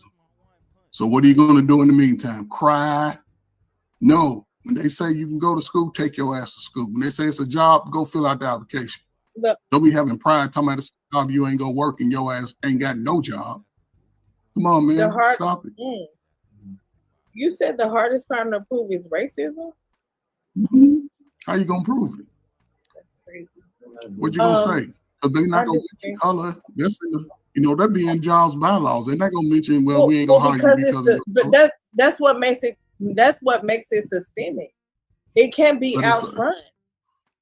But that's why it's hard to prove it, because you can't prove it that they didn't hire you. But that's what I'm saying. That's a part of the demonic system. Okay, let me It's not supposed to be. Let me help Coach Ferg out. That's coon talk.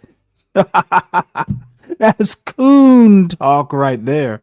Oh, you can't prove racism. Well, you may be able to, you may not. There may not even be any sort of racist or racism involved. But the coon talk, see, Coach Ferg is a coon.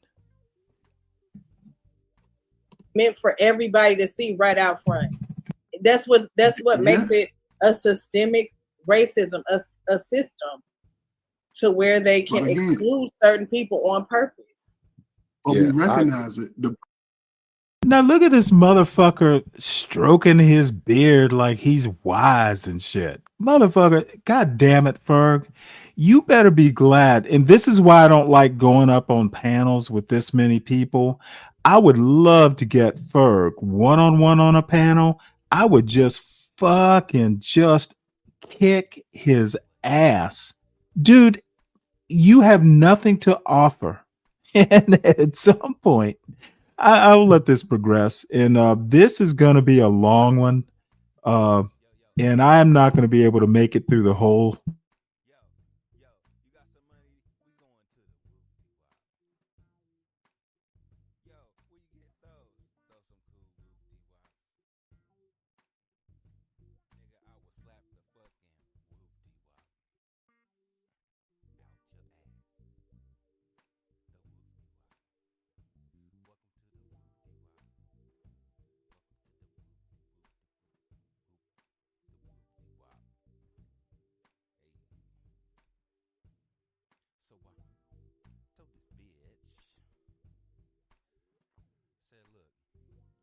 grabbed me a Hawaiian punch, gave the bitch $5, and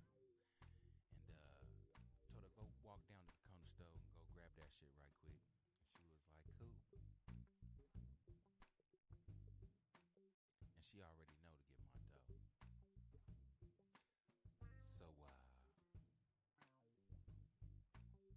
So the bitch walked to the whoopty wop. She walk in.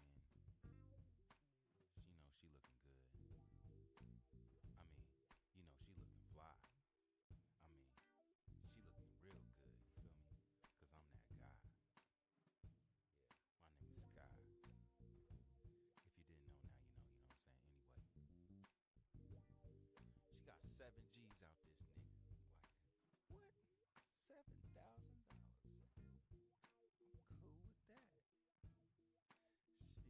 I'm cool with that. Shit, she came back and counted it all.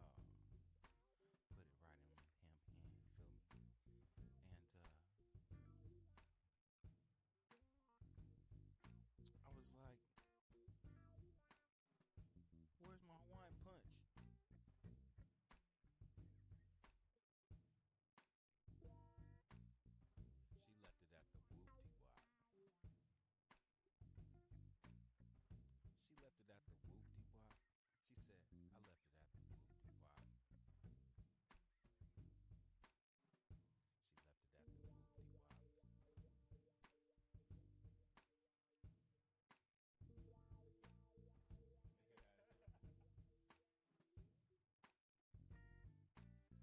I'm not sure what's going on here. Let's see. Why? Oh, you know what? I thought I had switched this. Don't know.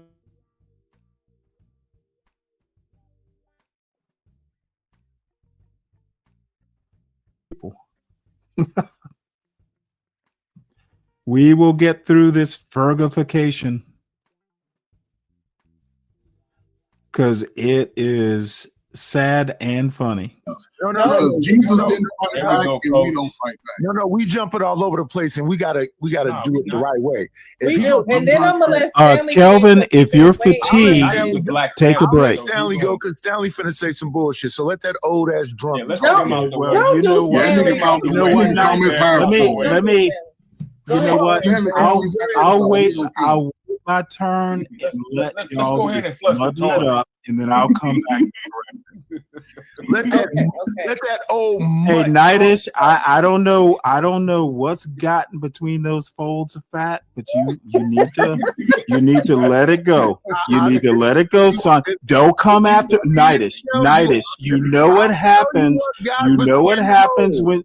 Hey, I don't know why.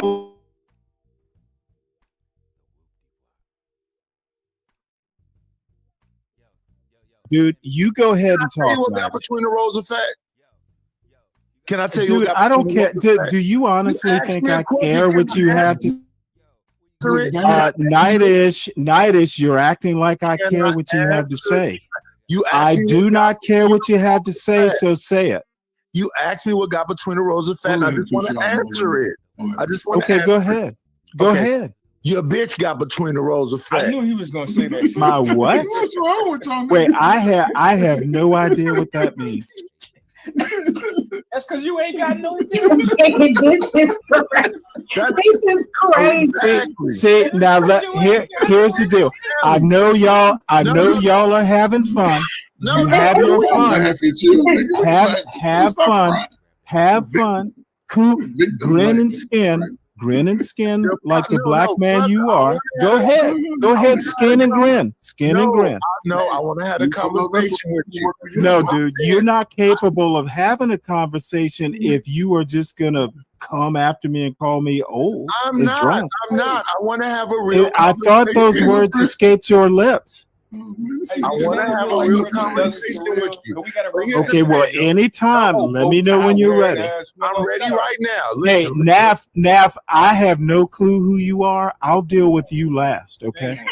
Shame on you. Shame on you. No idea who you are. Never talked. Have we ever talked before? Absolutely not. Okay, then why? What do you know about me? What you mean? What I know about you? No, I literally mean we've never talked before. Why are you making all these assumptions? I'm just talking trash. But Well, motherfucker, stop talking trash. Hey, if you want to talk trash, I am more than willing to let you, but don't talk about me when you talk the trash. You don't know shit about me. What's wrong with you, nigga?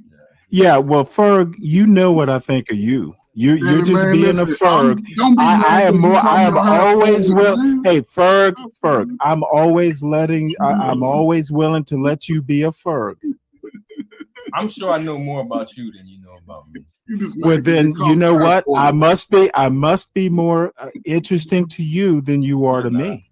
Because I'm more known than you. You know more about me than I know about you. You said it, not me. Well, I don't know shit about you.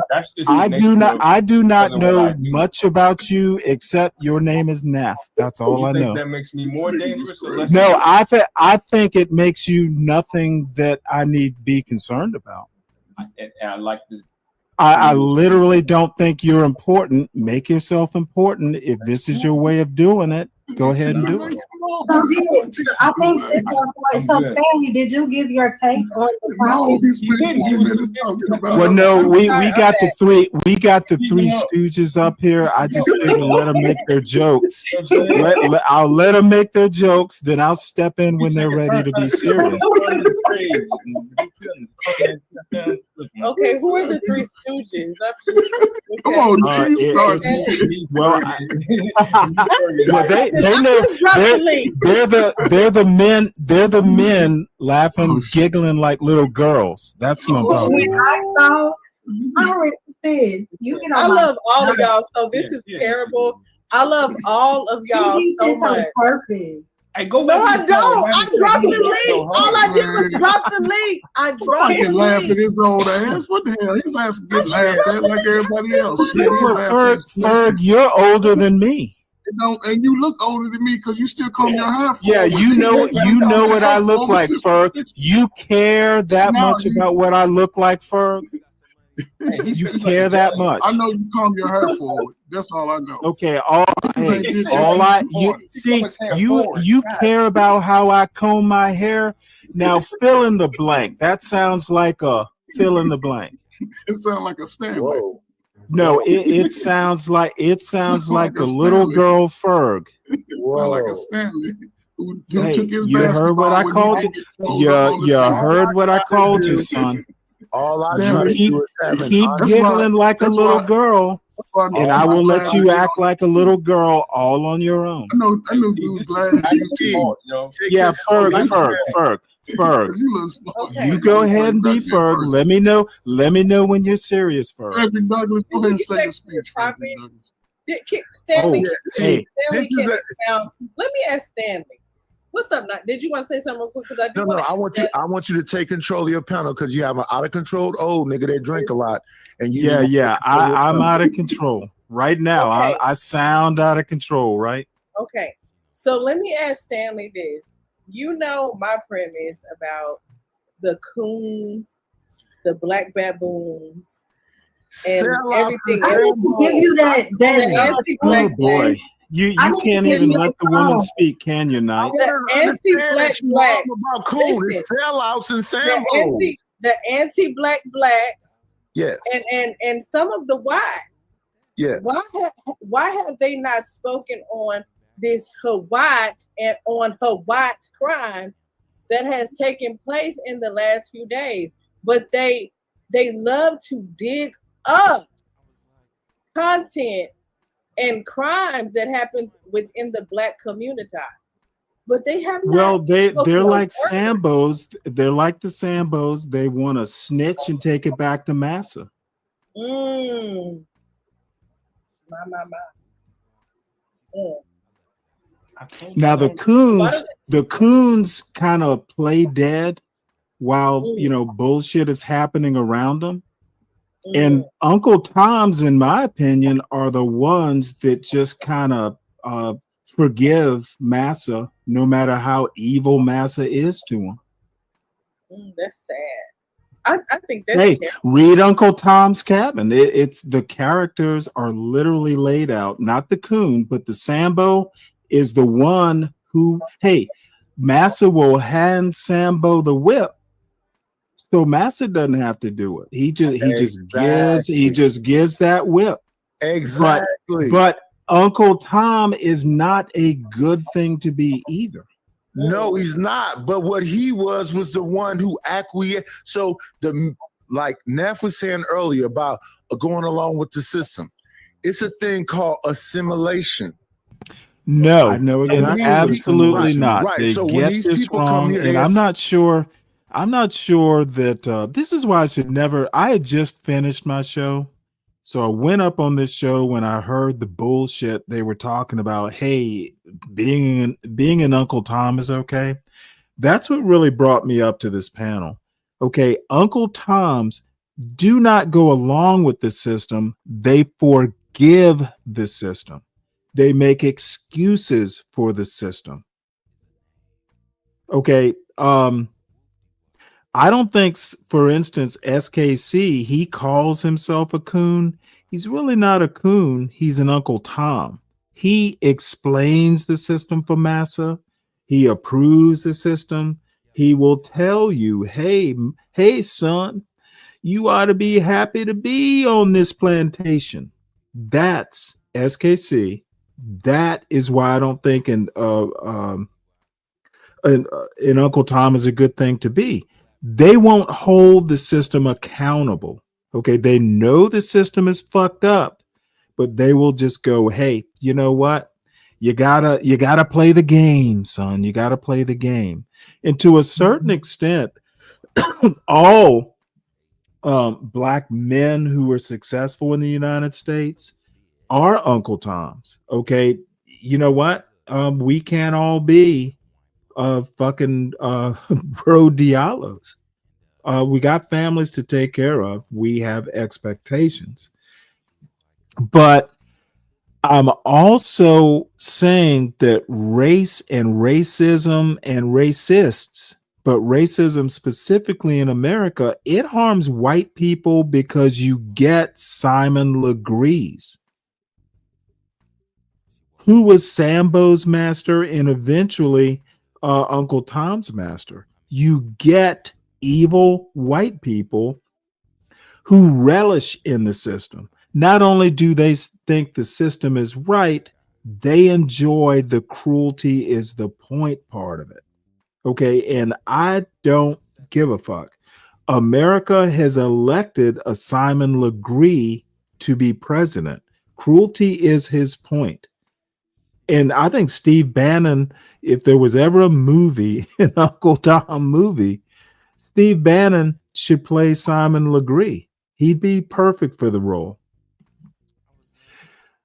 All I'm saying is that none of these numbskulls have yet to tell me that Harriet Beecher Stowe wrote Uncle Tom. Again, they talk about what they've heard from other people or they read the cliff notes. None of them have taken the time to actually read the book and think about what they read. They get up on these YouTube panels and they just fuck around to be funny, like Knight is saying, hey, you know what? It's all for jokes. Assimilate.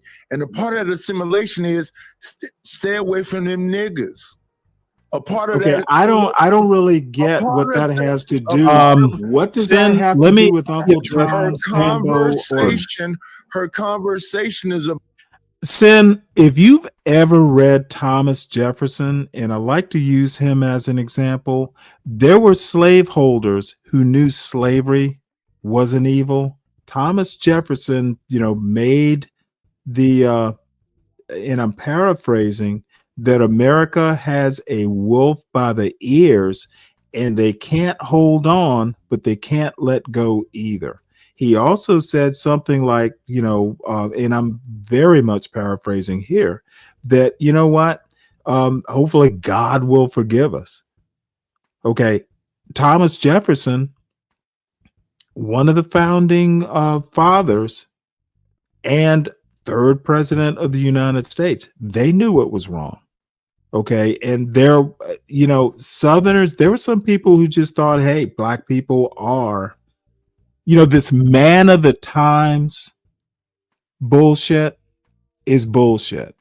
Okay. A lot of people knew slavery. I mean, there are a lot of things even in 2025 that we know are wrong, but we let it happen anyway because of business interests or whatever.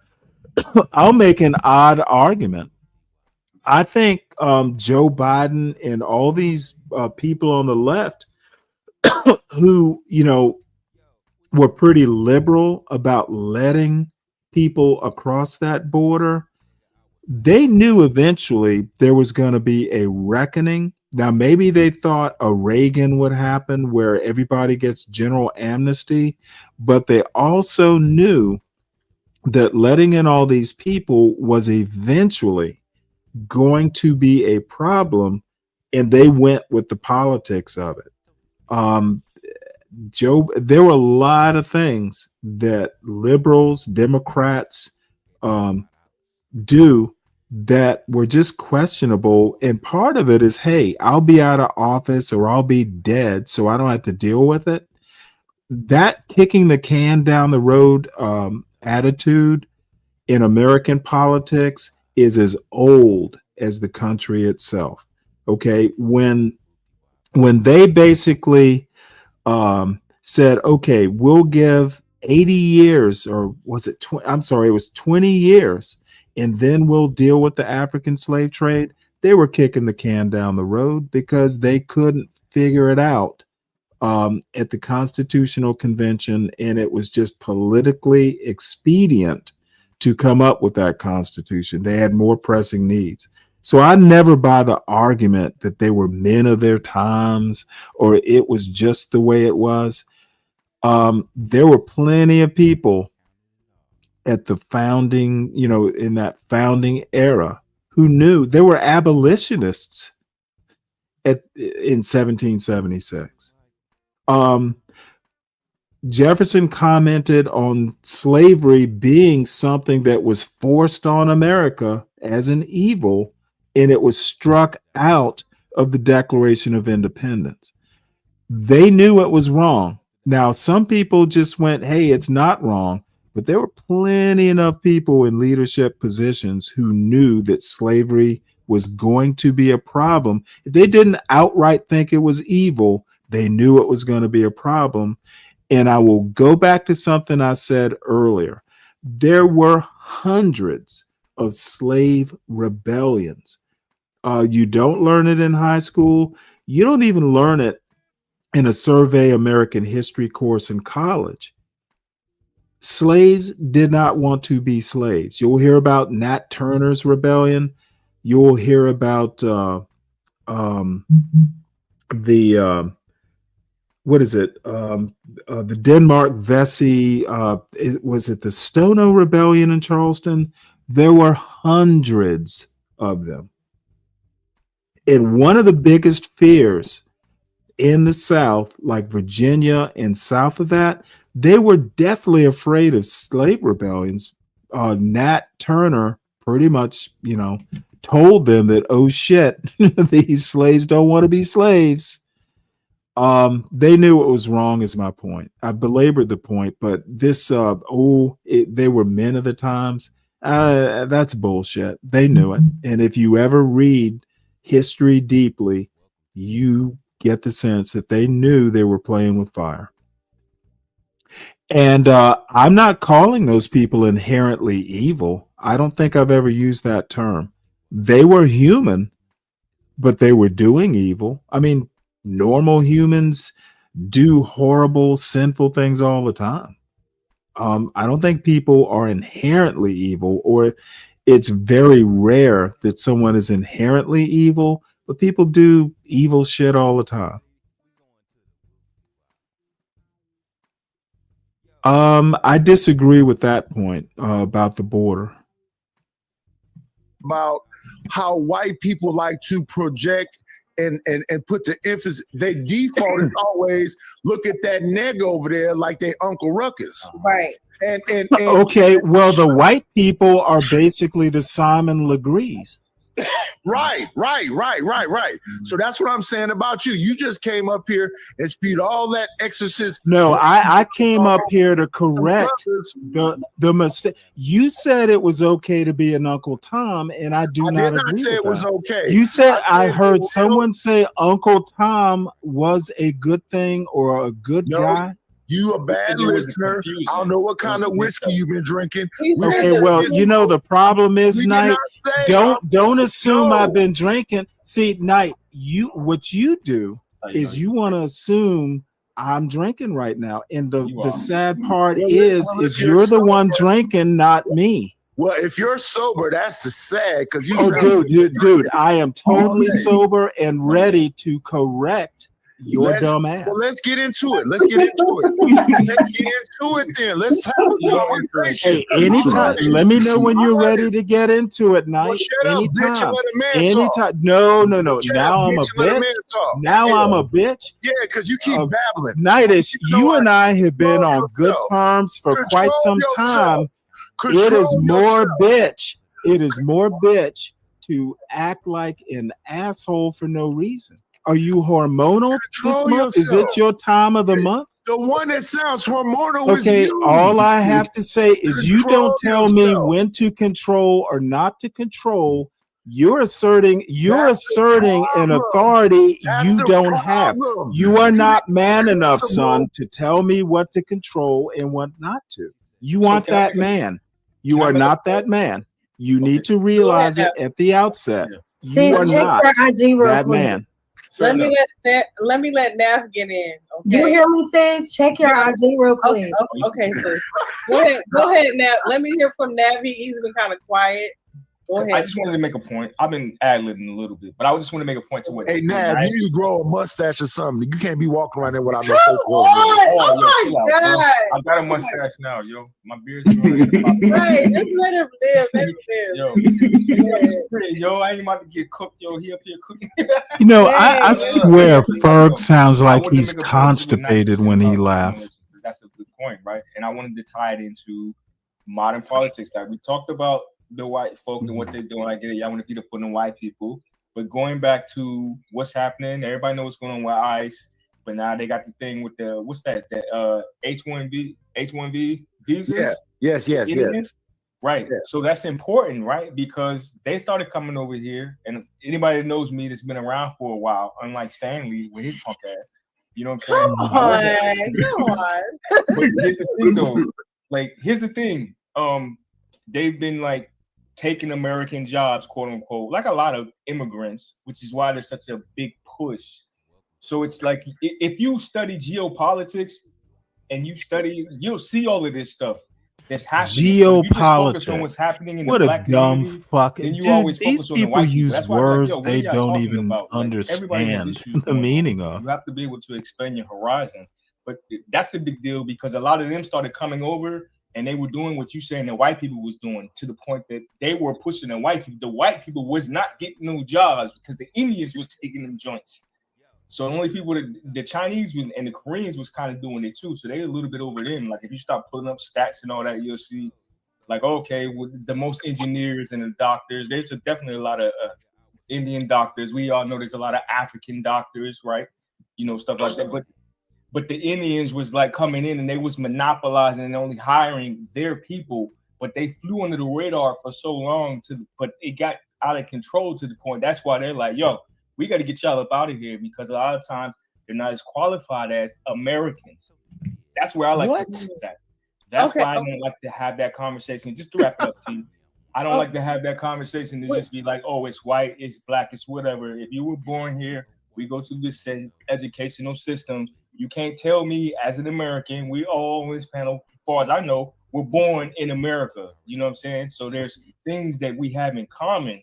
And then you're going to tell me that somebody, y'all talk about the tethers, that somebody coming over here is more qualified and better than us. And they hell no. That's a problem. Can I respond to this when he's done? No, you cannot, man. Anybody but you. Yeah, actually I can, son. when you're done. Did you check it? Yeah, I did. I responded. Okay. But no, I just brought that up to kind of try to counter the point that he was making about putting up on the white people. If you want to talk about shooting and killing, That's a different thing. But I think, like I said, we got other society problems outside of that. You know, if it's just, oh, the mass shooters, this, that, and the other, that was something I thought would be a little more relatable with people losing their jobs and getting laid off. But then you have this incentive that's like, okay, let's try to shine a light on this group of people who were doing the same thing that you claim the white people were doing. Because I don't compete with white people for my job. I compete with the Indians, the foreigners that happen to be Indian. Well, now. But it's been like that for like 20 years. That's well, what it depends on what industry you're in, right? But it's like it's the medical field. It's the medical field. That's why it's gotten to a point that it's such a problem. That's why they're making or trying to pass regulation, because it's that big of a problem. So when we say the white man, that's why for so long I was like, nah, that's not. It's all. Who do you think invented H-1B visas? Some white rich cat that was a capitalist. Okay. So I know that aspect of it as well, but that's not what I was talking about. But go ahead. Okay, well, you're not talking about much of anything, in my opinion. You're mixing up a whole bunch of disparate things. Wow. All right. Bro, yeah, it's an incoherent. It's an amalgamation of nothing much at all. That's a nice word, but it's not, bro. It's what it is. Hey, it's a fancy word. Well, if you're competing with H-1B visa types, you don't know fancy words. Maybe that's the problem. This dude is cute, yo. Oh no! Hey, this dude is right. You're not though. Okay, here. Okay. I'm afraid I am, son. What is the son? I think we're. Yep, I called you son. Did I stutter? I think we're losing the conversation again because of Stanley. Well, let me go ahead and respond. What is the psychology behind the violent white man? Can we get back to the white man and his heinous bullshit crimes? All right. Please. Can we get back to that? Let's stop talking about. We talk about us all the time. Yeah. Every day, all day. Let's talk about the white man and I want Stanley to give us the psychology behind it, and after that drunk ass old bitch talk, I'll help him out. Okay, go ahead. I like that. I don't want you and Nidus to fight because the psychology. You know what? I don't do psychology. People like Nidus are better at the psychology of the white man than I would be. Wait. Stanley is one of my favorite people. Don't think that we fighting. I love Stanley. Okay, cool. Because I love y'all and I love how y'all have been able to, communicate and communicate. Back at you, Nidus. We're communicating now. I know, but I don't want y'all to become enemies. That's all I'm saying. No. It's not gonna happen. Anywhere away from here, I love Sam. He's one of my favorite people. Okay. All right.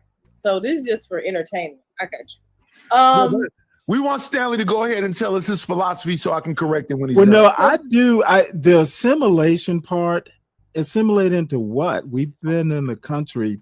I call them legacy Black Americans with deep roots in American history. We're assimilated, for better or for worse. There is no assimilation that a legacy Black American needs to do. We're here.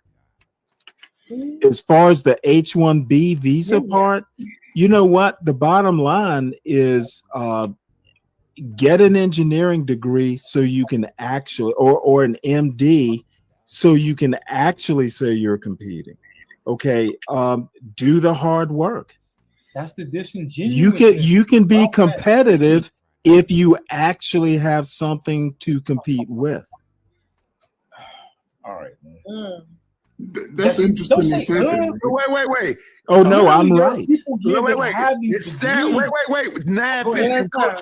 I want Nav and Coach Ferg to go before me, but was that the end of Stanley's point? That if you go get an MD or a PhD or well, whatever, is it impossible for Black people to get an engineering degree or an MD? It's not impossible. A lot of us have done that. Okay, well then if it's not impossible, stop whining. Just because you're born here doesn't mean you're competitive. No, all I wanted to hear, brother, is that you get your whole point out, so I can cook the shit out of you in a couple seconds. You know what? Hey, you won't be cooking with gas. That's for sure. The fact that this you're gonna be cooking on some campfire somewhere, trying to get the heat up. Old mammy is up here talking about getting an MD and a PhD. Hey, I'm sorry. Hey, a black man with an MD. What is it foreign out there in California? Y'all don't go to school out there or what? No, I'm finna help you out in a minute, ma'am. Go ahead, Nathan, Coach. Did you call me ma'am? No, I was just gonna say it's disingenuous because there are literally PhDs, and I was a computer science major before I switched to cybersecurity. Like there are educated people that have these level of degrees. This is why I was speaking about that. It's not about a lack of talent. It's that the corporations don't want to pay, somebody that's American and went to school here what they worth if they can pay an Indian half of that. But they got to the point that they started taking over these management positions. They were just hiring their own people. Quality of work started going down. So now if you want to talk about the white man that owned the companies, they was like, wait a minute, hold on. You're losing profits, etc. They started looking into Let me it more, pause this right here to address Mr. Nichols' point. Dude, no assimilation required. Okay, we are assimilated, whether we like it or not, whether we want to rebel against it. And don't talk to me about destructive blats in your community. Number one, there is no community.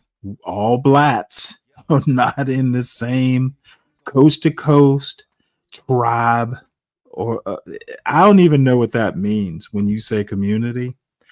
Bottom line is we have a legacy, and I think I bring this up. Blacks were here before the Mayflower. We are firmly assimilated. There are more destructive whites to their own community. Every community has people who are destructive.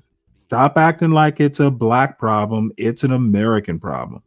Racializing this shit is not the first step in solving some of these problems.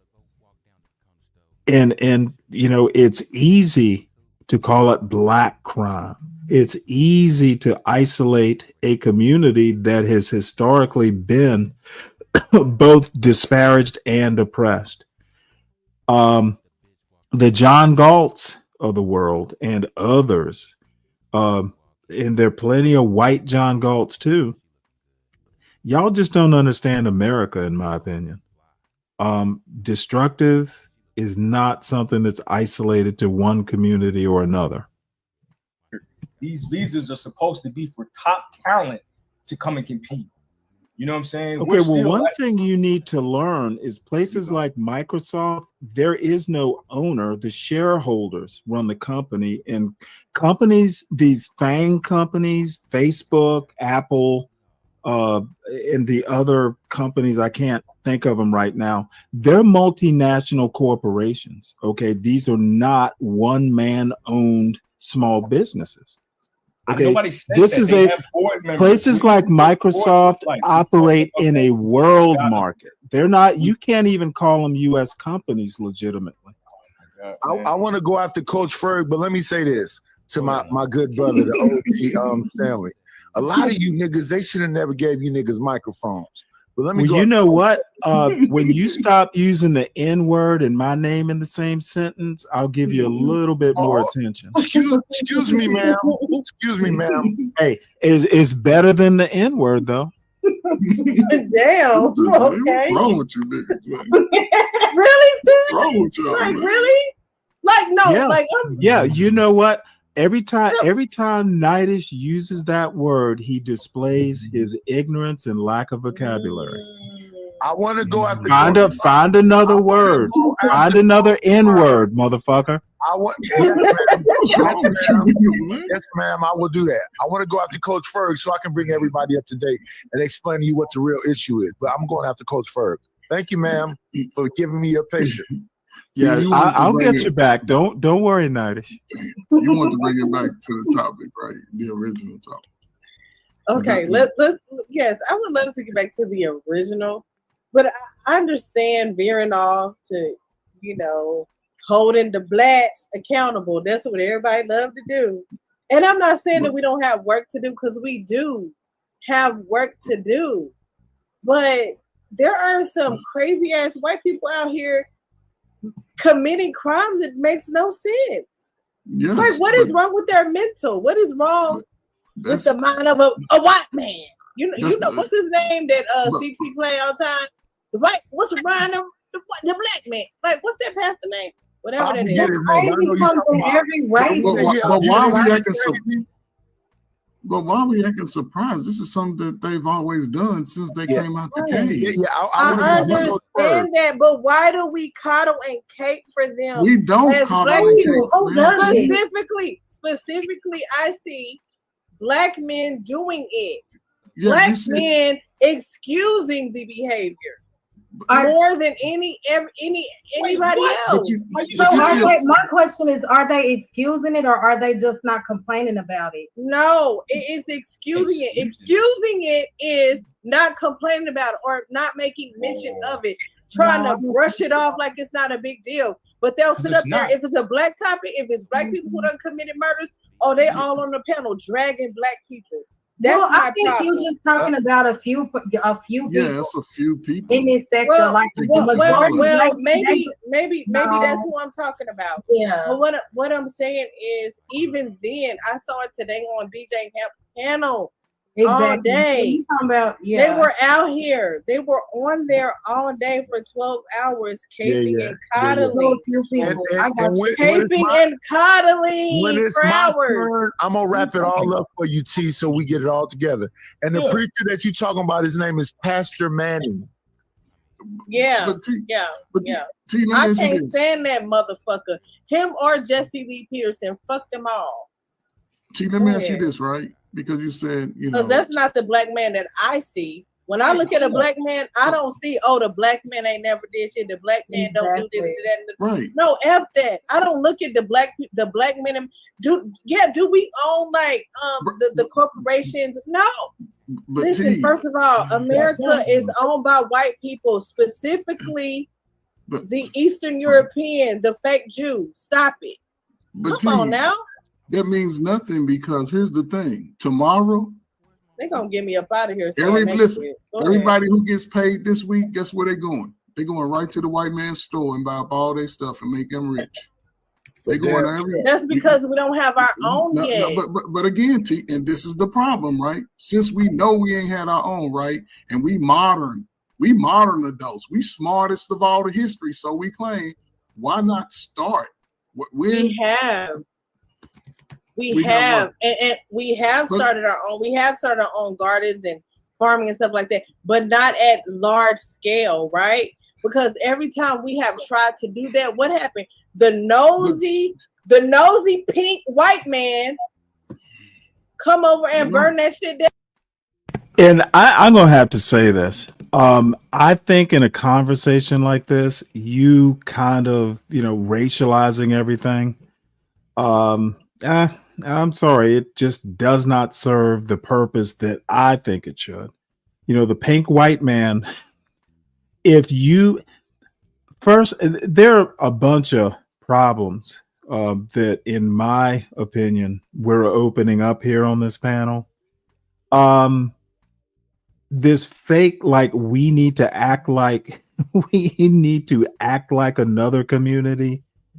Dude, if you want to fucking start a company, go and start a company. If your mission is to, go out, let me start a company, I honestly don't think that it's impossible to open up a store in the hood.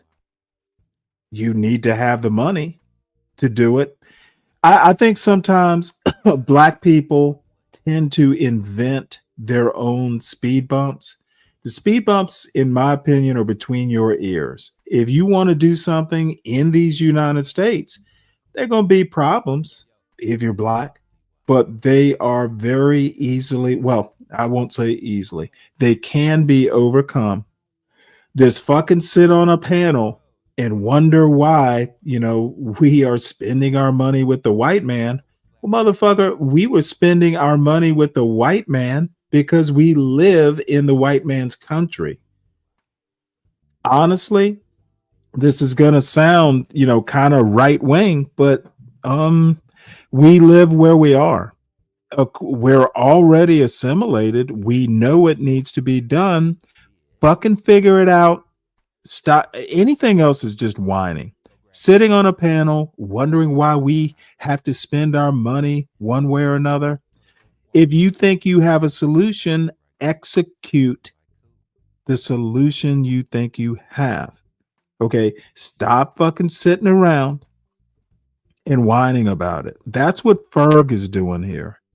Just whining about some shit. Dude, you are a coach.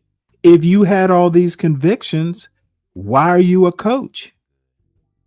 Stop fucking sitting on a panel whining about it. If you want to go out and fix the problem, go out and fix the problem. It's as simple as that.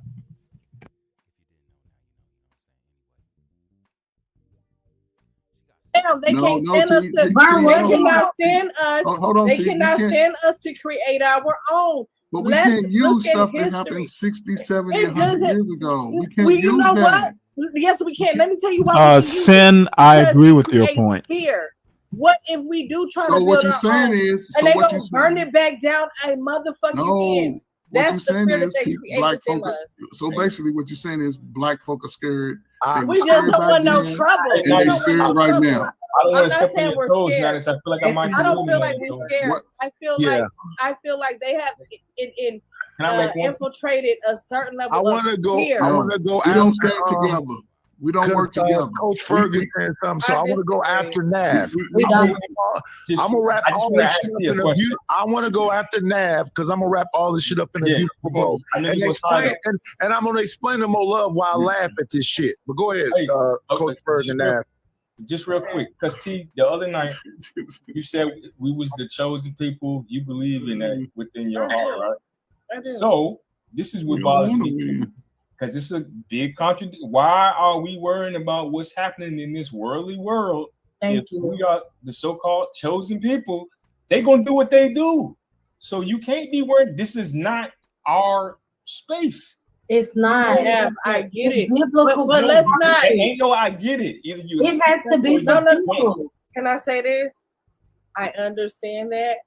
But until that day comes, you just gonna keep we fighting? Still have to live in this environment. And we have to survive it. So that's why we're having these conversations. Yes, I do believe that the Most High is going to rescue us from this foolishness, this demonic, whatever it is. One day, okay, that's your opinion, Coach Ferg, and you have that right to believe that. But I believe the God that I serve, yes, we will be rescued from this demonic entity, this demonic system, whatever it is. Y'all don't have to believe it. Respectfully, I'm gonna respect your belief, respect mine. That's all I ask. The reason why I say that, right? Because you know what they use before they go in the Bible. I mean, before they go in the Bible. I understand. Obey the slave, the master. I read all that too. We read everything but the Bible. I already heard. I already know what's going on. I heard that before. The white man put that in the Bible. The Bible, there was a Bible before King James. Y'all know that? They used it to manipulate. That's why you got to know context and be able to rightfully divide the word. But we use that. But we use that to teach ourselves. So we use that language still. Yes, because of the moral. A lot of times we use it for the moral aspect. It's a guide, right, for life. And I believe I'm not going to argue the point. I'm not sure I agree with that. No. Let T finish because it's not that complicated. Go ahead, T. It's really not. The point that I'm saying is, yes, they brought. Oh, do I feel like we're the chosen? Yes, I really do. I feel like we are the chosen as Black people. We are. Why does it bother you so much? The reason why it bothers me is because we have to live in this crazy demonic world that we trials and tribulations, right? It told you that's what it was. The Bible even says it's not going to be easy. So yes, we will complain. We will, have banter here and there, whatever the case may be. But we do know the end of it all, right? But it's still frustrating at times. if I'm just being honest and being a human person, like That's just fair. being a human person, like, Yeah, you am gotta I get that shit wrong for out. being It's a human frustrating. in this world? No, Y'all not at all. gonna make me feel bad for having not saying feelings. Nobody trying to make No, you feel nobody's bad, love. not no. saying You, Yeah, you that's have the a Nobody right trying thing. to to say I've that been now. letting y'all rock, yo. I've been letting everybody rock. All I'm saying is, y'all cannot criminalize me or make me feel like I'm wrong for how I feel. Like, We're not. yeah, We're just You're giving not our wrong. opinion, trying to sis. encourage you. No, it's You're trying to not We're not, encourage wrong. you. nobody That's all. said you were wrong. We just all have a difference of opinion. It's not even that. I'm Trying to missing my encourage point. her. Yeah, everybody wants to. I just feel like I'd have to skip over I'm this not. part. Nobody's hearing. No, But we it hear you. is My bad. the point that I'm trying to make is, yes, I understand that. Yes, this is not the end of the road, but while we're still here, it's frustrating. Is my point. That's the point that I'm making.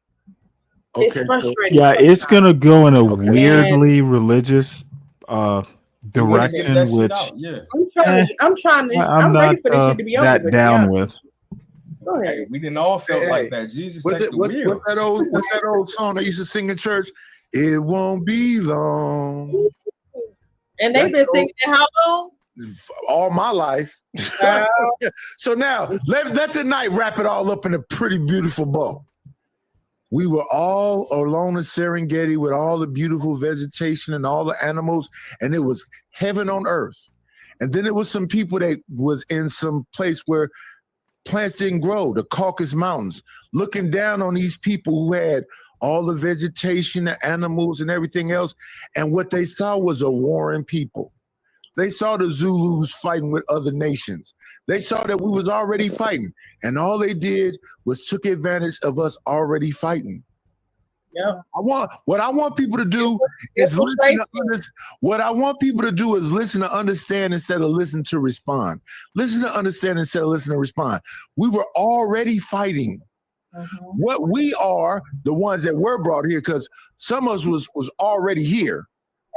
America, it belonged to us. And the problem is you don't understand that. We were already here. There was a thing called freemen and there was a thing called slaves. What these white folks did was they brought a few slaves over, and it was men already here owning land and whatever else. And they threw them freemen into the slaves. And that's where the confusion comes in at. If you start talking about Moors and all those other different things. So you got to understand that Africa is not a country, it's a continent with countries. Africa is 3 times the size of America.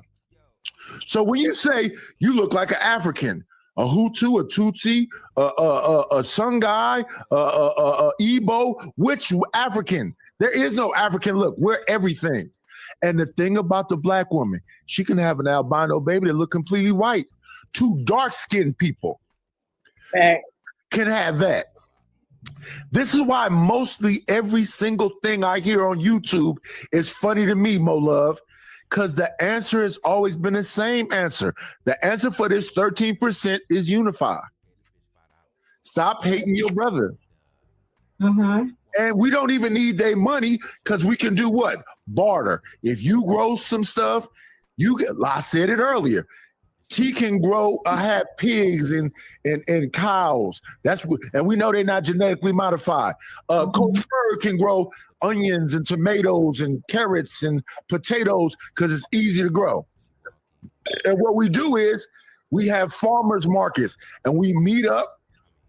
Who got the apples and peaches? When I was younger, my grandmother used to get stuff. We used to go a slewing and get crawdads. We get catfish. We get some perch, and they would cut all them fish up and freeze them. They had 2 deep freezers and a regular refrigerator. And you know what? All of this, like this gardening stuff, is I guess somewhat new to some people. But since I've been 4 and 5, my dad has had a garden. He would give some of the things away to people that needed it. And his parents, yeah. Tomatoes, cucumbers, greens, corn, watermelon, cantaloupe, everything. Onions, bell peppers. So he's always been, ahead on top of everything. So I'm very grateful. So my point is, The I forgot about things, speak. the old things work. They always have worked. But Absolutely. what we're trying to do is some new stuff. So our babies don't want to listen. Some of you niggas is out there killing your actual cousin because y'all don't have family reunions. Some of you niggas out there sleeping with your actual cousin because y'all don't have family reunions. Because y'all want to disconnect from each other so much, it's really not the white man at all. Thank you. He don't have nothing to do with us. He has nothing to do with us. So when we have conversations about the white man, that's going outside of yourself. If you really focus on just yourself and you, then we would have family reunions. We'd understand the significance of But that's gone now. Understand the significance That's what I've been trying to say. We'd understand the significance of farming. We understand all the old shit that was working. We just go back to it. Black people have never had a problem with poverty. When that big depression happened, there was white people jumping off bridges because they lost their money. Right. Niggas didn't kill themselves. Right. We've been able to get through all the hardships and everything else. It's just you new niggas. So when I hear this man up here, Stanley, trying to act like we don't know what to do, just go back to the old things. Find a way to love. Oh, wait, hold it. Did you mention my name? I stopped listening. Yes. Find a way to love This your bullshit, this as Universal calls it, the hopscotch history. I've been silent. Don't call my name unless you want an answer. It's not hopscotch, man. It's not hopscotch, man. And I'm gonna curtsy. No. Curtsy Please. when you keep talk to me. talking. You I need you. Don't get off track. Keep it up. I was silent until you called my name. Just don't call my name and everything will be okay. You keep on. Continue, please. Yes. The old things work. All we got to do is go back to who we know we are. But the problem is we forgot who we are. Who is we? Niggas. You big Black folks. people.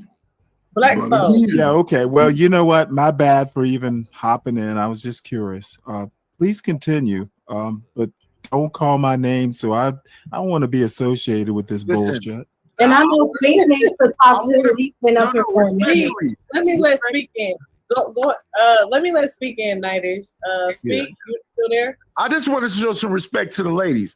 Ma'am, Stanley, whenever I just wanted to shout out to the Oh my Lord, calling my name again. He's just messing with you. He said Stanley with the slip. Well, I know he's messing with me, but let's speak radio talk. Go ahead, Speak. What you got? Well, it's hot in here tonight. Can y'all hear me?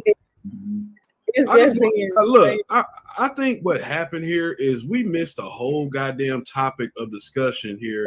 It's like, and I'm gonna call some names out. Mo and Nap and them start going on this whole BS about, we're gonna start blaming the white man. That's not what we were talking about. The whole discussion, no, it wasn't. The discussion was, why are these whites not calling out these crimes that they're doing? They have all this smoke for black on black crime, but they are not talking about this whole shit. Like, do you know today how many colleges got fucking put on hold because people were calling in bomb threats? Like, we'll probably see another mass shooting in a couple of days, but we always bring shit back to us and we don't address the problem at hand. That wasn't even the topic of discussion about, we blaming shit on white supremacy. Why don't claim that shit? Why don't they? But why not? Don't try to get to solutions. I don't like just sitting up complaining. That's why I said that we not sitting. That's not the point, though. That's why I said what I.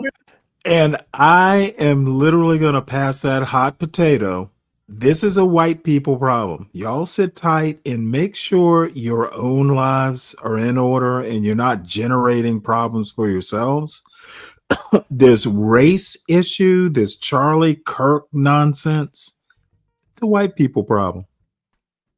They need to come up with the solutions. We will help, but dude, don't create problems for yourself getting involved in this Charlie Kirk bullshit. Charlie Kirk lived by the sword, you die by the sword. He was stoking a fire and it consumed him. That's my take on it. Finish and then y'all can go on with that. If we were talking about black issues, then okay, I get that, but that's not what we were talking about. We were talking about these white folks that can sit up here all day and talk about black on black shit, and they're not even touching this topic. They don't talk about it. You have people like a Nick Fuentes that says, well, the blacks are doing this, and a motherfucking white man came to your front door to smoke his ass. He just didn't answer the door that day. Did you hear me acknowledge that I wasn't excusing white supremacy? I don't think. Hold on, let me finish. Just let me finish. But I don't think I think y'all missing my topic tonight. I said I'm not excusing them. Listen, we understand your topic completely. See, I do. Right. And my point is, when you see a cracker on campus, watch that motherfucker like he's an Arab with a bomb in his fucking backpack. Period. If we together, we watch the white boy like, listen, the trench coat mafia wasn't no niggas. There was a bunch of skinny, green-ass white boys coming up to the school to shoot up shit. The problem is we don't love each other properly. Because if we love each other properly, we see a bald-head motherfucker climbing on the top of a roof with a rifle. Yeah. So we're so busy looking at each other, we don't see a white boy going up there to shoot Charlie Kirk in the neck. Hey, that's a white on white. Wait, let me address business of Pepe real quick. Charlie Kirk, hold on. Real quick. That's why I promote unity. It sounds like a lot of Mo Love. I'm with you, Mo Love. I'm with you. It sounds like a lot of white people are complaining. It sounds like we are complaining. I actually do it. Does it not sound like white people are complaining every day, 24/7, getting up on these fucking YouTube streets talking about black shit? That's why I be frustrated. Like, that's what they do.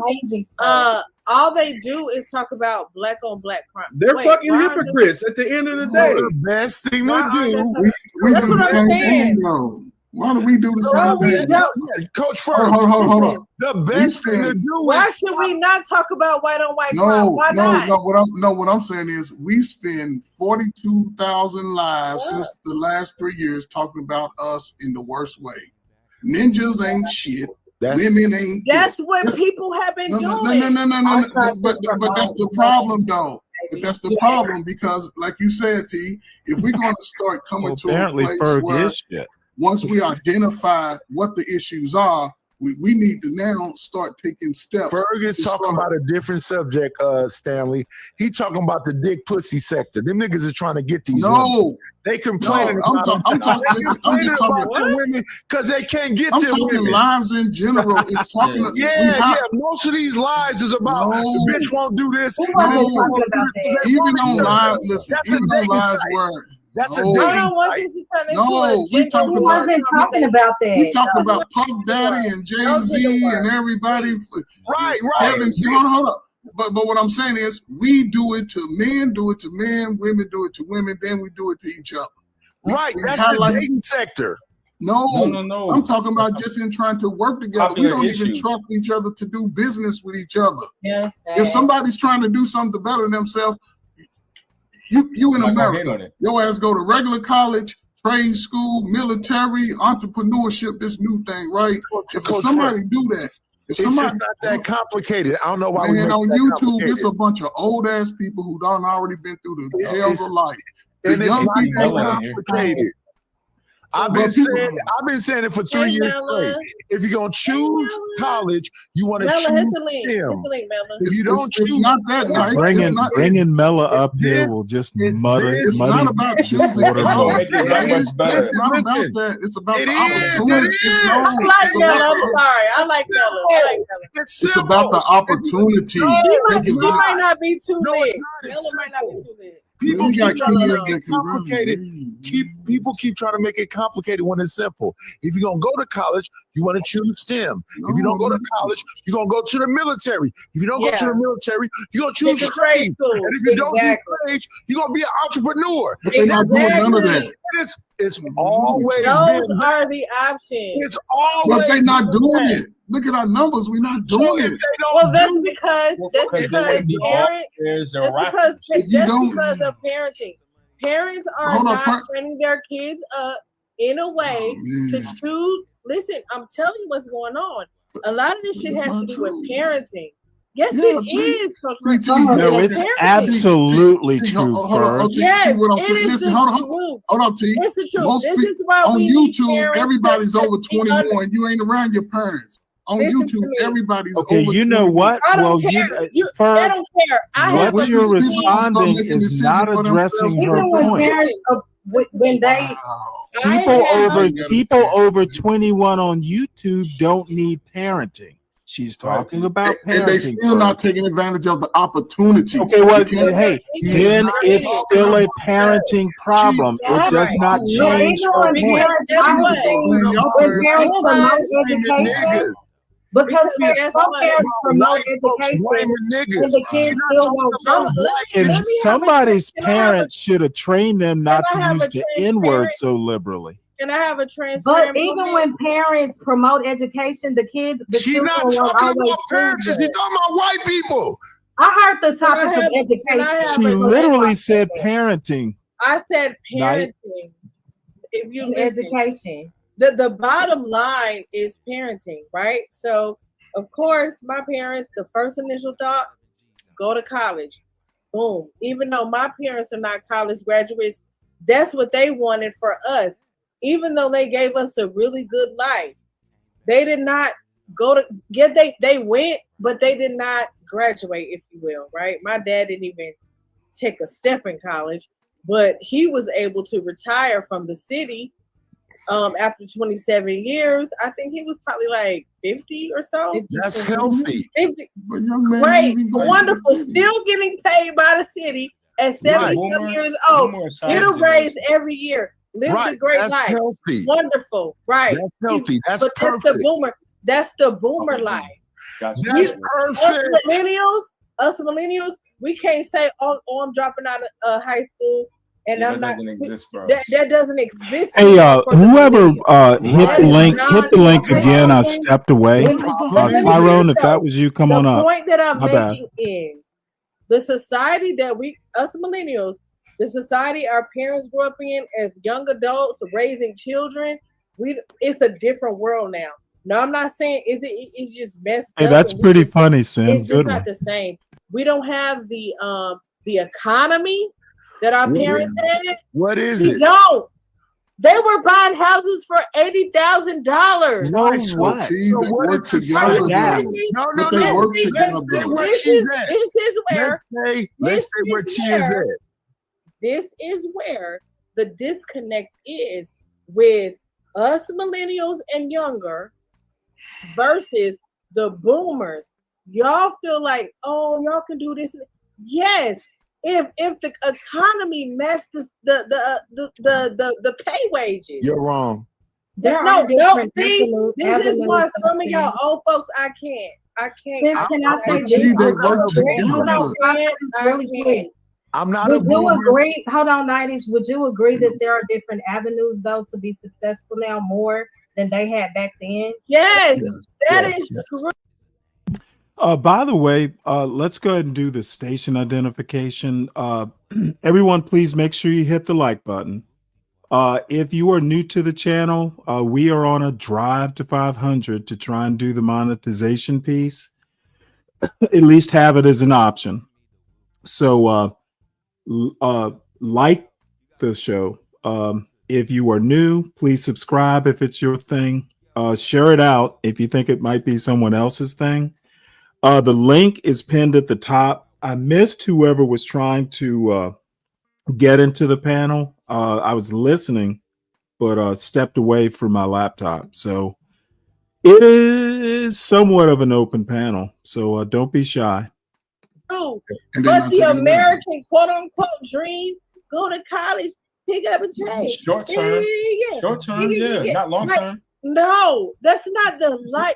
They lived a different life back then. And that's why I wish we would listen to understand Y'all instead of are listening so to respond. selfish. Y'all older No, people. how we selfish? I can't No. say the older people. Y'all older people are a I'm little not a selfish boomer. because y'all don't understand. Our wages have not been lifted in so long that goes along with the economy. I'm not a And boomer. It's not their fault though. I'm not. I'm not a Yes, boomer. it is their fucking fault. How is it their fault? How is all of the economy the boomer's fault? They're created this economy because they're. I'm not calling you a boomer. I'm Molo talking. said If it's you're Matt's not a fault. boomer, it's fine. I get it. It's fine.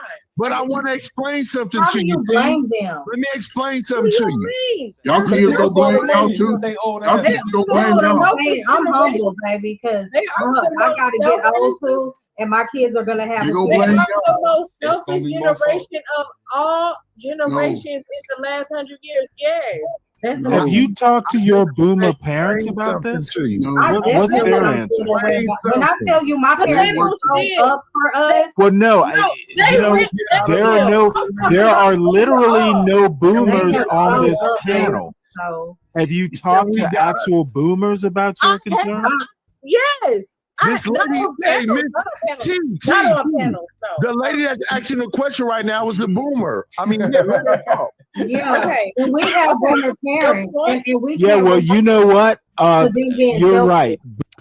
Oh, by the way, Mike, I went up right after I ended this show last night, and I started listening to T's show. I was literally on my way to bed. And then I heard, this bullshit about, there were some things that they were getting wrong, and I just felt obligated to go up and contribute my 2 cents. I generally don't like doing panels like this, but most of the people up there I knew and feel comfortable with. So, if I know most of the people on the panel, they know me. I'm okay with that. But T and Roz are about the only places I go. I think I don't tend to do it. Maybe I'll get more comfortable, but with other panels, but they're just too many fucking stupid people on.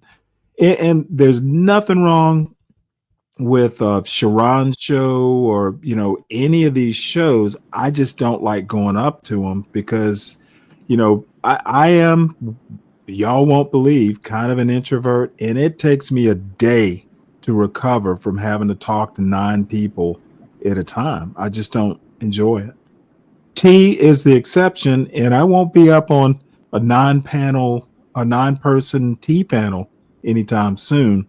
It was the topic that compelled me to go up there and be so obnoxious.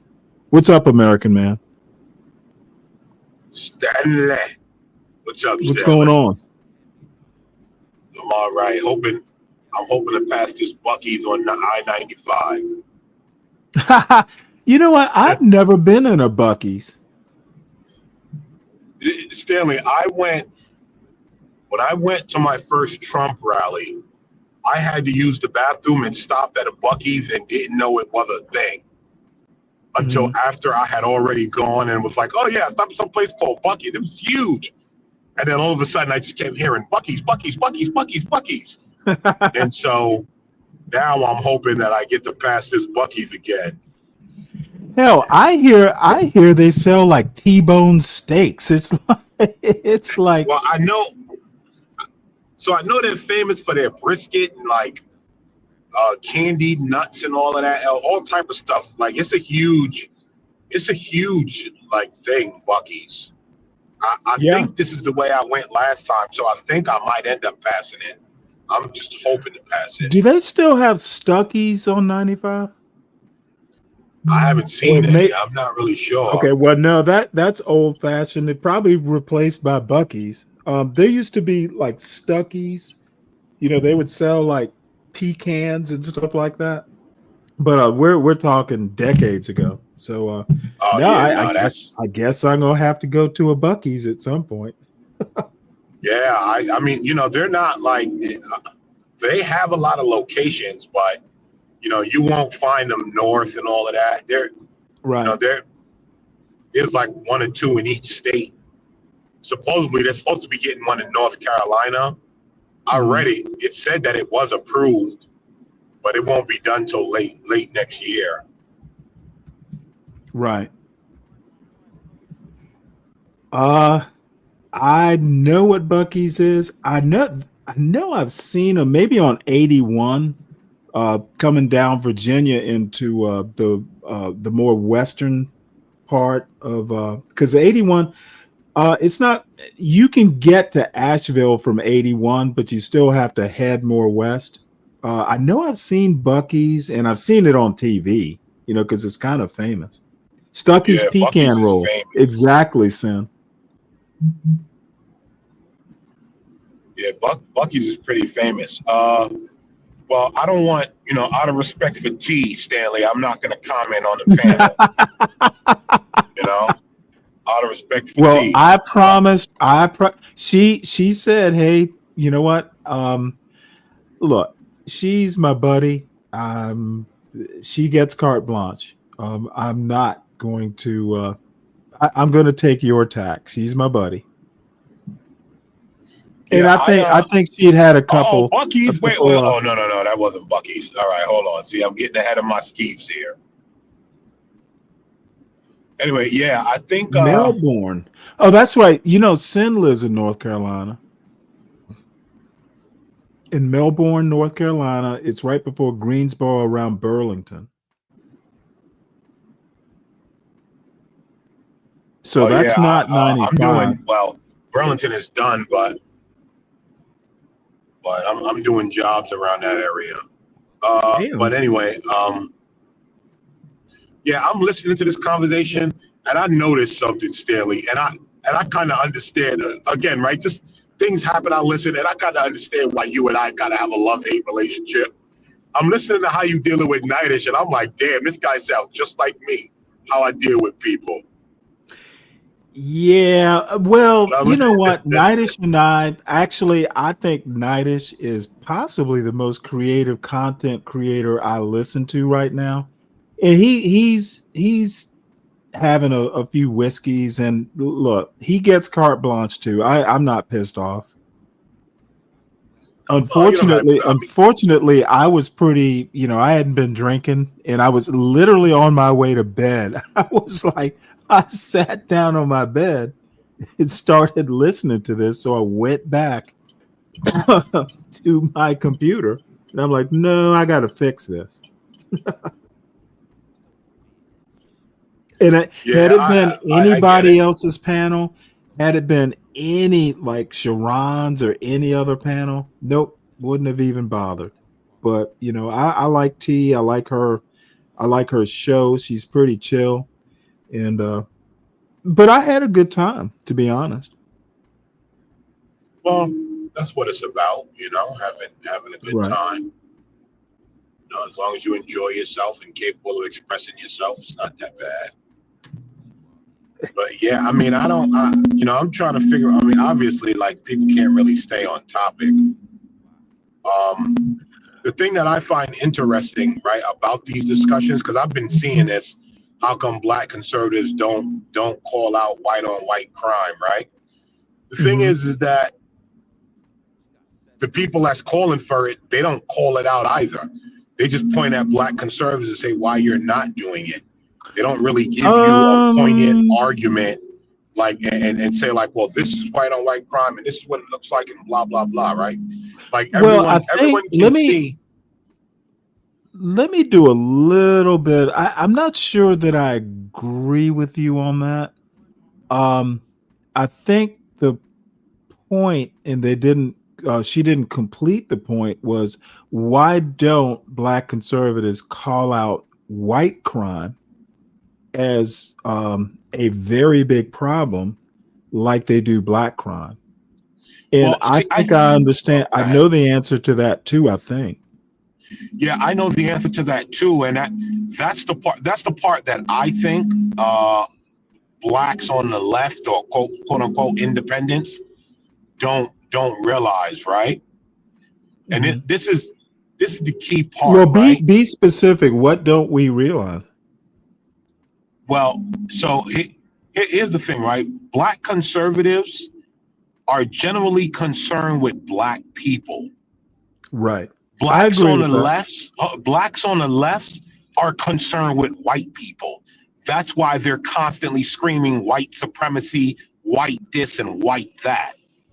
And so that's why when you see certain problems, black people on the right are like, hey, I'm not dealing with that. Let white people deal with that. As you said, right? That's a white people problem. I'm not Well, concerned. you know what? Let me give you your props. You fucking nailed it. Come on, Stanley. I does this, No, brother. no, mother. Hey, fuck it. When you're right, you're right. What am I going to say? You're wrong. I think you nailed it. Right. And so what happens is what you get, right? And that's why you get a lot of blacks on the left looking at black conservatives and saying, oh, you're kissing white man ass. All you do is concern. That's projection. Because when you listen to them, they can't do a thing or go a moment without concerning themselves with white people nonstop. I'm going to defend my tribe, but No, it's okay, Stanley. It's all right for you to do that. but let me say this in defense. I personally don't give a fuck. I think this is a white problem.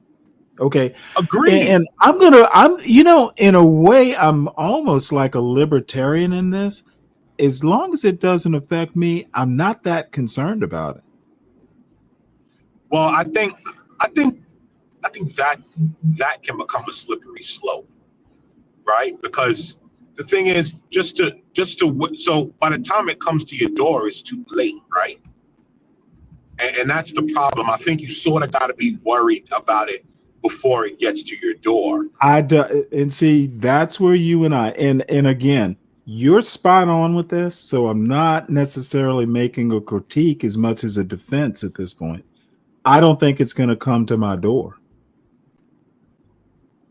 Well, no one ever does, right? Well, but the problem is that if it comes to my door, it's going to come to your door too. Okay, right? But agree. But that's the point that I'm making, right? Is that you shouldn't say, "I don't care if it doesn't bother me." Remember, it's already at the next man's door, right? And so you're ignoring it because it's not at your door.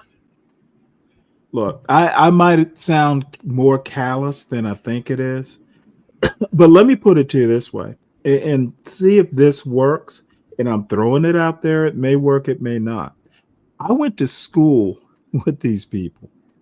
Okay, I literally was educated with them. I was in the Navy with them. They're not all that. They are as incompetent as any other group of people. That's why I don't worry about it. I literally don't think white people are that smart. No smarter than black people are. Well, Stanley, let me tell you why. See, there's a whole psychology to this, right? And this is the part that like just people don't understand. Most of these people that sit there and talk about white people and vote with white people and really just worship white people because the white people is black liberals' God, they don't actually associate with white people, right? Outside of a day-to-day interaction where they got their binoculars on looking for racism,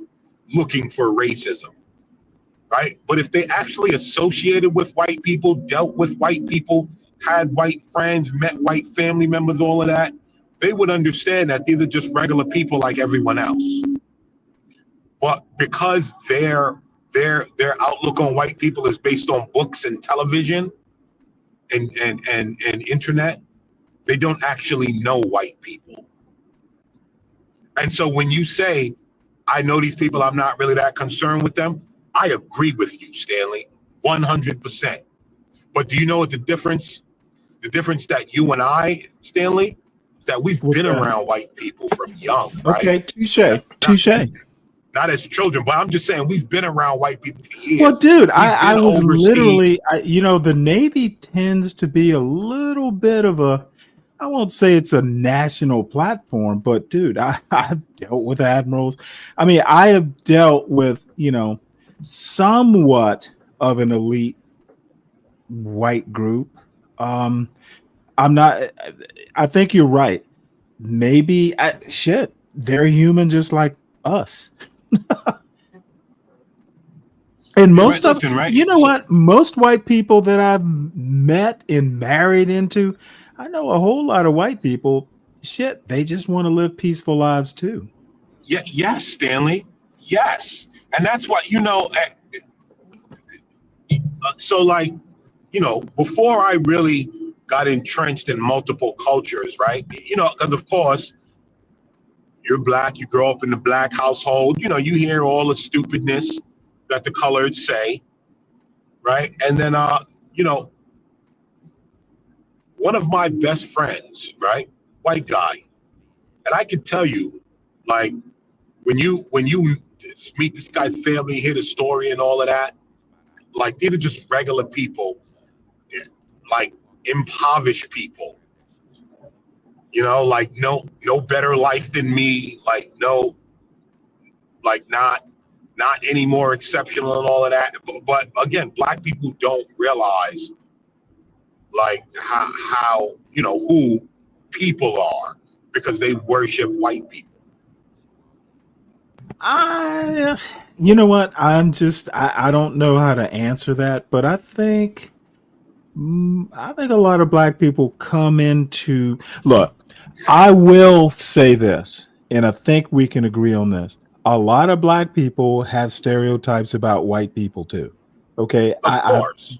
you've heard me say that black people are just as racist. Well, I won't say just as, but the ones look, they're shit, dude.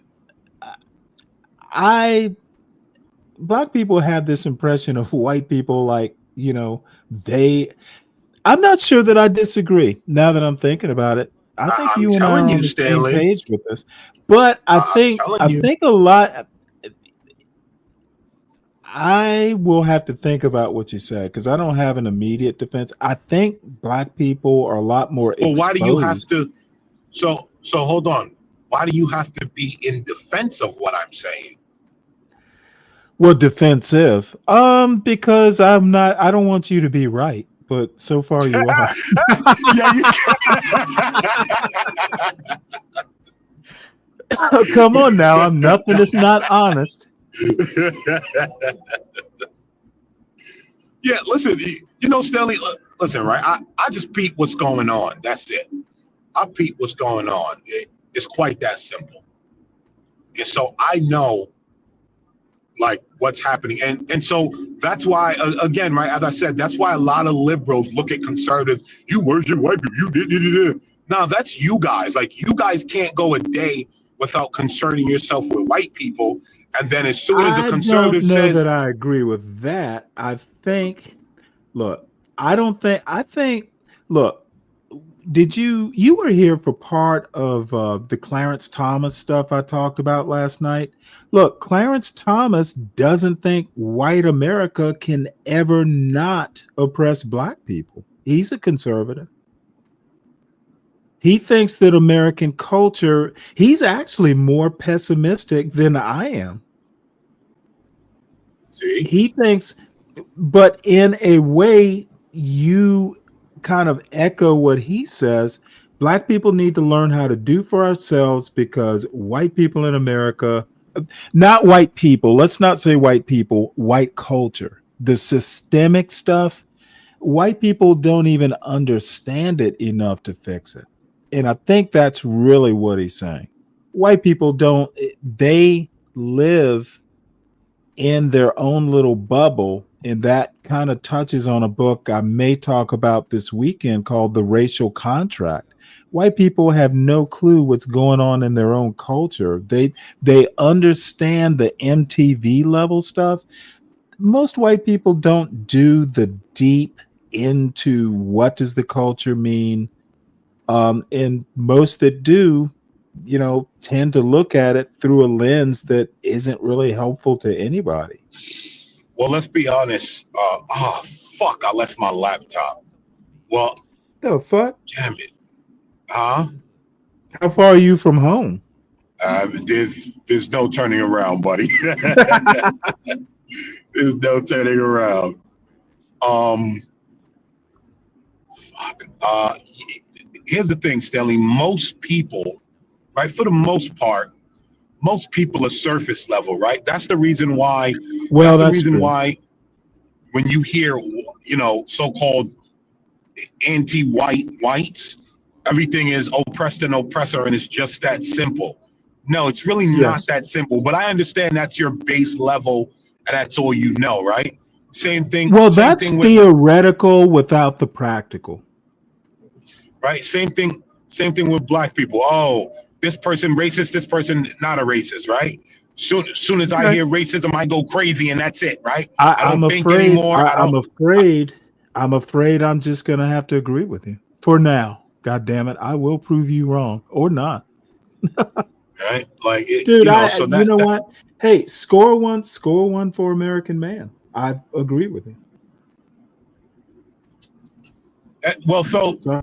let's lead into the because I want to give you a chance to defend yourself, because I didn't give you a chance to defend yourself last No, night I don't think I because I don't. had I to have go to to think work. about it. I think you were so right that I can't defeat the argument. Plus, I think you're right.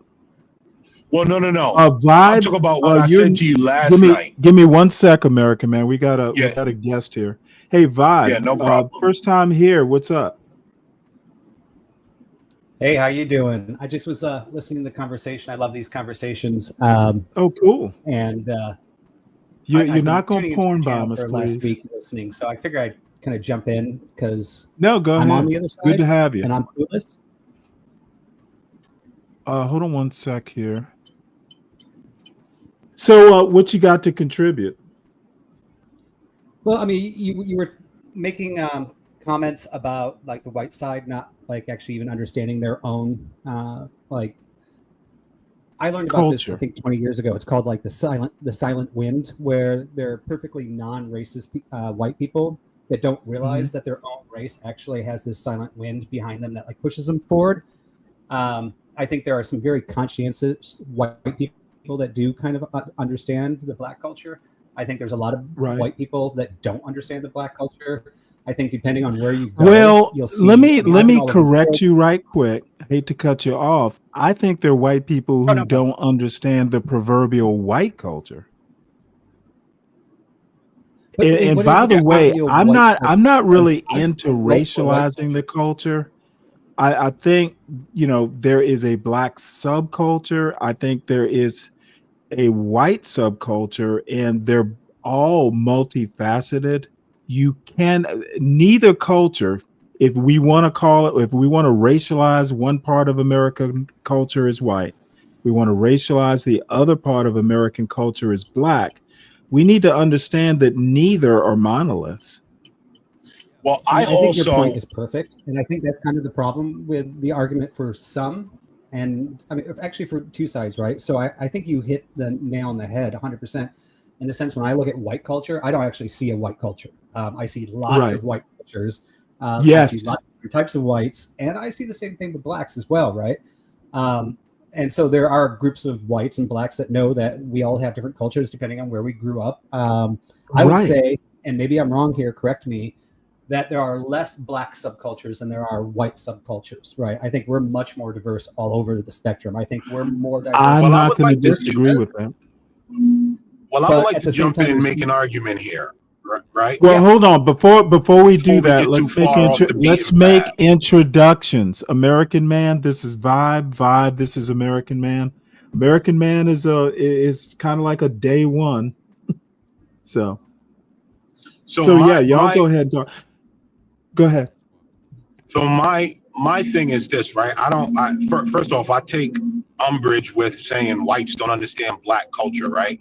And it's Black culture, white culture thing, because in reality, right? And this is if you understand how nationalities work, in reality, right? We have the same culture because we're all from this place for generations. And so this idea that Black people have a different culture is really weird to me, and I Well, understand how like some. that's not his argument. Well, hold on, Stanley. He can defend himself, right? He came up here wanting to chime in. I know that wasn't his argument, but he used the words white people don't understand black culture, right? And so to Well, an extent, some that is his He argument kind that of there is refined a it. different He culture. did go ahead. Vibe, you're right. You can defend yourself. Yeah. Yeah, and I'll let you finish. Yeah, right. And so I'm not like nitpicking with the guy. I'm just actually voicing the things that I have a problem with, right? Is that to say white people don't understand black culture, to me, right? But one, I would like to know what your definition of black culture is, because then we can go from there. But two, like I just think that when you say white people don't understand black culture, now you're othering black America. And then I begin I to take don't problem with that. think that's his intent. Yeah, I no, don't think that's his intent either. Yeah, I don't think that's good. his intent either, but I think it happens. Yeah, and you know, I'm actually not here to argue with anybody. I'm actually here for the discussion. I find it, you know, very interesting discussion. Being on the white side and always wondering, like, am I getting it right? Because I mean, ultimately, right, this is virtual signaling. I hate doing it, but like, I really don't think there should be a difference between white and black culture. I think you're also kind of nailing it in the sense that, like, we are part of the same generation. We're from the same country. Might have even been born in the same city. Why would we have two different cultures? I totally get that. However, the dynamics of the United States, even as less racist as I think it used to be, and in the areas that I grew up in, I never really felt racism. But Where'd you grow up, by the way? I've seen it, right? So I know it exists. I know it's still there. But so, like, I don't think I am uneducated with the black people that were in my town and what their culture was, which, by the way, it would be the same as saying my culture as a Christian was a bit different than my Jewish friends' culture, although we share the same traits. And my black friends, their culture with their families was slightly different in the same town. Now, we all could come together at the same potluck or whatever, but there were, you know, if I went to a picnic that was with my black friends, there was a definite difference than my Jewish friends, than my Christian friends, right? So I think there's a commonality, and this is like, I'm talking perfect world. Now, I've been outside of that perfect world where I don't really actually know where I'm trying to point. I think I'm agreeing with everybody here, but also trying to point out that it's not the same everywhere, right? I mean, I am kind of talking about idyllic scenario where, hey, we can accept that, hey, our families did this because of this, even if we're both in the same Baptist church, right? A white Baptist church family might do things different than a black Baptist church. I don't know why that is, but I've seen it. It's real, right? Well, it's in the history. Yeah. So, I mean, which part of the country are you from? Midwest? Yeah, so I originally grew up in Michigan. I live in Southern yeah, California I thought now. I recognized the Midwest accent. Yeah, so I've lived in California now for 20 years, but grew up, and I'm old. I'm very old. So, well, I'm 60. Don't feel that old. Okay, so we're I'm just a little bit younger than you. But I grew up in Savannah, Georgia. So I have a perspective, but you know, Savannah was kind of odd because it was a 50-50 city when I was growing up. Yeah. But let me just make one thing and make this one point. And this is really, and I read this years ago. A guy named Colin Woodard wrote a book called American Nations.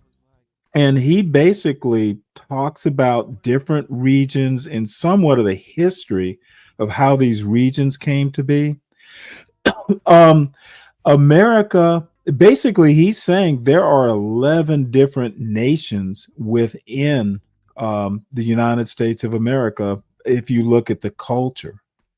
So that's where I started thinking, well, you know what? There is no one white culture. There are several cultures. You know, and over the course of my years, I've asked Black people, you know, in Los Angeles, we'll get to talking about, you know, something racial. And I've literally asked Blacks in Los Angeles, really? You're Black? I'm like, totally different than growing up in Savannah, Georgia. Some of the ideas, some of the way they talk about stuff. And just that amalgamation or accretion of ideas on top. I don't think there's one Black community. I don't think there's one Black culture. And if you have to say white culture, well, dude, are you Southwest? Um, are you New England? Are you Midwest? Are you South? And I was in the Navy. I've met people, Black and white and Hispanic, from all over the country. And you know what? It is beautiful. But I just think this talking about Black culture as if it's a monolith, or white culture as if it's a monolith, it's not a productive way to think.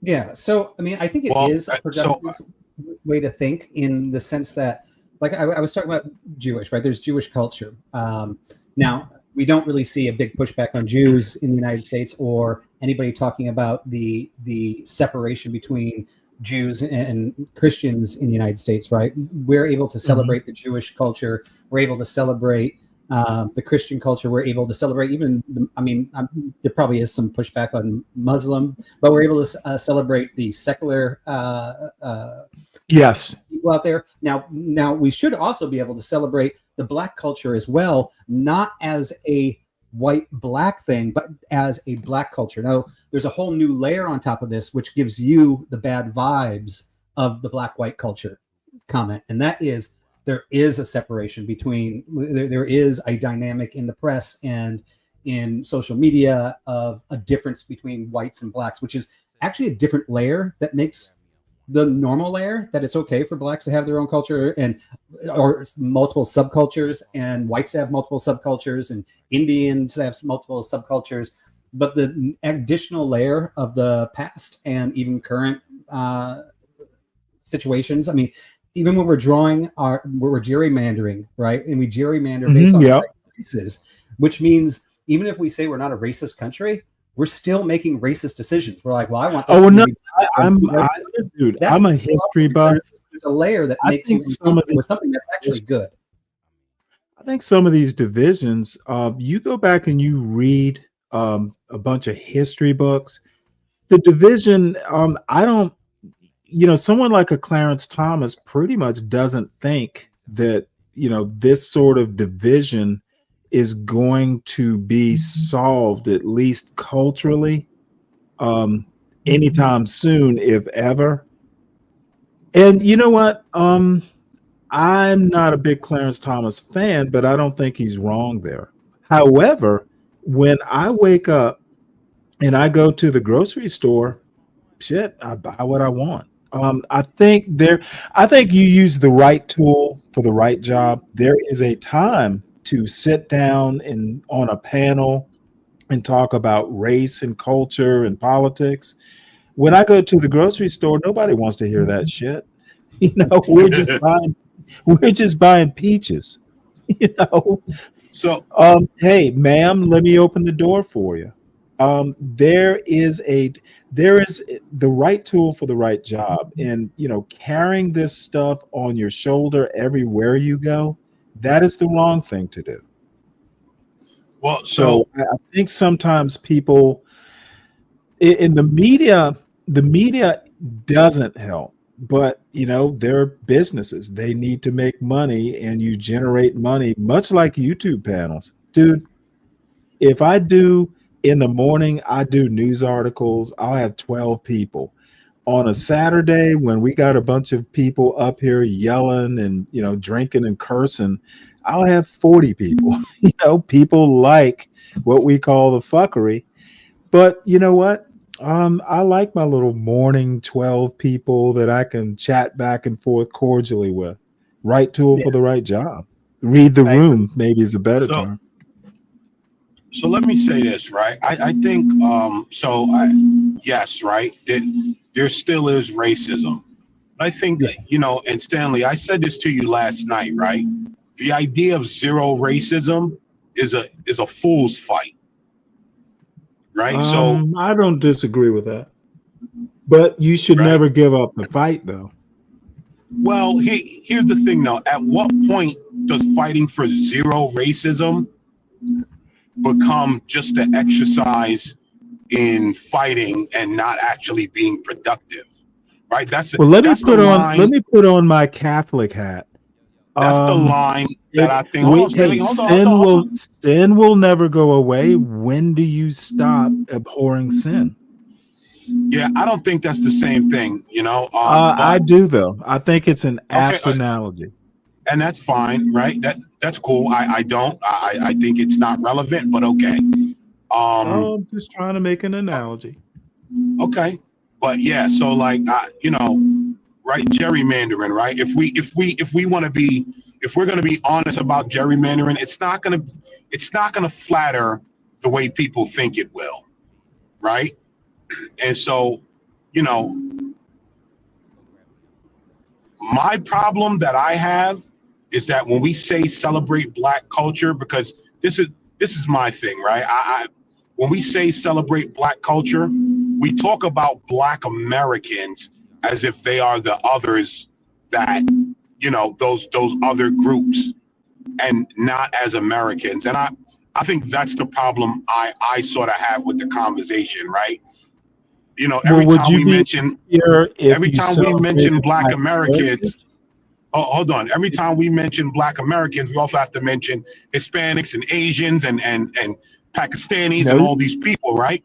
Who Now, is we? what we just most people in general, Stanley. I'm not talking about you per se. Okay. Just most people. When you hear most of these conversations, right? And that's problematic to me, because what we're saying is white Americans are American, but Black Americans are not American, and they're immigrants like all the others, and that grinds my gears. And so that's why Well, see, it's kind of weird. I've never felt that way though. I was going to say, is that something that you've seen? Because I mean, I haven't seen it that, but I happens am on all other the side, time. right? It happens all the time. Now, that would just be in line with somebody that's just racist in the first place, or do you feel that No, non-racist that people feel that way? No. That's mostly in line with people who claim to like and want to deal and want to help Black people. Where there's this othering of Black Americans. Ooh, look at that traffic on that side, boy. That looks terrible to So, be here. is it racist for a white person to want to help Black people and not people? I'm not. I personally don't believe that's racist, but I also personally believe that white people just need to not help Black people at all. Let Black people figure themselves out. They don't need a savior. Their only savior is God. Outside of that, God will give them the direction in which they should go. That's my belief. Yeah, and I mean, and personally, I would say a white person that is only trying to help Blacks doesn't think they're racist, but is having a bit of racism in the sense that they feel like they have to be the savior, right? I would go with your description that God is the only one that can save us. Well, let me ask you both a God question then. don't care if they're Black or white; they're just going to go whoever is in need help the most, right? Let me ask you a question. There's a guy named Wilfred Riley, and he was talking to another professor that I know, and I'm not a professor. I just happen to, have known. This is several years ago. Listening to a conversation they were having, and her name is Sheila Mason. I haven't talked to her in a few years, but she was a professor up at University at Buffalo, or one of the SUNY systems, one of those SUNY system college. And she has a theory of racelessness. Essentially, we just need to get rid of race altogether. And I bet, American Man, you know who Wilfred Riley is, and maybe you do, Vibe. Yes, he is. That's the. Okay. That's the. Well, Wilfred Riley. Sorry, go ahead. Wilfred Riley made and one of these days I may actually get to interview him, believe that or not. He just wrote a book, right, Stanley? I believe Didn't he he did. just put a book out? I believe he did. I don't keep up with him day to day, but he made a very interesting argument. And this is my, pragmatic, sometimes right tool for the right job. Sometimes race can be, he brought up medicine. Okay. And I had a thing where, years ago, I was trying to be, they were diagnosing something that was really just made me really sick. And one of the things that I think it was an internist or maybe it was even a rheumatologist brought up, well, let's test him for sickle cell anemia. Okay, well, sickle cell anemia in the United States tends to be isolated to the Black community. But if you look at the world, it's really just populations around the equator. So it's not The just Blacks Caribbean. who have it. It's not just Blacks, Indians. There are other types of people who live around the equator or near it. With mosquitoes that carry malaria. So sickle cell, if you look at it from a very 30,000 foot view, is not a Black disease, but in the United States, it tends to be. So sometimes race can actually be useful. So I'm not saying throw it out entirely. I am saying only use the tool when it's necessary. I mean, my point too was that we celebrate other cultures, right? Exactly. And I was going to use the word heritage. How about if I substitute heritage for culture? Celebrating Black heritage or African heritage versus Black culture. And I mean, it's the same thing with a man and a woman, right? I mean, you're not going to diagnose or do a pregnancy test on a man. Excellent point. Right. You're just going by facts. You're like, well, this is a Black man. They have a higher statistic for that. We can't figure it out. Let's just run this lab. I'm not being racist, right? I'm just going. No, you're using the tool. Yeah, using the tool, and that's the way the world should be. However, I do think there's a whole other dynamic. I think we all have the same brains, and a lot of us we can see it in our own friendships where for their own mistakes, and they have to have something to blame. And when there is already a narrative out there where they can say, it wasn't for this group of people. And I mean, I've seen it in Asia too. Like I thought, when I went into some of the worst parts of Florida and saw some of the worst racism against Blacks I've ever seen, I went to Asia and I was like, damn, these Asians make whites, racist whites look like not racist. And sometimes it's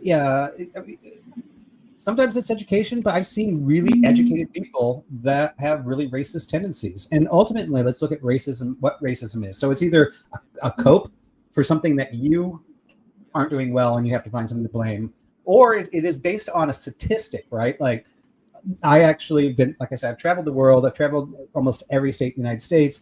I've seen all different environments, and I have statistics that if I go to this area, I know statistically, if this is this type of Asian, this is going to be the best bartering system. They're going to barter with me. They're going to give me the highest price because I'm white. And they're going to go, oh, he's from America. He's white. I can steal tons of money from him. I have to walk in knowing that that's one of those Asians. And I also have to do my play statistically. Well, is that racial or cultural though? I was just going to say, is that, okay, go ahead. Yeah. I actually do have a point. Let me just land this plane really quick and I'll let you respond. So this is characteristics of culture that are stereotyping, right? There are stereotypes that are physical. There are stereotypes that are behavioral. There are stereotypes right now, which you see in some of the media with white people talking about the high crime rates of Blacks. Now, it's not because Blacks are Black.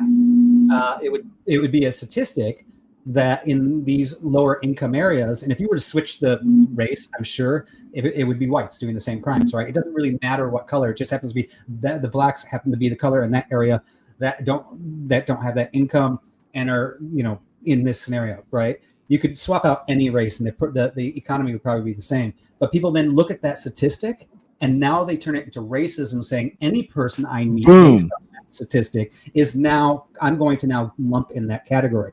When statistics become yes, realities on who you're meeting, that's when it becomes racism. That's my opinion. You know what? I'll Absolutely. accept. I have nothing to add to that. You were spot on Yeah, with that. I'll accept. And the thing is, and one thing I want to point out, and it's just for this audience, and you're kind of new to the show, but there are plenty of black people that do what you described white people do. Correct. Correct. For sure. I've seen it. So then the question is, right? If there are black people that do that, is it really racism, or is it amalgamation, or is it an amalgamation of a few different things happening? Right? If Asians are doing it and blacks are doing it and whites are doing it, is it really racism? Well, I'm not sure I understand your point. I see where, where you're going with that, right? Yeah. And this is actually a high note that we could look at. It turns out that across cultures and across the country and across races, that regardless of your skin color, we all have the same tendency to do this, which actually makes us really equal, and that's kind of cool. It's a horrible thing. I think it sucks that people do that, and they like I said, they either have to cope. They either are bred to believe that from their parents, or they turn a statistic into they turn a stereotype into a fact, because stereotypes are not facts. Right. It's a statistic. They turn that into a fact, and then they hold that fact against every person of that particular culture, that race, that color, that hair color, right? I mean, to me, as a white guy, like I can be in a room and I can go, "Damn, look at that redhead over there." But if I go, "Damn, look at that black girl over there," everybody's gonna be like, "Did he just say black girl?" Like, it's. Well, red hair has a different history than black girl. True. But what was my intention in either of those conversations? It was the same. Well, right? You know what? Let me give you a story. I had a boss years ago, and I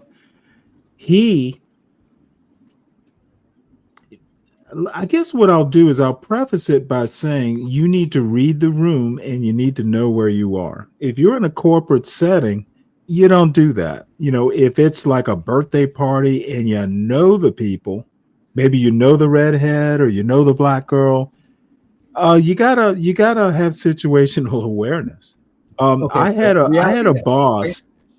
boss who obviously, and this dude was like a director level guy at a Fortune 500 company, and he was like, well, if Stanley, who happens to be black, if it turns out it winds up being, something Stanley should handle, then he's the tar baby for that.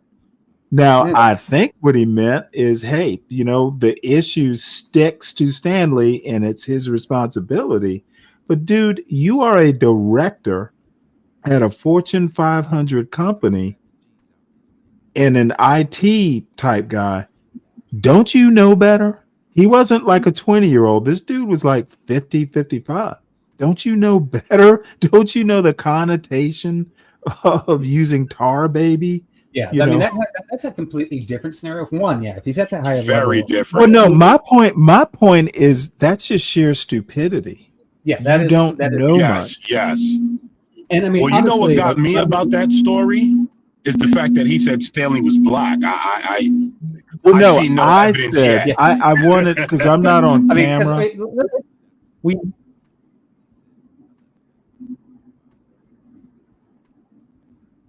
No, go ahead. I wanted to. Sorry, what was that? I wanted to point out why tar baby was kind of a thing. No, yeah. I mean, that's unacceptable, right? It's not a description, but I mean, I think personally, I will feel like we've made it as a country. If you're in a room full of people and you're like, oh, it's our lead sales guy. You got to go talk to him. And they go, who is it? And you look in the room, and almost everybody's wearing black jackets, black pants, blue shirts. There's one guy with a pink shirt, one guy that has red hair, and one guy that's black, right? And that's really like the differentiating between all of them. And the sales guy isn't the one with the pink shirt, so I can't say the guy with the pink shirt. The sales guy isn't the guy with the red hair. The sales guy is the black guy with the blue shirt. He's the only black guy with a blue shirt. Right. It would be, I know that we are in the perfect world where I can say, oh, it's the black guy over there. Now, we actually would be more in a perfect world if there was 10 black guys in there. But I'm just saying, if it's a descriptor, why not just use his name, though? Well, no, if they don't know who he is, like if I said, hey, you want to talk to Jarrett, our head of sales, right? But they don't know who he is, and you're at this event and you want to point it out. If I don't feel uncomfortable saying that, and the person that I'm actually pointing to doesn't feel uncomfortable, just like I'm not uncomfortable if you say the guy with brown hair and blue eyes and white skin, right? I don't care, because that is me, and I don't think you should care, as long as I'm not saying it. Like Tar Baby, that's a whole nother thing. If I am saying the black guy over there, I'm describing it. I swear. Oh wait, hold it. Hold it. Let me take it a step farther. He put it in an email. He didn't say it. He put it in an email. Okay, let me tell you. Anybody in my company ever said that, they'd be fired the next day. They wouldn't even get a warning on that. If you're not intelligent to know what the heck you're saying on something like that, then you're not intelligent enough to be working with me. Well, right? better than that, he was from Pennsylvania. He wasn't even from the South.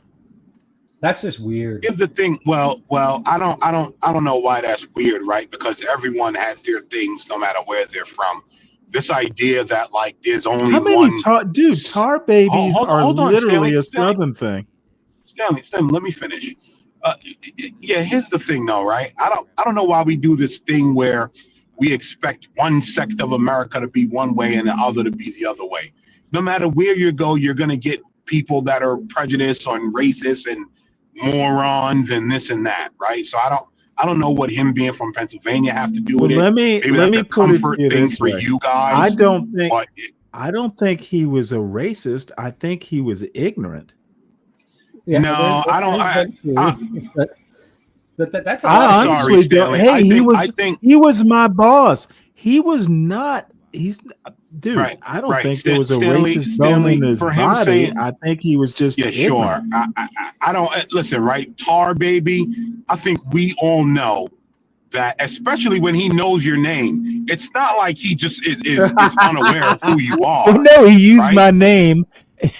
Anyway, I'm not going to go deep into it. If you know the history, dude, read your Joel Chandler Harris. Look, in the South, it was a trope. They were sticky. That's what he was trying to say. Hey, it sticks to Stanley if it winds up in Stanley's, expertise. It was just the wrong. I don't know how you. He wasn't from the South. I don't even know how he knew what a Tar Baby was. Maybe he read it. Yeah, I bet, you know what? I could make a theory. He had little kids. Maybe he was reading like a Brer Rabbit tale or something. Yeah, that's so, and I'm pretty much just making excuses for it. I don't even know where I know it from. I know it's wrong. I don't know how I know it's wrong. Like, I don't even know where I read that, where I learned that, whether it was like a comedian making a joke or like, I have no idea how I have that information. Well, let me tell you, you've ever seen the Uncle Remus tales? Now, this, you actually have to be into literature, and if you're near my age, it was a Disney thing way back in the day. There was Brer Rabbit and Brer Fox and Uncle Remus. Song of the South was the Disney movie. It's based on Joel Chandler Harris's stories. And I'm from Georgia, so I kind of know this sort of stuff. But no, it was a whole Disney movie, Song of the South, which, by the way, you have to work to even see because it was so racist. Disney, you won't find it on the Disney Channel. I'll put it that way.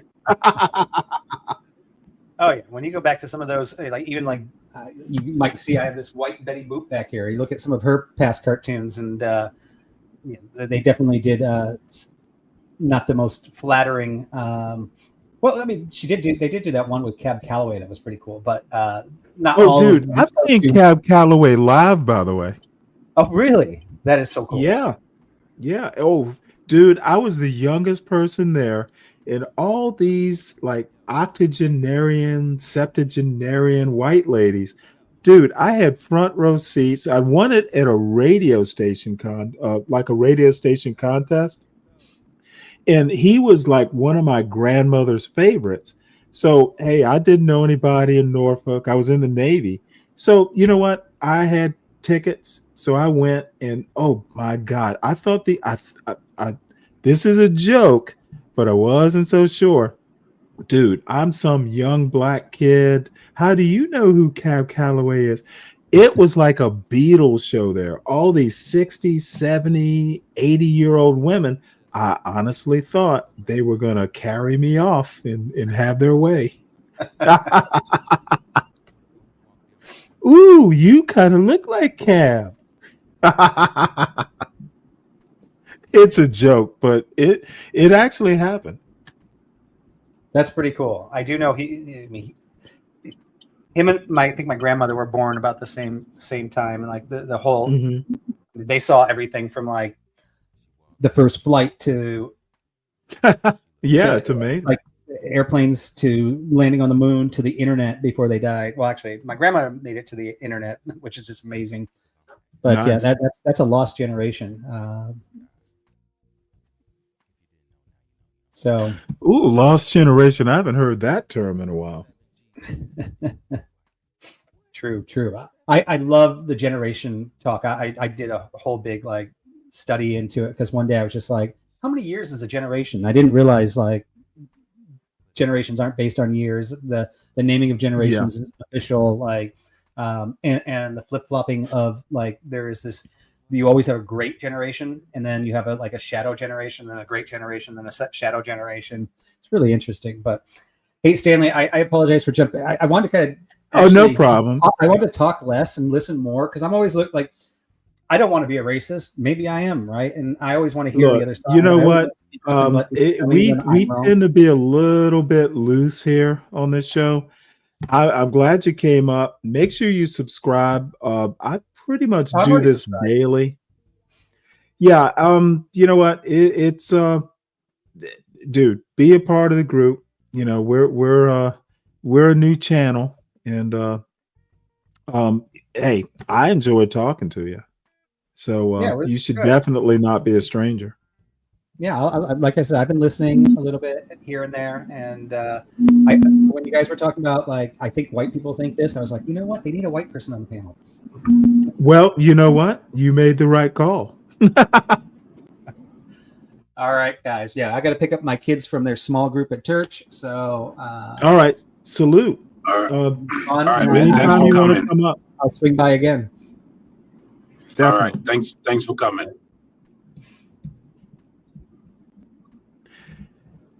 Well, we got to exercise our brains a bit. So, where? Go ahead, American Man. No. That was pretty interesting, and this is more of what I like, Stanley, than most of those conversations that we're watching. Then you know what? Those you and bear me both, no brother. fruit. You and me both, brother. Most of those conversations bear no fruit, and they are intellectually beneath me. But again, So what were you going to ask, Stanley? No, you know what? I was gonna actually ask him because I'm starting to just watch Sharon's show, and to a certain extent T's show. I think you live by statistics, you die by statistics. I think we get so into particular favorite statistics that support your prejudices or your worldview, you forget the other types of statistics. And on Sharon's show yesterday, Afro Nerd, I thought Afro Nerd was landing punches. Yeah, I'm not anti-Afro nerd, but I believe he's another anti-black, but he's anti-black in a way that you are, and that's what I wanted to address because I Dude, hurled I'm that. not anti-black. Hold on, Stanley, hold on. That's what I wanted to address. I hurled that at you yesterday with no extra commentary, and I did not do that on purpose. I actually had to go to work, and No, that's so understood. right, and so I think that you deserve more explanation on that to have that comment hurled at you, and then for me to just leave. For real, right? Now, right, hey, I'm now is just your saying. time. Look, I'm listening. Let me. I'll be right back. But I'm listening. All right. Go ahead. So part of the reason why I say you guys like you and Afro Nerd are the real anti-blacks is because you spend too much time. You spend too much time asking black people to concern themselves with white people and wanting to bring up white people when you should be telling black people you need to forge forward on your own. Stop concerning yourself with white people. We understand we share this country with white people, but hey, you got to get forging on your own. Now, guys like you and Afro Nerd, you believe that based on your personal lives, but when it gets to talking to the masses of Black Americans, there's this dance where you guys want to put in this effort of having the masses believe that we need to be looking at white people as the example, and we can't, certain But see, blacks I can't totally because disagree with that. hold on, no, and I'm sure you do, right? But you gotta let me finish as to why I'm saying All that, right. right? And so you guys,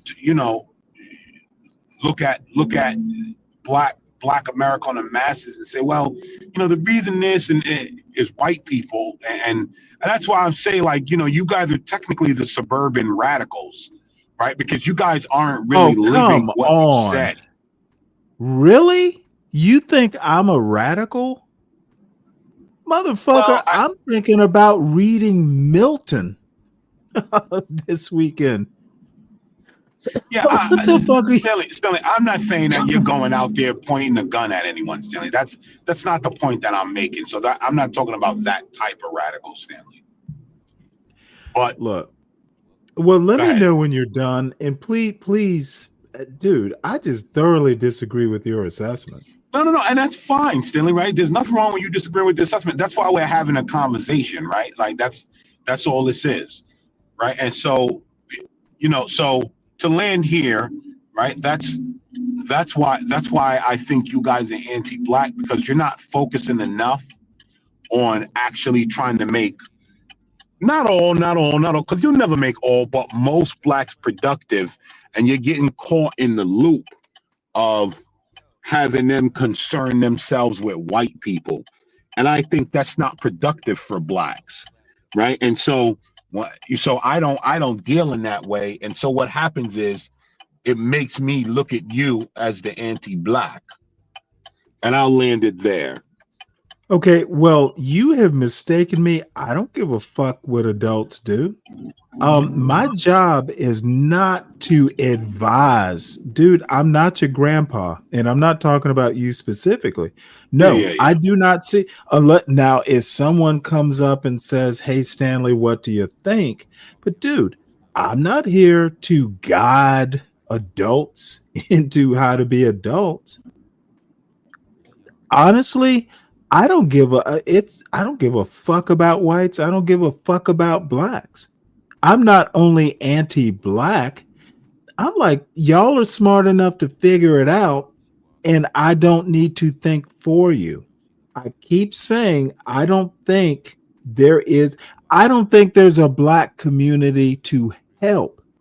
I've literally said, if y'all think, and I'm not sure I disagree with the point, if black culture is that broken, it needs to be rebuilt, and you do it one household at a time.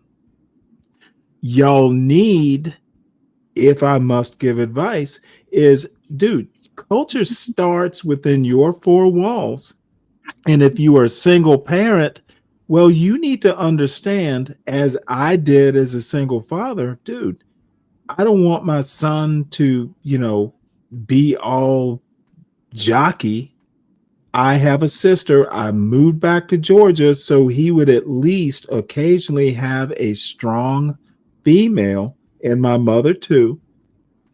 My sister and my mother are strong black females, were for my mother and are for my sister. And my son got the benefit of, and quite frankly, probably a great benefit from knowing what a strong black woman or a strong woman, if I don't racialize it. Dude, if you're a single mother, you need to understand that a two-parent household is the optimum, and you need to compensate. Okay, whatever the fuck you need to do to get a male influence for a woman, or a female influence if you're a man, you need to compensate. Okay, you do need a man, maybe not in your bed, but your kid needs a man. Okay, I'm not pro-black, I'm not anti-black, I'm not pro-white, I'm not anti-white, I'm anti-stupid. And American man, I don't know how many times I've had to say that. I don't seek. I'm a Charles Barkley type. I don't seek to be a role model. Well, agreed, right? But I think you're also sort of copping out, because when you listen to your No, rhetoric, I'm right? not copping out. I don't give a fuck. That's not copping out. That's being honest. Yeah, I mean, listen, Stanley. To a large extent, I'm not a high school teacher. This is not high school. Again, Stanley, to a large extent, a lot of us don't give a damn, Stanley. Right? Well, I don't give a double damn, dude. I don't think. I think if you have an idea of how black people should be, then you need to be that example. I'm doing what I think black people should do, which is retire by 60, read books, raise your kids to go to excellent colleges because they had excellent grades in SATs. Motherfucker, I live what I talk about. I read books. I talk about the books I read. I have some comments on some culture. All black people should do what I'm doing. Don't go out in the hood. Don't be a baby daddy. Right, Stanley. But the thing is, you have a lot of commentary, and I mean, I get that you just want to say, listen, and I get that you want to say, oh, I just, I don't care about this and that, but you. No, I said I don't give a fuck. Okay. They don't live with me, American man. I do not feel regret. If someone shoots up his street corner, I feel no more about it than someone assassinating Charlie Kirk. In my mind, they're both equally violent and equally abhorrent. I don't racialize it. Violence is violence. Sin is sin. I abhor both. I don't racialize it.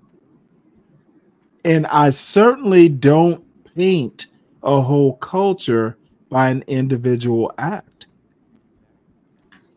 Well, that would be foolish to paint a whole culture by an individual act. Oh, I hear the anti-black blacks do it all the time. I mean, I don't know what your definition of anti-black is.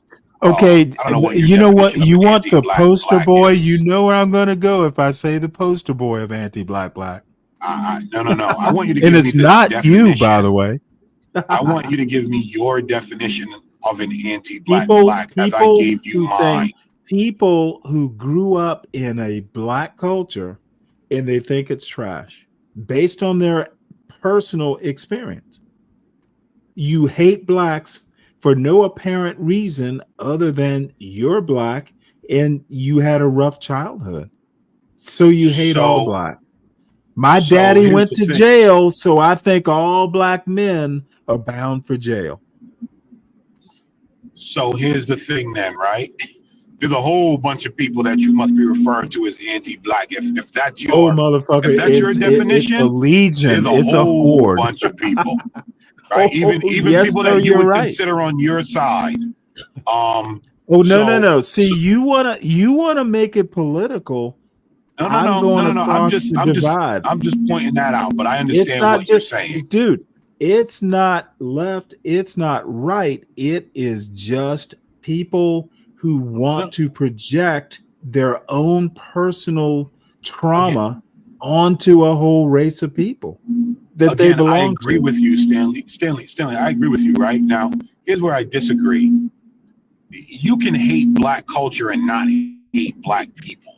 Well, see, I don't Because hate see, black I don't culture believe because I now. understand that black culture, the This is where you locus and I of differ. please let me finish this based on your point, because I'll forget if you, the locus of black culture is not in the hood. Well, I think that was once true, and I think that a lot of you older black people are stuck in a Motherfucker, you're time. not that much younger than I am. Stanley, I'm only 22. Okay. Uh, still though, right? Like you're what, 20 years older than me, 19, something like No. that. So that's a significant margin. Thank you, son. Thank you, son. You Right. had to point that out. Right. Well, no, I had to point it out for the point, right? Is that so? I think that you guys are looking at black culture at a certain time and not really No, taking I'm a looking dive. at it, dude. I am my Hold on. black culture. No. Hold Literally. on, Stanley. You gotta let me finish. You're looking at it from a time. You're not taking a dive into it today, where black culture has now been turned into degeneracy. Because to an extent, Stanley, I agree with you, right? The degeneracy isn't black culture, but I also see the No. pivot that is taken. Oh, go ahead. I'm sorry, I interrupted. I also see the pivot that it's taking, and it's being brought that way by anti-black blacks and anti-black whites that Black America seems to believe are their friends. Go ahead. I'm not sure I understand that point. Look, let me Hey, just man, put you it in, listen. and maybe this will help you understand. Ryan Bardwell says, why so many successful blacks leave the hood? What Ryan doesn't understand is successful blacks never lived in the hood. The fuck are you talking about? I literally never lived in the hood. No. I need to concentrate on this point. The successful blacks never lived in the hood. My father never lived in a hood. He was from a small town in Georgia. Yeah, Stanley, I'm agreeing with you on that. My mother, dude. See what Ryan and so many people don't understand is the successful blacks left the hood fucking back in 1930. The successful blacks never lived in the hood in the first place. Now, if you live in the hood and you become successful, yeah, you move away. But dude, what the fuck are you talking about? You act like blacks have never been successful ever? I literally never grew up in the hood.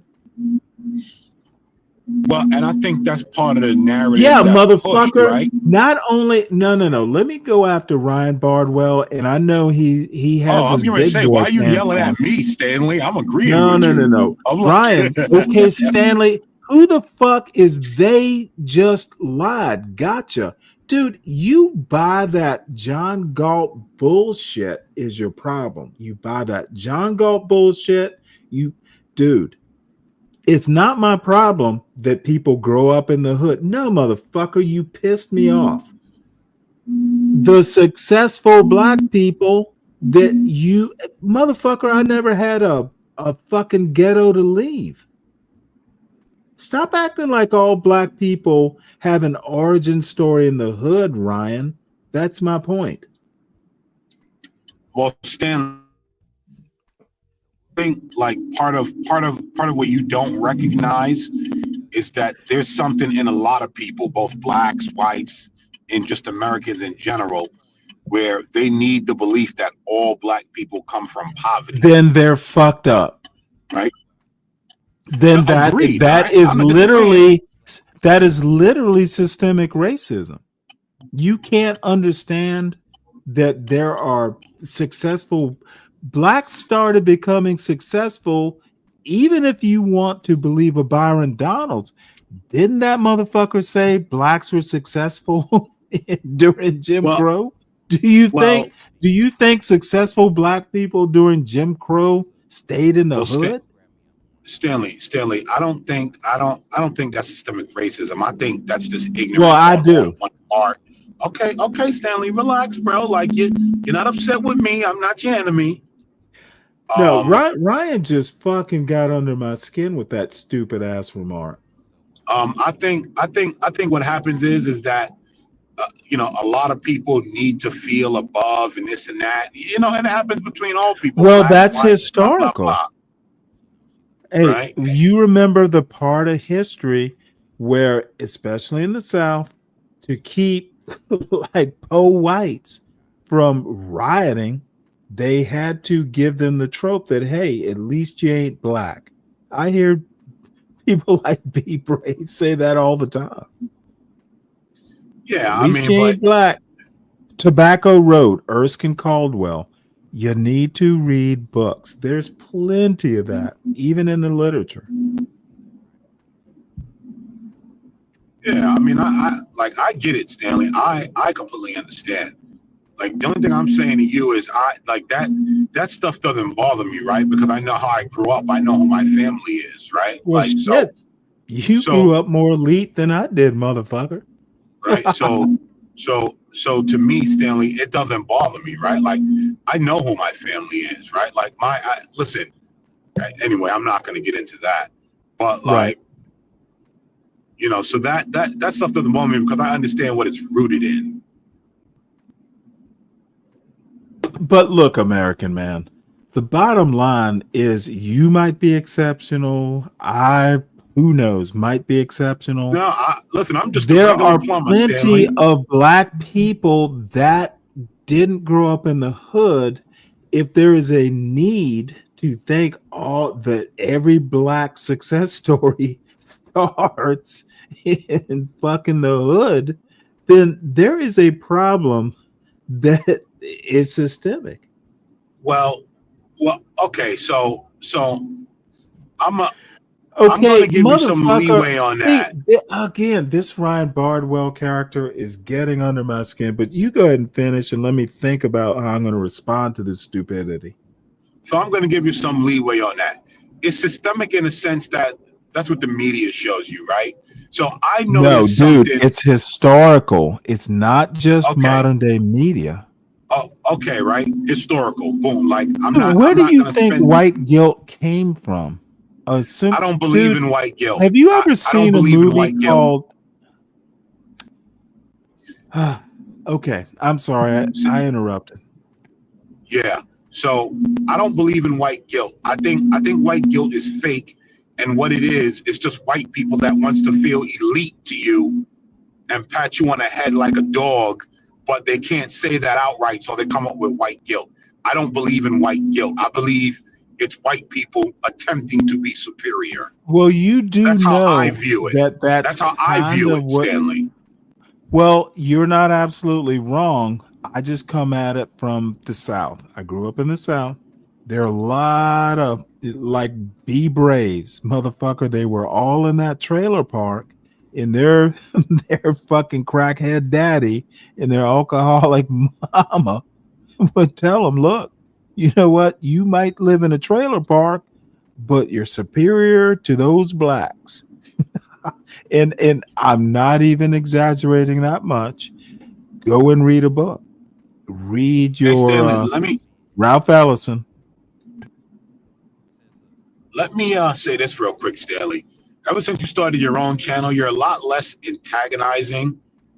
And I don't know, I don't know if it's just like because you may like me or something, but you not in no weird way because I know the internet.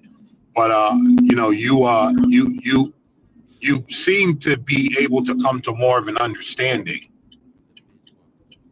I don't know what that means. I haven't changed. Well, but I mean, I think I've known you. I've known you a while. Shit, SKC and I, he comes up on the panel and we never agree about much, but we laugh and talk about it. At least I understand how you get to your conclusions.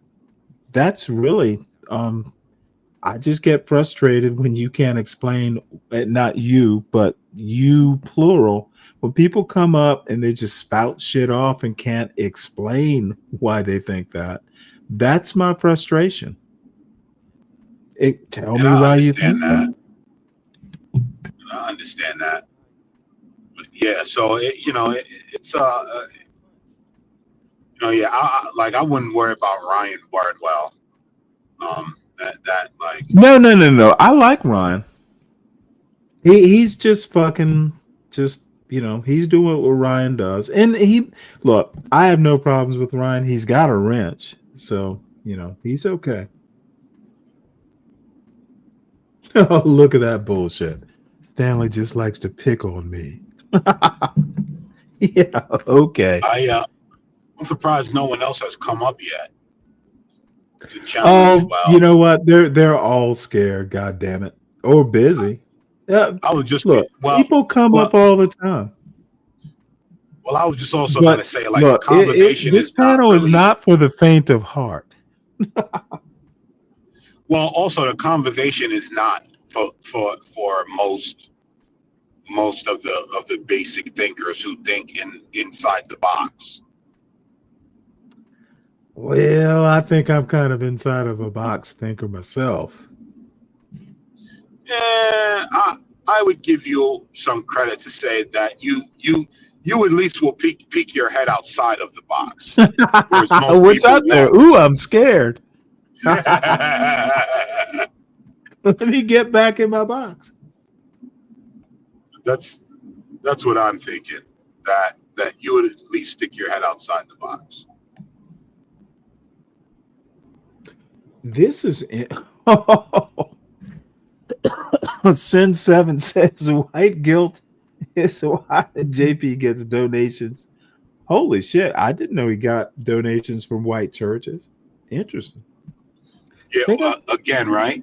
Again, it's not a sense of, I feel sorry. It's, let's help this little inferior nigger. That's what it is. I just think let's get this little inferior nigger out of the way. Like, dude, go away. Here's some lettuce. Agreed, right? But it has nothing to do with being guilty, right? Because then I could say, see, look, I'm not a racist. I help this little nigger, right? Like that's what I think it is, and no one's gonna convince me because here's the thing: once you challenge the people that so-called have white guilt, you see the true them. Well, come on now. I mean, you're old enough, even though I'm 20 years older. Dude, you've been around the block enough you can peep their. My mother used to say, I can peep your whole card. And I think that was something like a punch clock thing. I never knew what it meant. But dude, you know when you know those people. Yes.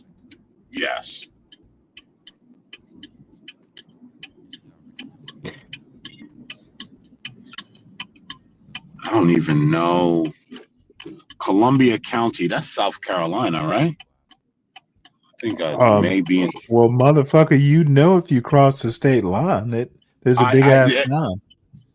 You know what? I may have been looking. I may not have been looking. Maybe Whoa, my whoa. Holy shit. Where's your GPS? Or was no. it on your It's laptop? on. It hasn't. Listen, it hasn't told me yet, but I feel like I gotta be in South Carolina Well, because I know it does have a Columbia whiff, County. but you're going down 95. Look, there No, is a no, no, no. I'm big off of 95. oh shit. You're on the back roads? Yeah, well, so Oh my buddy shit. lives down by the beach.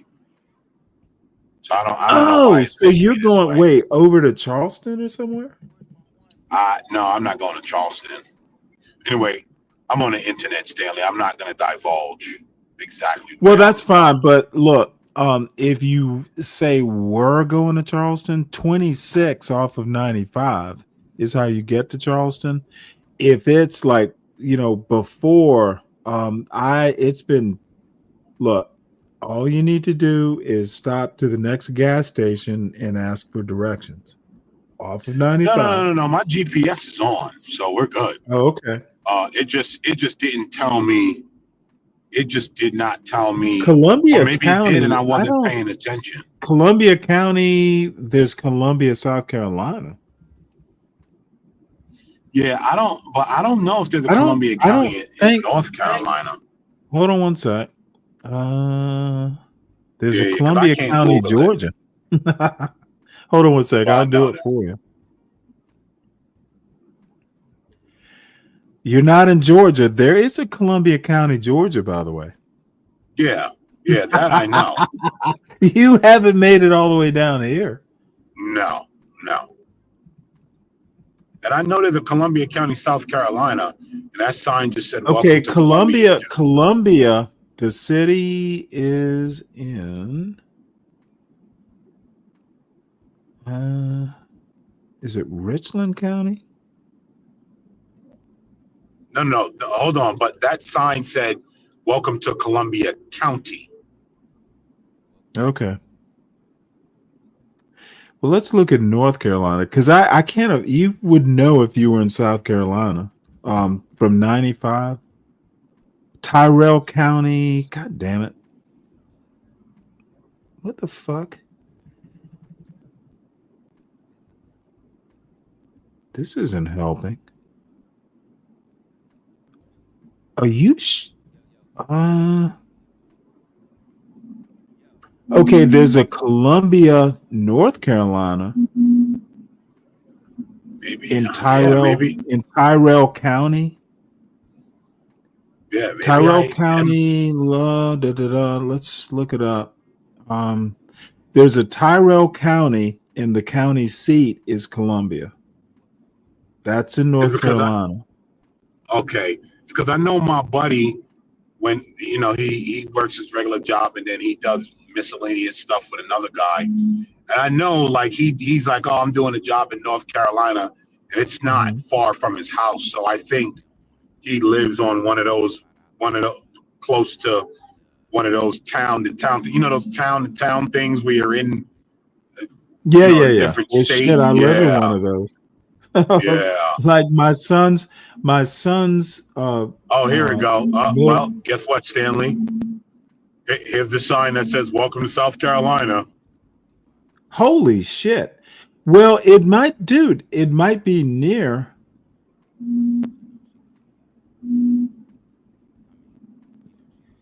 Well, South Carolina is nice. He's not on the holy shit. Some good home prices there, by the way. Yeah, that's what he was telling me. I mean, I would never move to South Carolina. Well, oh, of course you would. South Carolina is actually awesome, especially if you live in the Piedmont, like upstate. It's pretty nice. Yeah, you know what? Probably when the kids are grown. I wouldn't do it now. You know what? If you're if you are in, god damn, dude. Well, I told you, I don't know where you are. Going, yeah. I'm going beachside. Now, here's the deal. Anywhere near Wilmington, like Lumberton? I just drove through all of that. Okay, well then, yeah, you are fairly close to South Carolina. I got you. Well, I'm in South Carolina now. The sign just said it. Okay, well, did you go too far? I didn't realize Wilmington was that close to South Carolina, to be honest. Yeah, I didn't realize that either. No. I'm right where I need to be. Good. Damn. My gypsa got me going. I'm just disappointed I didn't hit the Buckies. Well, well, maybe next time, little boy. And I don't know. I don't know why my GPS is taking me all these. Well, wait, Sin is not that far. Whiteville. Does that sound familiar? I don't know this area, so no. And she's saying Columbus County because she lives in that part of the world.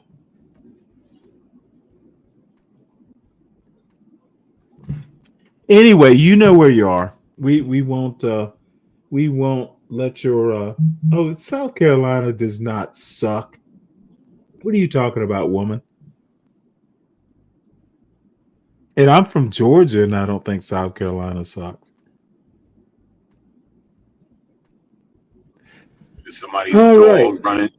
Somebody's dog running down the side of the road. Oh, really? That dog. Well, yeah, that is the South. Don't run over the dog.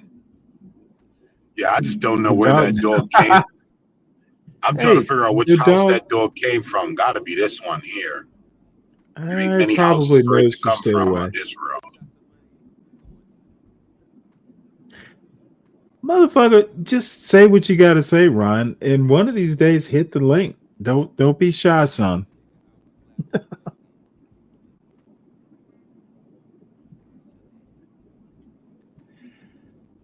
So, might as well just take it to 12 hours.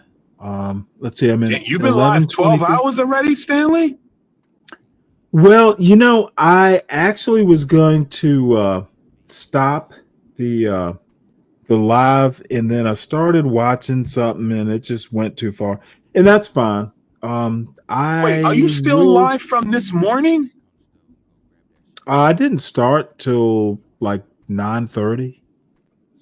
No, I know, but I'm just saying, are you still live from then? For this one when I said to you, hey, I got to go to sleep? Yeah, I think so.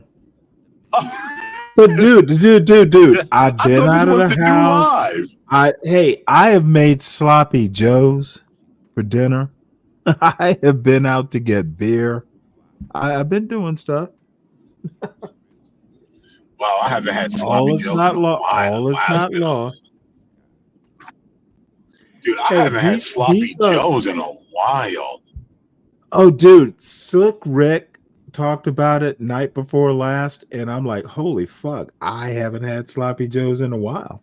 So I made some tonight. Some curly fries. And last night, oh man.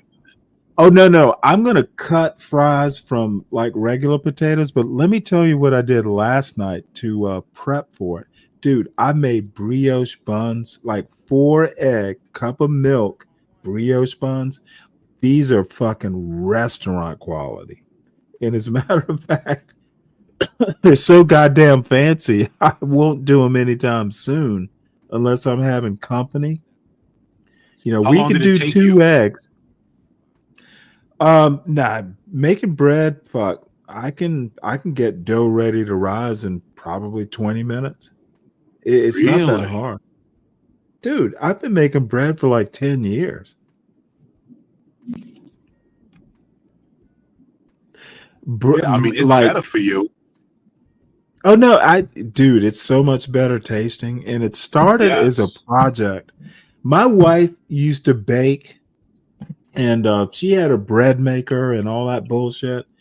I don't even know if I still have the bread maker. I think I gave it away. I love making bread in a bowl, and dude, it is not hard. You get good at it. I make hot dog buns. I make hamburger buns. I make sandwich bread. I make tortillas. I make pita bread. I make biscuits. Dude, if you know what you're doing, you just over the years, you figure out the shortcuts. So I can have dough ready to rise 15 to 20 minutes, and that might be too slow because I take my time. It's not hard at all. And I encourage shit. Dude, my son can make a pie from scratch, a berry pie. He can make it from scratch, including the crust. Nice. Well, it's a chemistry thing. I mean, cooking is chemistry. It's just a process. Yeah, you know that. I mean, I guess you got to grow up sort of eating fresh, street food. Because I can't stomach a lot of boxed food. I've always gotten my food fresh and freshly made. Well, dude, Stanley, but me and my white privilege. why do you sound disappointed?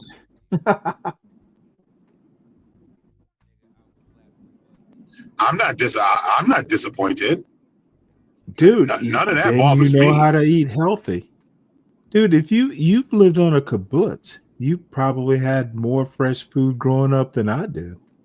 It might, dude, I started cooking, for my brother and sister. And it just kind of grew from there.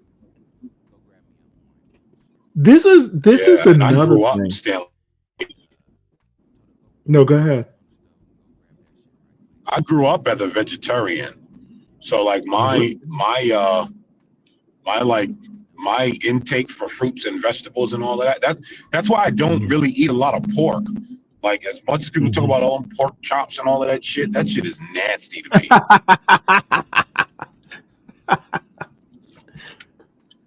Well, I have to tell you, I can eat a good veggie sub.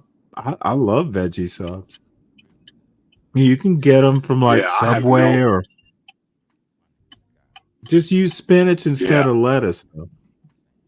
Yes, that's all I eat. I don't eat regular lettuce because there's no nutritional value. Correct.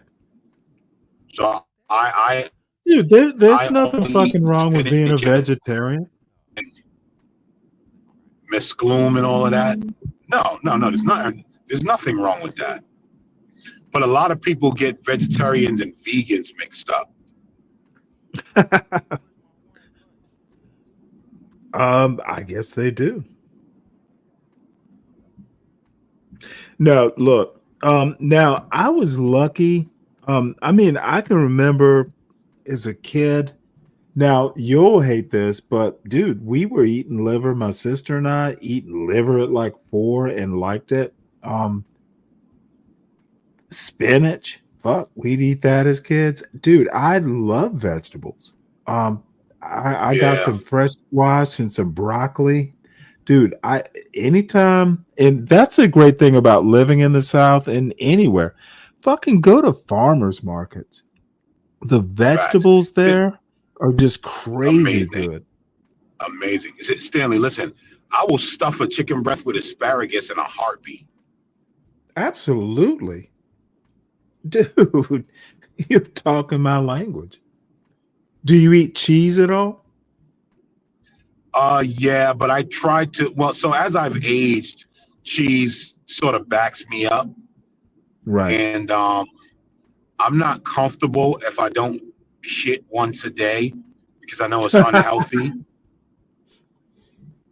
right? And so, like, I try to keep my bowel movement regular because I don't like being backed up. Well, it's so funny because my wife and I, we didn't get that lactose intolerant thing. And my son doesn't have it either. We were cheeseaholics. It's like, dude, the only cheese I've ever eaten that I didn't care for was Stilton, like an actual English Stilton. That shit, oh my God. I could eat it, but I'd have to fucking take a little bit and spread it out. Dude, when they say it smells like a sweaty sock, oh my God. Stilton is the only cheese. I can eat blue cheese. I love blue cheese. Stilton was my limit. It's like, Blue nope. cheese. Yeah. I can I do don't. blue I don't. cheese. But the reason I don't like bring the it up, taste of that. well, the reason I bring it up, dude, in I literally I can debone a whole chicken, like it is a whole chicken. If you take your time and if you get good, it doesn't take that much time, but I'm not that good. Dude, you can debone it. Like all the bones, the rib bones, the spine, all of that shit out. Keep the skin intact. Then you roll it up and then, I would do something like feta or mostly feta, but maybe blue cheese too. Basically roll it up like a remoulade, I think it's called. Put blue cheese, spinach, and the other spices in there. Roll it up, tie it up with butcher's twine, and bake it. Oh my lord, it takes hours to do, but it is just fucking delicious. You just I'm sure. cut it up, and it's a labor of love.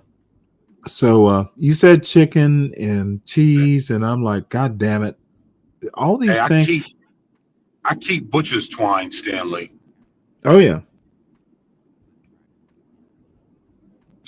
absolutely.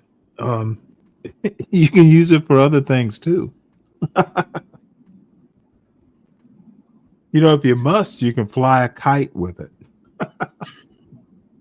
Oh, I was gonna say, listen, Stanley, we don't want to hear about your sexual deviance. I'm glad you went to the kite. Well, see, I wasn't.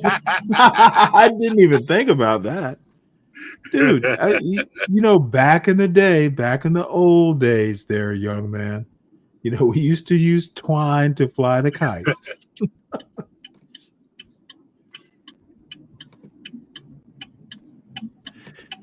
Well, I don't know. We are at 11:32. I'm gonna take it to. It's not that late. I wonder. No, it's. You know what, American early. man? I appreciate you being up here. Oddly enough, yeah. To your point, I just don't like going up on these fucking panels. T is the exception. I just. Yeah, I mean, I don't listen, Stanley. I don't blame you. Like I said, I have a very low tolerance. I find a lot of these people to be highly unintelligent. But let me stop talking like Well, that. no, you know what? I'm afraid. I'm afraid I'm not going to contradict that point, dude. And then it's the same old points, and it's like everything has to be disingenuous. Like, hey, there's one thing is that if I point out a basic fact, and the only thing you can do is be disingenuous, at that point, Right. I'm not like it's a waste of time.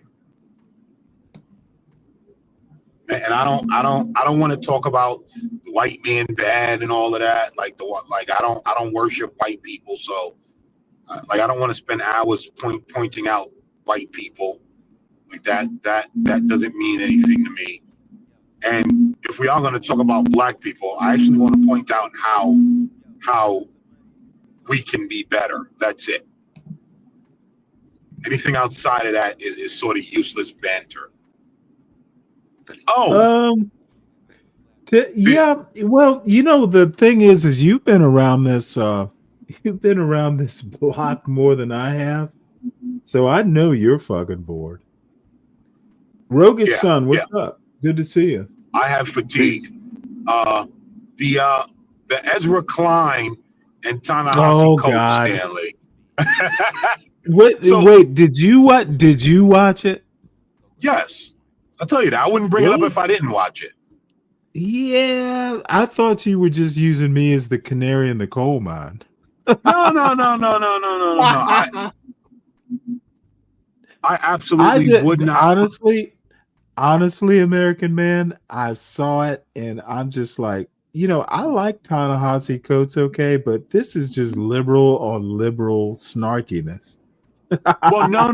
So I'm gonna tell you. So I'm gonna tell you something that I noticed is happening, right? So Brianna Joy Gray has been having a fit, right?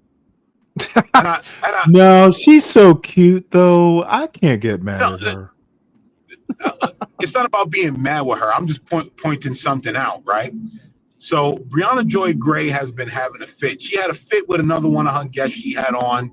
I've seen the guy a few times. Yeah, Don't but really she know his doesn't name. get belligerent. She just gets a little shrill. I'm just using the term she has a fit. I'm not saying she like went crazy.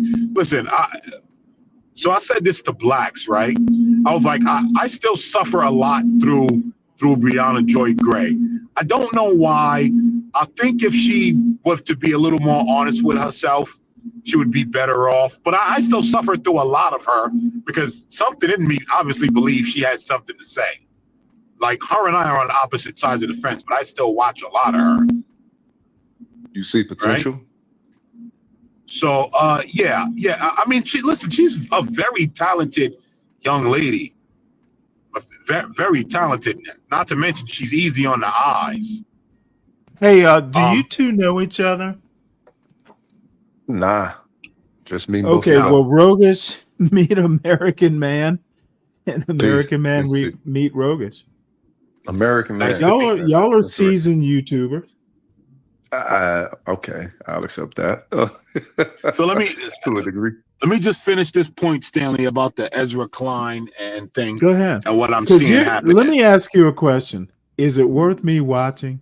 Will I laugh? Because honestly, I tend to be of their politics, and it just did not interest me. Well, listen, right? To me, I got through it. I got through it because I wanted to see, because again, right, I'm noticing something. So again, Brianna Joy Gray is having fits, right? And I'm noticing with this Charlie Kirk thing, I think Black people are looking for their white liberal counterparts, like those in academia and mainstream. They're looking for their white liberal counterparts to say, "Good, Charlie Kirk is dead. Yeah, he's a virulent racist." Let me finish, right? And so it's not happening. And so I'm noticing that. Wait, hold it. Did you say Black people were looking for this? Well, okay, Black liberals, right? They're looking for their white liberal counterparts to denounce Charlie Kirk as a full-blown racist, and their white counterparts aren't doing it. And the Black liberals are, hold on, Stanley. And so the Black liberals are starting to get a little stirred up. And to me, the one thing that I see about that is that, so my takeaway from that is that this is good, because as you Black liberals continue to let white liberals put battery in your back to stir up average white people of America, remember, when the shit hits the fan, those people are not going to do anything for you. Remember this. You do realize that the level set is, I heard so many people on YouTube who happened to be Black had no clue who Charlie Kirk was. No, agreed, right? Okay, so if a Black liberal is into politics, well, of course, he or she will know. I don't agree with your point of view on that. Look, Charlie Kirk was Stanley. It's okay. Charlie Kirk. Hold on. This wasn't about Charlie Kirk, though, Stanley. No, look, I don't agree with your assessment of Black liberals. Okay. But I'm telling you what I've been seeing, because I've been watching the videos and listening. You haven't been watching the videos and listening. Don't say what you're seeing is truth. It's what you're seeing, and it's your opinion. How about put it that way? Well, and you can't say whether it's true or not because you haven't watched the videos to say no. But I can say what's true about my opinion. Yes, correct. Correct. You can give an opinion on something you haven't necessarily watched. Yes. Dude, I Yes. just don't want to see that train wreck. I think Right, Ezra but I think Klein, the larger Ezra point. Klein and Ta-Nehisi Coates, it was just It was a not. train wreck. It was a train wreck. literally a melding of Elmer's glue stick and Elmer's glue the traditional bottle. It was just No, a it bunch. was literally. It was just a bunch of paste. No, Michelle. I'm Typical. sorry. That's why I didn't watch it. Kind of doing what they do. But anyway, I guess if you're not going to No, I'm gonna watch it. address I'm the not gonna point watch it of what I tonight. said. No. Look, American Man, But if I you're not respect going you. If to you address say the it's worth point that I watching, made, I will watch it. that's fine. I'll You watch talking it about, Okay, but you're tomorrow. ignoring the point that I the made. Kirk Memorial? Are you speaking of the Kirk Memorial? No, he's talking about Ezra Klein and Charlie Kirk. I'm sorry, Ezra Klein No. And Ta-Nehisi Coates, right? Coates. Okay. Yeah, And they the only had reason a I'm big bringing powwow on a New York no, Times but podcast. But the only reason I bring up Charlie Kirk again, right? And this is the point that I'm making, because the death of Charlie Kirk is putting black liberals and white liberals at odds, because black liberals want white And liberals I to denounce honestly him. think you're making something out of nothing. Okay. If you say That's so, my opinion. That's but my you can opinion. go see black liberals hemming and hawing about it and getting upset that white liberals won't denounce. Well, let me ask Charlie you a Kirk, question. right? Well, wait Let a me minute. ask Why you would a you think question. that they would denounce? Well, hold on wait, one go sec, ahead. Logus. See, American Man, hold on. you know me, right? Well enough. Yes. Would you describe me as a black liberal? To an extent, yes. Okay, I think Charlie Kirk was an unadulterated fucking racist and a cancer on conservatism. Good MAGA Right. boy wasn't That's much of a fine. MAGA. He was not a conservative. I'll put it that Where was way. he then? Where Yeah, was he was a milquetoast centrist at best. No. But He wasn't. let me. The motherfucker was Nick Fuentes without the balls. No, he was not. No, he was not. Yes, he was. But let me. But here's the He thing. was The Nick greater Fuentes point with that a I'm wife making. and kids. No. Here's the thing, right? The greater point that I'm making, Stanley, is that this is where black liberals need to understand, right? You wanted all of your American Man. continuous antagonizing of regular white America, thinking that you have the true backing of the white liberal, you don't. And Do you think the liberal is regular white America? Okay. No.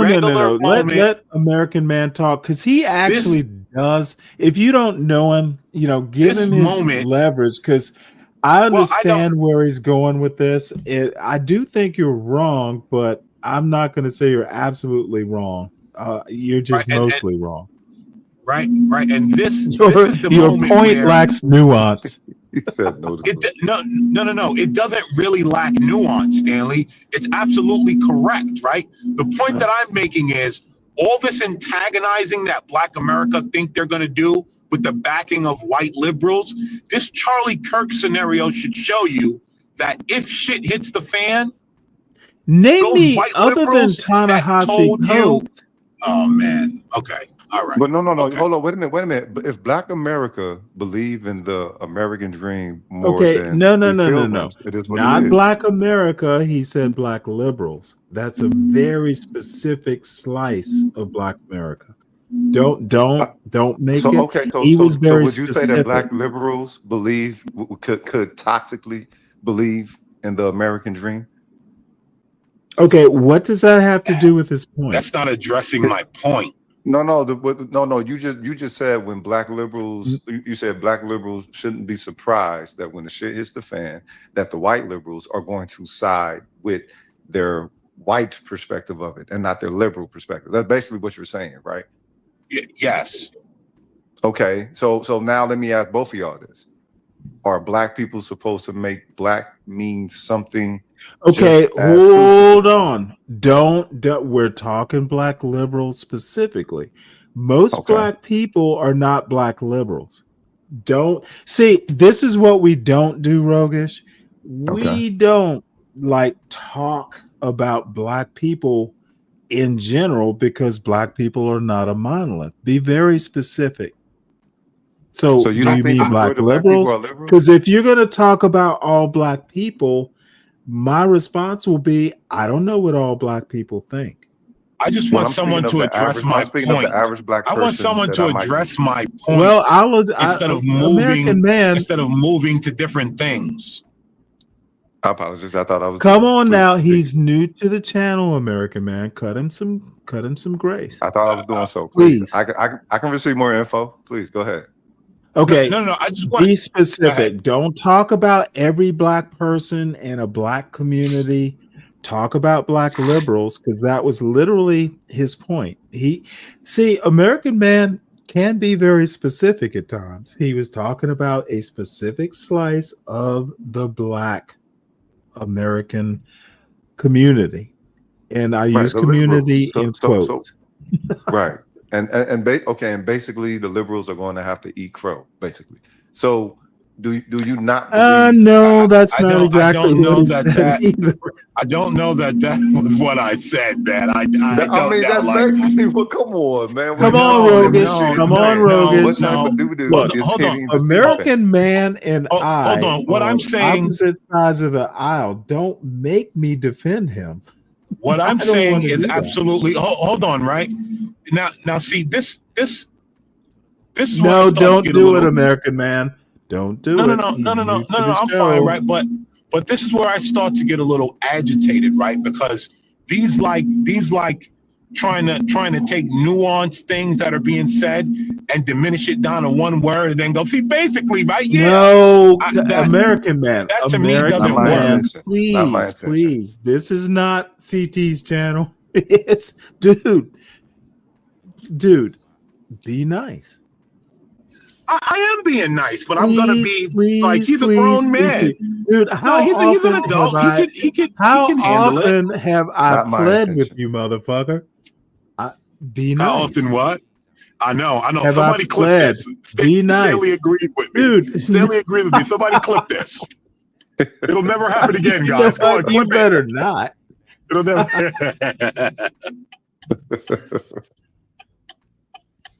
So Yeah, look, Rogan. that's the thing. But with go ahead, Rogan. people Go like ahead American and man, you have to address their arguments, or they just get perturbed. No, my apologies. I thought it was. Okay, so he's talking No. about Don't apologize, dude. It's your first time up here. It's a kind of a baptism by fire sort of experience. But black liberals, specifically Ezra Klein, white liberal, Ta-Nehisi Coates, you could call him a black liberal. They disagreed over Charlie Kirk.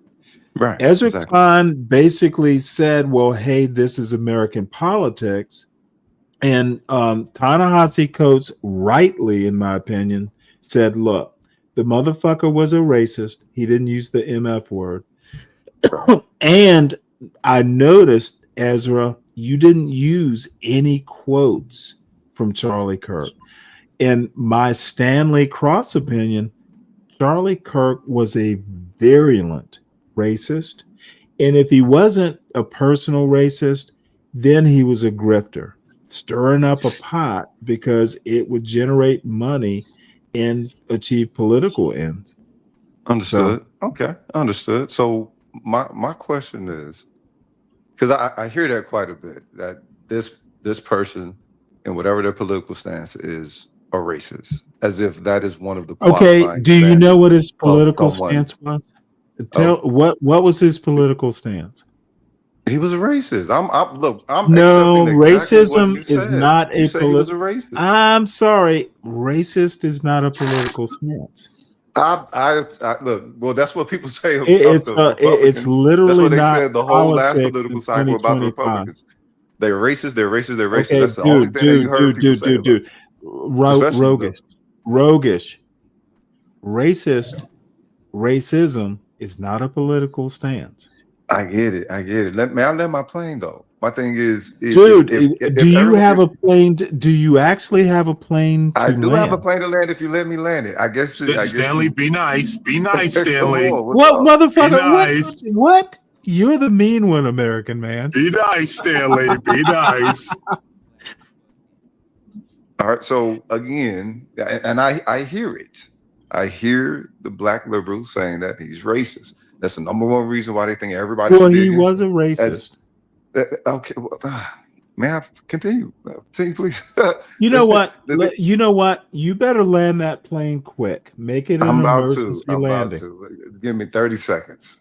The thing is, right. it seems that black liberals like to forget what country they're in, and the fact that you charge white liberals, the fact that black liberals are charging white liberals with some type of accountability of adequate character when it comes to, I guess, chastising one who may be racist and a part of their group or whatever. I think what it is, black liberals not understanding what white means to white people. And y'all are receiving it as merely the classification, the default categorization of a class, as opposed to a power dynamic amongst a people from a cultural standard, not just one as objective as classification. No idea what that means. Well, the whole thing of why would black liberals call white liberals into an accountability just merely because, oh, he's racist and he's this and that.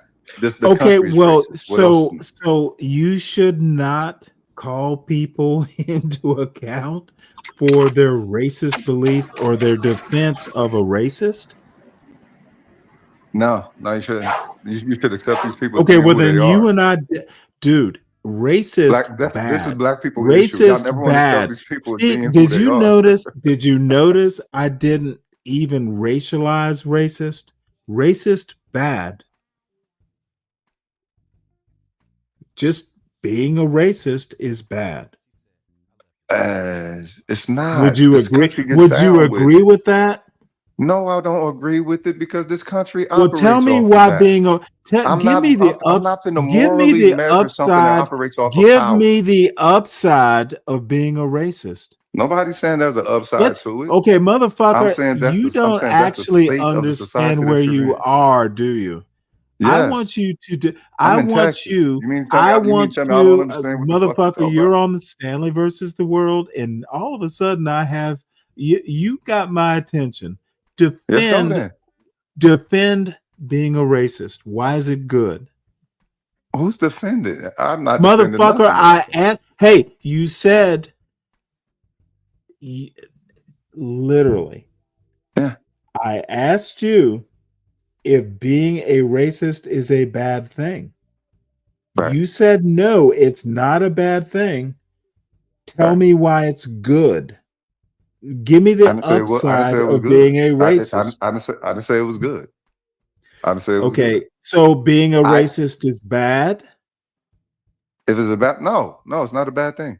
Then tell me why it's not a bad thing.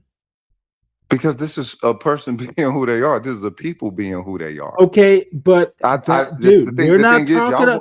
No. Black liberals want people to change out of something that they've not been able to change from. This is not Knightish. This is not CT. This is not anywhere you've been before. I don't care about the person now. Being a racist might be the only way you can be colorblind in America. What I want to know is what is the upside of being a racist or having racist views? Tell me why it's good. I'm not a racist. Tell me why it's not bad. You asking me like I'm a racist person? I'm not motherfucker. No, dude, I haven't called you a racist, have I? I know I'm saying, but you're asking me. Have I called you a racist, sir? I need you to explain why being a racist is not a bad thing. No, why is it not a bad thing? I just did because I don't think these people are being racist. You I think they're being themselves. Did, and I'm telling you, they're being themselves. I don't believe in racism again, you are untrained in the arts of expressing